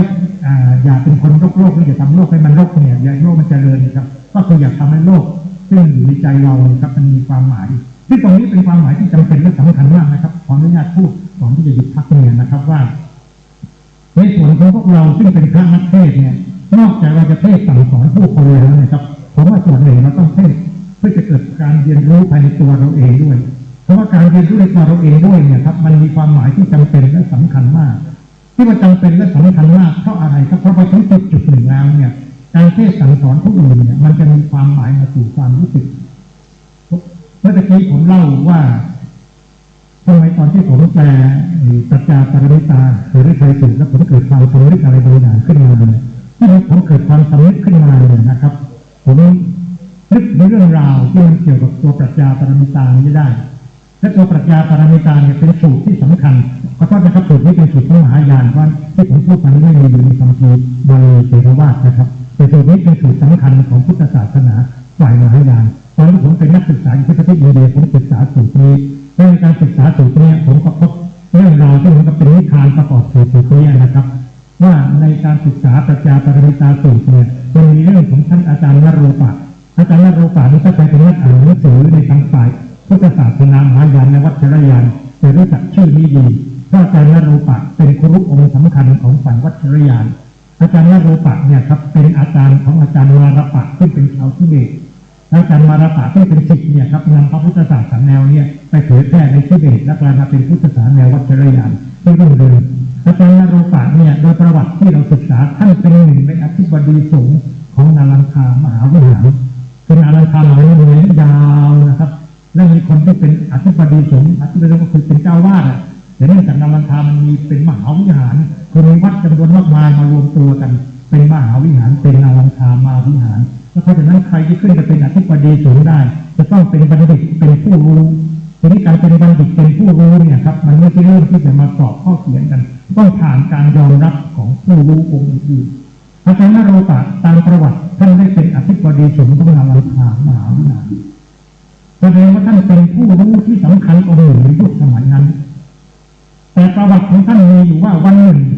ตอนเช้าเมื่อท่านตื่นขึ้นมาปฏิบัติกิจของสงฆ์ของพระก็คือสาธยายปรัชญาปรมิตาสูตรขณะที่นั่งสาธยายปรัชญาปรมิตาสูตรใน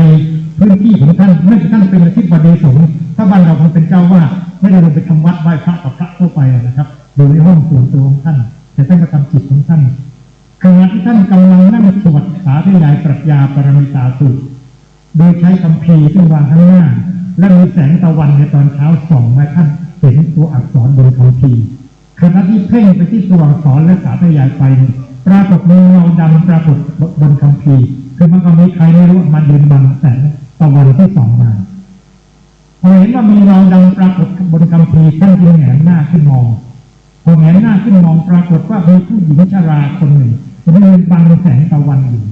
พอท่านแหงหน้าขึ้นมองและสบตาหญิงชรานั้นได้จ้องมาที่ท่านหญิงชรานั้นถามท่านว่ากำลังทำอะไรอาจารย์นโรปะตอบว่ากำลังสวดสาธยายปรัชญาปรมิตาสูตรหญิงชรานั้นจึงถามต่อว่าแล้วรู้ความหมายของปรัชญาปรมิตาแล้วหรือท่านก็ตอบว่ารู้ทันทีที่ท่านตอบว่ารู้หญิงชรานั้นส่งเสียงหัวเราะเยาะดังกึกก้องและตัวเธอก็หายไปในท้องฟ้าอาจารย์นโรปะถึงต้องตกใจกลัวและเกิดความรู้สึกขึ้นมาได้ว่าคำตอบว่ารู้ที่ถูกหัวเราะเยาะนั้นไม่ถูกเพราะท่านรู้ด้วยเพียงแค่สติเมยปัญญาคือจำได้รู้ด้วยดวงตาเมยปัญญาคือคิดปรุงแต่งความหมายได้แต่นั่นไม่ใช่ความรู้ที่สูงส่งด้วยความรู้สึกสะเทือนใจแบบนี้จึงทำให้อาจารย์นโรปะซึ่งเป็นอธิบดีสงฆ์ของนาลังคามหาวิหารยุติบทบาทออกจากนาลังคาและก็เดินทางจาริกเร่ร่อนเพื่อจะแสวงหาครูที่จะเป็นผู้เปิดเผยความรู้จนกระทั่งต่อมาท่านได้พบครูท่านเป็นอาจารย์กิโลปัตอะไรเนี่ยผมเล่าให้ฟังตรงนี้เพื่อจะบอกว่าตอนที่ผมนั่งลงแปลปรัชญาปรมิตาที่ผมพูดถึงนี่นะผมเกิดความรู้สึกเหมือนกับมีหญิงชรา ปรากฏถามผมเหมือนกันนะว่าแล้วรู้ความหมายของปรัชญาปรมิตาที่กำลังแปลอยู่หรือไม่และผมรู้สึกได้ด้วยความหมายที่ว่าผมได้เวลาแล้วที่ผมจะต้องออกไปแสวงหาความรู้ที่ไม่ใช่การคิดเอาแต่เป็นความรู้ที่มันถูกปรากฏขึ้นในใจผมความหมายแบบที่ผมพูดถึงนี้นะครับมันเป็นความหมายที่สำคัญความหมายที่สำคัญตรงนี้นะครับผมดูพบว่า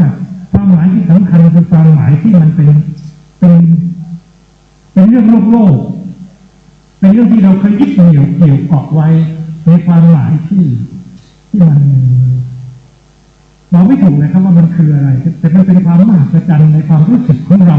เมื่อเราเดินทางจาริกไปเรื่อยๆเราพบว่าสิ่งที่มันเป็นความหมายที่เราเคยยึดเหนี่ยวเกี่ยวเกาะไว้ตลอดเวลา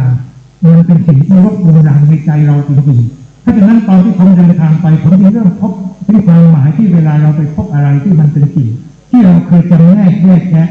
ว่าผิดถูกดีชั่วเพราะตอนที่ผมศึกษาเรื่องอาจารย์นโรปางเนี่ยถ้าท่านเดินทางออกไปแบบนี้แล้วเนี่ยนะ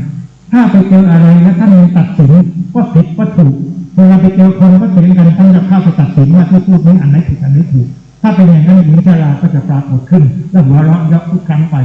จนกระทั่งวันหนึ่งเมื่อท่านไปเห็นหมาที่เรือนมันเป็นแผลเน่าที่ด้วยความทุรนทุรายท่านไปอุ้มและเลียแผลมันนั่นแหละหญิงชราอย่างนั้นจึงปรากฏตัวขึ้นและยิ้มให้กับท่านบอกว่าตามเรามาจะพาไปพบครู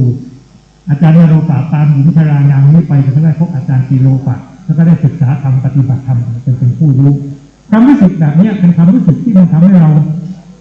ผมในหนังสือที่ผมเขียนเล่านะแต่ในหนังสือผมไม่ได้เล่าละเอียดนะครับแต่มันเป็นวันนี้ไม่ใช่หนังสือเล่าละเอียดได้นะครับเพราะตอนที่ผมเดินจะไปเป็นจังหวัดสุพรรณบุรีผมเดินไปที่วัดหนึ่งแล้วเวลาตกค่ำใกล้จะมืดซึ่งตอนนั้นผมรู้แล้วผมต้องทำตัวอย่างไรก็คือเข้าไปในวัดและกราบขอนอนใต้ต้นไม้เพราะว่าผมจะไม่ไปขอนอนที่กุฏิเพราะว่าพระท่านจะกลัวผมเป็นพวกมิจฉาชีพมาขอนอนและขโมยของแล้วผมก็จะเข้าไปพอผมเข้าไปวัดนี้เนี่ยครับ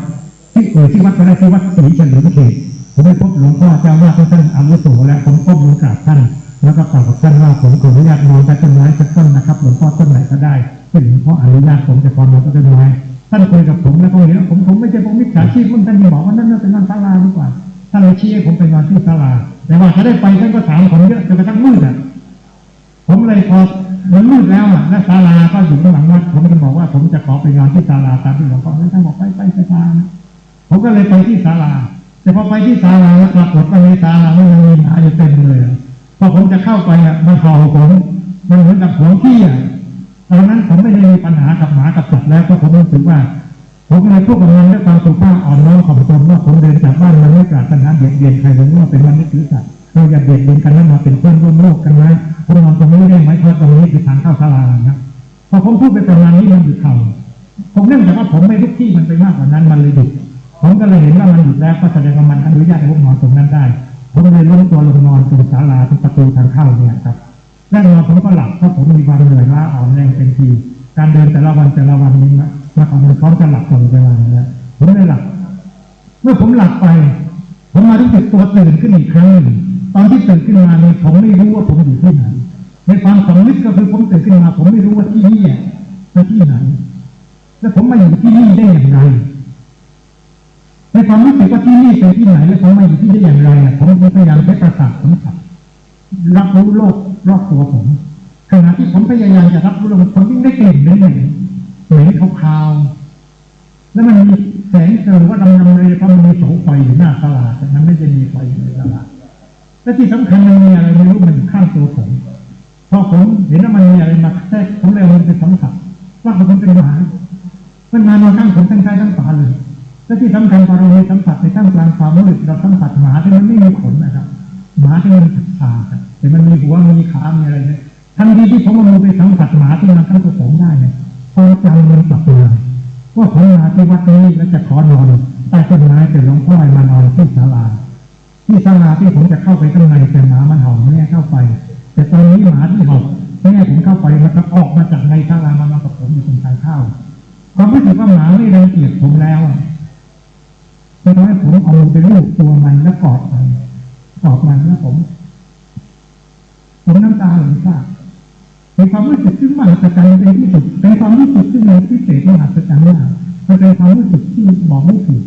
มันเป็นความรู้สึกที่ทำให้ผมทำนึกได้ถึงความหมายในชีวิตในขณะที่ผมตั้งแต่บวชเป็นสามเณรมาเป็นพระภิกษุมาเป็นครูบาอาจารย์ในมหาวิทยาลัยสอนปรัชญาสอนพุทธปรัชญาผมมีคำถามมาตลอดว่าผมมีชีวิตอยู่เพื่ออะไรผมเกิดมาทำไมแต่วันที่ผมนอนที่ศาลาวัดศรีเจริญเขตจะดูนะวันนี้ข้างผมไม่มีคำถามทั้งหมดผมเกิดมาเพื่อจะมีชีวิตอยู่เพราะถ้าผมไม่มีชีวิตอยู่ตายไปก่อนว่าค่ำหมาเหล่านี้ก็จะไม่มีประโยชน์จะมานอนกับผมหมาผมไม่นอนข้างผมเพราะมันแข็งและเย็นแต่ถ้าผมยังมีชีวิตอยู่มันจะมีความอุ่นมีความอ่อนนุ่มของร่างกายให้หมาเหล่านี้มันแนบสนิทและมีความสุขในการนอนกับผมความรู้สึกที่มันเป็นความหมายแบบนี้มันแสนมหัศจรรย์และเป็นความรู้สึกที่ทำลายความหมายที่มันเป็นความเคลือบแคลงสงสัยใดๆที่มีอยู่ในชีวิตผมจนหมดสิ้นและความรู้สึกแบบนี้เป็นความรู้สึกซึ่งมันไม่สามารถเราได้แต่มันเป็นความหมายที่ปรากฏขึ้นมาเองในใจและความรู้สึกแบบนี้นะครับต่อมามันจึงค่อยๆปรากฏเปิดเผยเรื่อยๆในความหมายที่มันมีความกระจ่างแจ้งมากแต่วันนั้นวันที่ผมอยู่ที่วัดศรีเจริญเขตมันเป็นความหมายการผมรู้เลยว่าความหมายของพระธรรมที่เราพูดถึงเนี่ยมันมีความหมายนี้เองเป็นความหมายซึ่งไม่ใช่เรื่องที่มันจะมีอะไรเป็นความหมายแบบโลกคือเป็นคำคู่แบบโลกนี่ต้องเป็นคำคู่ตลอดเวลานะครับคือต้องมีผิดกับถูกดีกับชั่วใช่ไม่ใช่นี่เป็นเรื่องคำคู่ทั้งนั้นเลยนะครับถ้าความเป็นคำคู่แบบที่ว่านี่เป็นเรื่องโลกครับเพราะฉะนั้นความหมายก็คือเวลาเราพูดถึงอย่างถ้ามันเจริญขึ้นความหมายกับแม้กระทั่งที่เราพูดถึงว่ามันเป็นคู่เมื่อกี้ที่ผมเอ่ยถึงหลวงปู่มั่นตั้งหลายครั้งมันเป็นความมหัศจรรย์มากนะหลวงปู่มั่นไม่ได้มีความรู้อะไรในเชิงปริยัติธรรมสูงเลยนะไม่มีความรู้แม้กระทั่งตอนสมัยที่ท่านเป็นพระที่มีชื่อเสียงนะคือถูกพระสังฆธิการฝ่ายคณะธรรมยุทธ์ต้องเรียกท่านไปสอบเพราะท่านไม่ได้ศึกษาจบนักธรรมชั้นไหนเลยแต่ท่านสามารถสอนธรรมจนกระทั่งว่ามีคนเชื่อมั่นและทำตามท่านจนกระทั่งถูกเรียกไปสอบถามว่าท่านไปศึกษาธรรมมาจากไหนเรียนรู้ธรรมมาจากไหนอย่างนี้นะครับและนอกต่อมาพอได้รับฟังท่านแล้วเขาก็เชื่อมั่นเลยนะเชื่อมั่นถึงกับส่งท่านมาเป็นเจ้าวาดวัดเจดีย์หลวงในสมัยที่ท่านไม่มีตำแหน่งที่อะไรเลยนะครับท่านจะคุณอุบาลีที่มีประมาจารย์เจ้าวาดวัดบรมนิวาสเห็นว่าหลวงปู่นั่นเป็นพระที่มีความสามารถจึงขอให้ท่านเนี่ยมาเป็นเจ้าวาดวัดเจดีย์หลวงที่เชียงใหม่เพราะตอนนั้นคณะธรรมยุทธ์ที่เชียงใหม่เลยไม่มั่นคงแต่หลวงปู่มั่นไม่มีการดำรงศักดิ์อะไรเลยท่านจะคุณอุบาลีต้องไปกราบสมเด็จพระมหาสมณเจ้าวัดบวรเนี่ยก็จะเป็นพระสังฆธิการได้ต้องมีตำแหน่งนะจึงไปขอตำแหน่งพระครูวินัยพรให้นะครับจริงๆสมเด็จพระมหาสมณเจ้าไม่ให้เพราะหลวงปู่มั่นไม่เรียนนักธรรมว่าท่านไม่ยอมรับแต่ก็บอกว่ามันเรื่องตลกมากก่อนที่จะไปพบสมเด็จพระมหาสมณเจ้าที่วัดบวรเนี่ยท่านจะคุณอุบาลีตกธรรมะเป็นเกย่างขึ้นธรรมะระเบียบผ้าเท้าแพงพอเท้าแพงเวลาจะไปยังใช้ไม้เท้ายันเลยสมเด็จพระมหาสมณเจ้าจึงบอกว่าสงสารเขาขาหักไปถึง3 มาก็เลยตั้งหลวงปู่มั่นเป็นเจ้าที่ในทอนเพื่อส่งมาเป็นเจ้าวัดเจดีย์แต่ที่เราไม่เป็นเรื่องตลกเท่านั้นเองตลกก็จะบอกว่าหลวงปู่มั่นเลยนะครับท่านพูดคำพูดหนึ่ง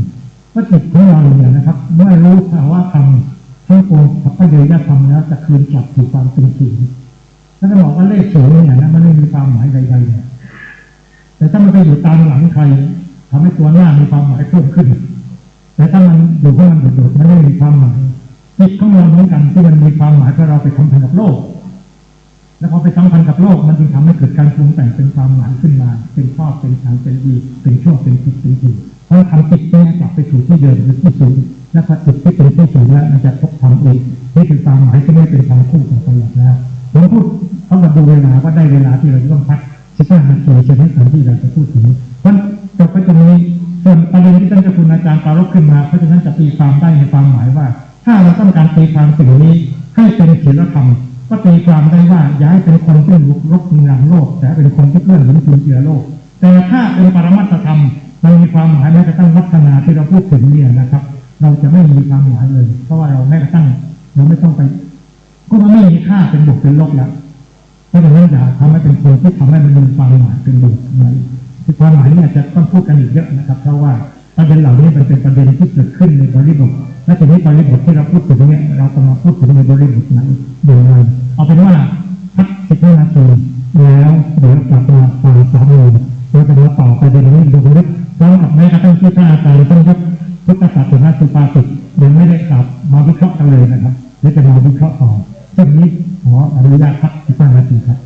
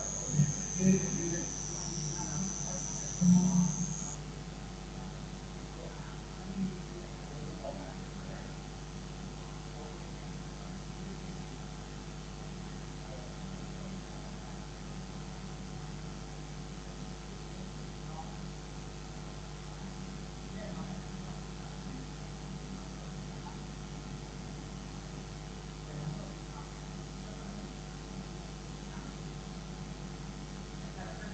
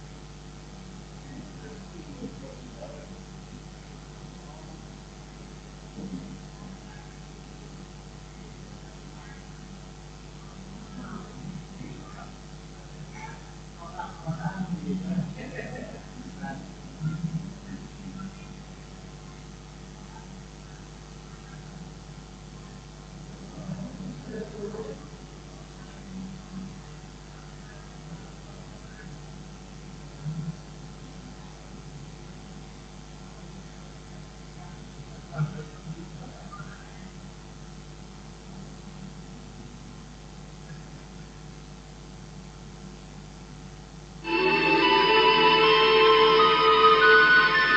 การศึกษานักการเผยแผ่ต้องได้รับการยกย่องส่งเสริมต้องมีการสร้างกันอย่างมีระบบที่สำคัญต้องมีนโยบายมีแม่บทที่แสดงเจตนาและปณิธานอย่างชัดเจนว่าจะนำพาพระพุทธศาสนาและสถาบันสงฆ์ไปในทิศทางใด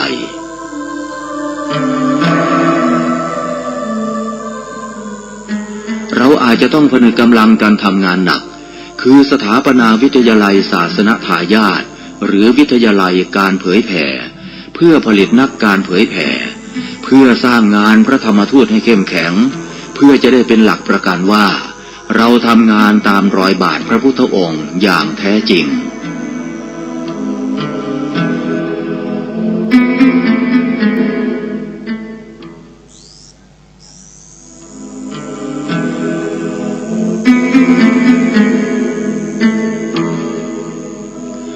การที่พระพุทธศาสนาแผ่ขยายมาถึงสุวรรณภูมิหรือก้าวไปในโลกกว้างได้เพราะพระเจ้าอโศกมหาราชทรงให้ความสำคัญต่องานเผยแผ่โดยการผลิตพระธรรมทูตที่มีคุณภาพมีอุดมการณ์มิใช่ผลิตนักปกครองพระโสนะพระอุตระก็มาเผยแผ่มิใช่มาปกครองแผ่นดินสุวรรณภูมิ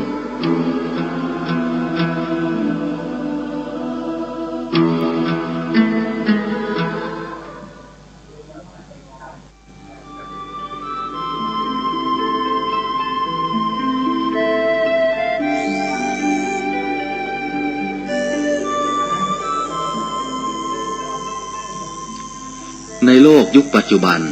คณะสงฆ์สถาบันสงฆ์ควรอย่างยิ่งที่จะได้พิจารณาปรับบทบาทงานการศึกษาและงานเผยแผ่ให้เป็นบทบาทที่สำคัญที่จะนำพาพระพุทธศาสนาแม้ยังก้าวหน้าไม่เต็มที่ก็ตามก็จะทำให้พระพุทธศาสนาอยู่รอดท่ามกลางการเรียกร้องสิทธิเสรีภาพและการแข่งขัน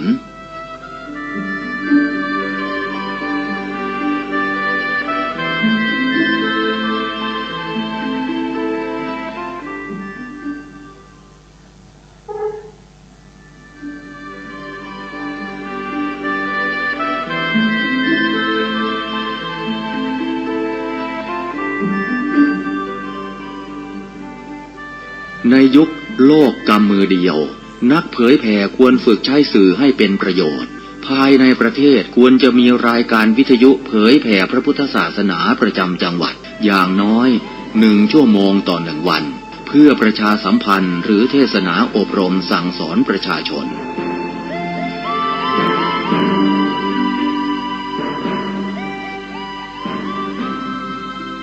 การใช้สื่อวิทยุจะเข้าไปถึงครัวเรือนได้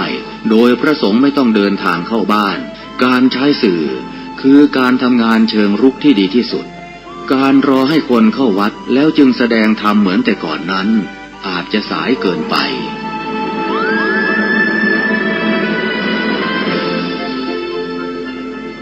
เราควรใช้สื่อนำธรรมะเข้าไปให้ถึงภายในบ้านโรงเรียนองค์กรต่างๆให้มากที่สุดการใช้สื่อจะทำให้ผ่อนแรงและประหยัดทั้งคนและเวลาเทศนาผ่านสื่อเพียงคนเดียวเสมือนเราเนรมิตนักเผยแผ่ได้เป็นหมื่นเป็นแสนนักเผยแผ่นั้นนอกจากอบรมตามหลักสูตรธรรมดาเพื่อให้ได้วุฒิบัตรรับรองแล้วพึงอบรมเรื่องการเทศนาการเขียนการค้นคว้าซึ่งอาจจะเป็นเรื่องเฉพาะตัวแต่ก็สามารถฝึกขึ้นมาได้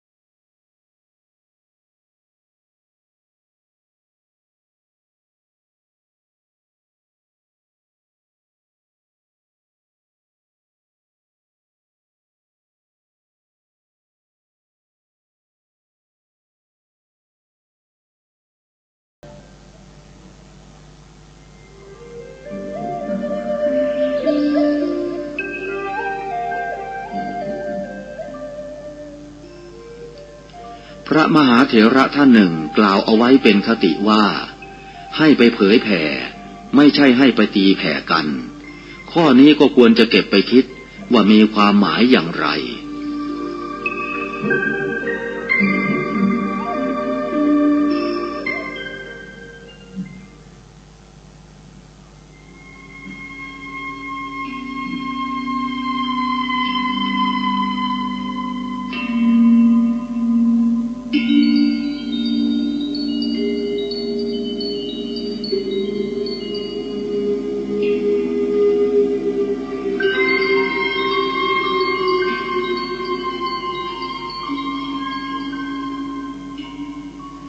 วิธีแก้ความท้อแท้อ่อนแอเหนื่อยใจซึ่งเป็นโรคร้ายของนักทำงานก็คือต้องคิดว่าเราจะพึ่งตนเองและจะต้องเป็นที่พึ่งของคนอื่นให้ได้การที่คนอื่นให้เราพึ่งถือเป็นกำไรของชีวิตเป็นบุญพิเศษที่เกิดขึ้นแต่น้ำหนักทางความคิดที่ต้องทุ่มเทลงไปคือคิดพึ่งตนเองและคิดให้คนอื่นพึ่งเราให้ได้ด้วย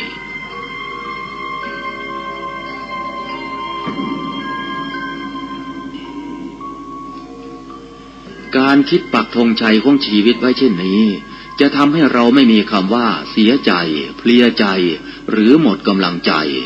ด้วยเหตุนี้สมเด็จพระสัมมาสัมพุทธเจ้าจึงตรัสสอนว่าอัตตาหิอัตโนนาโถ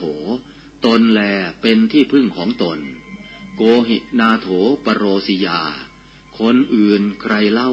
จะเป็นที่พึ่งแก่เราได้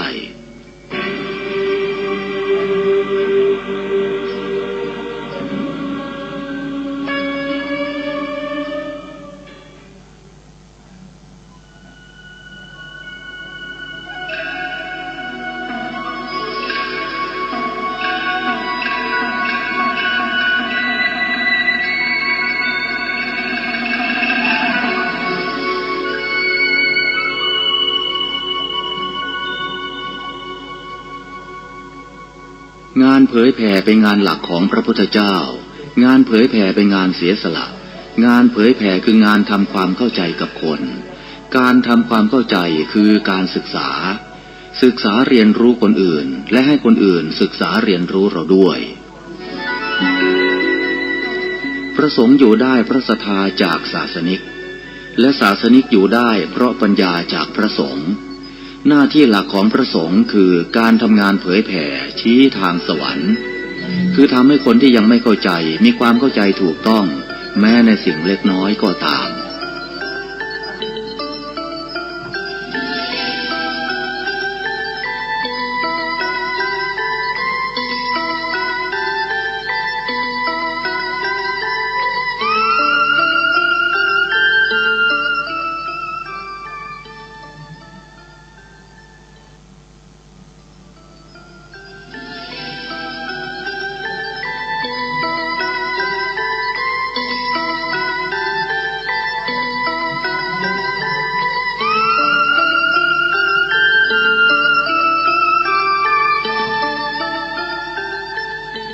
สถาบันสงฆ์อุบัติขึ้นเพื่อทำงานสังคมเพื่อช่วยเหลือคนอื่นการยื่นมือออกไปช่วยเป็นหน้าที่หลักของพระสงฆ์เมื่อเราช่วยเขาเขาก็ช่วยเราเช่นเดียวกันการรอคอยให้คนช่วยเราก่อนจะพบแต่ความผิดหวังสถาบันสงฆ์ต้องก้าวนำในด้านการช่วยเหลือเพราะสถาบันสงฆ์เป็นสถาบันสังคมสงเคราะห์ที่ใหญ่ที่สุดเก่าแก่ที่สุดที่โลกมี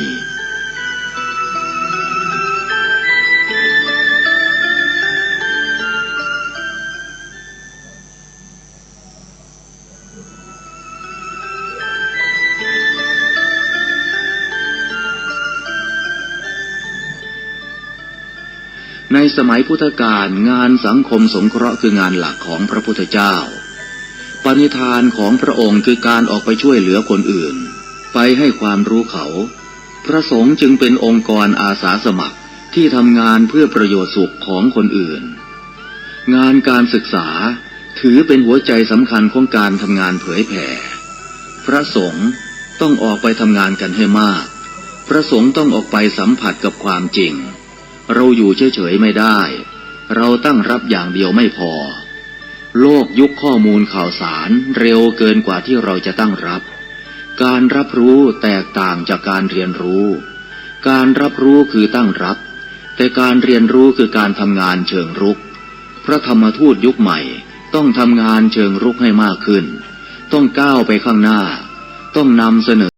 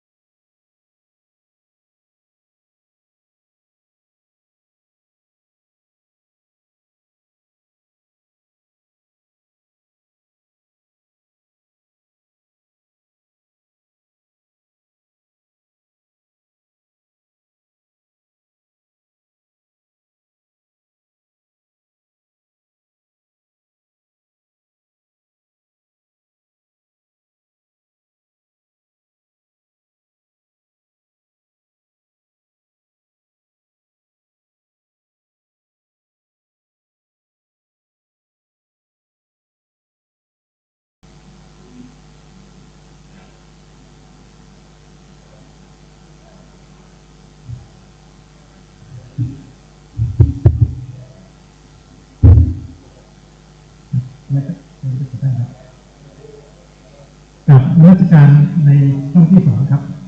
ผมทราบว่าไม่ต้องมีพิธีกรมาทำหน้าที่แล้วผมเลยขึ้น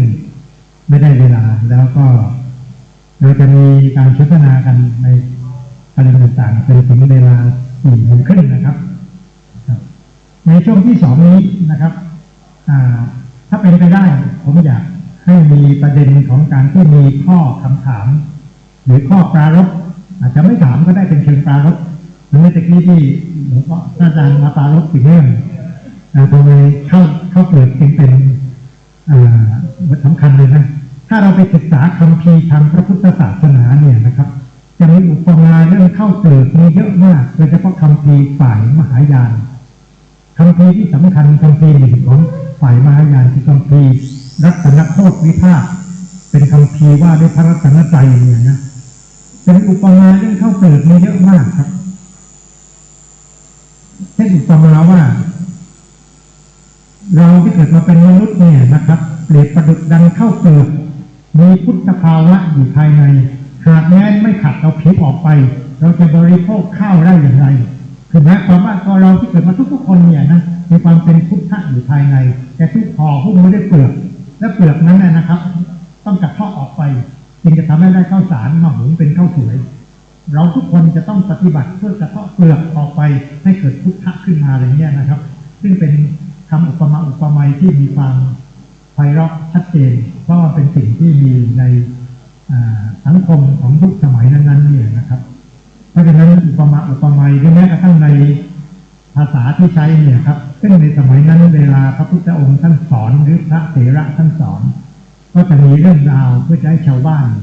ซึ่งเขามีความรู้เรื่องนั้นๆอยู่แล้วได้เกิดการเทียบโยงให้มาเห็นประเด็นในมิติด้านจิตใจภายในได้นะครับซึ่งก็เป็นความหมายที่ไพเราะงดงามของคัมภีร์ทางพระพุทธศาสนาพร้อมคำอุปมาเรื่องข้าวเปลือกเนี่ยนะครับด้วยคำกล่าวเรื่องข้าวเปลือกเพราะคนเห็นค่าของข้าวเปลือกอยู่แล้วเพราะฉะนั้นพอเห็นค่าข้าวเปลือกอยู่แล้วก็จึงเอาเรื่องข้าวเปลือกเนี่ยเอาข้าวเนี่ยครับมาเป็นตัวอย่างเหมือนกับที่เอามาเป็นตัวอย่างเรื่องว่าหากแม้ไม่กระเทาะเอาเปลือกออกไปเราจะได้มีข้าวสารมาหุงให้เป็นข้าวสวยได้อย่างไรตัวเราเองก็เช่นเดียวกันหากแม้ไม่กระเทาะเอาสิ่งที่มันเป็นอุปกิเลสทั้งหลายมาห่อหุ้มอยู่ไม่ออกไปมันจะเกิดความหมายของพุทธะขึ้นมาได้อย่างไรอย่างนี้ครับซึ่งก็เป็นตัวอย่างที่งดงามนะครับเอาละครับเดี๋ยวผมพูดตรงนี้ถ้าท่านสะดวกเมื่อไหร่ช่วยแสดงตนนะครับแล้วก็มีไมโครโฟนนั่นก็ที่ว่าเนี่ยครับทีนี้ผมกลับมาสู่ สิ่งที่มันเป็นพุทธศาสนาสุภาษิตที่พระอาจารย์ท่านปรารภขึ้นมาท่านจำแม่นมากนะครับจำพระไตรปิฎกจำอะไรเป็นหน้าได้ความหมายผมเอาอันแรกอันเดียวก็พอนะเป็นตัวอย่างที่ท่านพูดถึงพุทธศาสนาที่อัตติอัตโนนาโถเนี่ยโอ้นาโถปโรตยานเนี่ยนะครับซึ่งตรงนี้ก็จะเป็นคำถามในเชิงข้อสอบนักธรรมอยู่เสมอเหมือนกันนะว่าในความหมายนี้นะครับในว่าพระพุทธศาสนาสอนเรื่องอนัตตาทำไมจึงมีเรื่องตัวตนอยู่อีกไอ้ตรงนี้ก็กลับมาสู่ประเด็นที่เราพูดคุยในตอนต้นแล้วว่าเวลาเราสั่งสอนหรือเทศนาเราต้องเข้าใจว่ามีความหมายหลายระดับของสิ่งที่เป็นคำสอนของพระพุทธองค์นะครับเพราะเราต้องเข้าใจประเด็นนี้นะครับว่าพระพุทธเจ้าของเราเมื่อพระองค์ตรัสรู้แล้วพระองค์ก็สอนธรรมที่มีความหลากหลายแตกต่างตามสถานะของบุคคลผู้เข้ามารับฟังนึกถึงภาพสิครับเพราะพระองค์ตรัสรู้เสร็จไปเทศนาสั่งสอนปัญจวัคคีย์ซึ่งเป็นพวกนักบวชซึ่งประพฤติปฏิบัติมาอย่างเข้มข้นแล้วพระองค์สอนธรรมจักรกับปวัตตนสูตรว่าด้วยอริยสัจว่าด้วยมรรคมีองค์ 8แต่ทันทีที่พระญาติซึ่งเป็นตัวบุตรซึ่งยังไม่มีความรู้พื้นฐานอะไรเลยในทางจิตวิญญาณพระองค์ก็เทศนาสอนอนุปสิกขาที่เป็นว่าด้วยเรื่องทางศีลภาวนาถึงเรื่องเป็นลำดับชั้นเพราะฉะนั้นตรงนี้ก็จะเป็นหัวใจสำคัญนะครับว่านี่คือความหมายที่พระพุทธเจ้าผู้เป็นพระบรมครูของเราท่านแสดงไว้เป็นตัวอย่างว่าจะสอนอะไรกับใครก็คำนึงถึงผลประโยชน์ของบุคคลผู้รับฟังเป็นหลักบุคคลผู้นั้นหากแม้มีอุปนิสัยใจคอมีบารมีธรรมแค่ไหนเพียงไรก็ขึ้นอยู่กับเรื่องนั้นบางครั้งพระองค์อาจจะไม่ได้สอนอะไรในความหมายที่มีเรื่องราวอินโทรดักชั่นเลยเช่นพระภัยยะคารุปุริยะซึ่งจริงๆก็ไม่ใช่พระนะเป็นอุบาสกเท่านั้นเองไม่ได้บวชเป็นพระภิกษุแต่ท่านเดินทางมาจากดินแดนห่างไกลเพียงแค่รู้ว่ามีพระพุทธเจ้าเกิดขึ้นแล้วภัยยะเดินทางไกลมากนะครับผมไปอยู่อินเดียเคยคิดกันว่าเมืองที่พระภัยยะอยู่ในปัจจุบันถ้าเราเทียบเคียงกันในแผนที่อินเดียในปัจจุบันอยู่ทางใต้ของอินเดียนะครับทางใต้ค่อนมาทางเหนือนะและเดินเท้าจากนั้นมาหาพระพุทธเจ้าที่เมืองสาวัตถีจะเดินทางด้วยความรวดเร็วมากแม้กระทั่งเดินทางมาถึงสาวัตถีเข้าไปในวัดเจตวันแล้วนะครับเป็นเวลาเช้ามืดถ้าเดินทางกลางคืนก็ไม่หยุดนะครับเมื่อรู้ว่าพระพุทธองค์เสด็จออกไปโปรดสัตว์คือรับขันบิณฑบาตนะพระไอรอก็ไม่รอตามไปพระพุทธเจ้ากำลังเดินรับอาหารบิณฑบาตอยู่ก็เข้าไปขวางทางเพื่อขอให้พระองค์ได้แสดงธรรมโปรดเขาพระพุทธองค์เห็นว่าไม่ใช่เวลาที่เหมาะสมที่จะแสดงธรรมพระองค์กำลังเสด็จไปรับอาหารบิณฑบาตจึงบอกให้รอก่อนแต่ภัยยะก็ไม่รอพูดขอครั้งที่หนึ่งพูดขอครั้งที่สามแต่พระพุทธเจ้าจึงบอกว่าให้รู้เพียงแค่สักว่ารู้คือมันก็เห็นรูปก็เพียงแค่สักว่าเห็นแล้วก็พูดเพียงสั้นๆแค่นี้นะครับเพียงเท่านั้นครับภัยยะก็สามารถที่จะบรรลุธรรมรู้แจ้งได้ทันทีคำพูดคำสอนพระเจ้าไม่ได้สอนเรื่องผิดเรื่องถูกอะไรเลยนะครับบอกเพียงแค่ว่าเมื่อตาเห็นรูปก็เพียงสักแค่ว่าเห็นความหมายแบบนี้นะครับเป็นความหมายที่บุคคลซึ่งพร้อมแล้วสามารถบรรลุธรรมเป็นพระทีนาศได้เลยแม้แต่ถ้าไม่ได้บวชเป็นนักบวชในพระพุทธศาสนาก็ถือว่าเป็นพระโดยอัตโนมัติความหมายแบบที่ว่านี้เป็นความหมายเชิงปรมัตถ์แล้วถ้าพุทธองค์มีญาณอย่างรู้ว่าบุคคลผู้นี้ไม่จำเป็นต้องพูดเยอะๆสามารถเจาะตรงไปสู่ประเด็นที่เป็นหัวใจสำคัญของการรู้แจ้งธรรมได้เลยทีนี้ความหมายแบบนี้ผมเอามากล่าวตรงนี้เพื่อที่จะให้พระพุทธเจ้าที่เป็นพระนักเทศน์ได้พิจารณานะครับว่าเราจะต้องไปเทศนาให้ใครฟังถ้าไปเทศให้เด็กนักเรียนฟังก็ต้องรู้เลยนะครับว่าเด็กนักเรียนระดับไหนถ้าเป็นประถมก็อาจจะระดับ6 นึงถ้ามาเป็นอาชีวศึกษาก็อาจจะมีแบบหนึ่งเพราะฉะนั้นกระบวนการแบบนี้ครับกระบวนการที่เราต้องทำความกระจ่างให้ได้ว่าสิ่งที่เหมาะสมกับบุคคลผู้นั้นแค่ไหนเพียงไรนะครับจึงจะพอเหมาะพอดีงานของพระธรรมก็เช่นเดียวกันครับเราต้องตีความให้เกิดความเหมาะสมสอดคล้องกับบุคคล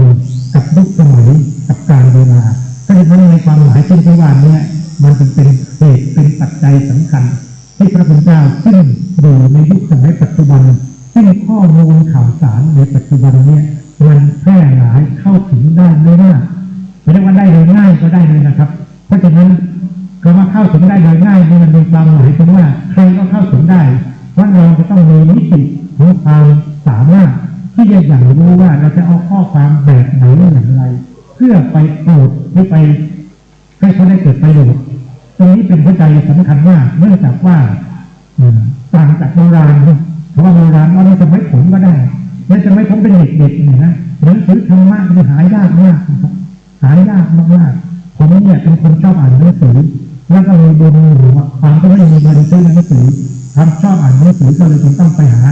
พระที่วัดและขอหนังสือมาอ่านนึกถึงภาพสิครับไปขอหนังสือพระมาอ่านเนี่ยมันจะไม่ได้หนังสือสนุกสนานอะไรมันก็ได้หนังสือธรรมะทั้งนั้นเลยนะครับก็ชอบอ่านธรรมะก็อ่านเอาเป็นว่าได้อ่านก็เอาแล้วก็เลยอ่านหนังสือที่มันเป็นบทเทศนาสมัยนั้นทางสวนนอกก็พิมพ์หนังสือที่อาจารย์พุทธทาสเทศอะไรไปเขาก็มาบันทึกมาถอดและพิมพ์เป็นหนังสือแจกผมได้มาอ่านจนกระทั่งผมจำบทเทศนาของอาจารย์พุทธทาสได้เลยที่ไม่รู้ความหมายเลยนะเรื่องจิตว่างเรื่องสุญญตาเรื่องอะไรประมาณนี้นะครับยังไม่รู้ความเลยผมมารู้ความหมายในธรรมะมีเล่มแรกที่อาจารย์พุทธทาสแปลสูตรของเวลาและวันที่ผมอ่านมาสูตรของเวลาเนี่ยผมมีความประทับใจมากที่ท่านเวลากับผมมีความหมายคล้ายๆกันท่านเวลาเนี่ยมีชีวิตอยู่เป็นกรรมกรไปตัดฟืนไปขายที่ตลาดเพื่อหาเงินมาเลี้ยงแม่ผู้ชราพ่อเขาตายไปแล้วก็เป็นกำพร้าพ่อจะต้องดูแลแม่ตอนนั้นผมไปเป็นกรรมกรกรีดยางพาราเพื่อหาเงินมาให้แม่ใช้จ่ายในครอบครัวพออ่านสูตรของเวลาผมมีความรู้สึกว่าผมกับอาจารย์เวลามันคล้ายๆกันเลยแล้วผมก็เลยอยากเป็นอย่างอาจารย์เวลาไม่คิดไม่เห็นแล้วผมอยากบวชว่าอาจารย์เวลาแม้กระทั่งไม่รู้หนังสือแต่สุดท้ายก็ได้เป็นนักบวชได้เป็นสังฆนายกที่มีความรู้ธรรมะลึกซึ้งผมพูดตรงนี้เพียงเพื่อจะบอกให้ฟังว่าความหมายของข้อมูลข่าวสารที่เราจะนำไปแสดงเปิดเผยให้ผู้ที่เรามีโอกาสเทศนาสั่งสอนเขานะขอให้ท่านพระอาจารย์ที่เป็นนักเทศน์ได้ช่วยค้นคว้าเสาะแสวงหาและหยิบเอาสิ่งที่มันเป็นพุทธศาสนาสุภาษิตหยิบเอาหลักธรรมหรือข้อธรรมใดๆที่คิดว่าเหมาะสมไปอธิบายให้เกิดประโยชน์เอื้อหนุนจุนเจือกับบุคคลที่เขาจะได้รับความรู้รับความเพราะว่าความรู้ในปัจจุบันมันไม่ได้เป็นข้อมูลนะครับแต่มันเป็นความรู้สึกที่ทำให้เขาได้ความหมายอะไรบางอย่างที่มันเป็นความรู้สึกที่มันเป็นพลังเพราะตรงนี้เป็นหัวใจสำคัญที่พระพุทธเจ้าจะต้องพุทธศาสนาสุภาษิตให้อ่านเยอะๆนะครับเมื่อกี้หลายบทนึงมาจากพระธรรมบทนี้เป็นหนังสือที่สำคัญเพราะว่าใครจะเรียนบาลีสอบไม่ได้เป็นประเด็นทำ3 ประโยคจะต้องแปลพระธรรมบททั้ง8 ภาคนี้จบพระธรรมบทคือตัวบทนะครับเช่นถ้าพูดถึงอัตติอัตโนนาโถที่ว่านี่อัตวรรคมีนะครับแล้วก็มีอัตถกถาหรือคำนิทานประกอบท่านต้องศึกษาพวกนี้นะครับและอีกส่วนหนึ่งท่านเอามาจากเถรคาถาเถรีคาถานี่ก็เหมือนกันนะครับเป็นบทที่สำคัญในกุตกะนิกายเพราะเป็นคำกล่าวของพระเถระและพระเถรีที่เมื่อท่านบรรลุธรรมเป็นพระอรหันต์สูนาคตแล้วท่านจะมีคำเปล่งอุทานออกมาด้วยความรู้สึกดื่มด่ำกับสภาวะธรรมที่ตัวเองได้ประจักษ์แจ้งและท่านก็เอ่ยออกมาเป็นข้อความผมชอบมากนะครับผมชอบอ่านคัมภีร์อุทานซึ่งเป็นคัมภีร์สำคัญในพระสุตตันตปิฎกว่าคัมภีร์อุทานนี้เป็นคัมภีร์ซึ่งมันมีความหมายออกมาจากจิตโดยที่ไม่จำเป็นต้องมีโครงสร้างอะไรที่ซับซ้อนผมชอบนับตั้งแต่วันที่เราอ่านคัมภีร์อุทานพุทธอุทานซึ่งเป็นปฐมอุทานพวกท่านคงศึกษามาคงทราบดีใช่ไหมครับว่าพระพุทธองค์ซึ่งเป็นบุคคลที่ได้ตรัสรู้เป็นพระสัมมาสัมพุทธเจ้าคัมภีร์ที่พระองค์บรรลุธรรมเกิดอาสวัคยายานรู้แจ้งธรรมนั้นท่านอุทานนี้กันนะครับท่านอุทานนี้ต่อมาเรานำมาสวดเป็นธรรมชาติตัวนี้ที่ท่านอุทานทักทายปัญหาในช่างผู้สร้างเรือนที่บอกว่าเรารู้จักท่านแล้วท่านจะไม่สามารถสร้างเรือนให้เราอยู่อาศัยได้ต่อไปอีกแล้วหลังคาเรือนของท่านโดยนี้จริงแล้วสลักตอนประตูหน้าต่างระดับทิ้งหมดแล้วคำอุทานแบบนี้ครับเป็นความหมายที่ไพเราะคือหมายความมันก่อให้เกิดความรู้สึกได้แต่ถ้าเราเฉยๆเลยไม่อธิบายคนฟังก็ไม่เข้าใจแต่ถ้าเรามีความสามารถอธิบายว่าทำไมพระพุทธเจ้าถึงทักทายปัญหาในช่างผู้สร้างเรือนเพราะท่านรู้แล้วว่าความหมายในชีวิตที่เป็นที่อยู่อาศัยวิจิตเกิดจากปัญหาคือความอยากที่สร้างความหมายนี้ขึ้นมาและเมื่อมันมีความอยากนี้ขึ้นมาเราก็อยู่ในเรือนคือความอยากนั้นและชีวิตของเราก็อยู่ในภาวะนั้นแต่ทันทีที่เรารู้แจ้งนะครับปัญหาจะไม่สามารถมาสร้างพื้นที่อยู่ให้เราได้อีกแล้ว ในโลกปัจจุบันนะครับถ้าเราจะกล่าวถึงเมื่อเราพบคนสักคนหนึ่งนะครับแล้วเขามีทุกข์มีความทรมานแสนสาหัสเนี่ยครับเพราะเขาอยู่ในเรือนที่เขาสร้างขึ้นมาเองเป็นเรือนที่เขาสร้างขึ้นมาเองผมได้รับโทรศัพท์จากสุภาพสตรีท่านหนึ่งท่านบอกว่าท่านอยู่ที่นาราธิวาสมีความทุกข์แสนสาหัสอยากจะขอขึ้นมาพบผมสักครั้งหนึ่งอย่างนี้นะครับผมก็บอกว่ายินดีต้อนรับเดี๋ยววันที่8ที่จะมาถึงผมรู้เลยว่ายังไม่รู้อะไรมากนะแต่เสียงเขาที่มีความทุกข์เนี่ยเรารู้เลยว่าทุกข์คืออะไรทุกข์คือความหมายที่เขาสร้างขึ้นมาในใจเขาและความหมายที่ถูกสร้างมาในใจเขาเปรียบประดุจดังเรือนที่อยู่อาศัยและในเรือนที่อยู่อาศัยนั้นเราอยู่ในโครงสร้างความหมายนั้นเพราะฉะนั้นถ้าเราเป็นพระนักเทศน์สามารถรู้และเข้าใจแจ่มแจ้งในเรื่องเหล่านี้เวลาเจอใครผู้คนนะครับเราต้องรู้นะครับว่าเขาอยู่ในพื้นที่แบบไหนอย่างไรเราจะช่วยเขาอย่างไรเพราะฉะนั้นพุทธศาสนาสุภาษิตที่มีความคมคายไพเราะไม่ว่าจะเป็นแม้กระทั่งเถระคาถาเถรีคาถาที่เป็นคำกล่าวของพระอรหันต์มีอาสุทั้งผู้หญิงผู้ชายนะครับถ้าเราจดไปอ่านก็ไปดูในส่วนนี้ดูนะครับมีความไพเราะทั้งนั้นเลยเพราะท่านอุทานออกมาในขณะท่านบรรลุธรรมและพอท่านบรรลุธรรมท่านจะรู้ว่าเช่นท่านนั่งทำสมาธิภาวนาอยู่ในกุฏิหลังน้อยมีฝนตกลงมานะครับและท่านไม่เปียกฝนและท่านรู้แจ้งธรรมขึ้นมาท่านอุทานว่ามีศีลมีสมาธิเปรียบประดุจดังเรือนที่ปกป้องคุ้มครองไม่ให้หยาดฝนคือเหนือปัญหาเข้ามาปนเปื้อนจึงทำให้ท่านพวกคำพูดแบบนี้ครับมันจะไพเราะในเชิงกวีโวหารขอให้ท่านช่วยเลือกเฟ้นสรรหาแล้วก็ที่ท่านยกตัวอย่างมาทุกๆบทก็จะมีเนี่ยครับจะมีความไพเราะในความหมายที่ทำให้เราสามารถสื่อแสดงความหมายของพระธรรมในระดับต่างๆได้นะครับเพราะเวลาพูดถึงพระธรรมมีหลายระดับนะครับตั้งแต่เยาว์วัยจนถึงคนชราครับยิ่งคนชรานี่ยิ่งพูดไปแล้วถ้าไปดูกับพบคนชราเราจะสามารถพูดธรรมะได้โดยง่ายคนชราไม่พูดธรรมะได้ง่ายนะครับยิ่งถ้าคนชราที่มาถึงช่วงวัยสุดท้ายของชีวิตเนี่ยครับเพราะเขาเผชิญกับสิ่งที่มันเป็นหลังตัวความตายที่กำลังใกล้เข้ามาแล้วแล้วความตัวความตายที่ใกล้เข้ามาแล้วนะครับมันจะต้องทำให้เราเนี่ยเกิดความรู้สึกได้มีความหมายแต่เราจะไปปลอบประโลมเขาได้เราต้องมีความเข้าถึงเนื้อหาสาระของความหมายที่เราเรียนรู้ด้วยนะครับผมเนี่ยยอมรับอย่างหนึ่งนะครับว่าในสมัยที่อยู่ในวัยหนุ่มศึกษาพุทธประวัติทั้งฉบับพุทธประวัติของสมเด็จพระมหาสมณเจ้าทั้งพุทธประวัติที่เรียกว่าปฐมสมโภชของสมเด็จพระปรมาภิชิตชินรสต่อมาไปศึกษาพุทธประวัติทุกๆฉบับที่เขียนไว้เป็นภาษาบาลีและสันสกฤตที่เราไม่ได้แปลมาเป็นไทยเลยครับเราพบว่าการศึกษาพุทธประวัติเนี่ยครับมีความหมายที่ลึกซึ้งมากคำว่าลึกซึ้งคือหมายความว่าสมัยที่ผมเรียนอยู่ผมก็จำข้อความได้แต่ข้อความบางข้อความที่เราจำได้เราไม่ลึกซึ้งพอเช่นผมอ่านพุทธประวัติฉบับสันสกฤตและอ่านไปถึงตอนที่พระยามารเข้าไปพบพระพุทธเจ้าในฉบับภาษาสันสกฤตบรรณาไว้ว่าเมื่อพระยามารเข้าไปพบพระพุทธเจ้าพระอานนท์ซึ่งเป็นพุทธอุปถากไม่อนุญาตให้มารเข้าไปพบพระพุทธเจ้าหรืออ้างว่ามารเป็นศัตรูของพระสัมมาสัมพุทธเจ้าจึงไม่อนุญาตให้เข้าไปพบขณะที่พระยามารได้ยินพระอานนท์อ้างเหตุผลเช่นนี้จึงถามพระอานนท์ว่านับตั้งแต่วันที่พระมหาบุรุษทรงบรรลุพระสัมมาสัมโพธิญาณและควรต้นอัตตพิษในวิสาขมาศนั้นแล้วพระองค์ยังมีศัตรูอื่นหรืออีกหรือพระอานนท์อับจนด้วยปัญหาไม่รู้จะตอบงานว่าอย่างไรแต่ขณะที่พระอานนท์เยี่ยมนั้นพระพุทธเจ้าท่านอยู่ในพระคันธกุฏี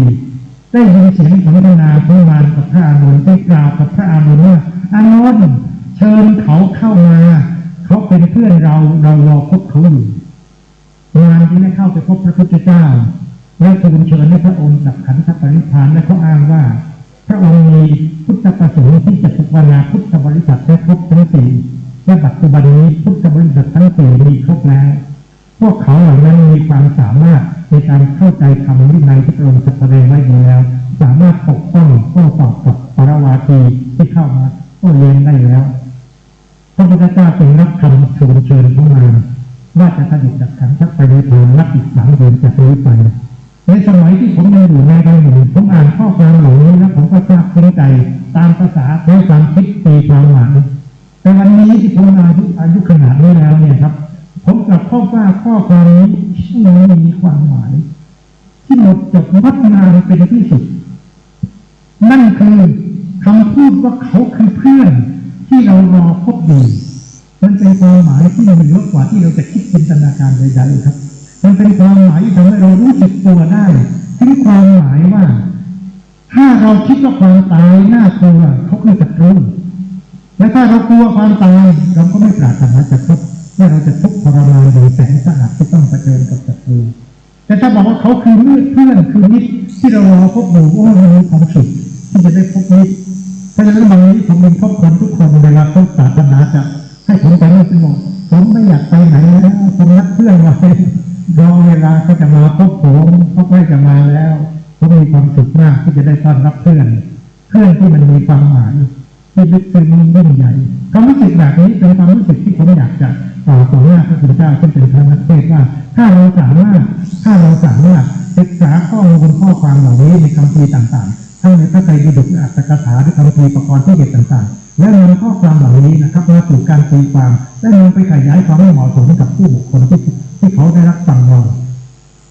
เขาจะเกิดความรู้สึกได้ถึงความหมายของพระธรรมคำสอนที่พระธรรมพระพุทธเจ้าได้แสดงไว้ให้เรานะครับจะเป็นผู้นำทางเขาเข้าไปสัมผัสรู้ความหมายนั้นแต่เขาจะสัมผัสรู้ความหมายนั้นได้เราต้องทำความกระจ่างแจ้งให้เกิดขึ้นในใจเราเพราะฉะนั้นขอให้พระพุทธเจ้าได้โปรดใช้เวลาในการศึกษาพระธรรมคำสอนต่างๆแล้วก็ทำความรู้สึกให้ได้ทีนี้การศึกษาเนี่ยครับผมอยากจะกราบเรียนด้วยความเคารพว่าเราต้องใช้ความพยายามที่จะศึกษาให้เกิดปัญญาทั้ง3ระดับนี้ให้ได้ทั้งระดับสุตมยปัญญาทั้งระดับจินตามยปัญญาและที่สำคัญที่สุดถ้าเรายังบำเพ็ญน้อยก็ขอให้เชื่อสิครับว่าเรายังมีความรู้ระดับที่3คือภาวนามยปัญญาอย่าลังเลอย่าเคลือบแคลงอย่าสงสัยให้เวลากับการบำเพ็ญภาวนาให้มากขึ้นภาวนาไม่ใช่เรื่องสูงจิตไปคิดปรุงแต่งความหมายแล้วแต่กลับมาสู่การที่อยู่กับเนื้อกับตัวเองและสภาวะที่เป็นไปภายในใจตัวเราเองเนี่ยครับมันจะเปิดเผยเรารู้แจ้งความหมายที่ลึกซึ้งที่พระพุทธองค์ตรัสแสดงไว้หลายข้อความนะครับเป็นข้อความที่ผมใช้เวลานานทั้งชีวิตผมก็เมื่อกี้ศึกษาพุทธประวัติศึกษามาตั้งแต่เป็นสามเณรสอบนักธรรมตรีโทเอกได้ศึกษาต่อมานะครับแต่ข้อความที่พระพุทธองค์ตรัสในความหมายว่าเขาคือเพื่อนที่เราพบอยู่นะครับในอดีตเพียงแค่ว่าพระองค์เก่งแต่พอมาถึงปัจจุบันนี้ไม่ใช่มันเป็นความหมายที่สุดแสงจากลึกซึ้งถึงขนาดที่เรามีความรู้สึกว่าถ้าเรารู้สึกได้เช่นนั้นตามความหมายนั้นที่พระองค์ทรงเปิดเผยไว้มันเป็นสิ่งที่มหัศจรรย์เป็นที่สุดและความรู้สึกมหัศจรรย์เป็นที่สุดนี้ครับมันเกิดขึ้นจากเราได้อย่างเห็นความหมายของพระธรรมในเชิงปรมัตถ์และความหมายของพระธรรมเชิงปรมัตถ์นี่ครับผมอยากจะขอพระคุณเจ้าทุกองค์ทุกรูปนะครับได้โปรดมีความมั่นคงนะครับในการที่จะทำให้เกิดความหมายนี้ขึ้นในใจของเราเมื่อตอนที่เราบวชเราบอกว่าเราต้องมีศรัทธาผู้ที่ศรัทธานี่ก็เหมือนกันนะครับเป็นการตีความที่ค่อนข้างจะมีความหมายที่แตกต่างกันมากผมยังพบความหมายหนึ่งว่าผมก็จำผิดมานานยกตัวอย่างนะครับในสมัยที่ผมยังเป็นครูสอนพุทธปรัชญาผมยังตีความปรัชญาในศรัทธาไม่ค่อยถูกเลยเขาไม่ค่อยถูกมารู้ทีหลังนะครับเช่นเราเวลาเราพูดถึงศรัทธาในพระพุทธศาสนาเรามีศรัทธาอยู่2ประเภทคือหนึ่งศรัทธาที่เรียกว่าศรัทธาญาณสัมปยุตคือตัวศรัทธาที่ประกอบด้วยญาณและศรัทธาญาณวิปยุตคือศรัทธาที่ไม่ประกอบด้วยญาณและเราไปตีความว่าญาณนี้คือความรู้ในความจริงที่เราสามารถคิดด้วยเหตุผลได้เพราะฉะนั้นศรัทธาในความหมายของเราจึงเป็นความคิดเพราะฉะนั้นเราศรัทธาที่เป็นความคิดเนี่ยนะครับมันจะมีความหมายที่เป็นไปด้วยความคิดและเราบอกว่านั่นคือศรัทธาที่มันถูกต้องถ้าไม่มีความคิดประกอบจะเป็นศรัทธาญาณวิปยุตเป็นศรัทธางมงายผมเข้าใจอย่างนั้นมาตลอดนะครับแต่พอมาถึงวันหนึ่งคือวันนี้เนี่ยผมกลับพบว่าศรัทธาที่มีความหมายในญาณสัมปยุตเนี่ยไม่ใช่เรื่องความคิดไม่ใช่เรื่องความคิดเมื่อตอนที่ผมเตรียมตัวจะออกเดินทางและผมบอกว่าสิ่งที่เป็นกำลังในการเดินทางนั้นไม่ได้เข้าน้ำอีกแล้ว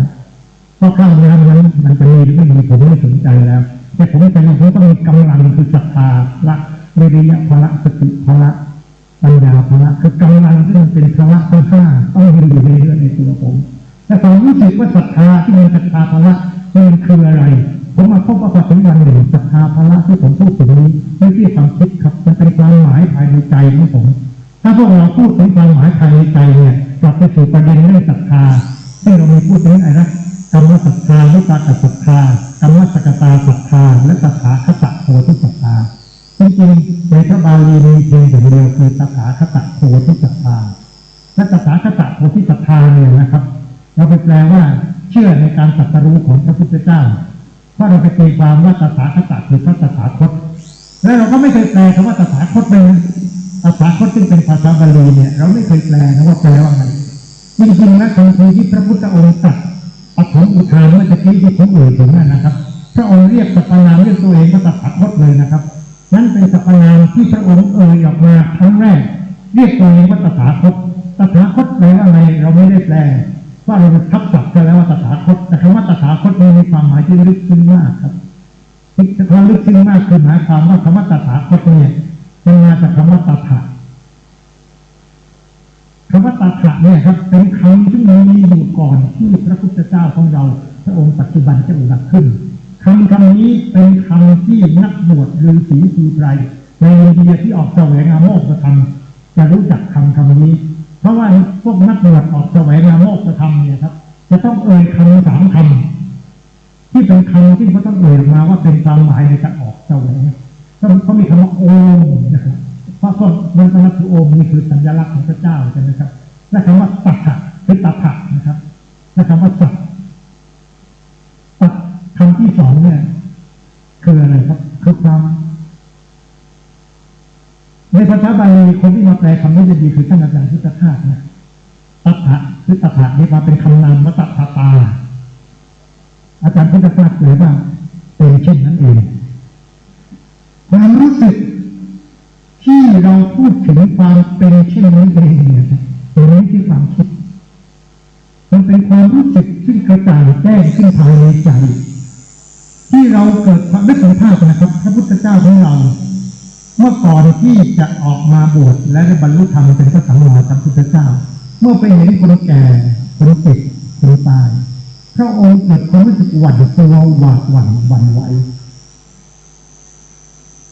ถึงกับปรารภกับนายชนะว่าจะต้องเป็นเช่นนี้หรือนายชนะยืนยันว่าทุกคนจะเป็นเช่นนี้ไม่เป็นคนใดคนหนึ่งเลยพระพุทธเจ้าที่เป็นพระสิทธัตถะตอนนั้นมีข้อปรารภถึงความหมายนี้นี่คือเหตุสำคัญที่พระองค์เสด็จออกหาพระเนตรกรมเพื่อแสวงหาโมกขธรรมในทางออกจากความรู้สึกทุกข์ทรมานนี้และวันหนึ่งที่พระองค์บรรลุธรรมและพระองค์จึงกล่าวค่อยคำเรียกพระองค์ว่าตถาคตอันหมายความว่าบุคคลผู้เข้าถึงแล้วซึ่งความเป็นจริงที่เป็นเช่นนี้เองการเข้าถึงนี้ไม่ใช่ความคิดแต่เป็นความรู้สึกได้อ๋อมันเป็นอย่างนี้เองถ้าจากนั้นพระองค์จึงตรัสกับพระอานนท์ว่าอานนท์เชิญเขาเข้ามาเขาเป็นเพื่อนที่มาที่เรานัดหมายรอพบอยู่งานคือความตายครับ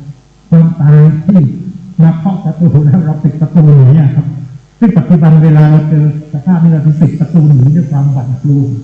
คนปัจจุบันน่าเห็นใจเป็นที่สุดนะครับที่เวลามีความหมายว่าใกล้ตายจริงผมนี่ปัจจุบันนี้จะได้ว่ามีบุญอย่างหนึ่งที่สั่งสมมาดีพอมักจะมีบุญได้มีโอกาสไปพบคนที่เขาอยู่ในภาวะใกล้ตายอยู่เสมอและผมสัมผัสได้ถึงความหมายของความกลัวที่ปรากฏอยู่ในจิตใจของบุคคลซึ่งรู้ว่าความตายกำลังใกล้เข้ามาแล้วและความกลัวนี้นะครับมันเป็นความหมายที่ลึกล้ำมากยิ่งถ้าคนอยู่ใกล้ๆเคียงๆต่างก็พากันกลัวและชวนกันหนีความตายด้วยกันทั้งหมดทั้งสิ้นทุกคนก็ทุกข์ทรมานกันเนี่ยแต่ถ้าเราเข้าไปพบเขาและเรามีความรู้สึกได้ถึงความหมายที่ไม่ใช่ความจริงจะเป็นความหมายของความเป็นอย่างนี้เองที่เราต้องประจักษ์แจ้งนะครับมันจะเป็นความหมายที่มากประจักษ์มากเพราะฉะนั้นเวลาเราพูดถึงการแสดงธรรมบางครั้งเราอาจจะไม่ได้ใช้ถ้อยคำอะไรมากแต่เราสามารถเปิดเผยความหมายของธรรมะให้คนซึ่งอยู่ในเงื่อนไขบางอย่างที่เขาอยากเห็นของหมายนั้นได้เพราะฉะนั้นกระบวนการแบบนี้ครับเป็นกระบวนการที่กลับไปสู่ประเด็นที่ผมพูดถึงศรัทธาตถาคตโพธิศรัทธาที่มีความหมายในความหมายที่เป็นไปในความรู้สึกของผมได้เลยว่าคือความรู้สึกเชื่อมั่นว่าเราจะเข้าถึงความหมายแบบที่ว่านั้น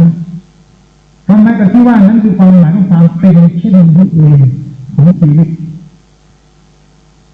เมื่อตอนที่ผมออกเดินทางนะครับช่วงแรกๆที่ผมเจอภาวะวิกฤตเป็นลมหมดสติไหวตายเนี่ยผมจะกลัวเหมือนกันนะ รู้มากเลยผมรู้ว่ากลัวแม้จะไม่แสดงออกในการวิ่งหนีแต่รู้ว่าจิตใจหวาดหวั่นที่รู้สึกว่าตัวเองกำลังใกล้จะจบชีวิตแล้วความรู้สึกหวาดหวั่นนี้มันปรากฏชัดอยู่ในใจเมื่อเราหน้ามืดเป็นลมล้มลงแล้วรู้ว่าเราไม่สามารถจะบังคับบัญชาร่างกายนี้ได้อีกแล้วแต่พอมันล้มลงไปสักพักหนึ่งมันก็ฟื้นกลับมาอีกครับเพราะว่ามันไม่ได้ออกกำลังนะผมรู้ได้เลยที่ความหมายของชีวิตที่มีความตายเข้ามาบีบคั้นเบียดเบียนแต่ผมก็สัมผัสได้ถึงความหมายที่มันผ่านไปหลายครั้งแล้วตอนกระทั่งต่อมาผมเริ่มพบว่ามันก็เป็นความมหัศจรรย์ที่เราจะได้ตายและได้จิตใจที่เบิกบานแช่มชื่นผมเองมีความรู้สึกดีมากตอนนี้ผมไปเดินที่ภูเขาไกรลาดภูเขาไกรลาดมันอยู่ในประเทศจีนคือทิเบตในปัจจุบันนะเป็นภูเขาสูงมากเราเรียกเป็นภาษาบาลีว่าภูเขาพระสุเมรุภูเขาพระสุเมรุนี่เรามีความเชื่อว่าเป็นภูเขาที่เชื่อมโลกทั้งสามจนกระทั่งไปอยู่ที่สวรรค์เพราะฉะนั้นเวลามีสร้างที่เผาศพมันจะเรียกว่าเมรุก็คือสร้างมันเป็นภูเขาพระสุเมรุที่ไปถึงสวรรค์เนี่ยเพราะเวลาเรามีวัดก็จะต้องสร้างภูเขาพระสุเมรุปลอมๆขึ้นมาให้เป็นเมรุเพื่อจะได้เป็นที่เผาศพคนเพื่อจะได้ส่งเขากลับคืนสู่สวรรค์ได้เนี่ยนะหรือถ้าเป็นบุคคลที่มี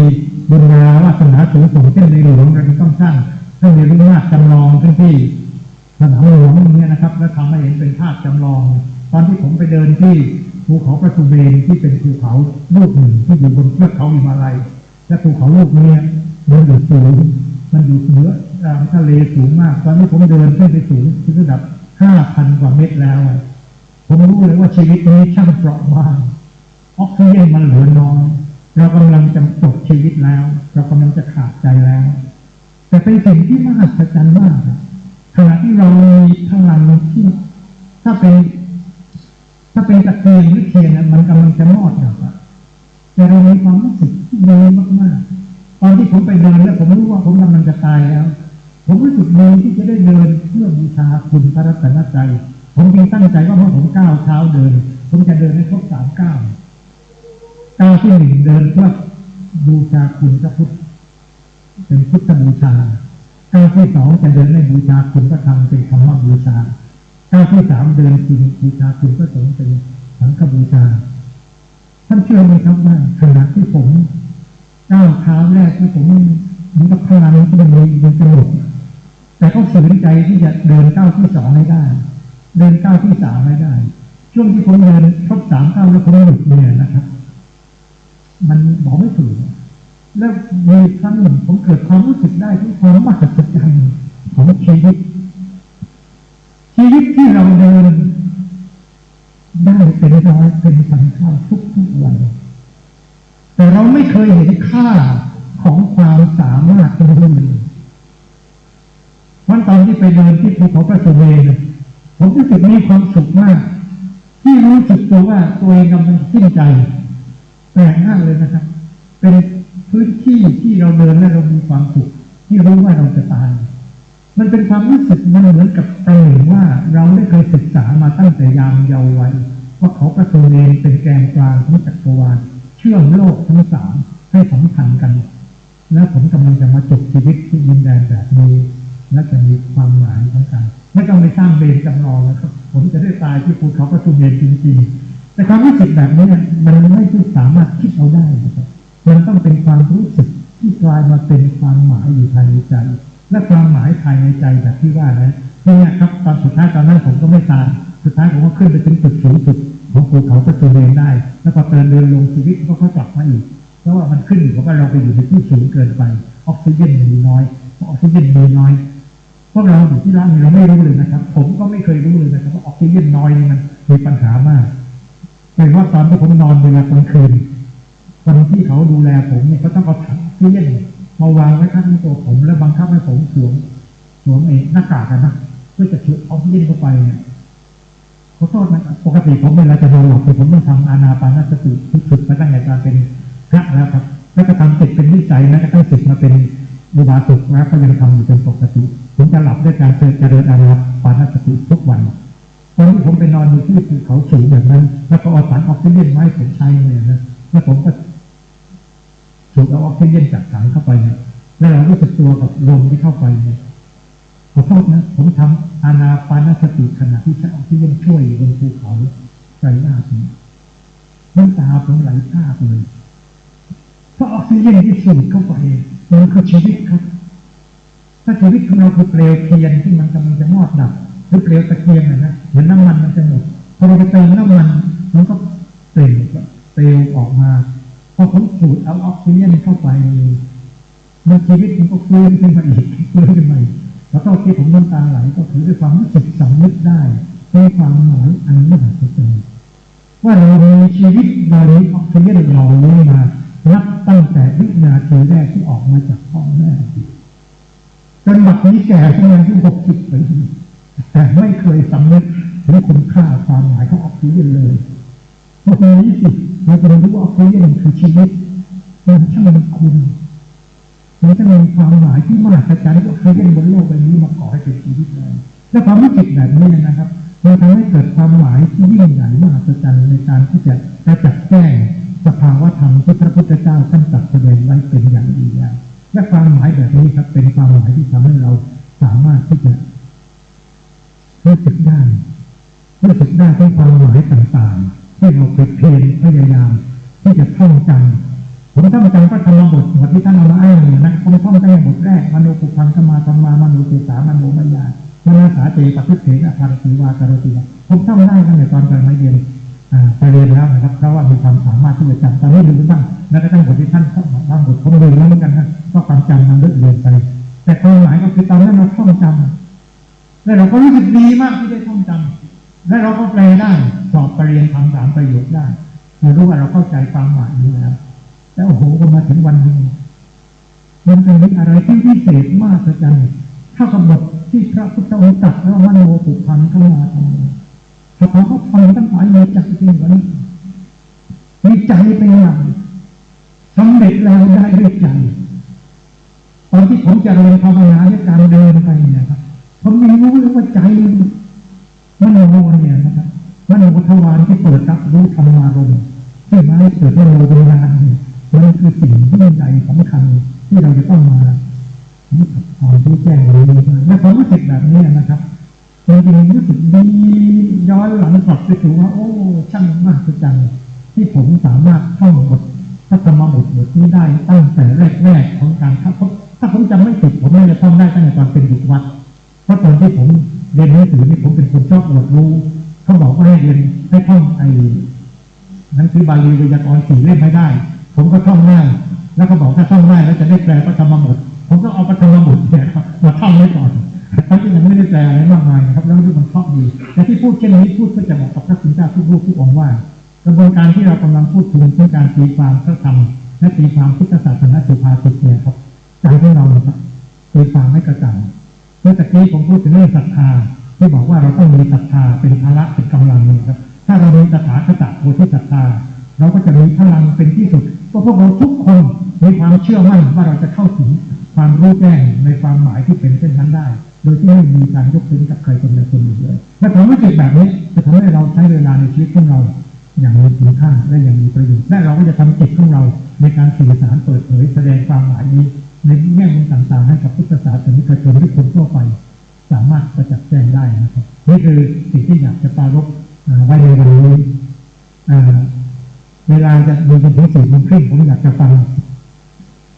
คำถามหรือข้อปรารภอะไรของพระคุณเจ้าบ้าง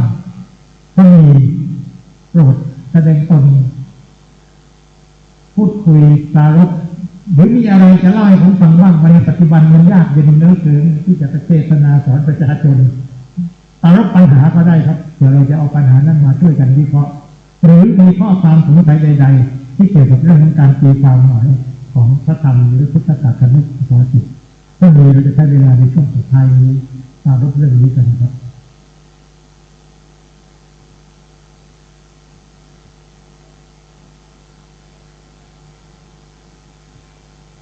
มีไหมครับผมใช้มี2 ท่านเลยนี่มนท่านไหนก่อนท่านหลังก่อนนะท่านหลังมันก็มีก่อนนี่มนมาข้างหน้าเลยไหมครับ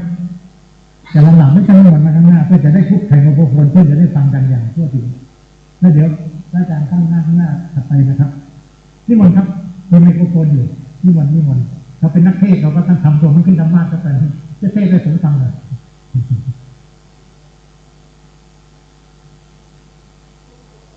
นี่เลยครับใช้ไมโครโฟนและพูดได้ตามอัธยาศัยเลยครับขอโอกาสพระเดชพระคุณและขอโอกาสอาจารย์ทุกรูปนะครับอาตมาภาพเลยจะถามว่าสัพเพธัมมาอนัตตาทำทั้งปวงเป็นอนัตตาซึ่งอาตมาเคยไปอ่านคำพีของพุทธศาสนา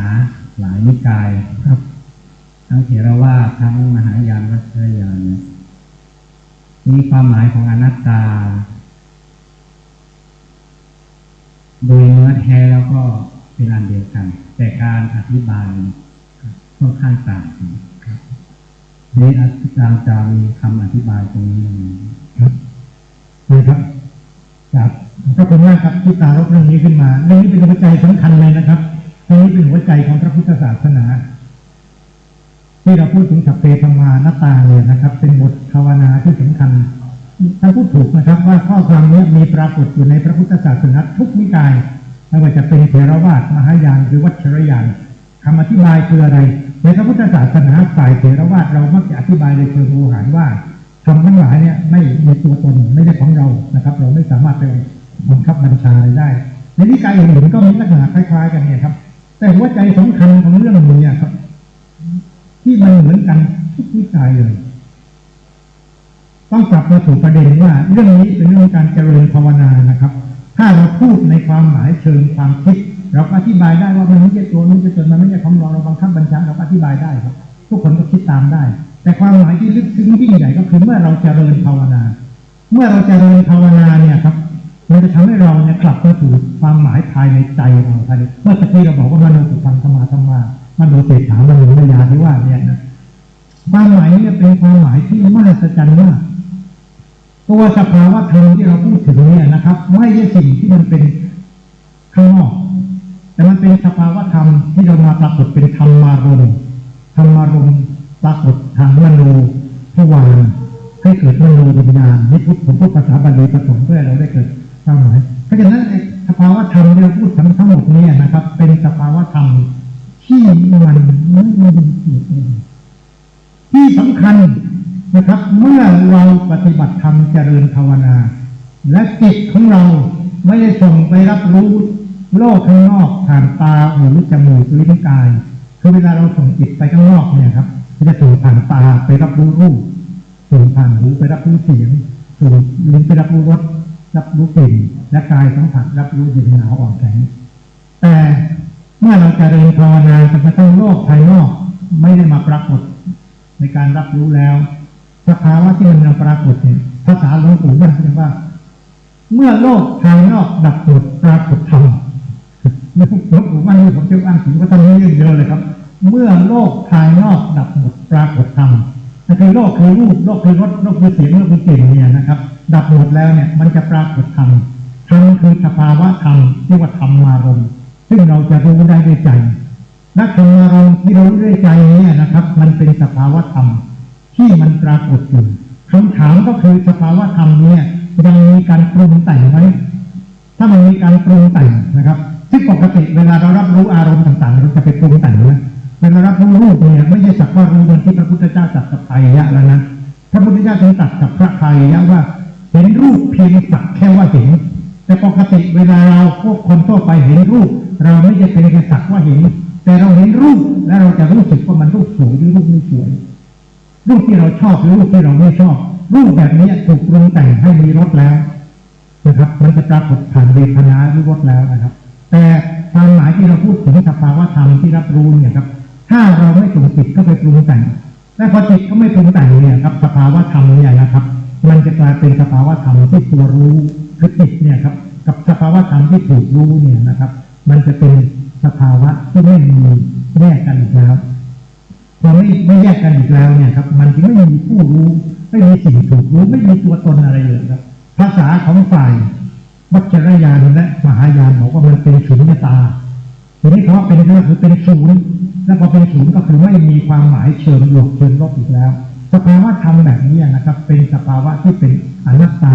คือไร้ตัวตนคือผู้รู้หรือตัวตนอันเป็นสิ่งที่ถูกรู้นี่เป็นภาษาขอโทษนะภาษาแบบนี้จริงๆถ้าในคัมภีร์ของมหายานก็บอกว่ามันเป็นอจินไตยไม่สามารถพูดได้เพราะเราไม่สามารถคิดได้อะไรที่เราคิดได้เราพูดได้ถ้าเราคิดไม่ได้ก็พูดไม่ได้เหมือนกันเพราะฉะนั้นสภาวะนี้ถึงเป็นอจินไตยคือดีและความคิดแต่ความหมายนี้นะครับคือหลักสำคั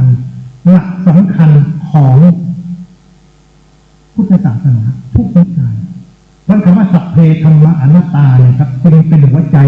ของพุทธศาสนาทุกนิกายของได้ยืนยันนี้นะครับบางนิกายอาจจะเน้นย้ำมากเช่นนิกายวัชรยานถ้าเราไปปฏิบัติธรรมตามแนววัชรยานนะครับจะมีข้อความที่ปรากฏอยู่ในคำแนะนำของครูบาอาจารย์ว่าปฏิบัติให้ไปถึงจุดหนึ่งซึ่งไร้ตัวตนผู้รู้และไร้ตัวตนอันเป็นสิ่งถูกรู้และตรงนั้นเลยนะครับจะเกิดสภาวะที่เป็นความรู้แจ้งซึ่งเป็นสุญญตา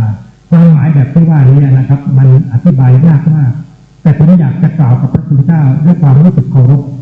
ว่าสภาวะธรรมนี้ครับคือสภาวะธรรมที่มันไม่ใหญ่มากไม่เศษมากไม่ใหญ่มากไม่เศษมากแล้วตอนที่ผมเล่าให้ฟังตอนต้นว่าผมเคยอ่านงานของหลวงปู่มั่นชื่อขันธวิมุตติสมาธิธรรมและผมไม่เข้าใจแต่พอผมไปอ่านขันธวิมุตติสมาธิธรรมอีกครั้งเมื่อผมผ่านการเดินทางภาวนาผมเดินทางจากเชียงใหม่ผมไปอ่านขันธวิมุตติอยู่ที่วัดชัยนาทวนารามอยู่ที่อำเภอเมืองจังหวัดชัยนาทและตอนที่ผมอ่านข้อความที่หลวงปู่มั่นเขียนไว้ผมน้ำตาไหลด้วยความปิติตื้นตันในสภาวะที่มันมีปรากฏให้ได้รับรู้ความหมายที่ผมพูดถึงนี้อาจจะเป็นสิ่งที่ยากที่จะกล่าวเป็นถ้อยคำกับพระคุณเจ้าได้แต่ผมอยากจะบอกกราบเรียนพระคุณเจ้าด้วยความเคารพว่าสภาวะธรรมแบบนี้ที่ผมเพียรพยายามอ่านตั้งแต่สมัยเป็นพระภิกษุหนุ่มแต่เข้าใจไม่ได้เข้าถึงไม่ได้แต่วันหนึ่งพอเราอ่านแล้วเรากลับพบว่าข้อความของหลวงปู่มั่นซึ่งเป็นพระภิกษุสมุทัยรูปหนึ่งที่ไม่ได้เคยศึกษาพระปริยัติธรรมใดๆมากมายเลยแต่พระภิกษุรูปนี้ปฏิบัติธรรมอย่างเคร่งครัดจริงจังนับตั้งแต่พรรษาที่หนึ่งแล้วก็ต่อมาได้รู้แจ้งธรรมเด็ดคำปักเอ่ยคำเหล่านี้มาที่ผมพูดถึงนี้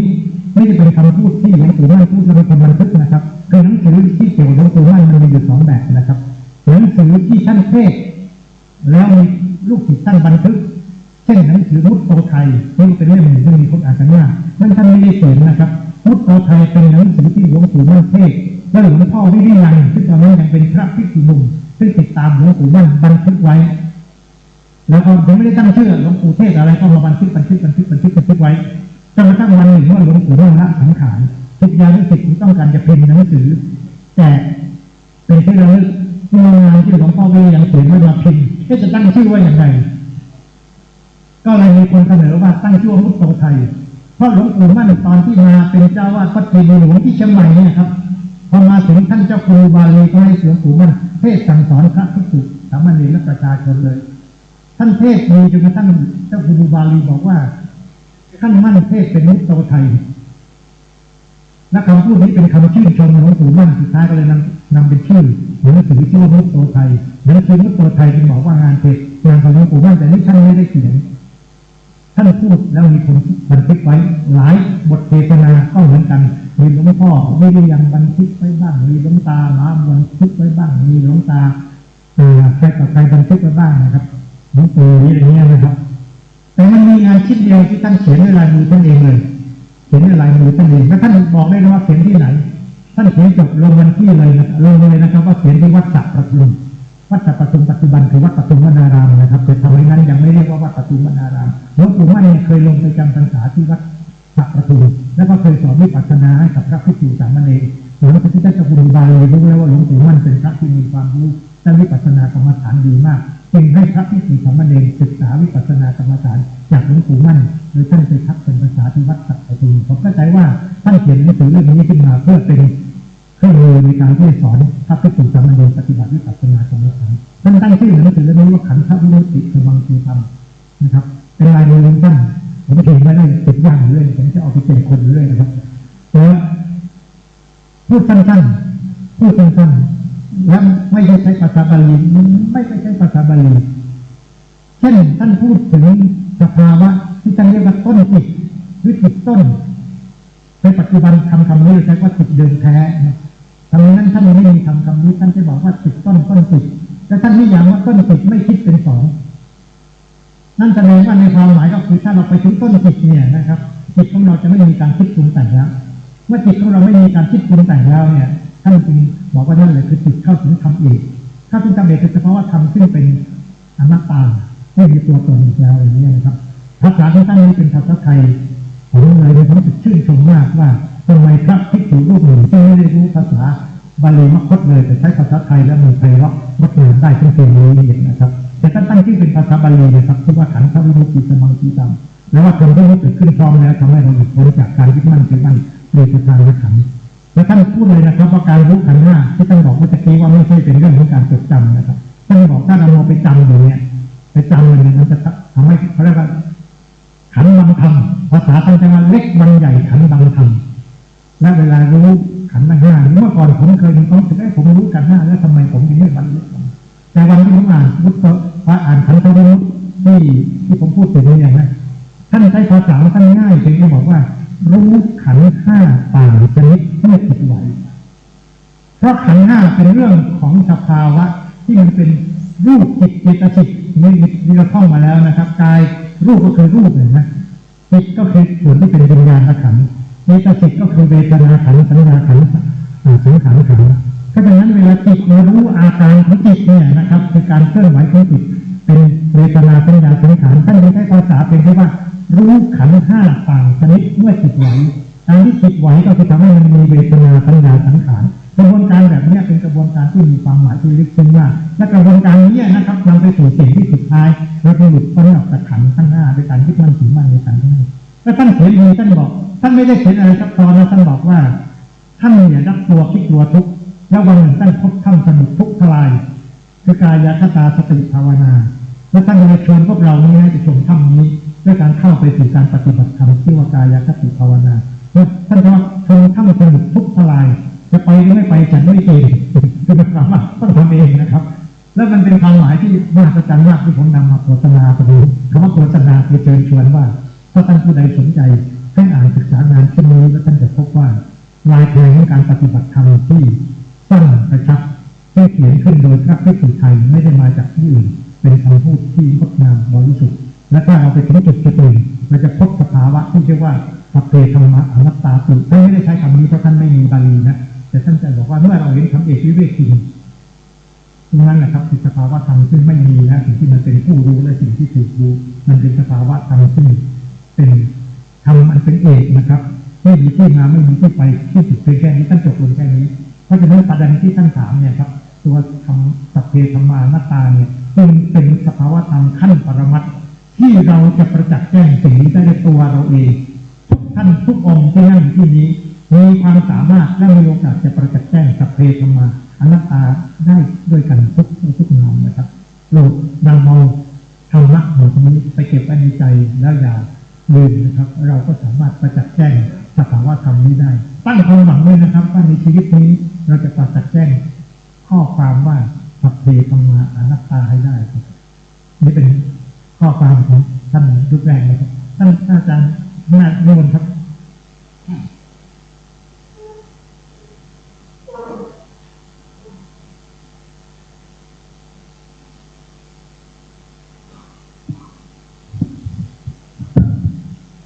ครับอาจารย์ท่านเจ้าคุณครับและขอโอกาสทุกท่านนะครับก็ประเด็นของผมก็คือขอถามในเชิงความรู้นะครับอาจารย์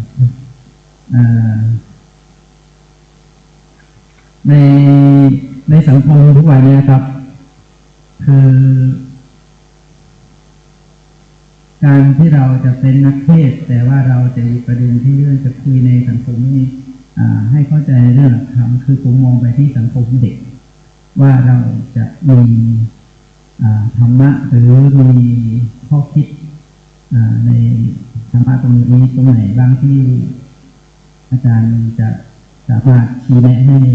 ผมจะได้นำความรู้ตรงนี้ไปเผยแผ่ในเรื่องของเยาวชนนะครับก็มีคำถามประมาณนี้ก็ขอความรู้เพิ่มเติมครับ ข้อไหนมันคงมีเยอะนะแต่ผมเข้าใจว่าสิ่งที่มันเป็นหัวใจสำคัญคือเราต้องมีเมตตาธรรมกับเยาวชนทำประดุจประหนึ่งว่าเขาไม่ต่างอะไรจากบุคคลนั้นเป็นที่สุดที่รักของเราถ้าเราเป็นพ่อเราก็รักลูกถูกไหมครับถ้าเราเป็นครูอาจารย์เราก็รักลูกศิษย์เมตตาธรรมตัวนี้นะครับจะทำให้เราเกิดความสามารถที่จะยังรู้ว่าเราควรทำอะไรกับเขาเราไม่สามารถพูดอะไรนั้นนะผมไม่รู้จะพูดว่าอย่างไรนะครับเวลาผมพบกับคนทุกๆคนที่เขามีความรู้สึกที่ดี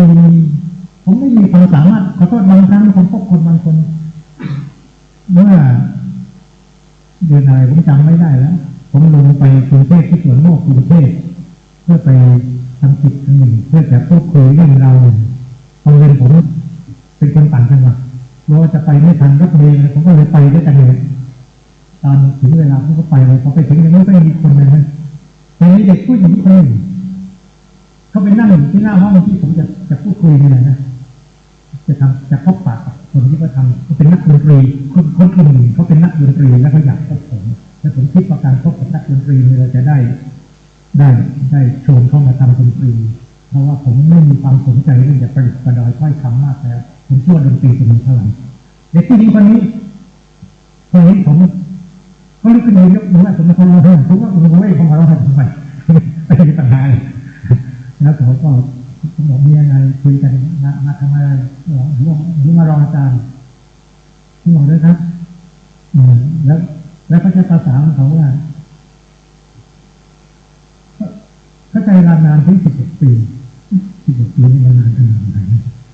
เขาบอกว่าเขาได้ยินชื่อผมตั้งแต่เมื่อเขาเรียนอยู่ชั้นมัธยมแล้วเขาอยากพบเขาไปขอเงินแม่บอกว่าหนังสือยังเรียนไม่จบเลยพบทำไมเรียนหนังสือจบก่อนจนกระทั่งเขาเรียนจบมัธยมแล้วก็เข้าเรียนในมหาลัยจนกระทั่งจบมหาวิทยาลัยแล้วก็เกิดโควิดเขาก็ทำงานปัจจุบันก็ทำงานที่คิดด้า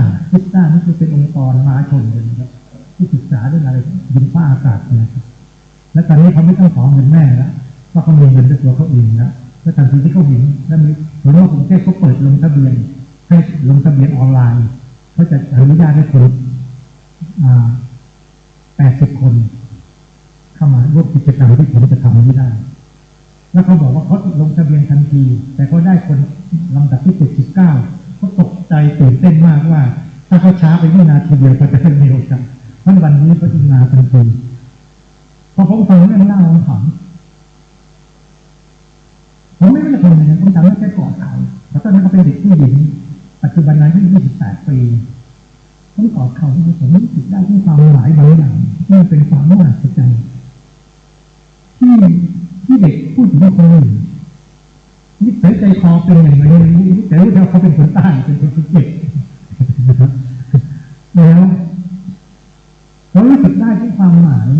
ที่มันไม่สามารถจะพรรณนาได้ผมกอดเขาแล้วผมก็รู้สึกดีนะผมถามเขา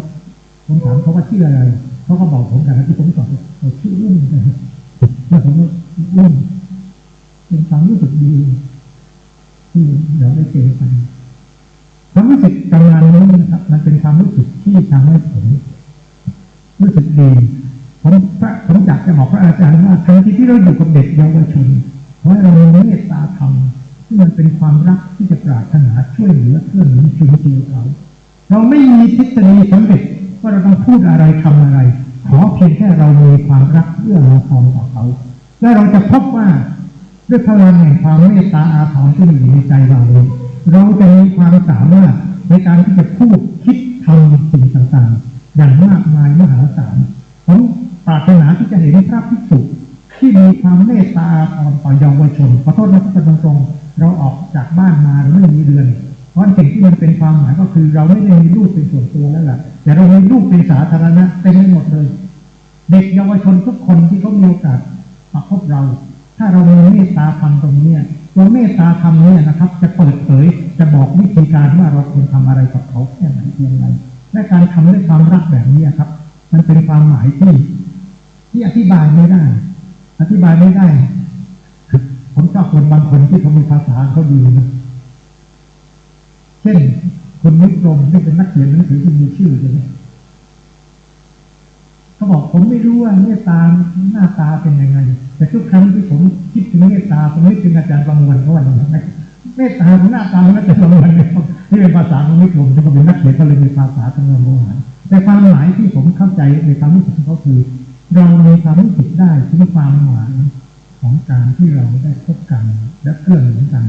และความเมตตาแบบนี้นะครับจะทำให้เราเกื้อหนุนคนอื่นโดยไม่ชมไม่ว่าเขาจะทำอะไรคิดอะไรพูดอะไรอย่าไปโดนตัดสินลงโทษเรื่องผิดเรื่องถูกแต่ถ้าเขาคิดพูดทำในสิ่งที่อาจจะเป็นโทษกับเขาเองเราต้องห้ามปรามถ้าเขาทำในสิ่งที่จะเป็นคุณแต่ตัวเขาเองเราต้องส่งเสริมเพราะฉะนั้นอะไรก็แล้วแต่ซึ่งเราสามารถใช้วิจารณญาณของเราซึ่งประกอบด้วยเมตตาทำได้เยอะครับผมเข้าใจว่านั่นแหละครับคือสิ่งที่มันเป็นความหมายของพระในพระพุทธศาสนาและผมเชื่อว่าพระในพระพุทธศาสนานับตั้งแต่อดีตครั้งพุทธกาลมาจนถึงปัจจุบันเราคือทุกคนที่เป็นพุทธศาสนิกชนก็พยายามจะบ่มเพาะคาดหวังว่าจะเกิดพระภิกษุแบบนี้นะครับความรู้สึกแบบนี้นะครับผมนึกถึงท่านอาจารย์สังฆะเมื่อกี้ผมพูดถึงคำพีหนึ่งคือรัตนโคตรใช่ไหมครับรัตนโคตรนี้เป็นคำพีที่อาจารย์สังฆะเป็นผู้รจนาขึ้นโดยบอกว่าท่านได้ฟังคำพูดเหล่านี้มาจากพระศรีอริยเมตไตรผมเล่าประกอบนิดเดียวท่านอาจารย์สังฆะเนี่ยนะครับเป็นพระภิกษุที่มีชื่อมากบวชเป็นพระภิกษุในฝ่ายมหายานแต่ท่านมีน้องอีกคนท่านอาจารย์วัตถุพันธุจะเป็นบวชในฝ่ายเถรวาทของเราเนี่ยครับของพี่น้องเนี่ยมาจากแม่ที่เคยบวชเป็นภิกษุณีและตอนที่แม่ที่เป็นภิกษุณีบวชอยู่เนี่ยนะครับเห็นว่าพระภิกษุโมจะโต้เถียงกันไม่ได้ปฏิบัติธรรมแล้วก็เถียงกันแพ้ชนะกันก็เลยนะมีความรู้สึกสลดใจว่าถ้าพระโมจะเถียงกันด้วยเหตุด้วยผลแต่ไม่รู้แจ้งทำแบบนี้มันจะรักษาพระธรรมคำสอนของพระบรมศาสดาพระสัมมาสัมพุทธเจ้าอย่างไรเลยทำสิ่งที่ไม่น่าเชื่อนางภิกษุณีรูปหนึ่งลาสิกขาบทและตั้งจิตอธิษฐานขอที่จะไปครองเรือนและขอให้มีบุตรที่จะเกิดมาเป็นผู้ชายและได้บวชเป็นพระภิกษุเพื่อเผยแพร่พระธรรมคำสอนของพระศาสดานางได้แรงอธิษฐานนี้หรือเปล่าทำให้นางมีบุตรแฝด2 คนเลยนะครับแต่ที่ขอไม่คู่เลยนะครับพอบุตรโตขึ้นมาไม่บวชเลยองค์หนึ่งบวชเป็นมหายานองค์หนึ่งบวชเป็นเถรวาทคือถึงไม่อย่างด้วยหวังว่าพระธรรมคำสอนดีทั้งหมดอาจารย์สังฆะบวชในฝ่ายมหายานบวชแล้วมหายานนับถือในพระศรีอริยเมตไตรจึงเจริญภาวนาขึ้นภูเขาเลยนะครับเป็นบนยอดภูเขาภาวนาถึงพระศรีอริยเมตไตรภาวนาไป3 ปี 4 ปี 5 ปีไม่ได้เห็นพระศรีอริยเมตไตรเลยเพราะว่าถอยปัดมาจากภูเขาจะกลับวัดตอนลงจากภูเขาจะกลับวัดไปเจอลุงแก่ๆคนหนึ่งนั่งสกัดหินแอ๊กอย่างเงี้ยนะแล้วจะถามว่าโยมทำอะไรว่าบอกว่าผมจะสกัดหินนี้มันหมดไปทำไมล่ะหินลูกนี้มันขวางแสงอาทิตย์ในตอนเช้าบ้านผมไม่ได้เห็นแสงอาทิตย์ในยามอรุณรุ่งอย่างนั้นนะเพราะว่าหินก้อนนี้มันขวางอยู่มันต้องขึ้นสูงไม่ใช่อรุณรุ่งนะผมเลยสกัดหินนี้หมดไปผมจะได้สัมผัสแสงอาทิตย์ในตอนเช้ารุ่งอรุณขอโทษนะแก่แล้วนะหินที่จับหินนิดอยู่ตรงนั้นเองพวกเขาหินลูกหรือเรามาเริ่มต้นเกิด10 ชาตินี้อาจารย์สังฆะหินนี้คิดได้กลับขึ้นภูเขาดูครบจนถึง12 ปีพอปฏิบัติธรรมครบ12 ปีเลยพอครบตามปฏิญญาที่ให้ไว้แล้วว่าจะบวชแล้วจะภาวนาถึงพระศรีอริยเมตไตรก็เลยเป็นครบก็ลงมาจากภูเขาแต่ไม่เจอใครแล้วมาเจอหมาอีกแล้วทีนี้หมายันต้องมีหมาอยู่ด้วยนะครับมาเจอหมาที่มันมีแผลเน่าว่าอีกแล้วท่านก็เมตตาอุ้มเลียแผลให้มันเพื่อจะได้แผลมันสะอาดไม่มีหนอนกัดกินตอนที่เลียแผลให้หมาเนี่ยครับปรากฏว่าพระศรีอริยเมตไตรปรากฏเจ้าวรกายขึ้นอาจารย์สังฆะตื่นเต้นปิติเป็นล้นพ้นถึงกับอุทานเปล่งออกมาด้วยความรู้สึกว่าตัวผมภาวนาถึงพระองค์มานานถึง12 ปีทำไมพระองค์จึงไม่ปรากฏเจ้าวรกายให้ข้าพระพุทธเจ้าได้เห็นประมาณนี้นะครับถ้าศรีอริยเมตไตรตรัสว่าเราอยู่กับเธอตลอดเวลาแต่ แต่ที่เธอไม่เห็นเราก็จิตของเธอยังติดเกาะไว้เหนือด้วยอาสวะมลทิน12 ปีที่เธอภาวนาอาสวะมลทินนั้นสลายไปเลยเป็นเรื่องเราจะอุปโลกายแล้วท่านได้พบพระเถรเมตไตรได้ศึกษาธรรมกับพระเถรเมตไตรสุดท้ายมาเขียนหนังสือเยอะแยะจนไม่มีก็จะนักข้อที่ผมว่าเนี่ยครับทั้งนั้นครับจิตของเราเนี่ยมันมีอาสวะมลทินอะไรของผู้อื่นมีแต่ว่าเมตตาธรรมจะอดเปิดเผยมองไม่ได้ขอให้พวกเราเชื่อมั่นว่าด้วยเมตตาธรรมที่มีอยู่ในตัวเราและเรามีต่อเยาวชนอย่าให้ความรู้สึกอะไรบางอย่างที่มันเป็นความรู้สึกที่เรามีความหมายอะไรเรียกเลยแอบแฝงเชื่อมั่นนะครับเชื่อมั่นในเยาวชนคนนี้ถ้าเราคิดกันสักหน่อยบอกว่าอาจจะเป็นลูกของเราในอดีตหรืออาจจะเป็นพ่อของเราในอดีตก็ได้ปัจจุบันนี้เราจะได้โอกาสแล้วที่จะทำความดีกับเขาดูแลรักษาใส่ใจเขาถ้าความรู้สึกแบบนี้นะครับจะเป็นหนทางที่ทำให้เราอยู่กับเด็กและเยาวชนเหล่านั้นอย่าไปกังวลว่าจะแก้หาปัญหาได้ช่วยเขาได้กี่คนไม่ต้องกังวลในชีวิตของเราถ้าเราจะช่วยเยาวชนได้สักคนหนึ่งก็ขอให้ทำหรือช่วยไม่ได้เลยนิสัยก็ยังดีนะครับเพราะฉะนั้นทำได้เหมือนกับที่สกัดหินนะครับถ้าเราบอกโอ้ยมันสกัดไปกับชีวิตหินมันไม่หมดรอบๆภูเขาหินลูกใหญ่เลยนะมันก็ต้องฝังถ้าคิดอย่างนั้นเราก็ไม่ได้สกัดหินเพราะฉะนั้นผู้ชายถึงจะสกัดหินและอาจารย์ท่านก็หินเนี่ยครับให้เราทำตัวแบบนั้นนะครับผมยังนึกเช่นใดนะครับที่บ้านผมที่สมุยพนันเนี่ยที่เกาะพนันจะมีถ้ำอยู่ถ้ำหนึ่งและที่ถ้ำนี้นะครับที่หน้าถ้ำมันมีหินก้อนหนึ่งถ้าใครไปที่ถ้ำนี้เมื่อปี 2505 มีพระภิกษุนิกายเซนซึ่งเป็นชาวอเมริกันมาบวชเป็นนิกายเซนอยู่ที่ประเทศญี่ปุ่นได้5 พรรษาและเดินทางมาประเทศไทยทับอยู่ที่วัดสร้อยทองและด้วยเหตุอะไรก็ไม่ทราบพระภิกษุรูปนี้เดินทางทางเรือ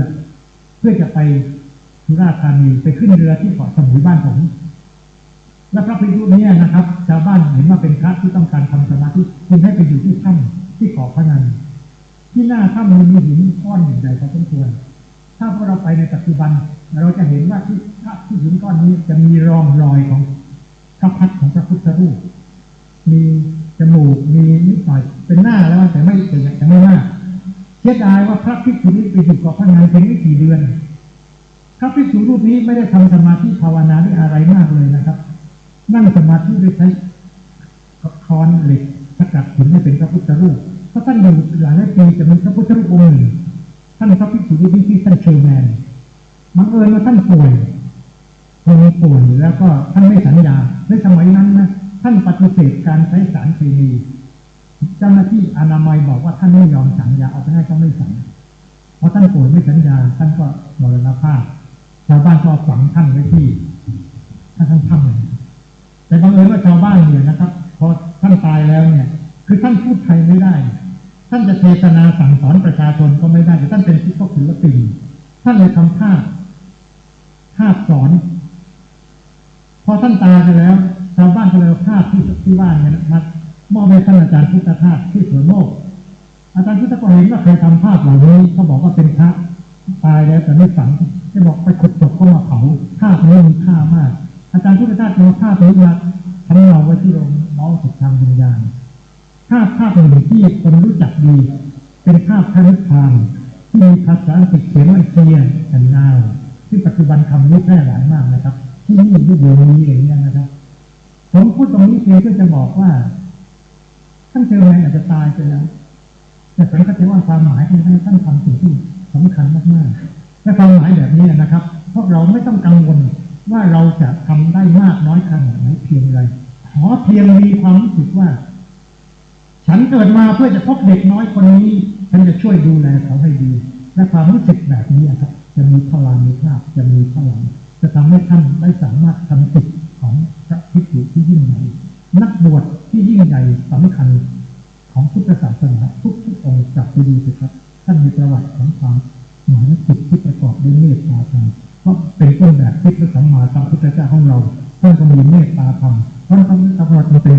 องค์แทนของพระมหากรุณาธิคุณที่มาจากเมตตาที่มีอยู่ในพระทัยของท่านพวกเราที่เป็นพระภิกษุที่เป็นลูกเป็นพุทธบุตรเนี่ยครับต้องทำสิ่งนี้ด้วยจิตที่ประกอบด้วยเมตตาธรรมถ้าเราทำสิ่งนี้เราจะไม่มีคำถามว่าทำไมทำเพื่ออะไรวันที่ผมนอนอยู่ ที่ศาลาวัดศรีเฉลิมเขตแล้วมีหมาขี้เลื้อนมานอนกับผม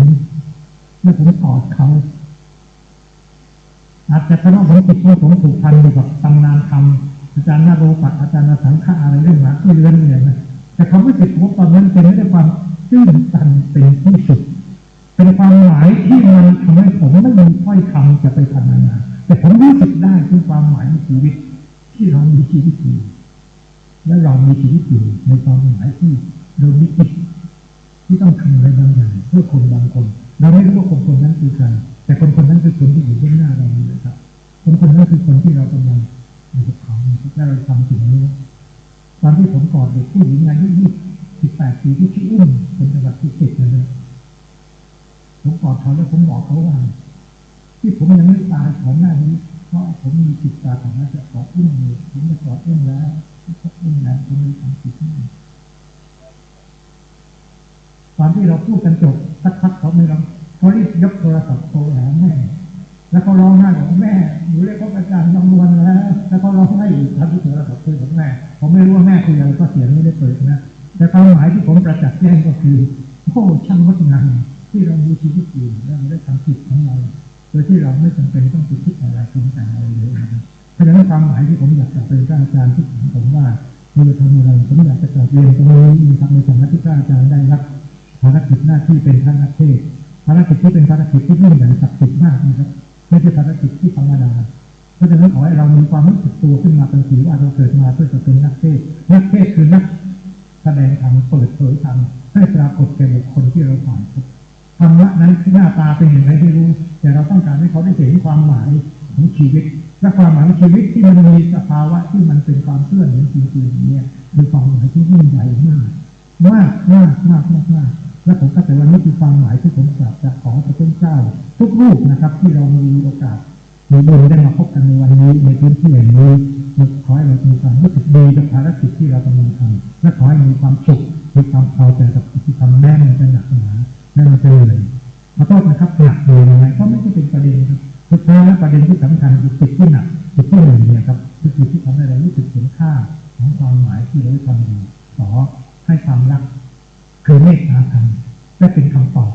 ที่ท่านถามนะครับและผมเชื่อว่าต่อไปถ้าทุกครั้งที่ท่านมีอะไรที่เกี่ยวกับเยาวชนและทำนึกถึงความรู้สึกนี้ได้ท่านจะไม่มีปัญหาเขาจะมีอย่างที่เราต้องการหรือไม่เขาไม่มีปัญหาครับไม่มีปัญหาเลยผมเองมีความรู้สึกดีทุกครั้งเวลาได้พบใครเขาจะเป็นเช่นไรนั้นเราก็รู้ว่าเขาต่างก็มีเหตุมีปัจจัยนะแต่สำคัญคือถ้าเขาพบเราจะเป็นเหตุเป็นปัจจัยให้เขาได้สัมผัสกับความดีงามในชีวิตอย่างน้อยๆเขาจะเคลือบแคลงสงสัยอะไรก็สงสัยไปเถอะแต่ขอให้เขาอย่าสงสัยเลยว่าเรามีความเมตตาเอาความต่อเขาซึ่งตรงนี้คือหัวใจของผมครับที่ทำในตรงนี้มีท่านรูปใดสักรูปหนึ่งไหมครับก่อนจะปิดรายการเพราะว่าผมจะยุติเวลาบ่ายเวลาเย็น4 โมงครึ่งครับเพราะนี้ท่านต้องมีกิจที่ประกอบพิธีกรรมถ้าไม่มีผมก็ขอถือโอกาสให้เวลาในช่วงท้ายนี้ขอบพระคุณทุกท่านนะครับที่ให้เกียรตินั่งฟังแล้วก็สร้างบรรยากาศให้เราได้มีโอกาสพบปะพูดคุยกันโดยที่ผมกล่าวในตอนต้นนะครับว่าปัจจุบันจริงๆผมไม่ได้มีกิจที่ต้องไปทำอะไรในการพบปะพูดคุยมากแล้วมีข้อยกเว้นเพียงเดียวในการทำกิจเพื่อรับใช้พระภิกษุหรือนักบวชในพระพุทธศาสนานี้ก็เป็นกิจที่ผมตั้งใจไว้ตั้งแต่ตอนที่ผมลาสิกขาบทว่าถ้าผมมีบุญบารมีผมจะรับใช้แม้ตัวเองไม่ได้เป็นพระภิกษุในพระพุทธศาสนาแล้วแต่จะตั้งใจรับใช้นักบวชในพระพุทธศาสนาให้ดีที่สุดและผมก็ทำกิจนี้มาตลอดวันนี้ก็ได้มีโอกาสทำกิจแบบนี้ครั้งหนึ่งครับรับใช้พระพุทธเจ้าซึ่งเป็นนักบวชในพระพุทธศาสนาผมมีความเชื่อว่าทุกคนที่ได้บวชนั้นมีบุญจะบวชต้นบวชยามบวชงานบวชช้าเท่าไหร่ผมไม่สนใจแต่ทุกครั้งที่เราบวชเราจะมีความรู้สึกที่ดีผมแม้จะศึกษาลาเพศไปแล้วแต่ผมก็รู้สึกได้ถึงความหมายที่ผมสัมผัสได้ว่าผมเป็นบวชเป็นพระภิกษุแล้วเมื่อผมศึกออกมาแล้วผมก็อย่างนั้นลึกได้เอาความรู้ที่ผมมีอยู่ส่วนหนึ่งได้มาจากการที่ผมเป็นพระภิกษุในพระพุทธศาสนาปัจจุบันผมจึงมีความรู้สึกดีๆทุกครั้งที่ได้มาอยู่ต่อหน้าพระภิกษุในพระพุทธศาสนาซึ่งผมก็เคยอยู่ในเพศภาวะที่จำเป็นในปัจจุบันและผมก็รู้สึกดีที่ได้กลับมาพบเหมือนกับพบตัวเองที่เคยทำหน้าที่ผมให้ตัวเองเป็นนักบวชก็พยายามจะเทศเหมือนกันแต่ตอนนั้นก็เทศไปอะไรไปตามภาษาเนี่ยครับตอนนี้ก็ขอที่จะแสดงความรู้สึกนี้แล้วก็อยากจะฝากในความรู้สึกของผมนะครับว่า ปัจจุบันสังคมมีความรวดเร็วและสลับซับซ้อนความรวดเร็วสลับซับซ้อนเนี่ยนะครับทำให้คนในยุคปัจจุบันเช่นเมื่อกี้ท่านพูดถึงเยาวชน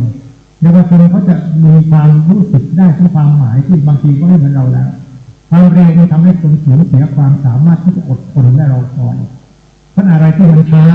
ก็จะรู้สึกมันแย่ก็ทำไม่ได้มันไม่ไหวอะไรที่เขาต้องการความเร็วความรู้สึกความต้องการความเร็วเนี่ยครับมันทำให้เขาไม่อดทนเขาไม่รอคอยที่จะทำอะไรที่มันยากๆแต่เราก็ต้องใจเย็นพอผมพูดถึงเมตตาธรรมว่าในขณะที่เราพบกับเยาวชนที่เขาเกิดขึ้นมาบนโลกใบนี้ซึ่งเขาอยู่กับความเร็วความฉับไวอะไรที่มันยากเขาไม่ต้องการเขาต้องการความง่ายอะไรที่ช้าเขาไม่ชอบเขาต้องชอบความเร็วขอให้เรามีความสามารถทดแทนเขาเราอยู่กับความช้าได้เราอยู่กับความยากได้เราอยู่กับอะไรที่มันยากได้ให้เรามีความรู้สึกดีกับการที่จะอยู่กับสิ่งที่ยากเพราะสิ่งที่ยากที่เราทำไปแต่สิ่งที่ยากเราจะทำแต่เพราะฉะนั้นขอให้เรารู้สึกได้ที่ความหมายนี้ค่อยอบรมบ่มเพาะสิ่งที่มันเป็นความหมายของความขันติอดทนนะครับวิริยะคือความเพียรเมื่อกี้ผมเล่าให้ฟังว่าตอนที่ผมจะเรียน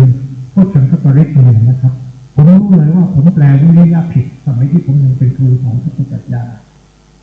วิริยะไม่ใช่ความอดทนที่จะทำสิ่งใดสิ่งหนึ่งอย่างต่อเนื่องยาวนานครับวิริยะคือความสุขความเพลิดเพลินความเบิกบานที่จะได้ทำกิจนั้นๆอย่างต่อเนื่องยาวนานเพราะตัววิริยะมันจึงเป็นความหมายที่สำคัญในโพชฌงค์ถ้าเราพูดถึงว่าสติธรรมวิจัยวิริยะพอมีวิริยะมันจะมีปิติมันจะไปอดทนวิจัยทำไมก็มันมีปิติตามมาครับปิติคือความเบิกบานเพราะตัวความหมายของวิริยะเนี่ยครับจะต้องบ่มเพาะให้เกิดขึ้นนะครับเพราะอะไรวิริยะมันจะไม่เกิดนะครับถ้าเราไม่มีธรรมวิจัยคือจิตของเราอย่างรู้ธรรมารมณ์ที่มันมีความหมายให้เรารู้ได้ที่ไม่ต้องคิดเขาไม่ต้องคิดคือหมายความว่าถ้าผมเอามือไปจับแก้วน้ำที่มันร้อนผมไม่ต้องคิดครับความร้อนปรากฏผ่านกายให้ผมรู้ได้เลยว่ามันร้อนผมไม่ต้องไปคิดว่ามันเย็นหรือร้อนเพราะความหมายที่มันรู้ได้คือธรรมวิจัยที่มันพอเรามีสติเราจะรู้ธรรมารมณ์ได้อย่างแจ่มแจ้งว่ามันมีความหมายเช่นไรมันจะมีวิริยะมันจะมีปิติเพราะมันมีปิติมันจะมีสมาธิมันมีปัญญามันมีอุเบกขามันมีพร้อมเพราะฉะนั้น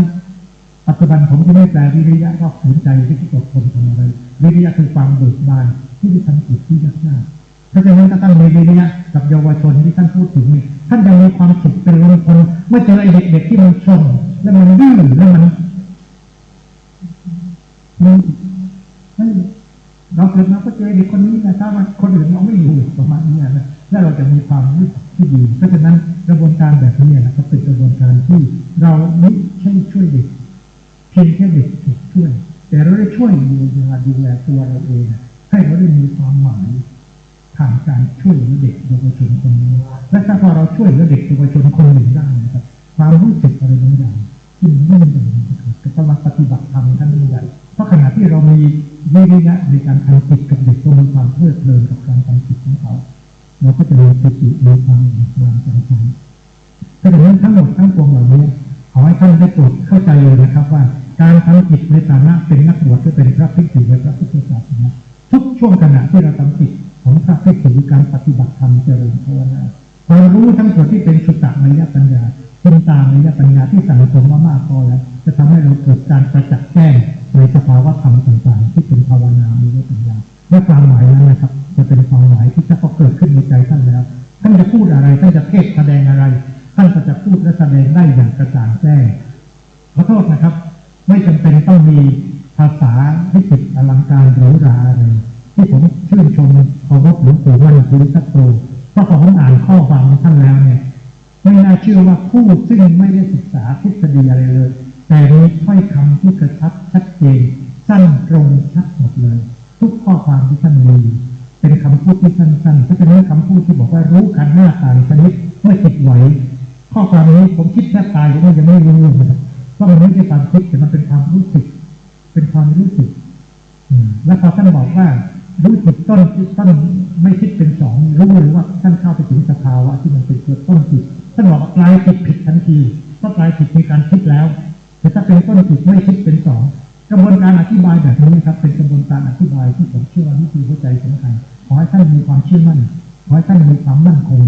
ขอให้มีตถาคตโต ตัวที่ศรัทธาอยู่ในเนื้อในตัวของท่านคือความรู้สึกที่มันมั่นคงว่าเราจะเป็นผู้หนึ่งที่บรรลุถึงสภาวะรู้แจ้งธรรมทั้งหมดทั้งปวงเข้าถึงตัณหาได้โดยตัวเราเองนะครับและเราก็จะบรรลุถึงความหมายที่พิเศษที่มีประการของในฐานะพบกับท่านสั้นๆมาเป็นสั้นนะแล้วเราเป็นสั้นเลยทีเดียวก็ขอกราบเรียนถวายความหมายถึงความรู้สึกนึกคิดแบบนี้กับพระพุทธเจ้าและขอบพระคุณมากนะครับถ้าหากได้ว่าผมบริสุทธิ์ทำอะไรได้บ้างไม่ได้บ้างแต่ถ้ามีอะไรที่จะให้ผมได้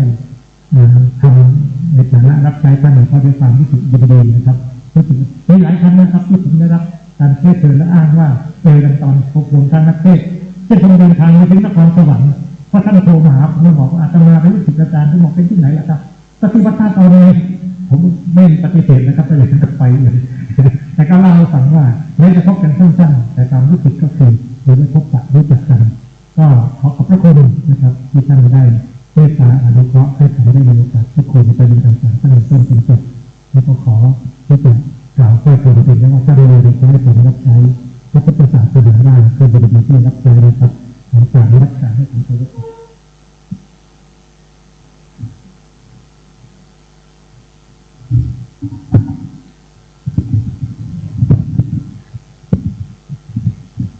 ผมพระมหาพลังวรวาสีในนามตัวแทน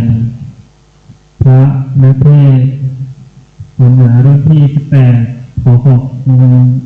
อาจารย์ดร.ปมมลเพ็งจันทร์ที่ได้มา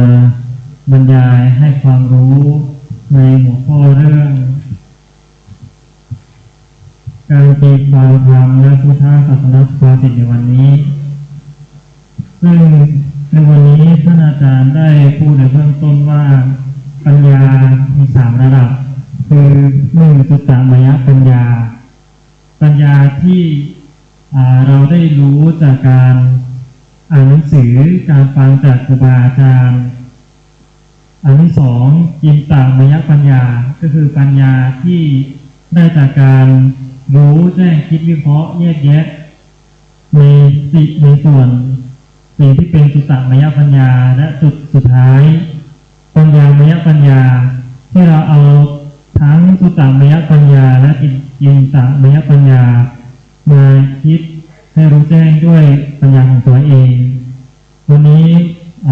ผมในนามตัวแทนของคณะเทศน์วันเหนือรุ่นที่18ขอขอบคุณที่ได้ฟังการบรรยายจากอาจารย์ปมมลเพ็งจันทร์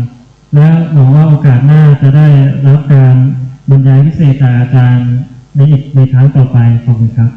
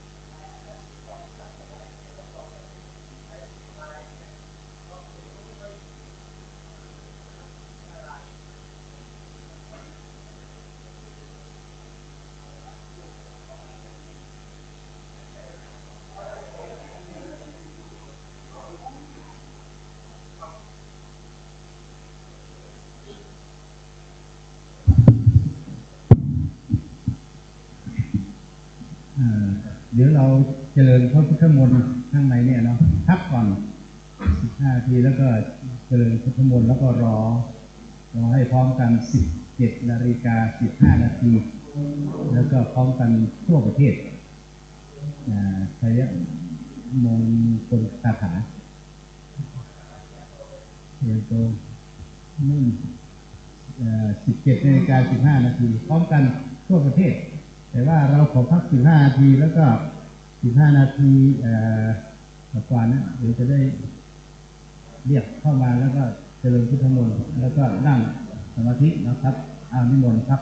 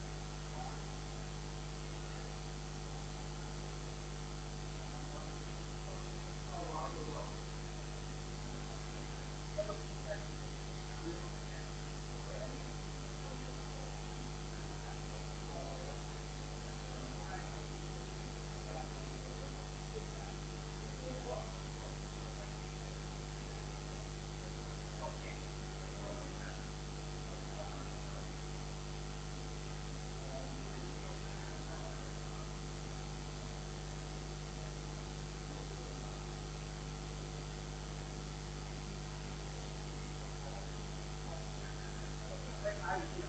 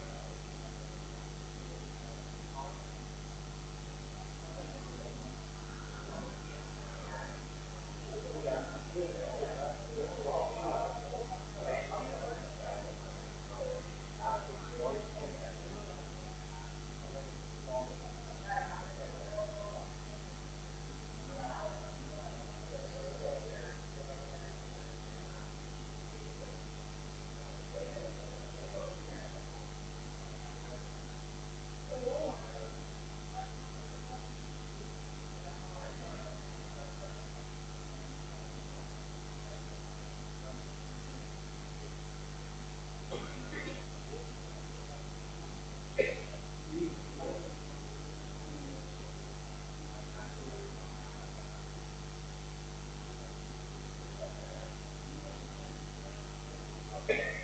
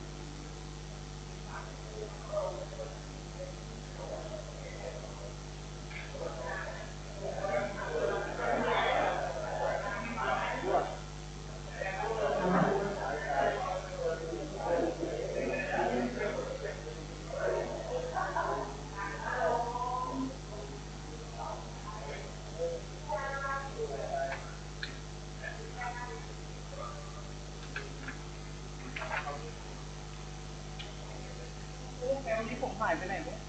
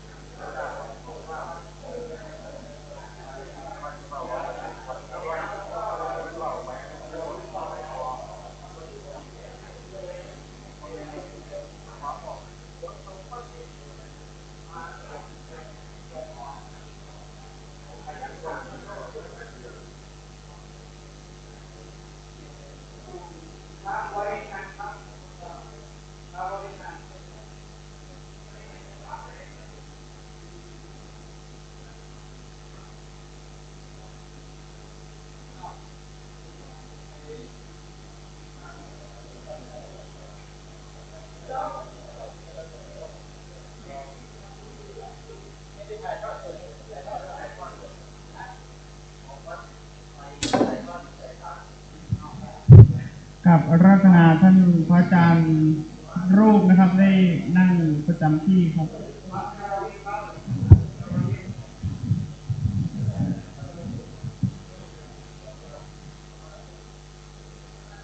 วันนี้ถึงเวลาที่จะร่วมกันเจริญพระพุทธมนต์แล้วนะครับขอกับรัตนานิมนต์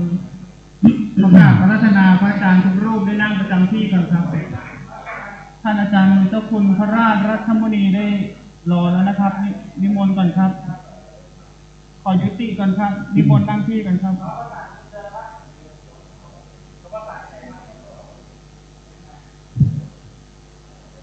นิมนต์ครับ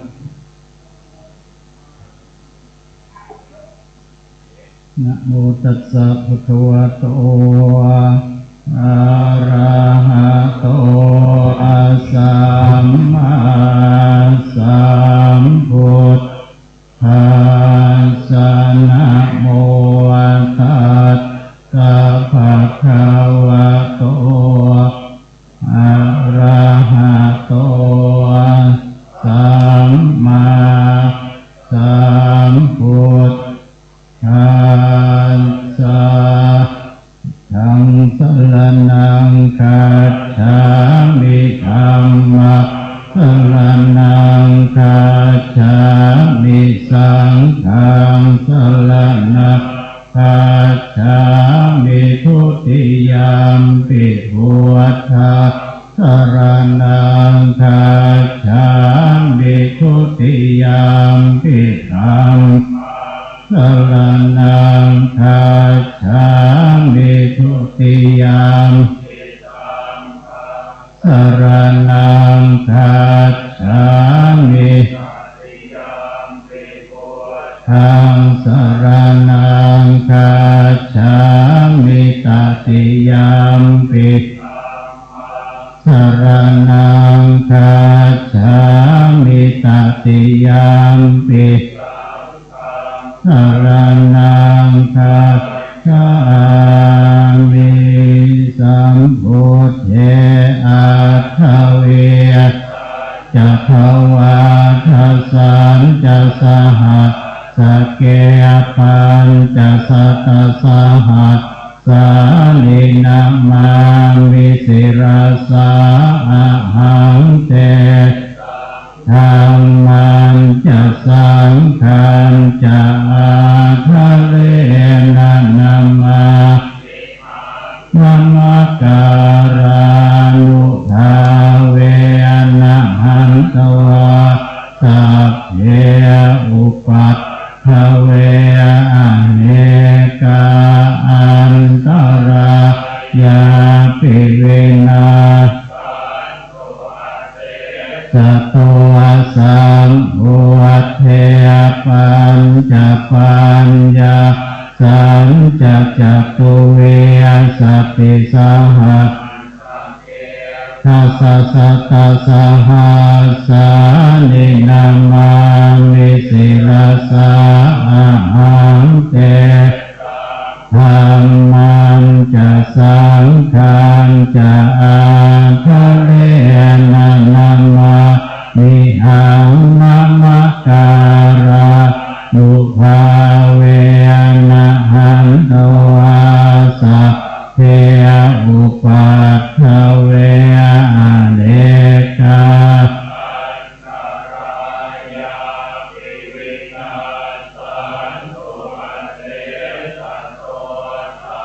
อุวัฏเทนะอุวัตระสเตสัจจตาริยสัสหาสเกวิยสติสัสหาสานินามามิสิรสะอาหังเตธัมมัญจะสังฆัญจะอาทะเรนะนะมามิหังนะมะการานุภาหันตวาสัพเพอุปัฏฐเวอเนกาอันตรายาปิวินาสเสสัตโตนะโมอะระหะโตสัมมาพุทธัสสะมะเหสิโนนะโมสัสสวะคาตาเสวะเทนิธานโมมหาสังสาปิวิสุวัตเสระเทธิราคาสารตนา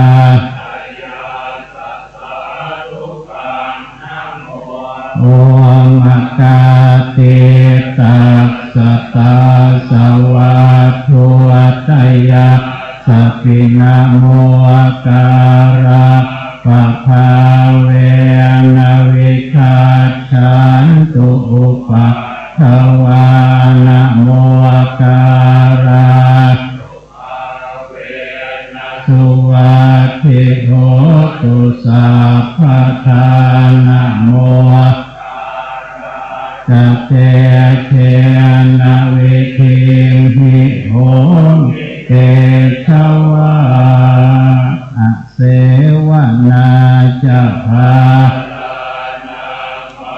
อิตานันจะเสวนาปุวชาจะปุวชนิยานาเอตัมมังคลังวัตมังปะเทสวาโสจะปุวเพจะกตะปุวัญญตาอัตตสัมมาปันติทิจะเอตังคลังวัตมังจันจะสิปัญจะวินัยโยจะสุสิกิโตสุภาสิตาจยาวาเอตัมมังคลังวัตมังอุปัฏฐานังปุตตะทาระสังฆโหอานาตุลาจตัมมังเอตัมมังคลังวัตมัง ธรรมจริยาจยาตกานันจะโหอนาวัชชานิกรรมานิเอตัมมะกัลมุวัตตมังวิรติปาปามัชฌะปานาจะสัญญโมปมาโทจะธรรมเมสุเอตัมมะกัลมุวัตตมังจะนิวาตัวจะสันตัวเถจะกตัญญูตากาธรรมังสวนังเอตัมมังกัลมุวัตตจะโสวาจาสตาสมานานันจะทาสนาเรณธรรมสากาชาเอตัมมะกัลมุวัตตมังจะพรหมจะอริยสัจจานาทัสสนามิสัจจิกิริยาจะเอตัมมังกัลมุวัตตมังทัสสะโลกธรรมเมหิจิตตังยาสนกัมปฏิอโศกังวิรัตเกเอตัมมังกัลมุวัตตมังติสานิกัปปวานาสัพพะธรรมปราชิตาสัพกาชันติกันเตสัมมาคัลมุตตมังติยังกินจิเวตังอิทวาหุราสัพเพสุวายังรัตนังปณิตังนะโนสัมมาอาทิตภาคเตนะเอรัตนังปณิตังเอเตนะสัสสุวาทิโหตุขยังวิราคังอมตังปณิยถาชัพพา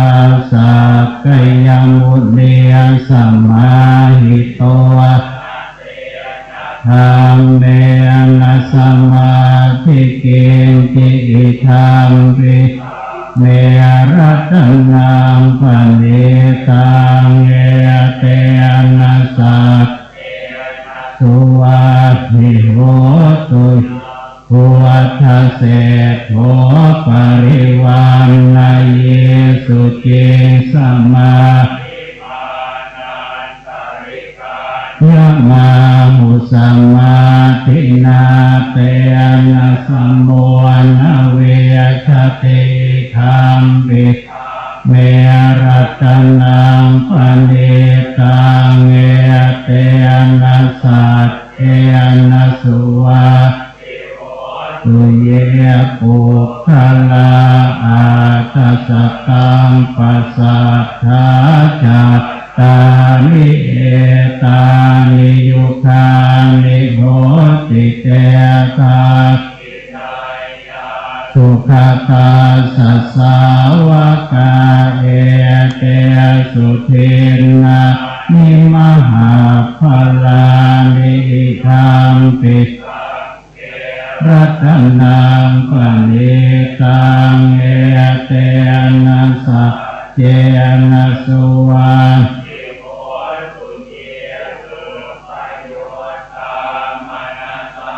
ทันเหนะนิกามิโนโคตมะสัสสัมหิเต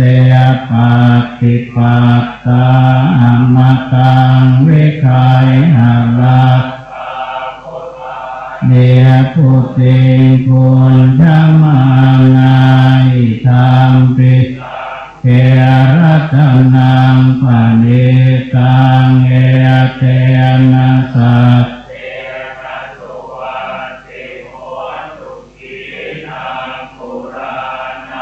นาวังนาทิสัมภวังวิรัตจิตตา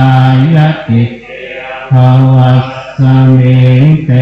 ครีนะภิชาอวิอิชันทานเยพันติเทรายะทายะปะเทโพอิธัมปิ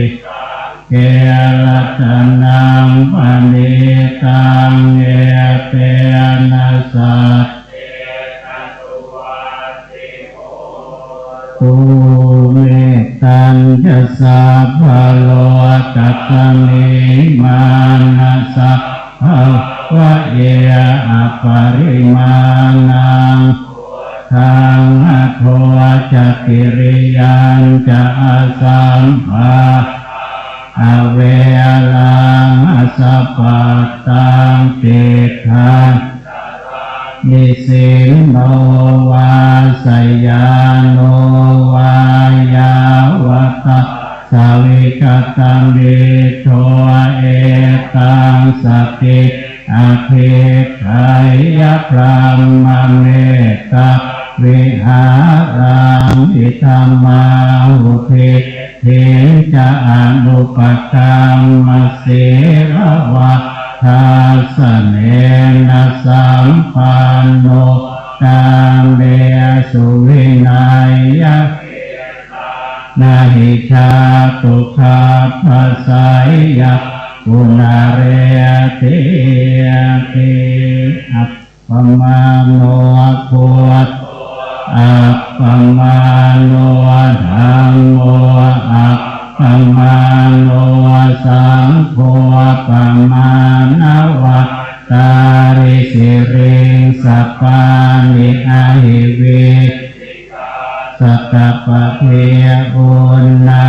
นาเพียสารพัวมัวสิกากตาราธากตาเมปริตาปฏิกัมมันตุภัวตานิโสวันนะโมสัตตานังสัมมาสัมพุทธานังอิติปิโสภะคะวะอะระหังสัมมาสัมพุทธวิชชาจารณะสัมปันโนสุขโตโลกังวิทูตโรปุริสธรรมสารทิสัทธาเทวมนุสานังพุทธภควาติสวากขาโตภควตาธัมโม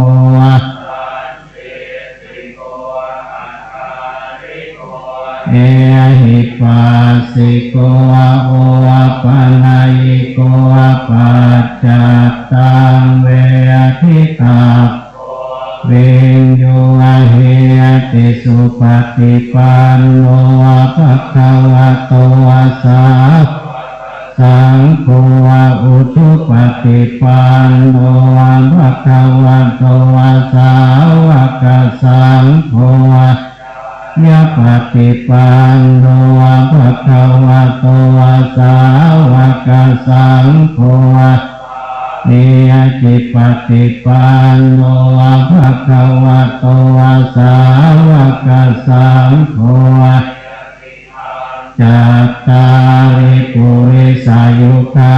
นิอัตถปุริสปุวะกะลาเอตัวสาวกสังโฆอาหุนายโยปาหุนาย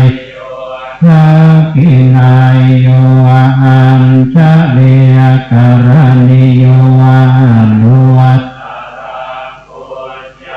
เจตังโลกัส สา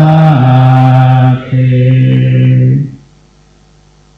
ทิยันโตโพธิยามุเลสัพเพยานาทิวาตโนเอ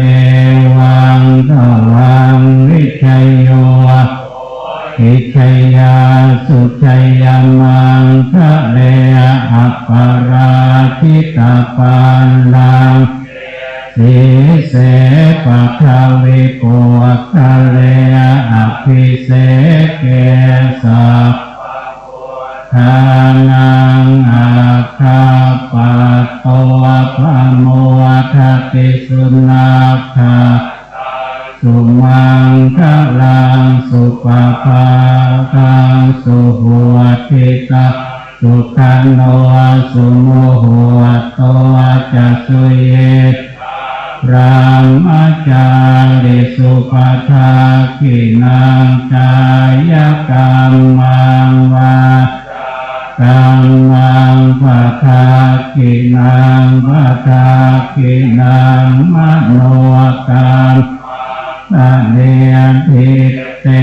ปทาคินาปทาคินาตวันลพันตะเทปทาคิเนภวัตุสัพพมังคะละราคันตุสัพพเทวตาพุทธานุภาเวนัสสคาโสภวันตุเตภวตุสัพพมังคะลังรา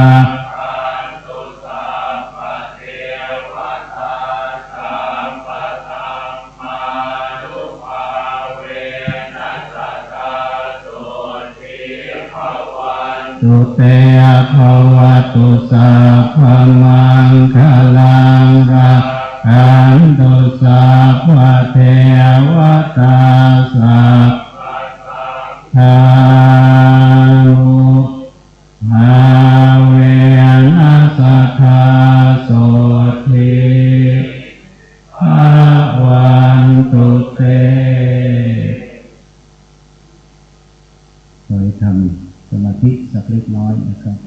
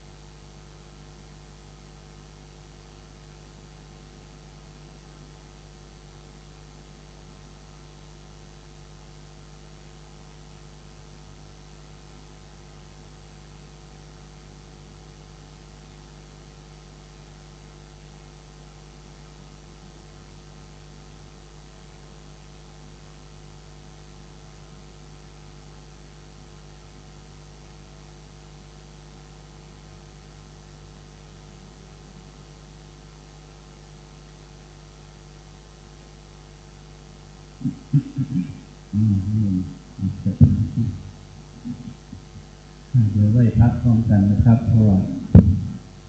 วันนี้ก็ใช้เวลามาฟังลูกปฏิกับพักคันแต่พรุ่งนี้ค่อย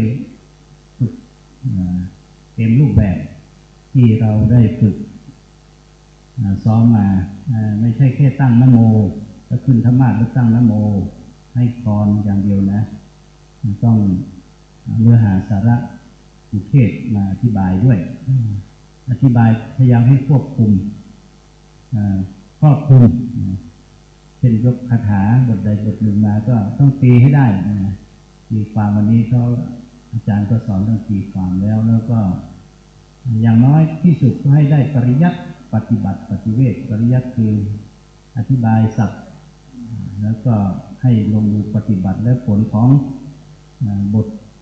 อุเทศนั้นเวลาผู้ปฏิบัติแล้วได้อะไร3อย่างต้องให้ได้ถ้าไม่งั้นก็เป็นแค่ปริยัติให้โยมฟังเรื่องนั้นแต่ว่าไม่รู้ว่าจะให้ปฏิบัติอย่างไรและปฏิบัติแล้วได้ผลได้อานิสงส์อย่างไรไม่บอกก็แสดงว่าบทเทศนาของเราไม่ควบคุมไม่ครอบคลุมทั้งหมดฉะนั้นพรุ่งนี้ก็มีเวลาอาจจะช่วงเช้านิดหนึ่งแล้วก็ช่วงหลังจากที่อาจารย์ได้บรรยายไปแล้วมีวันที่7ช่วงเช้าผมอยู่สายอาจจะติดงานนิดหนึ่งแล้วก็ช่วงบ่ายเราไหว้พระพร้อมกันนะครับ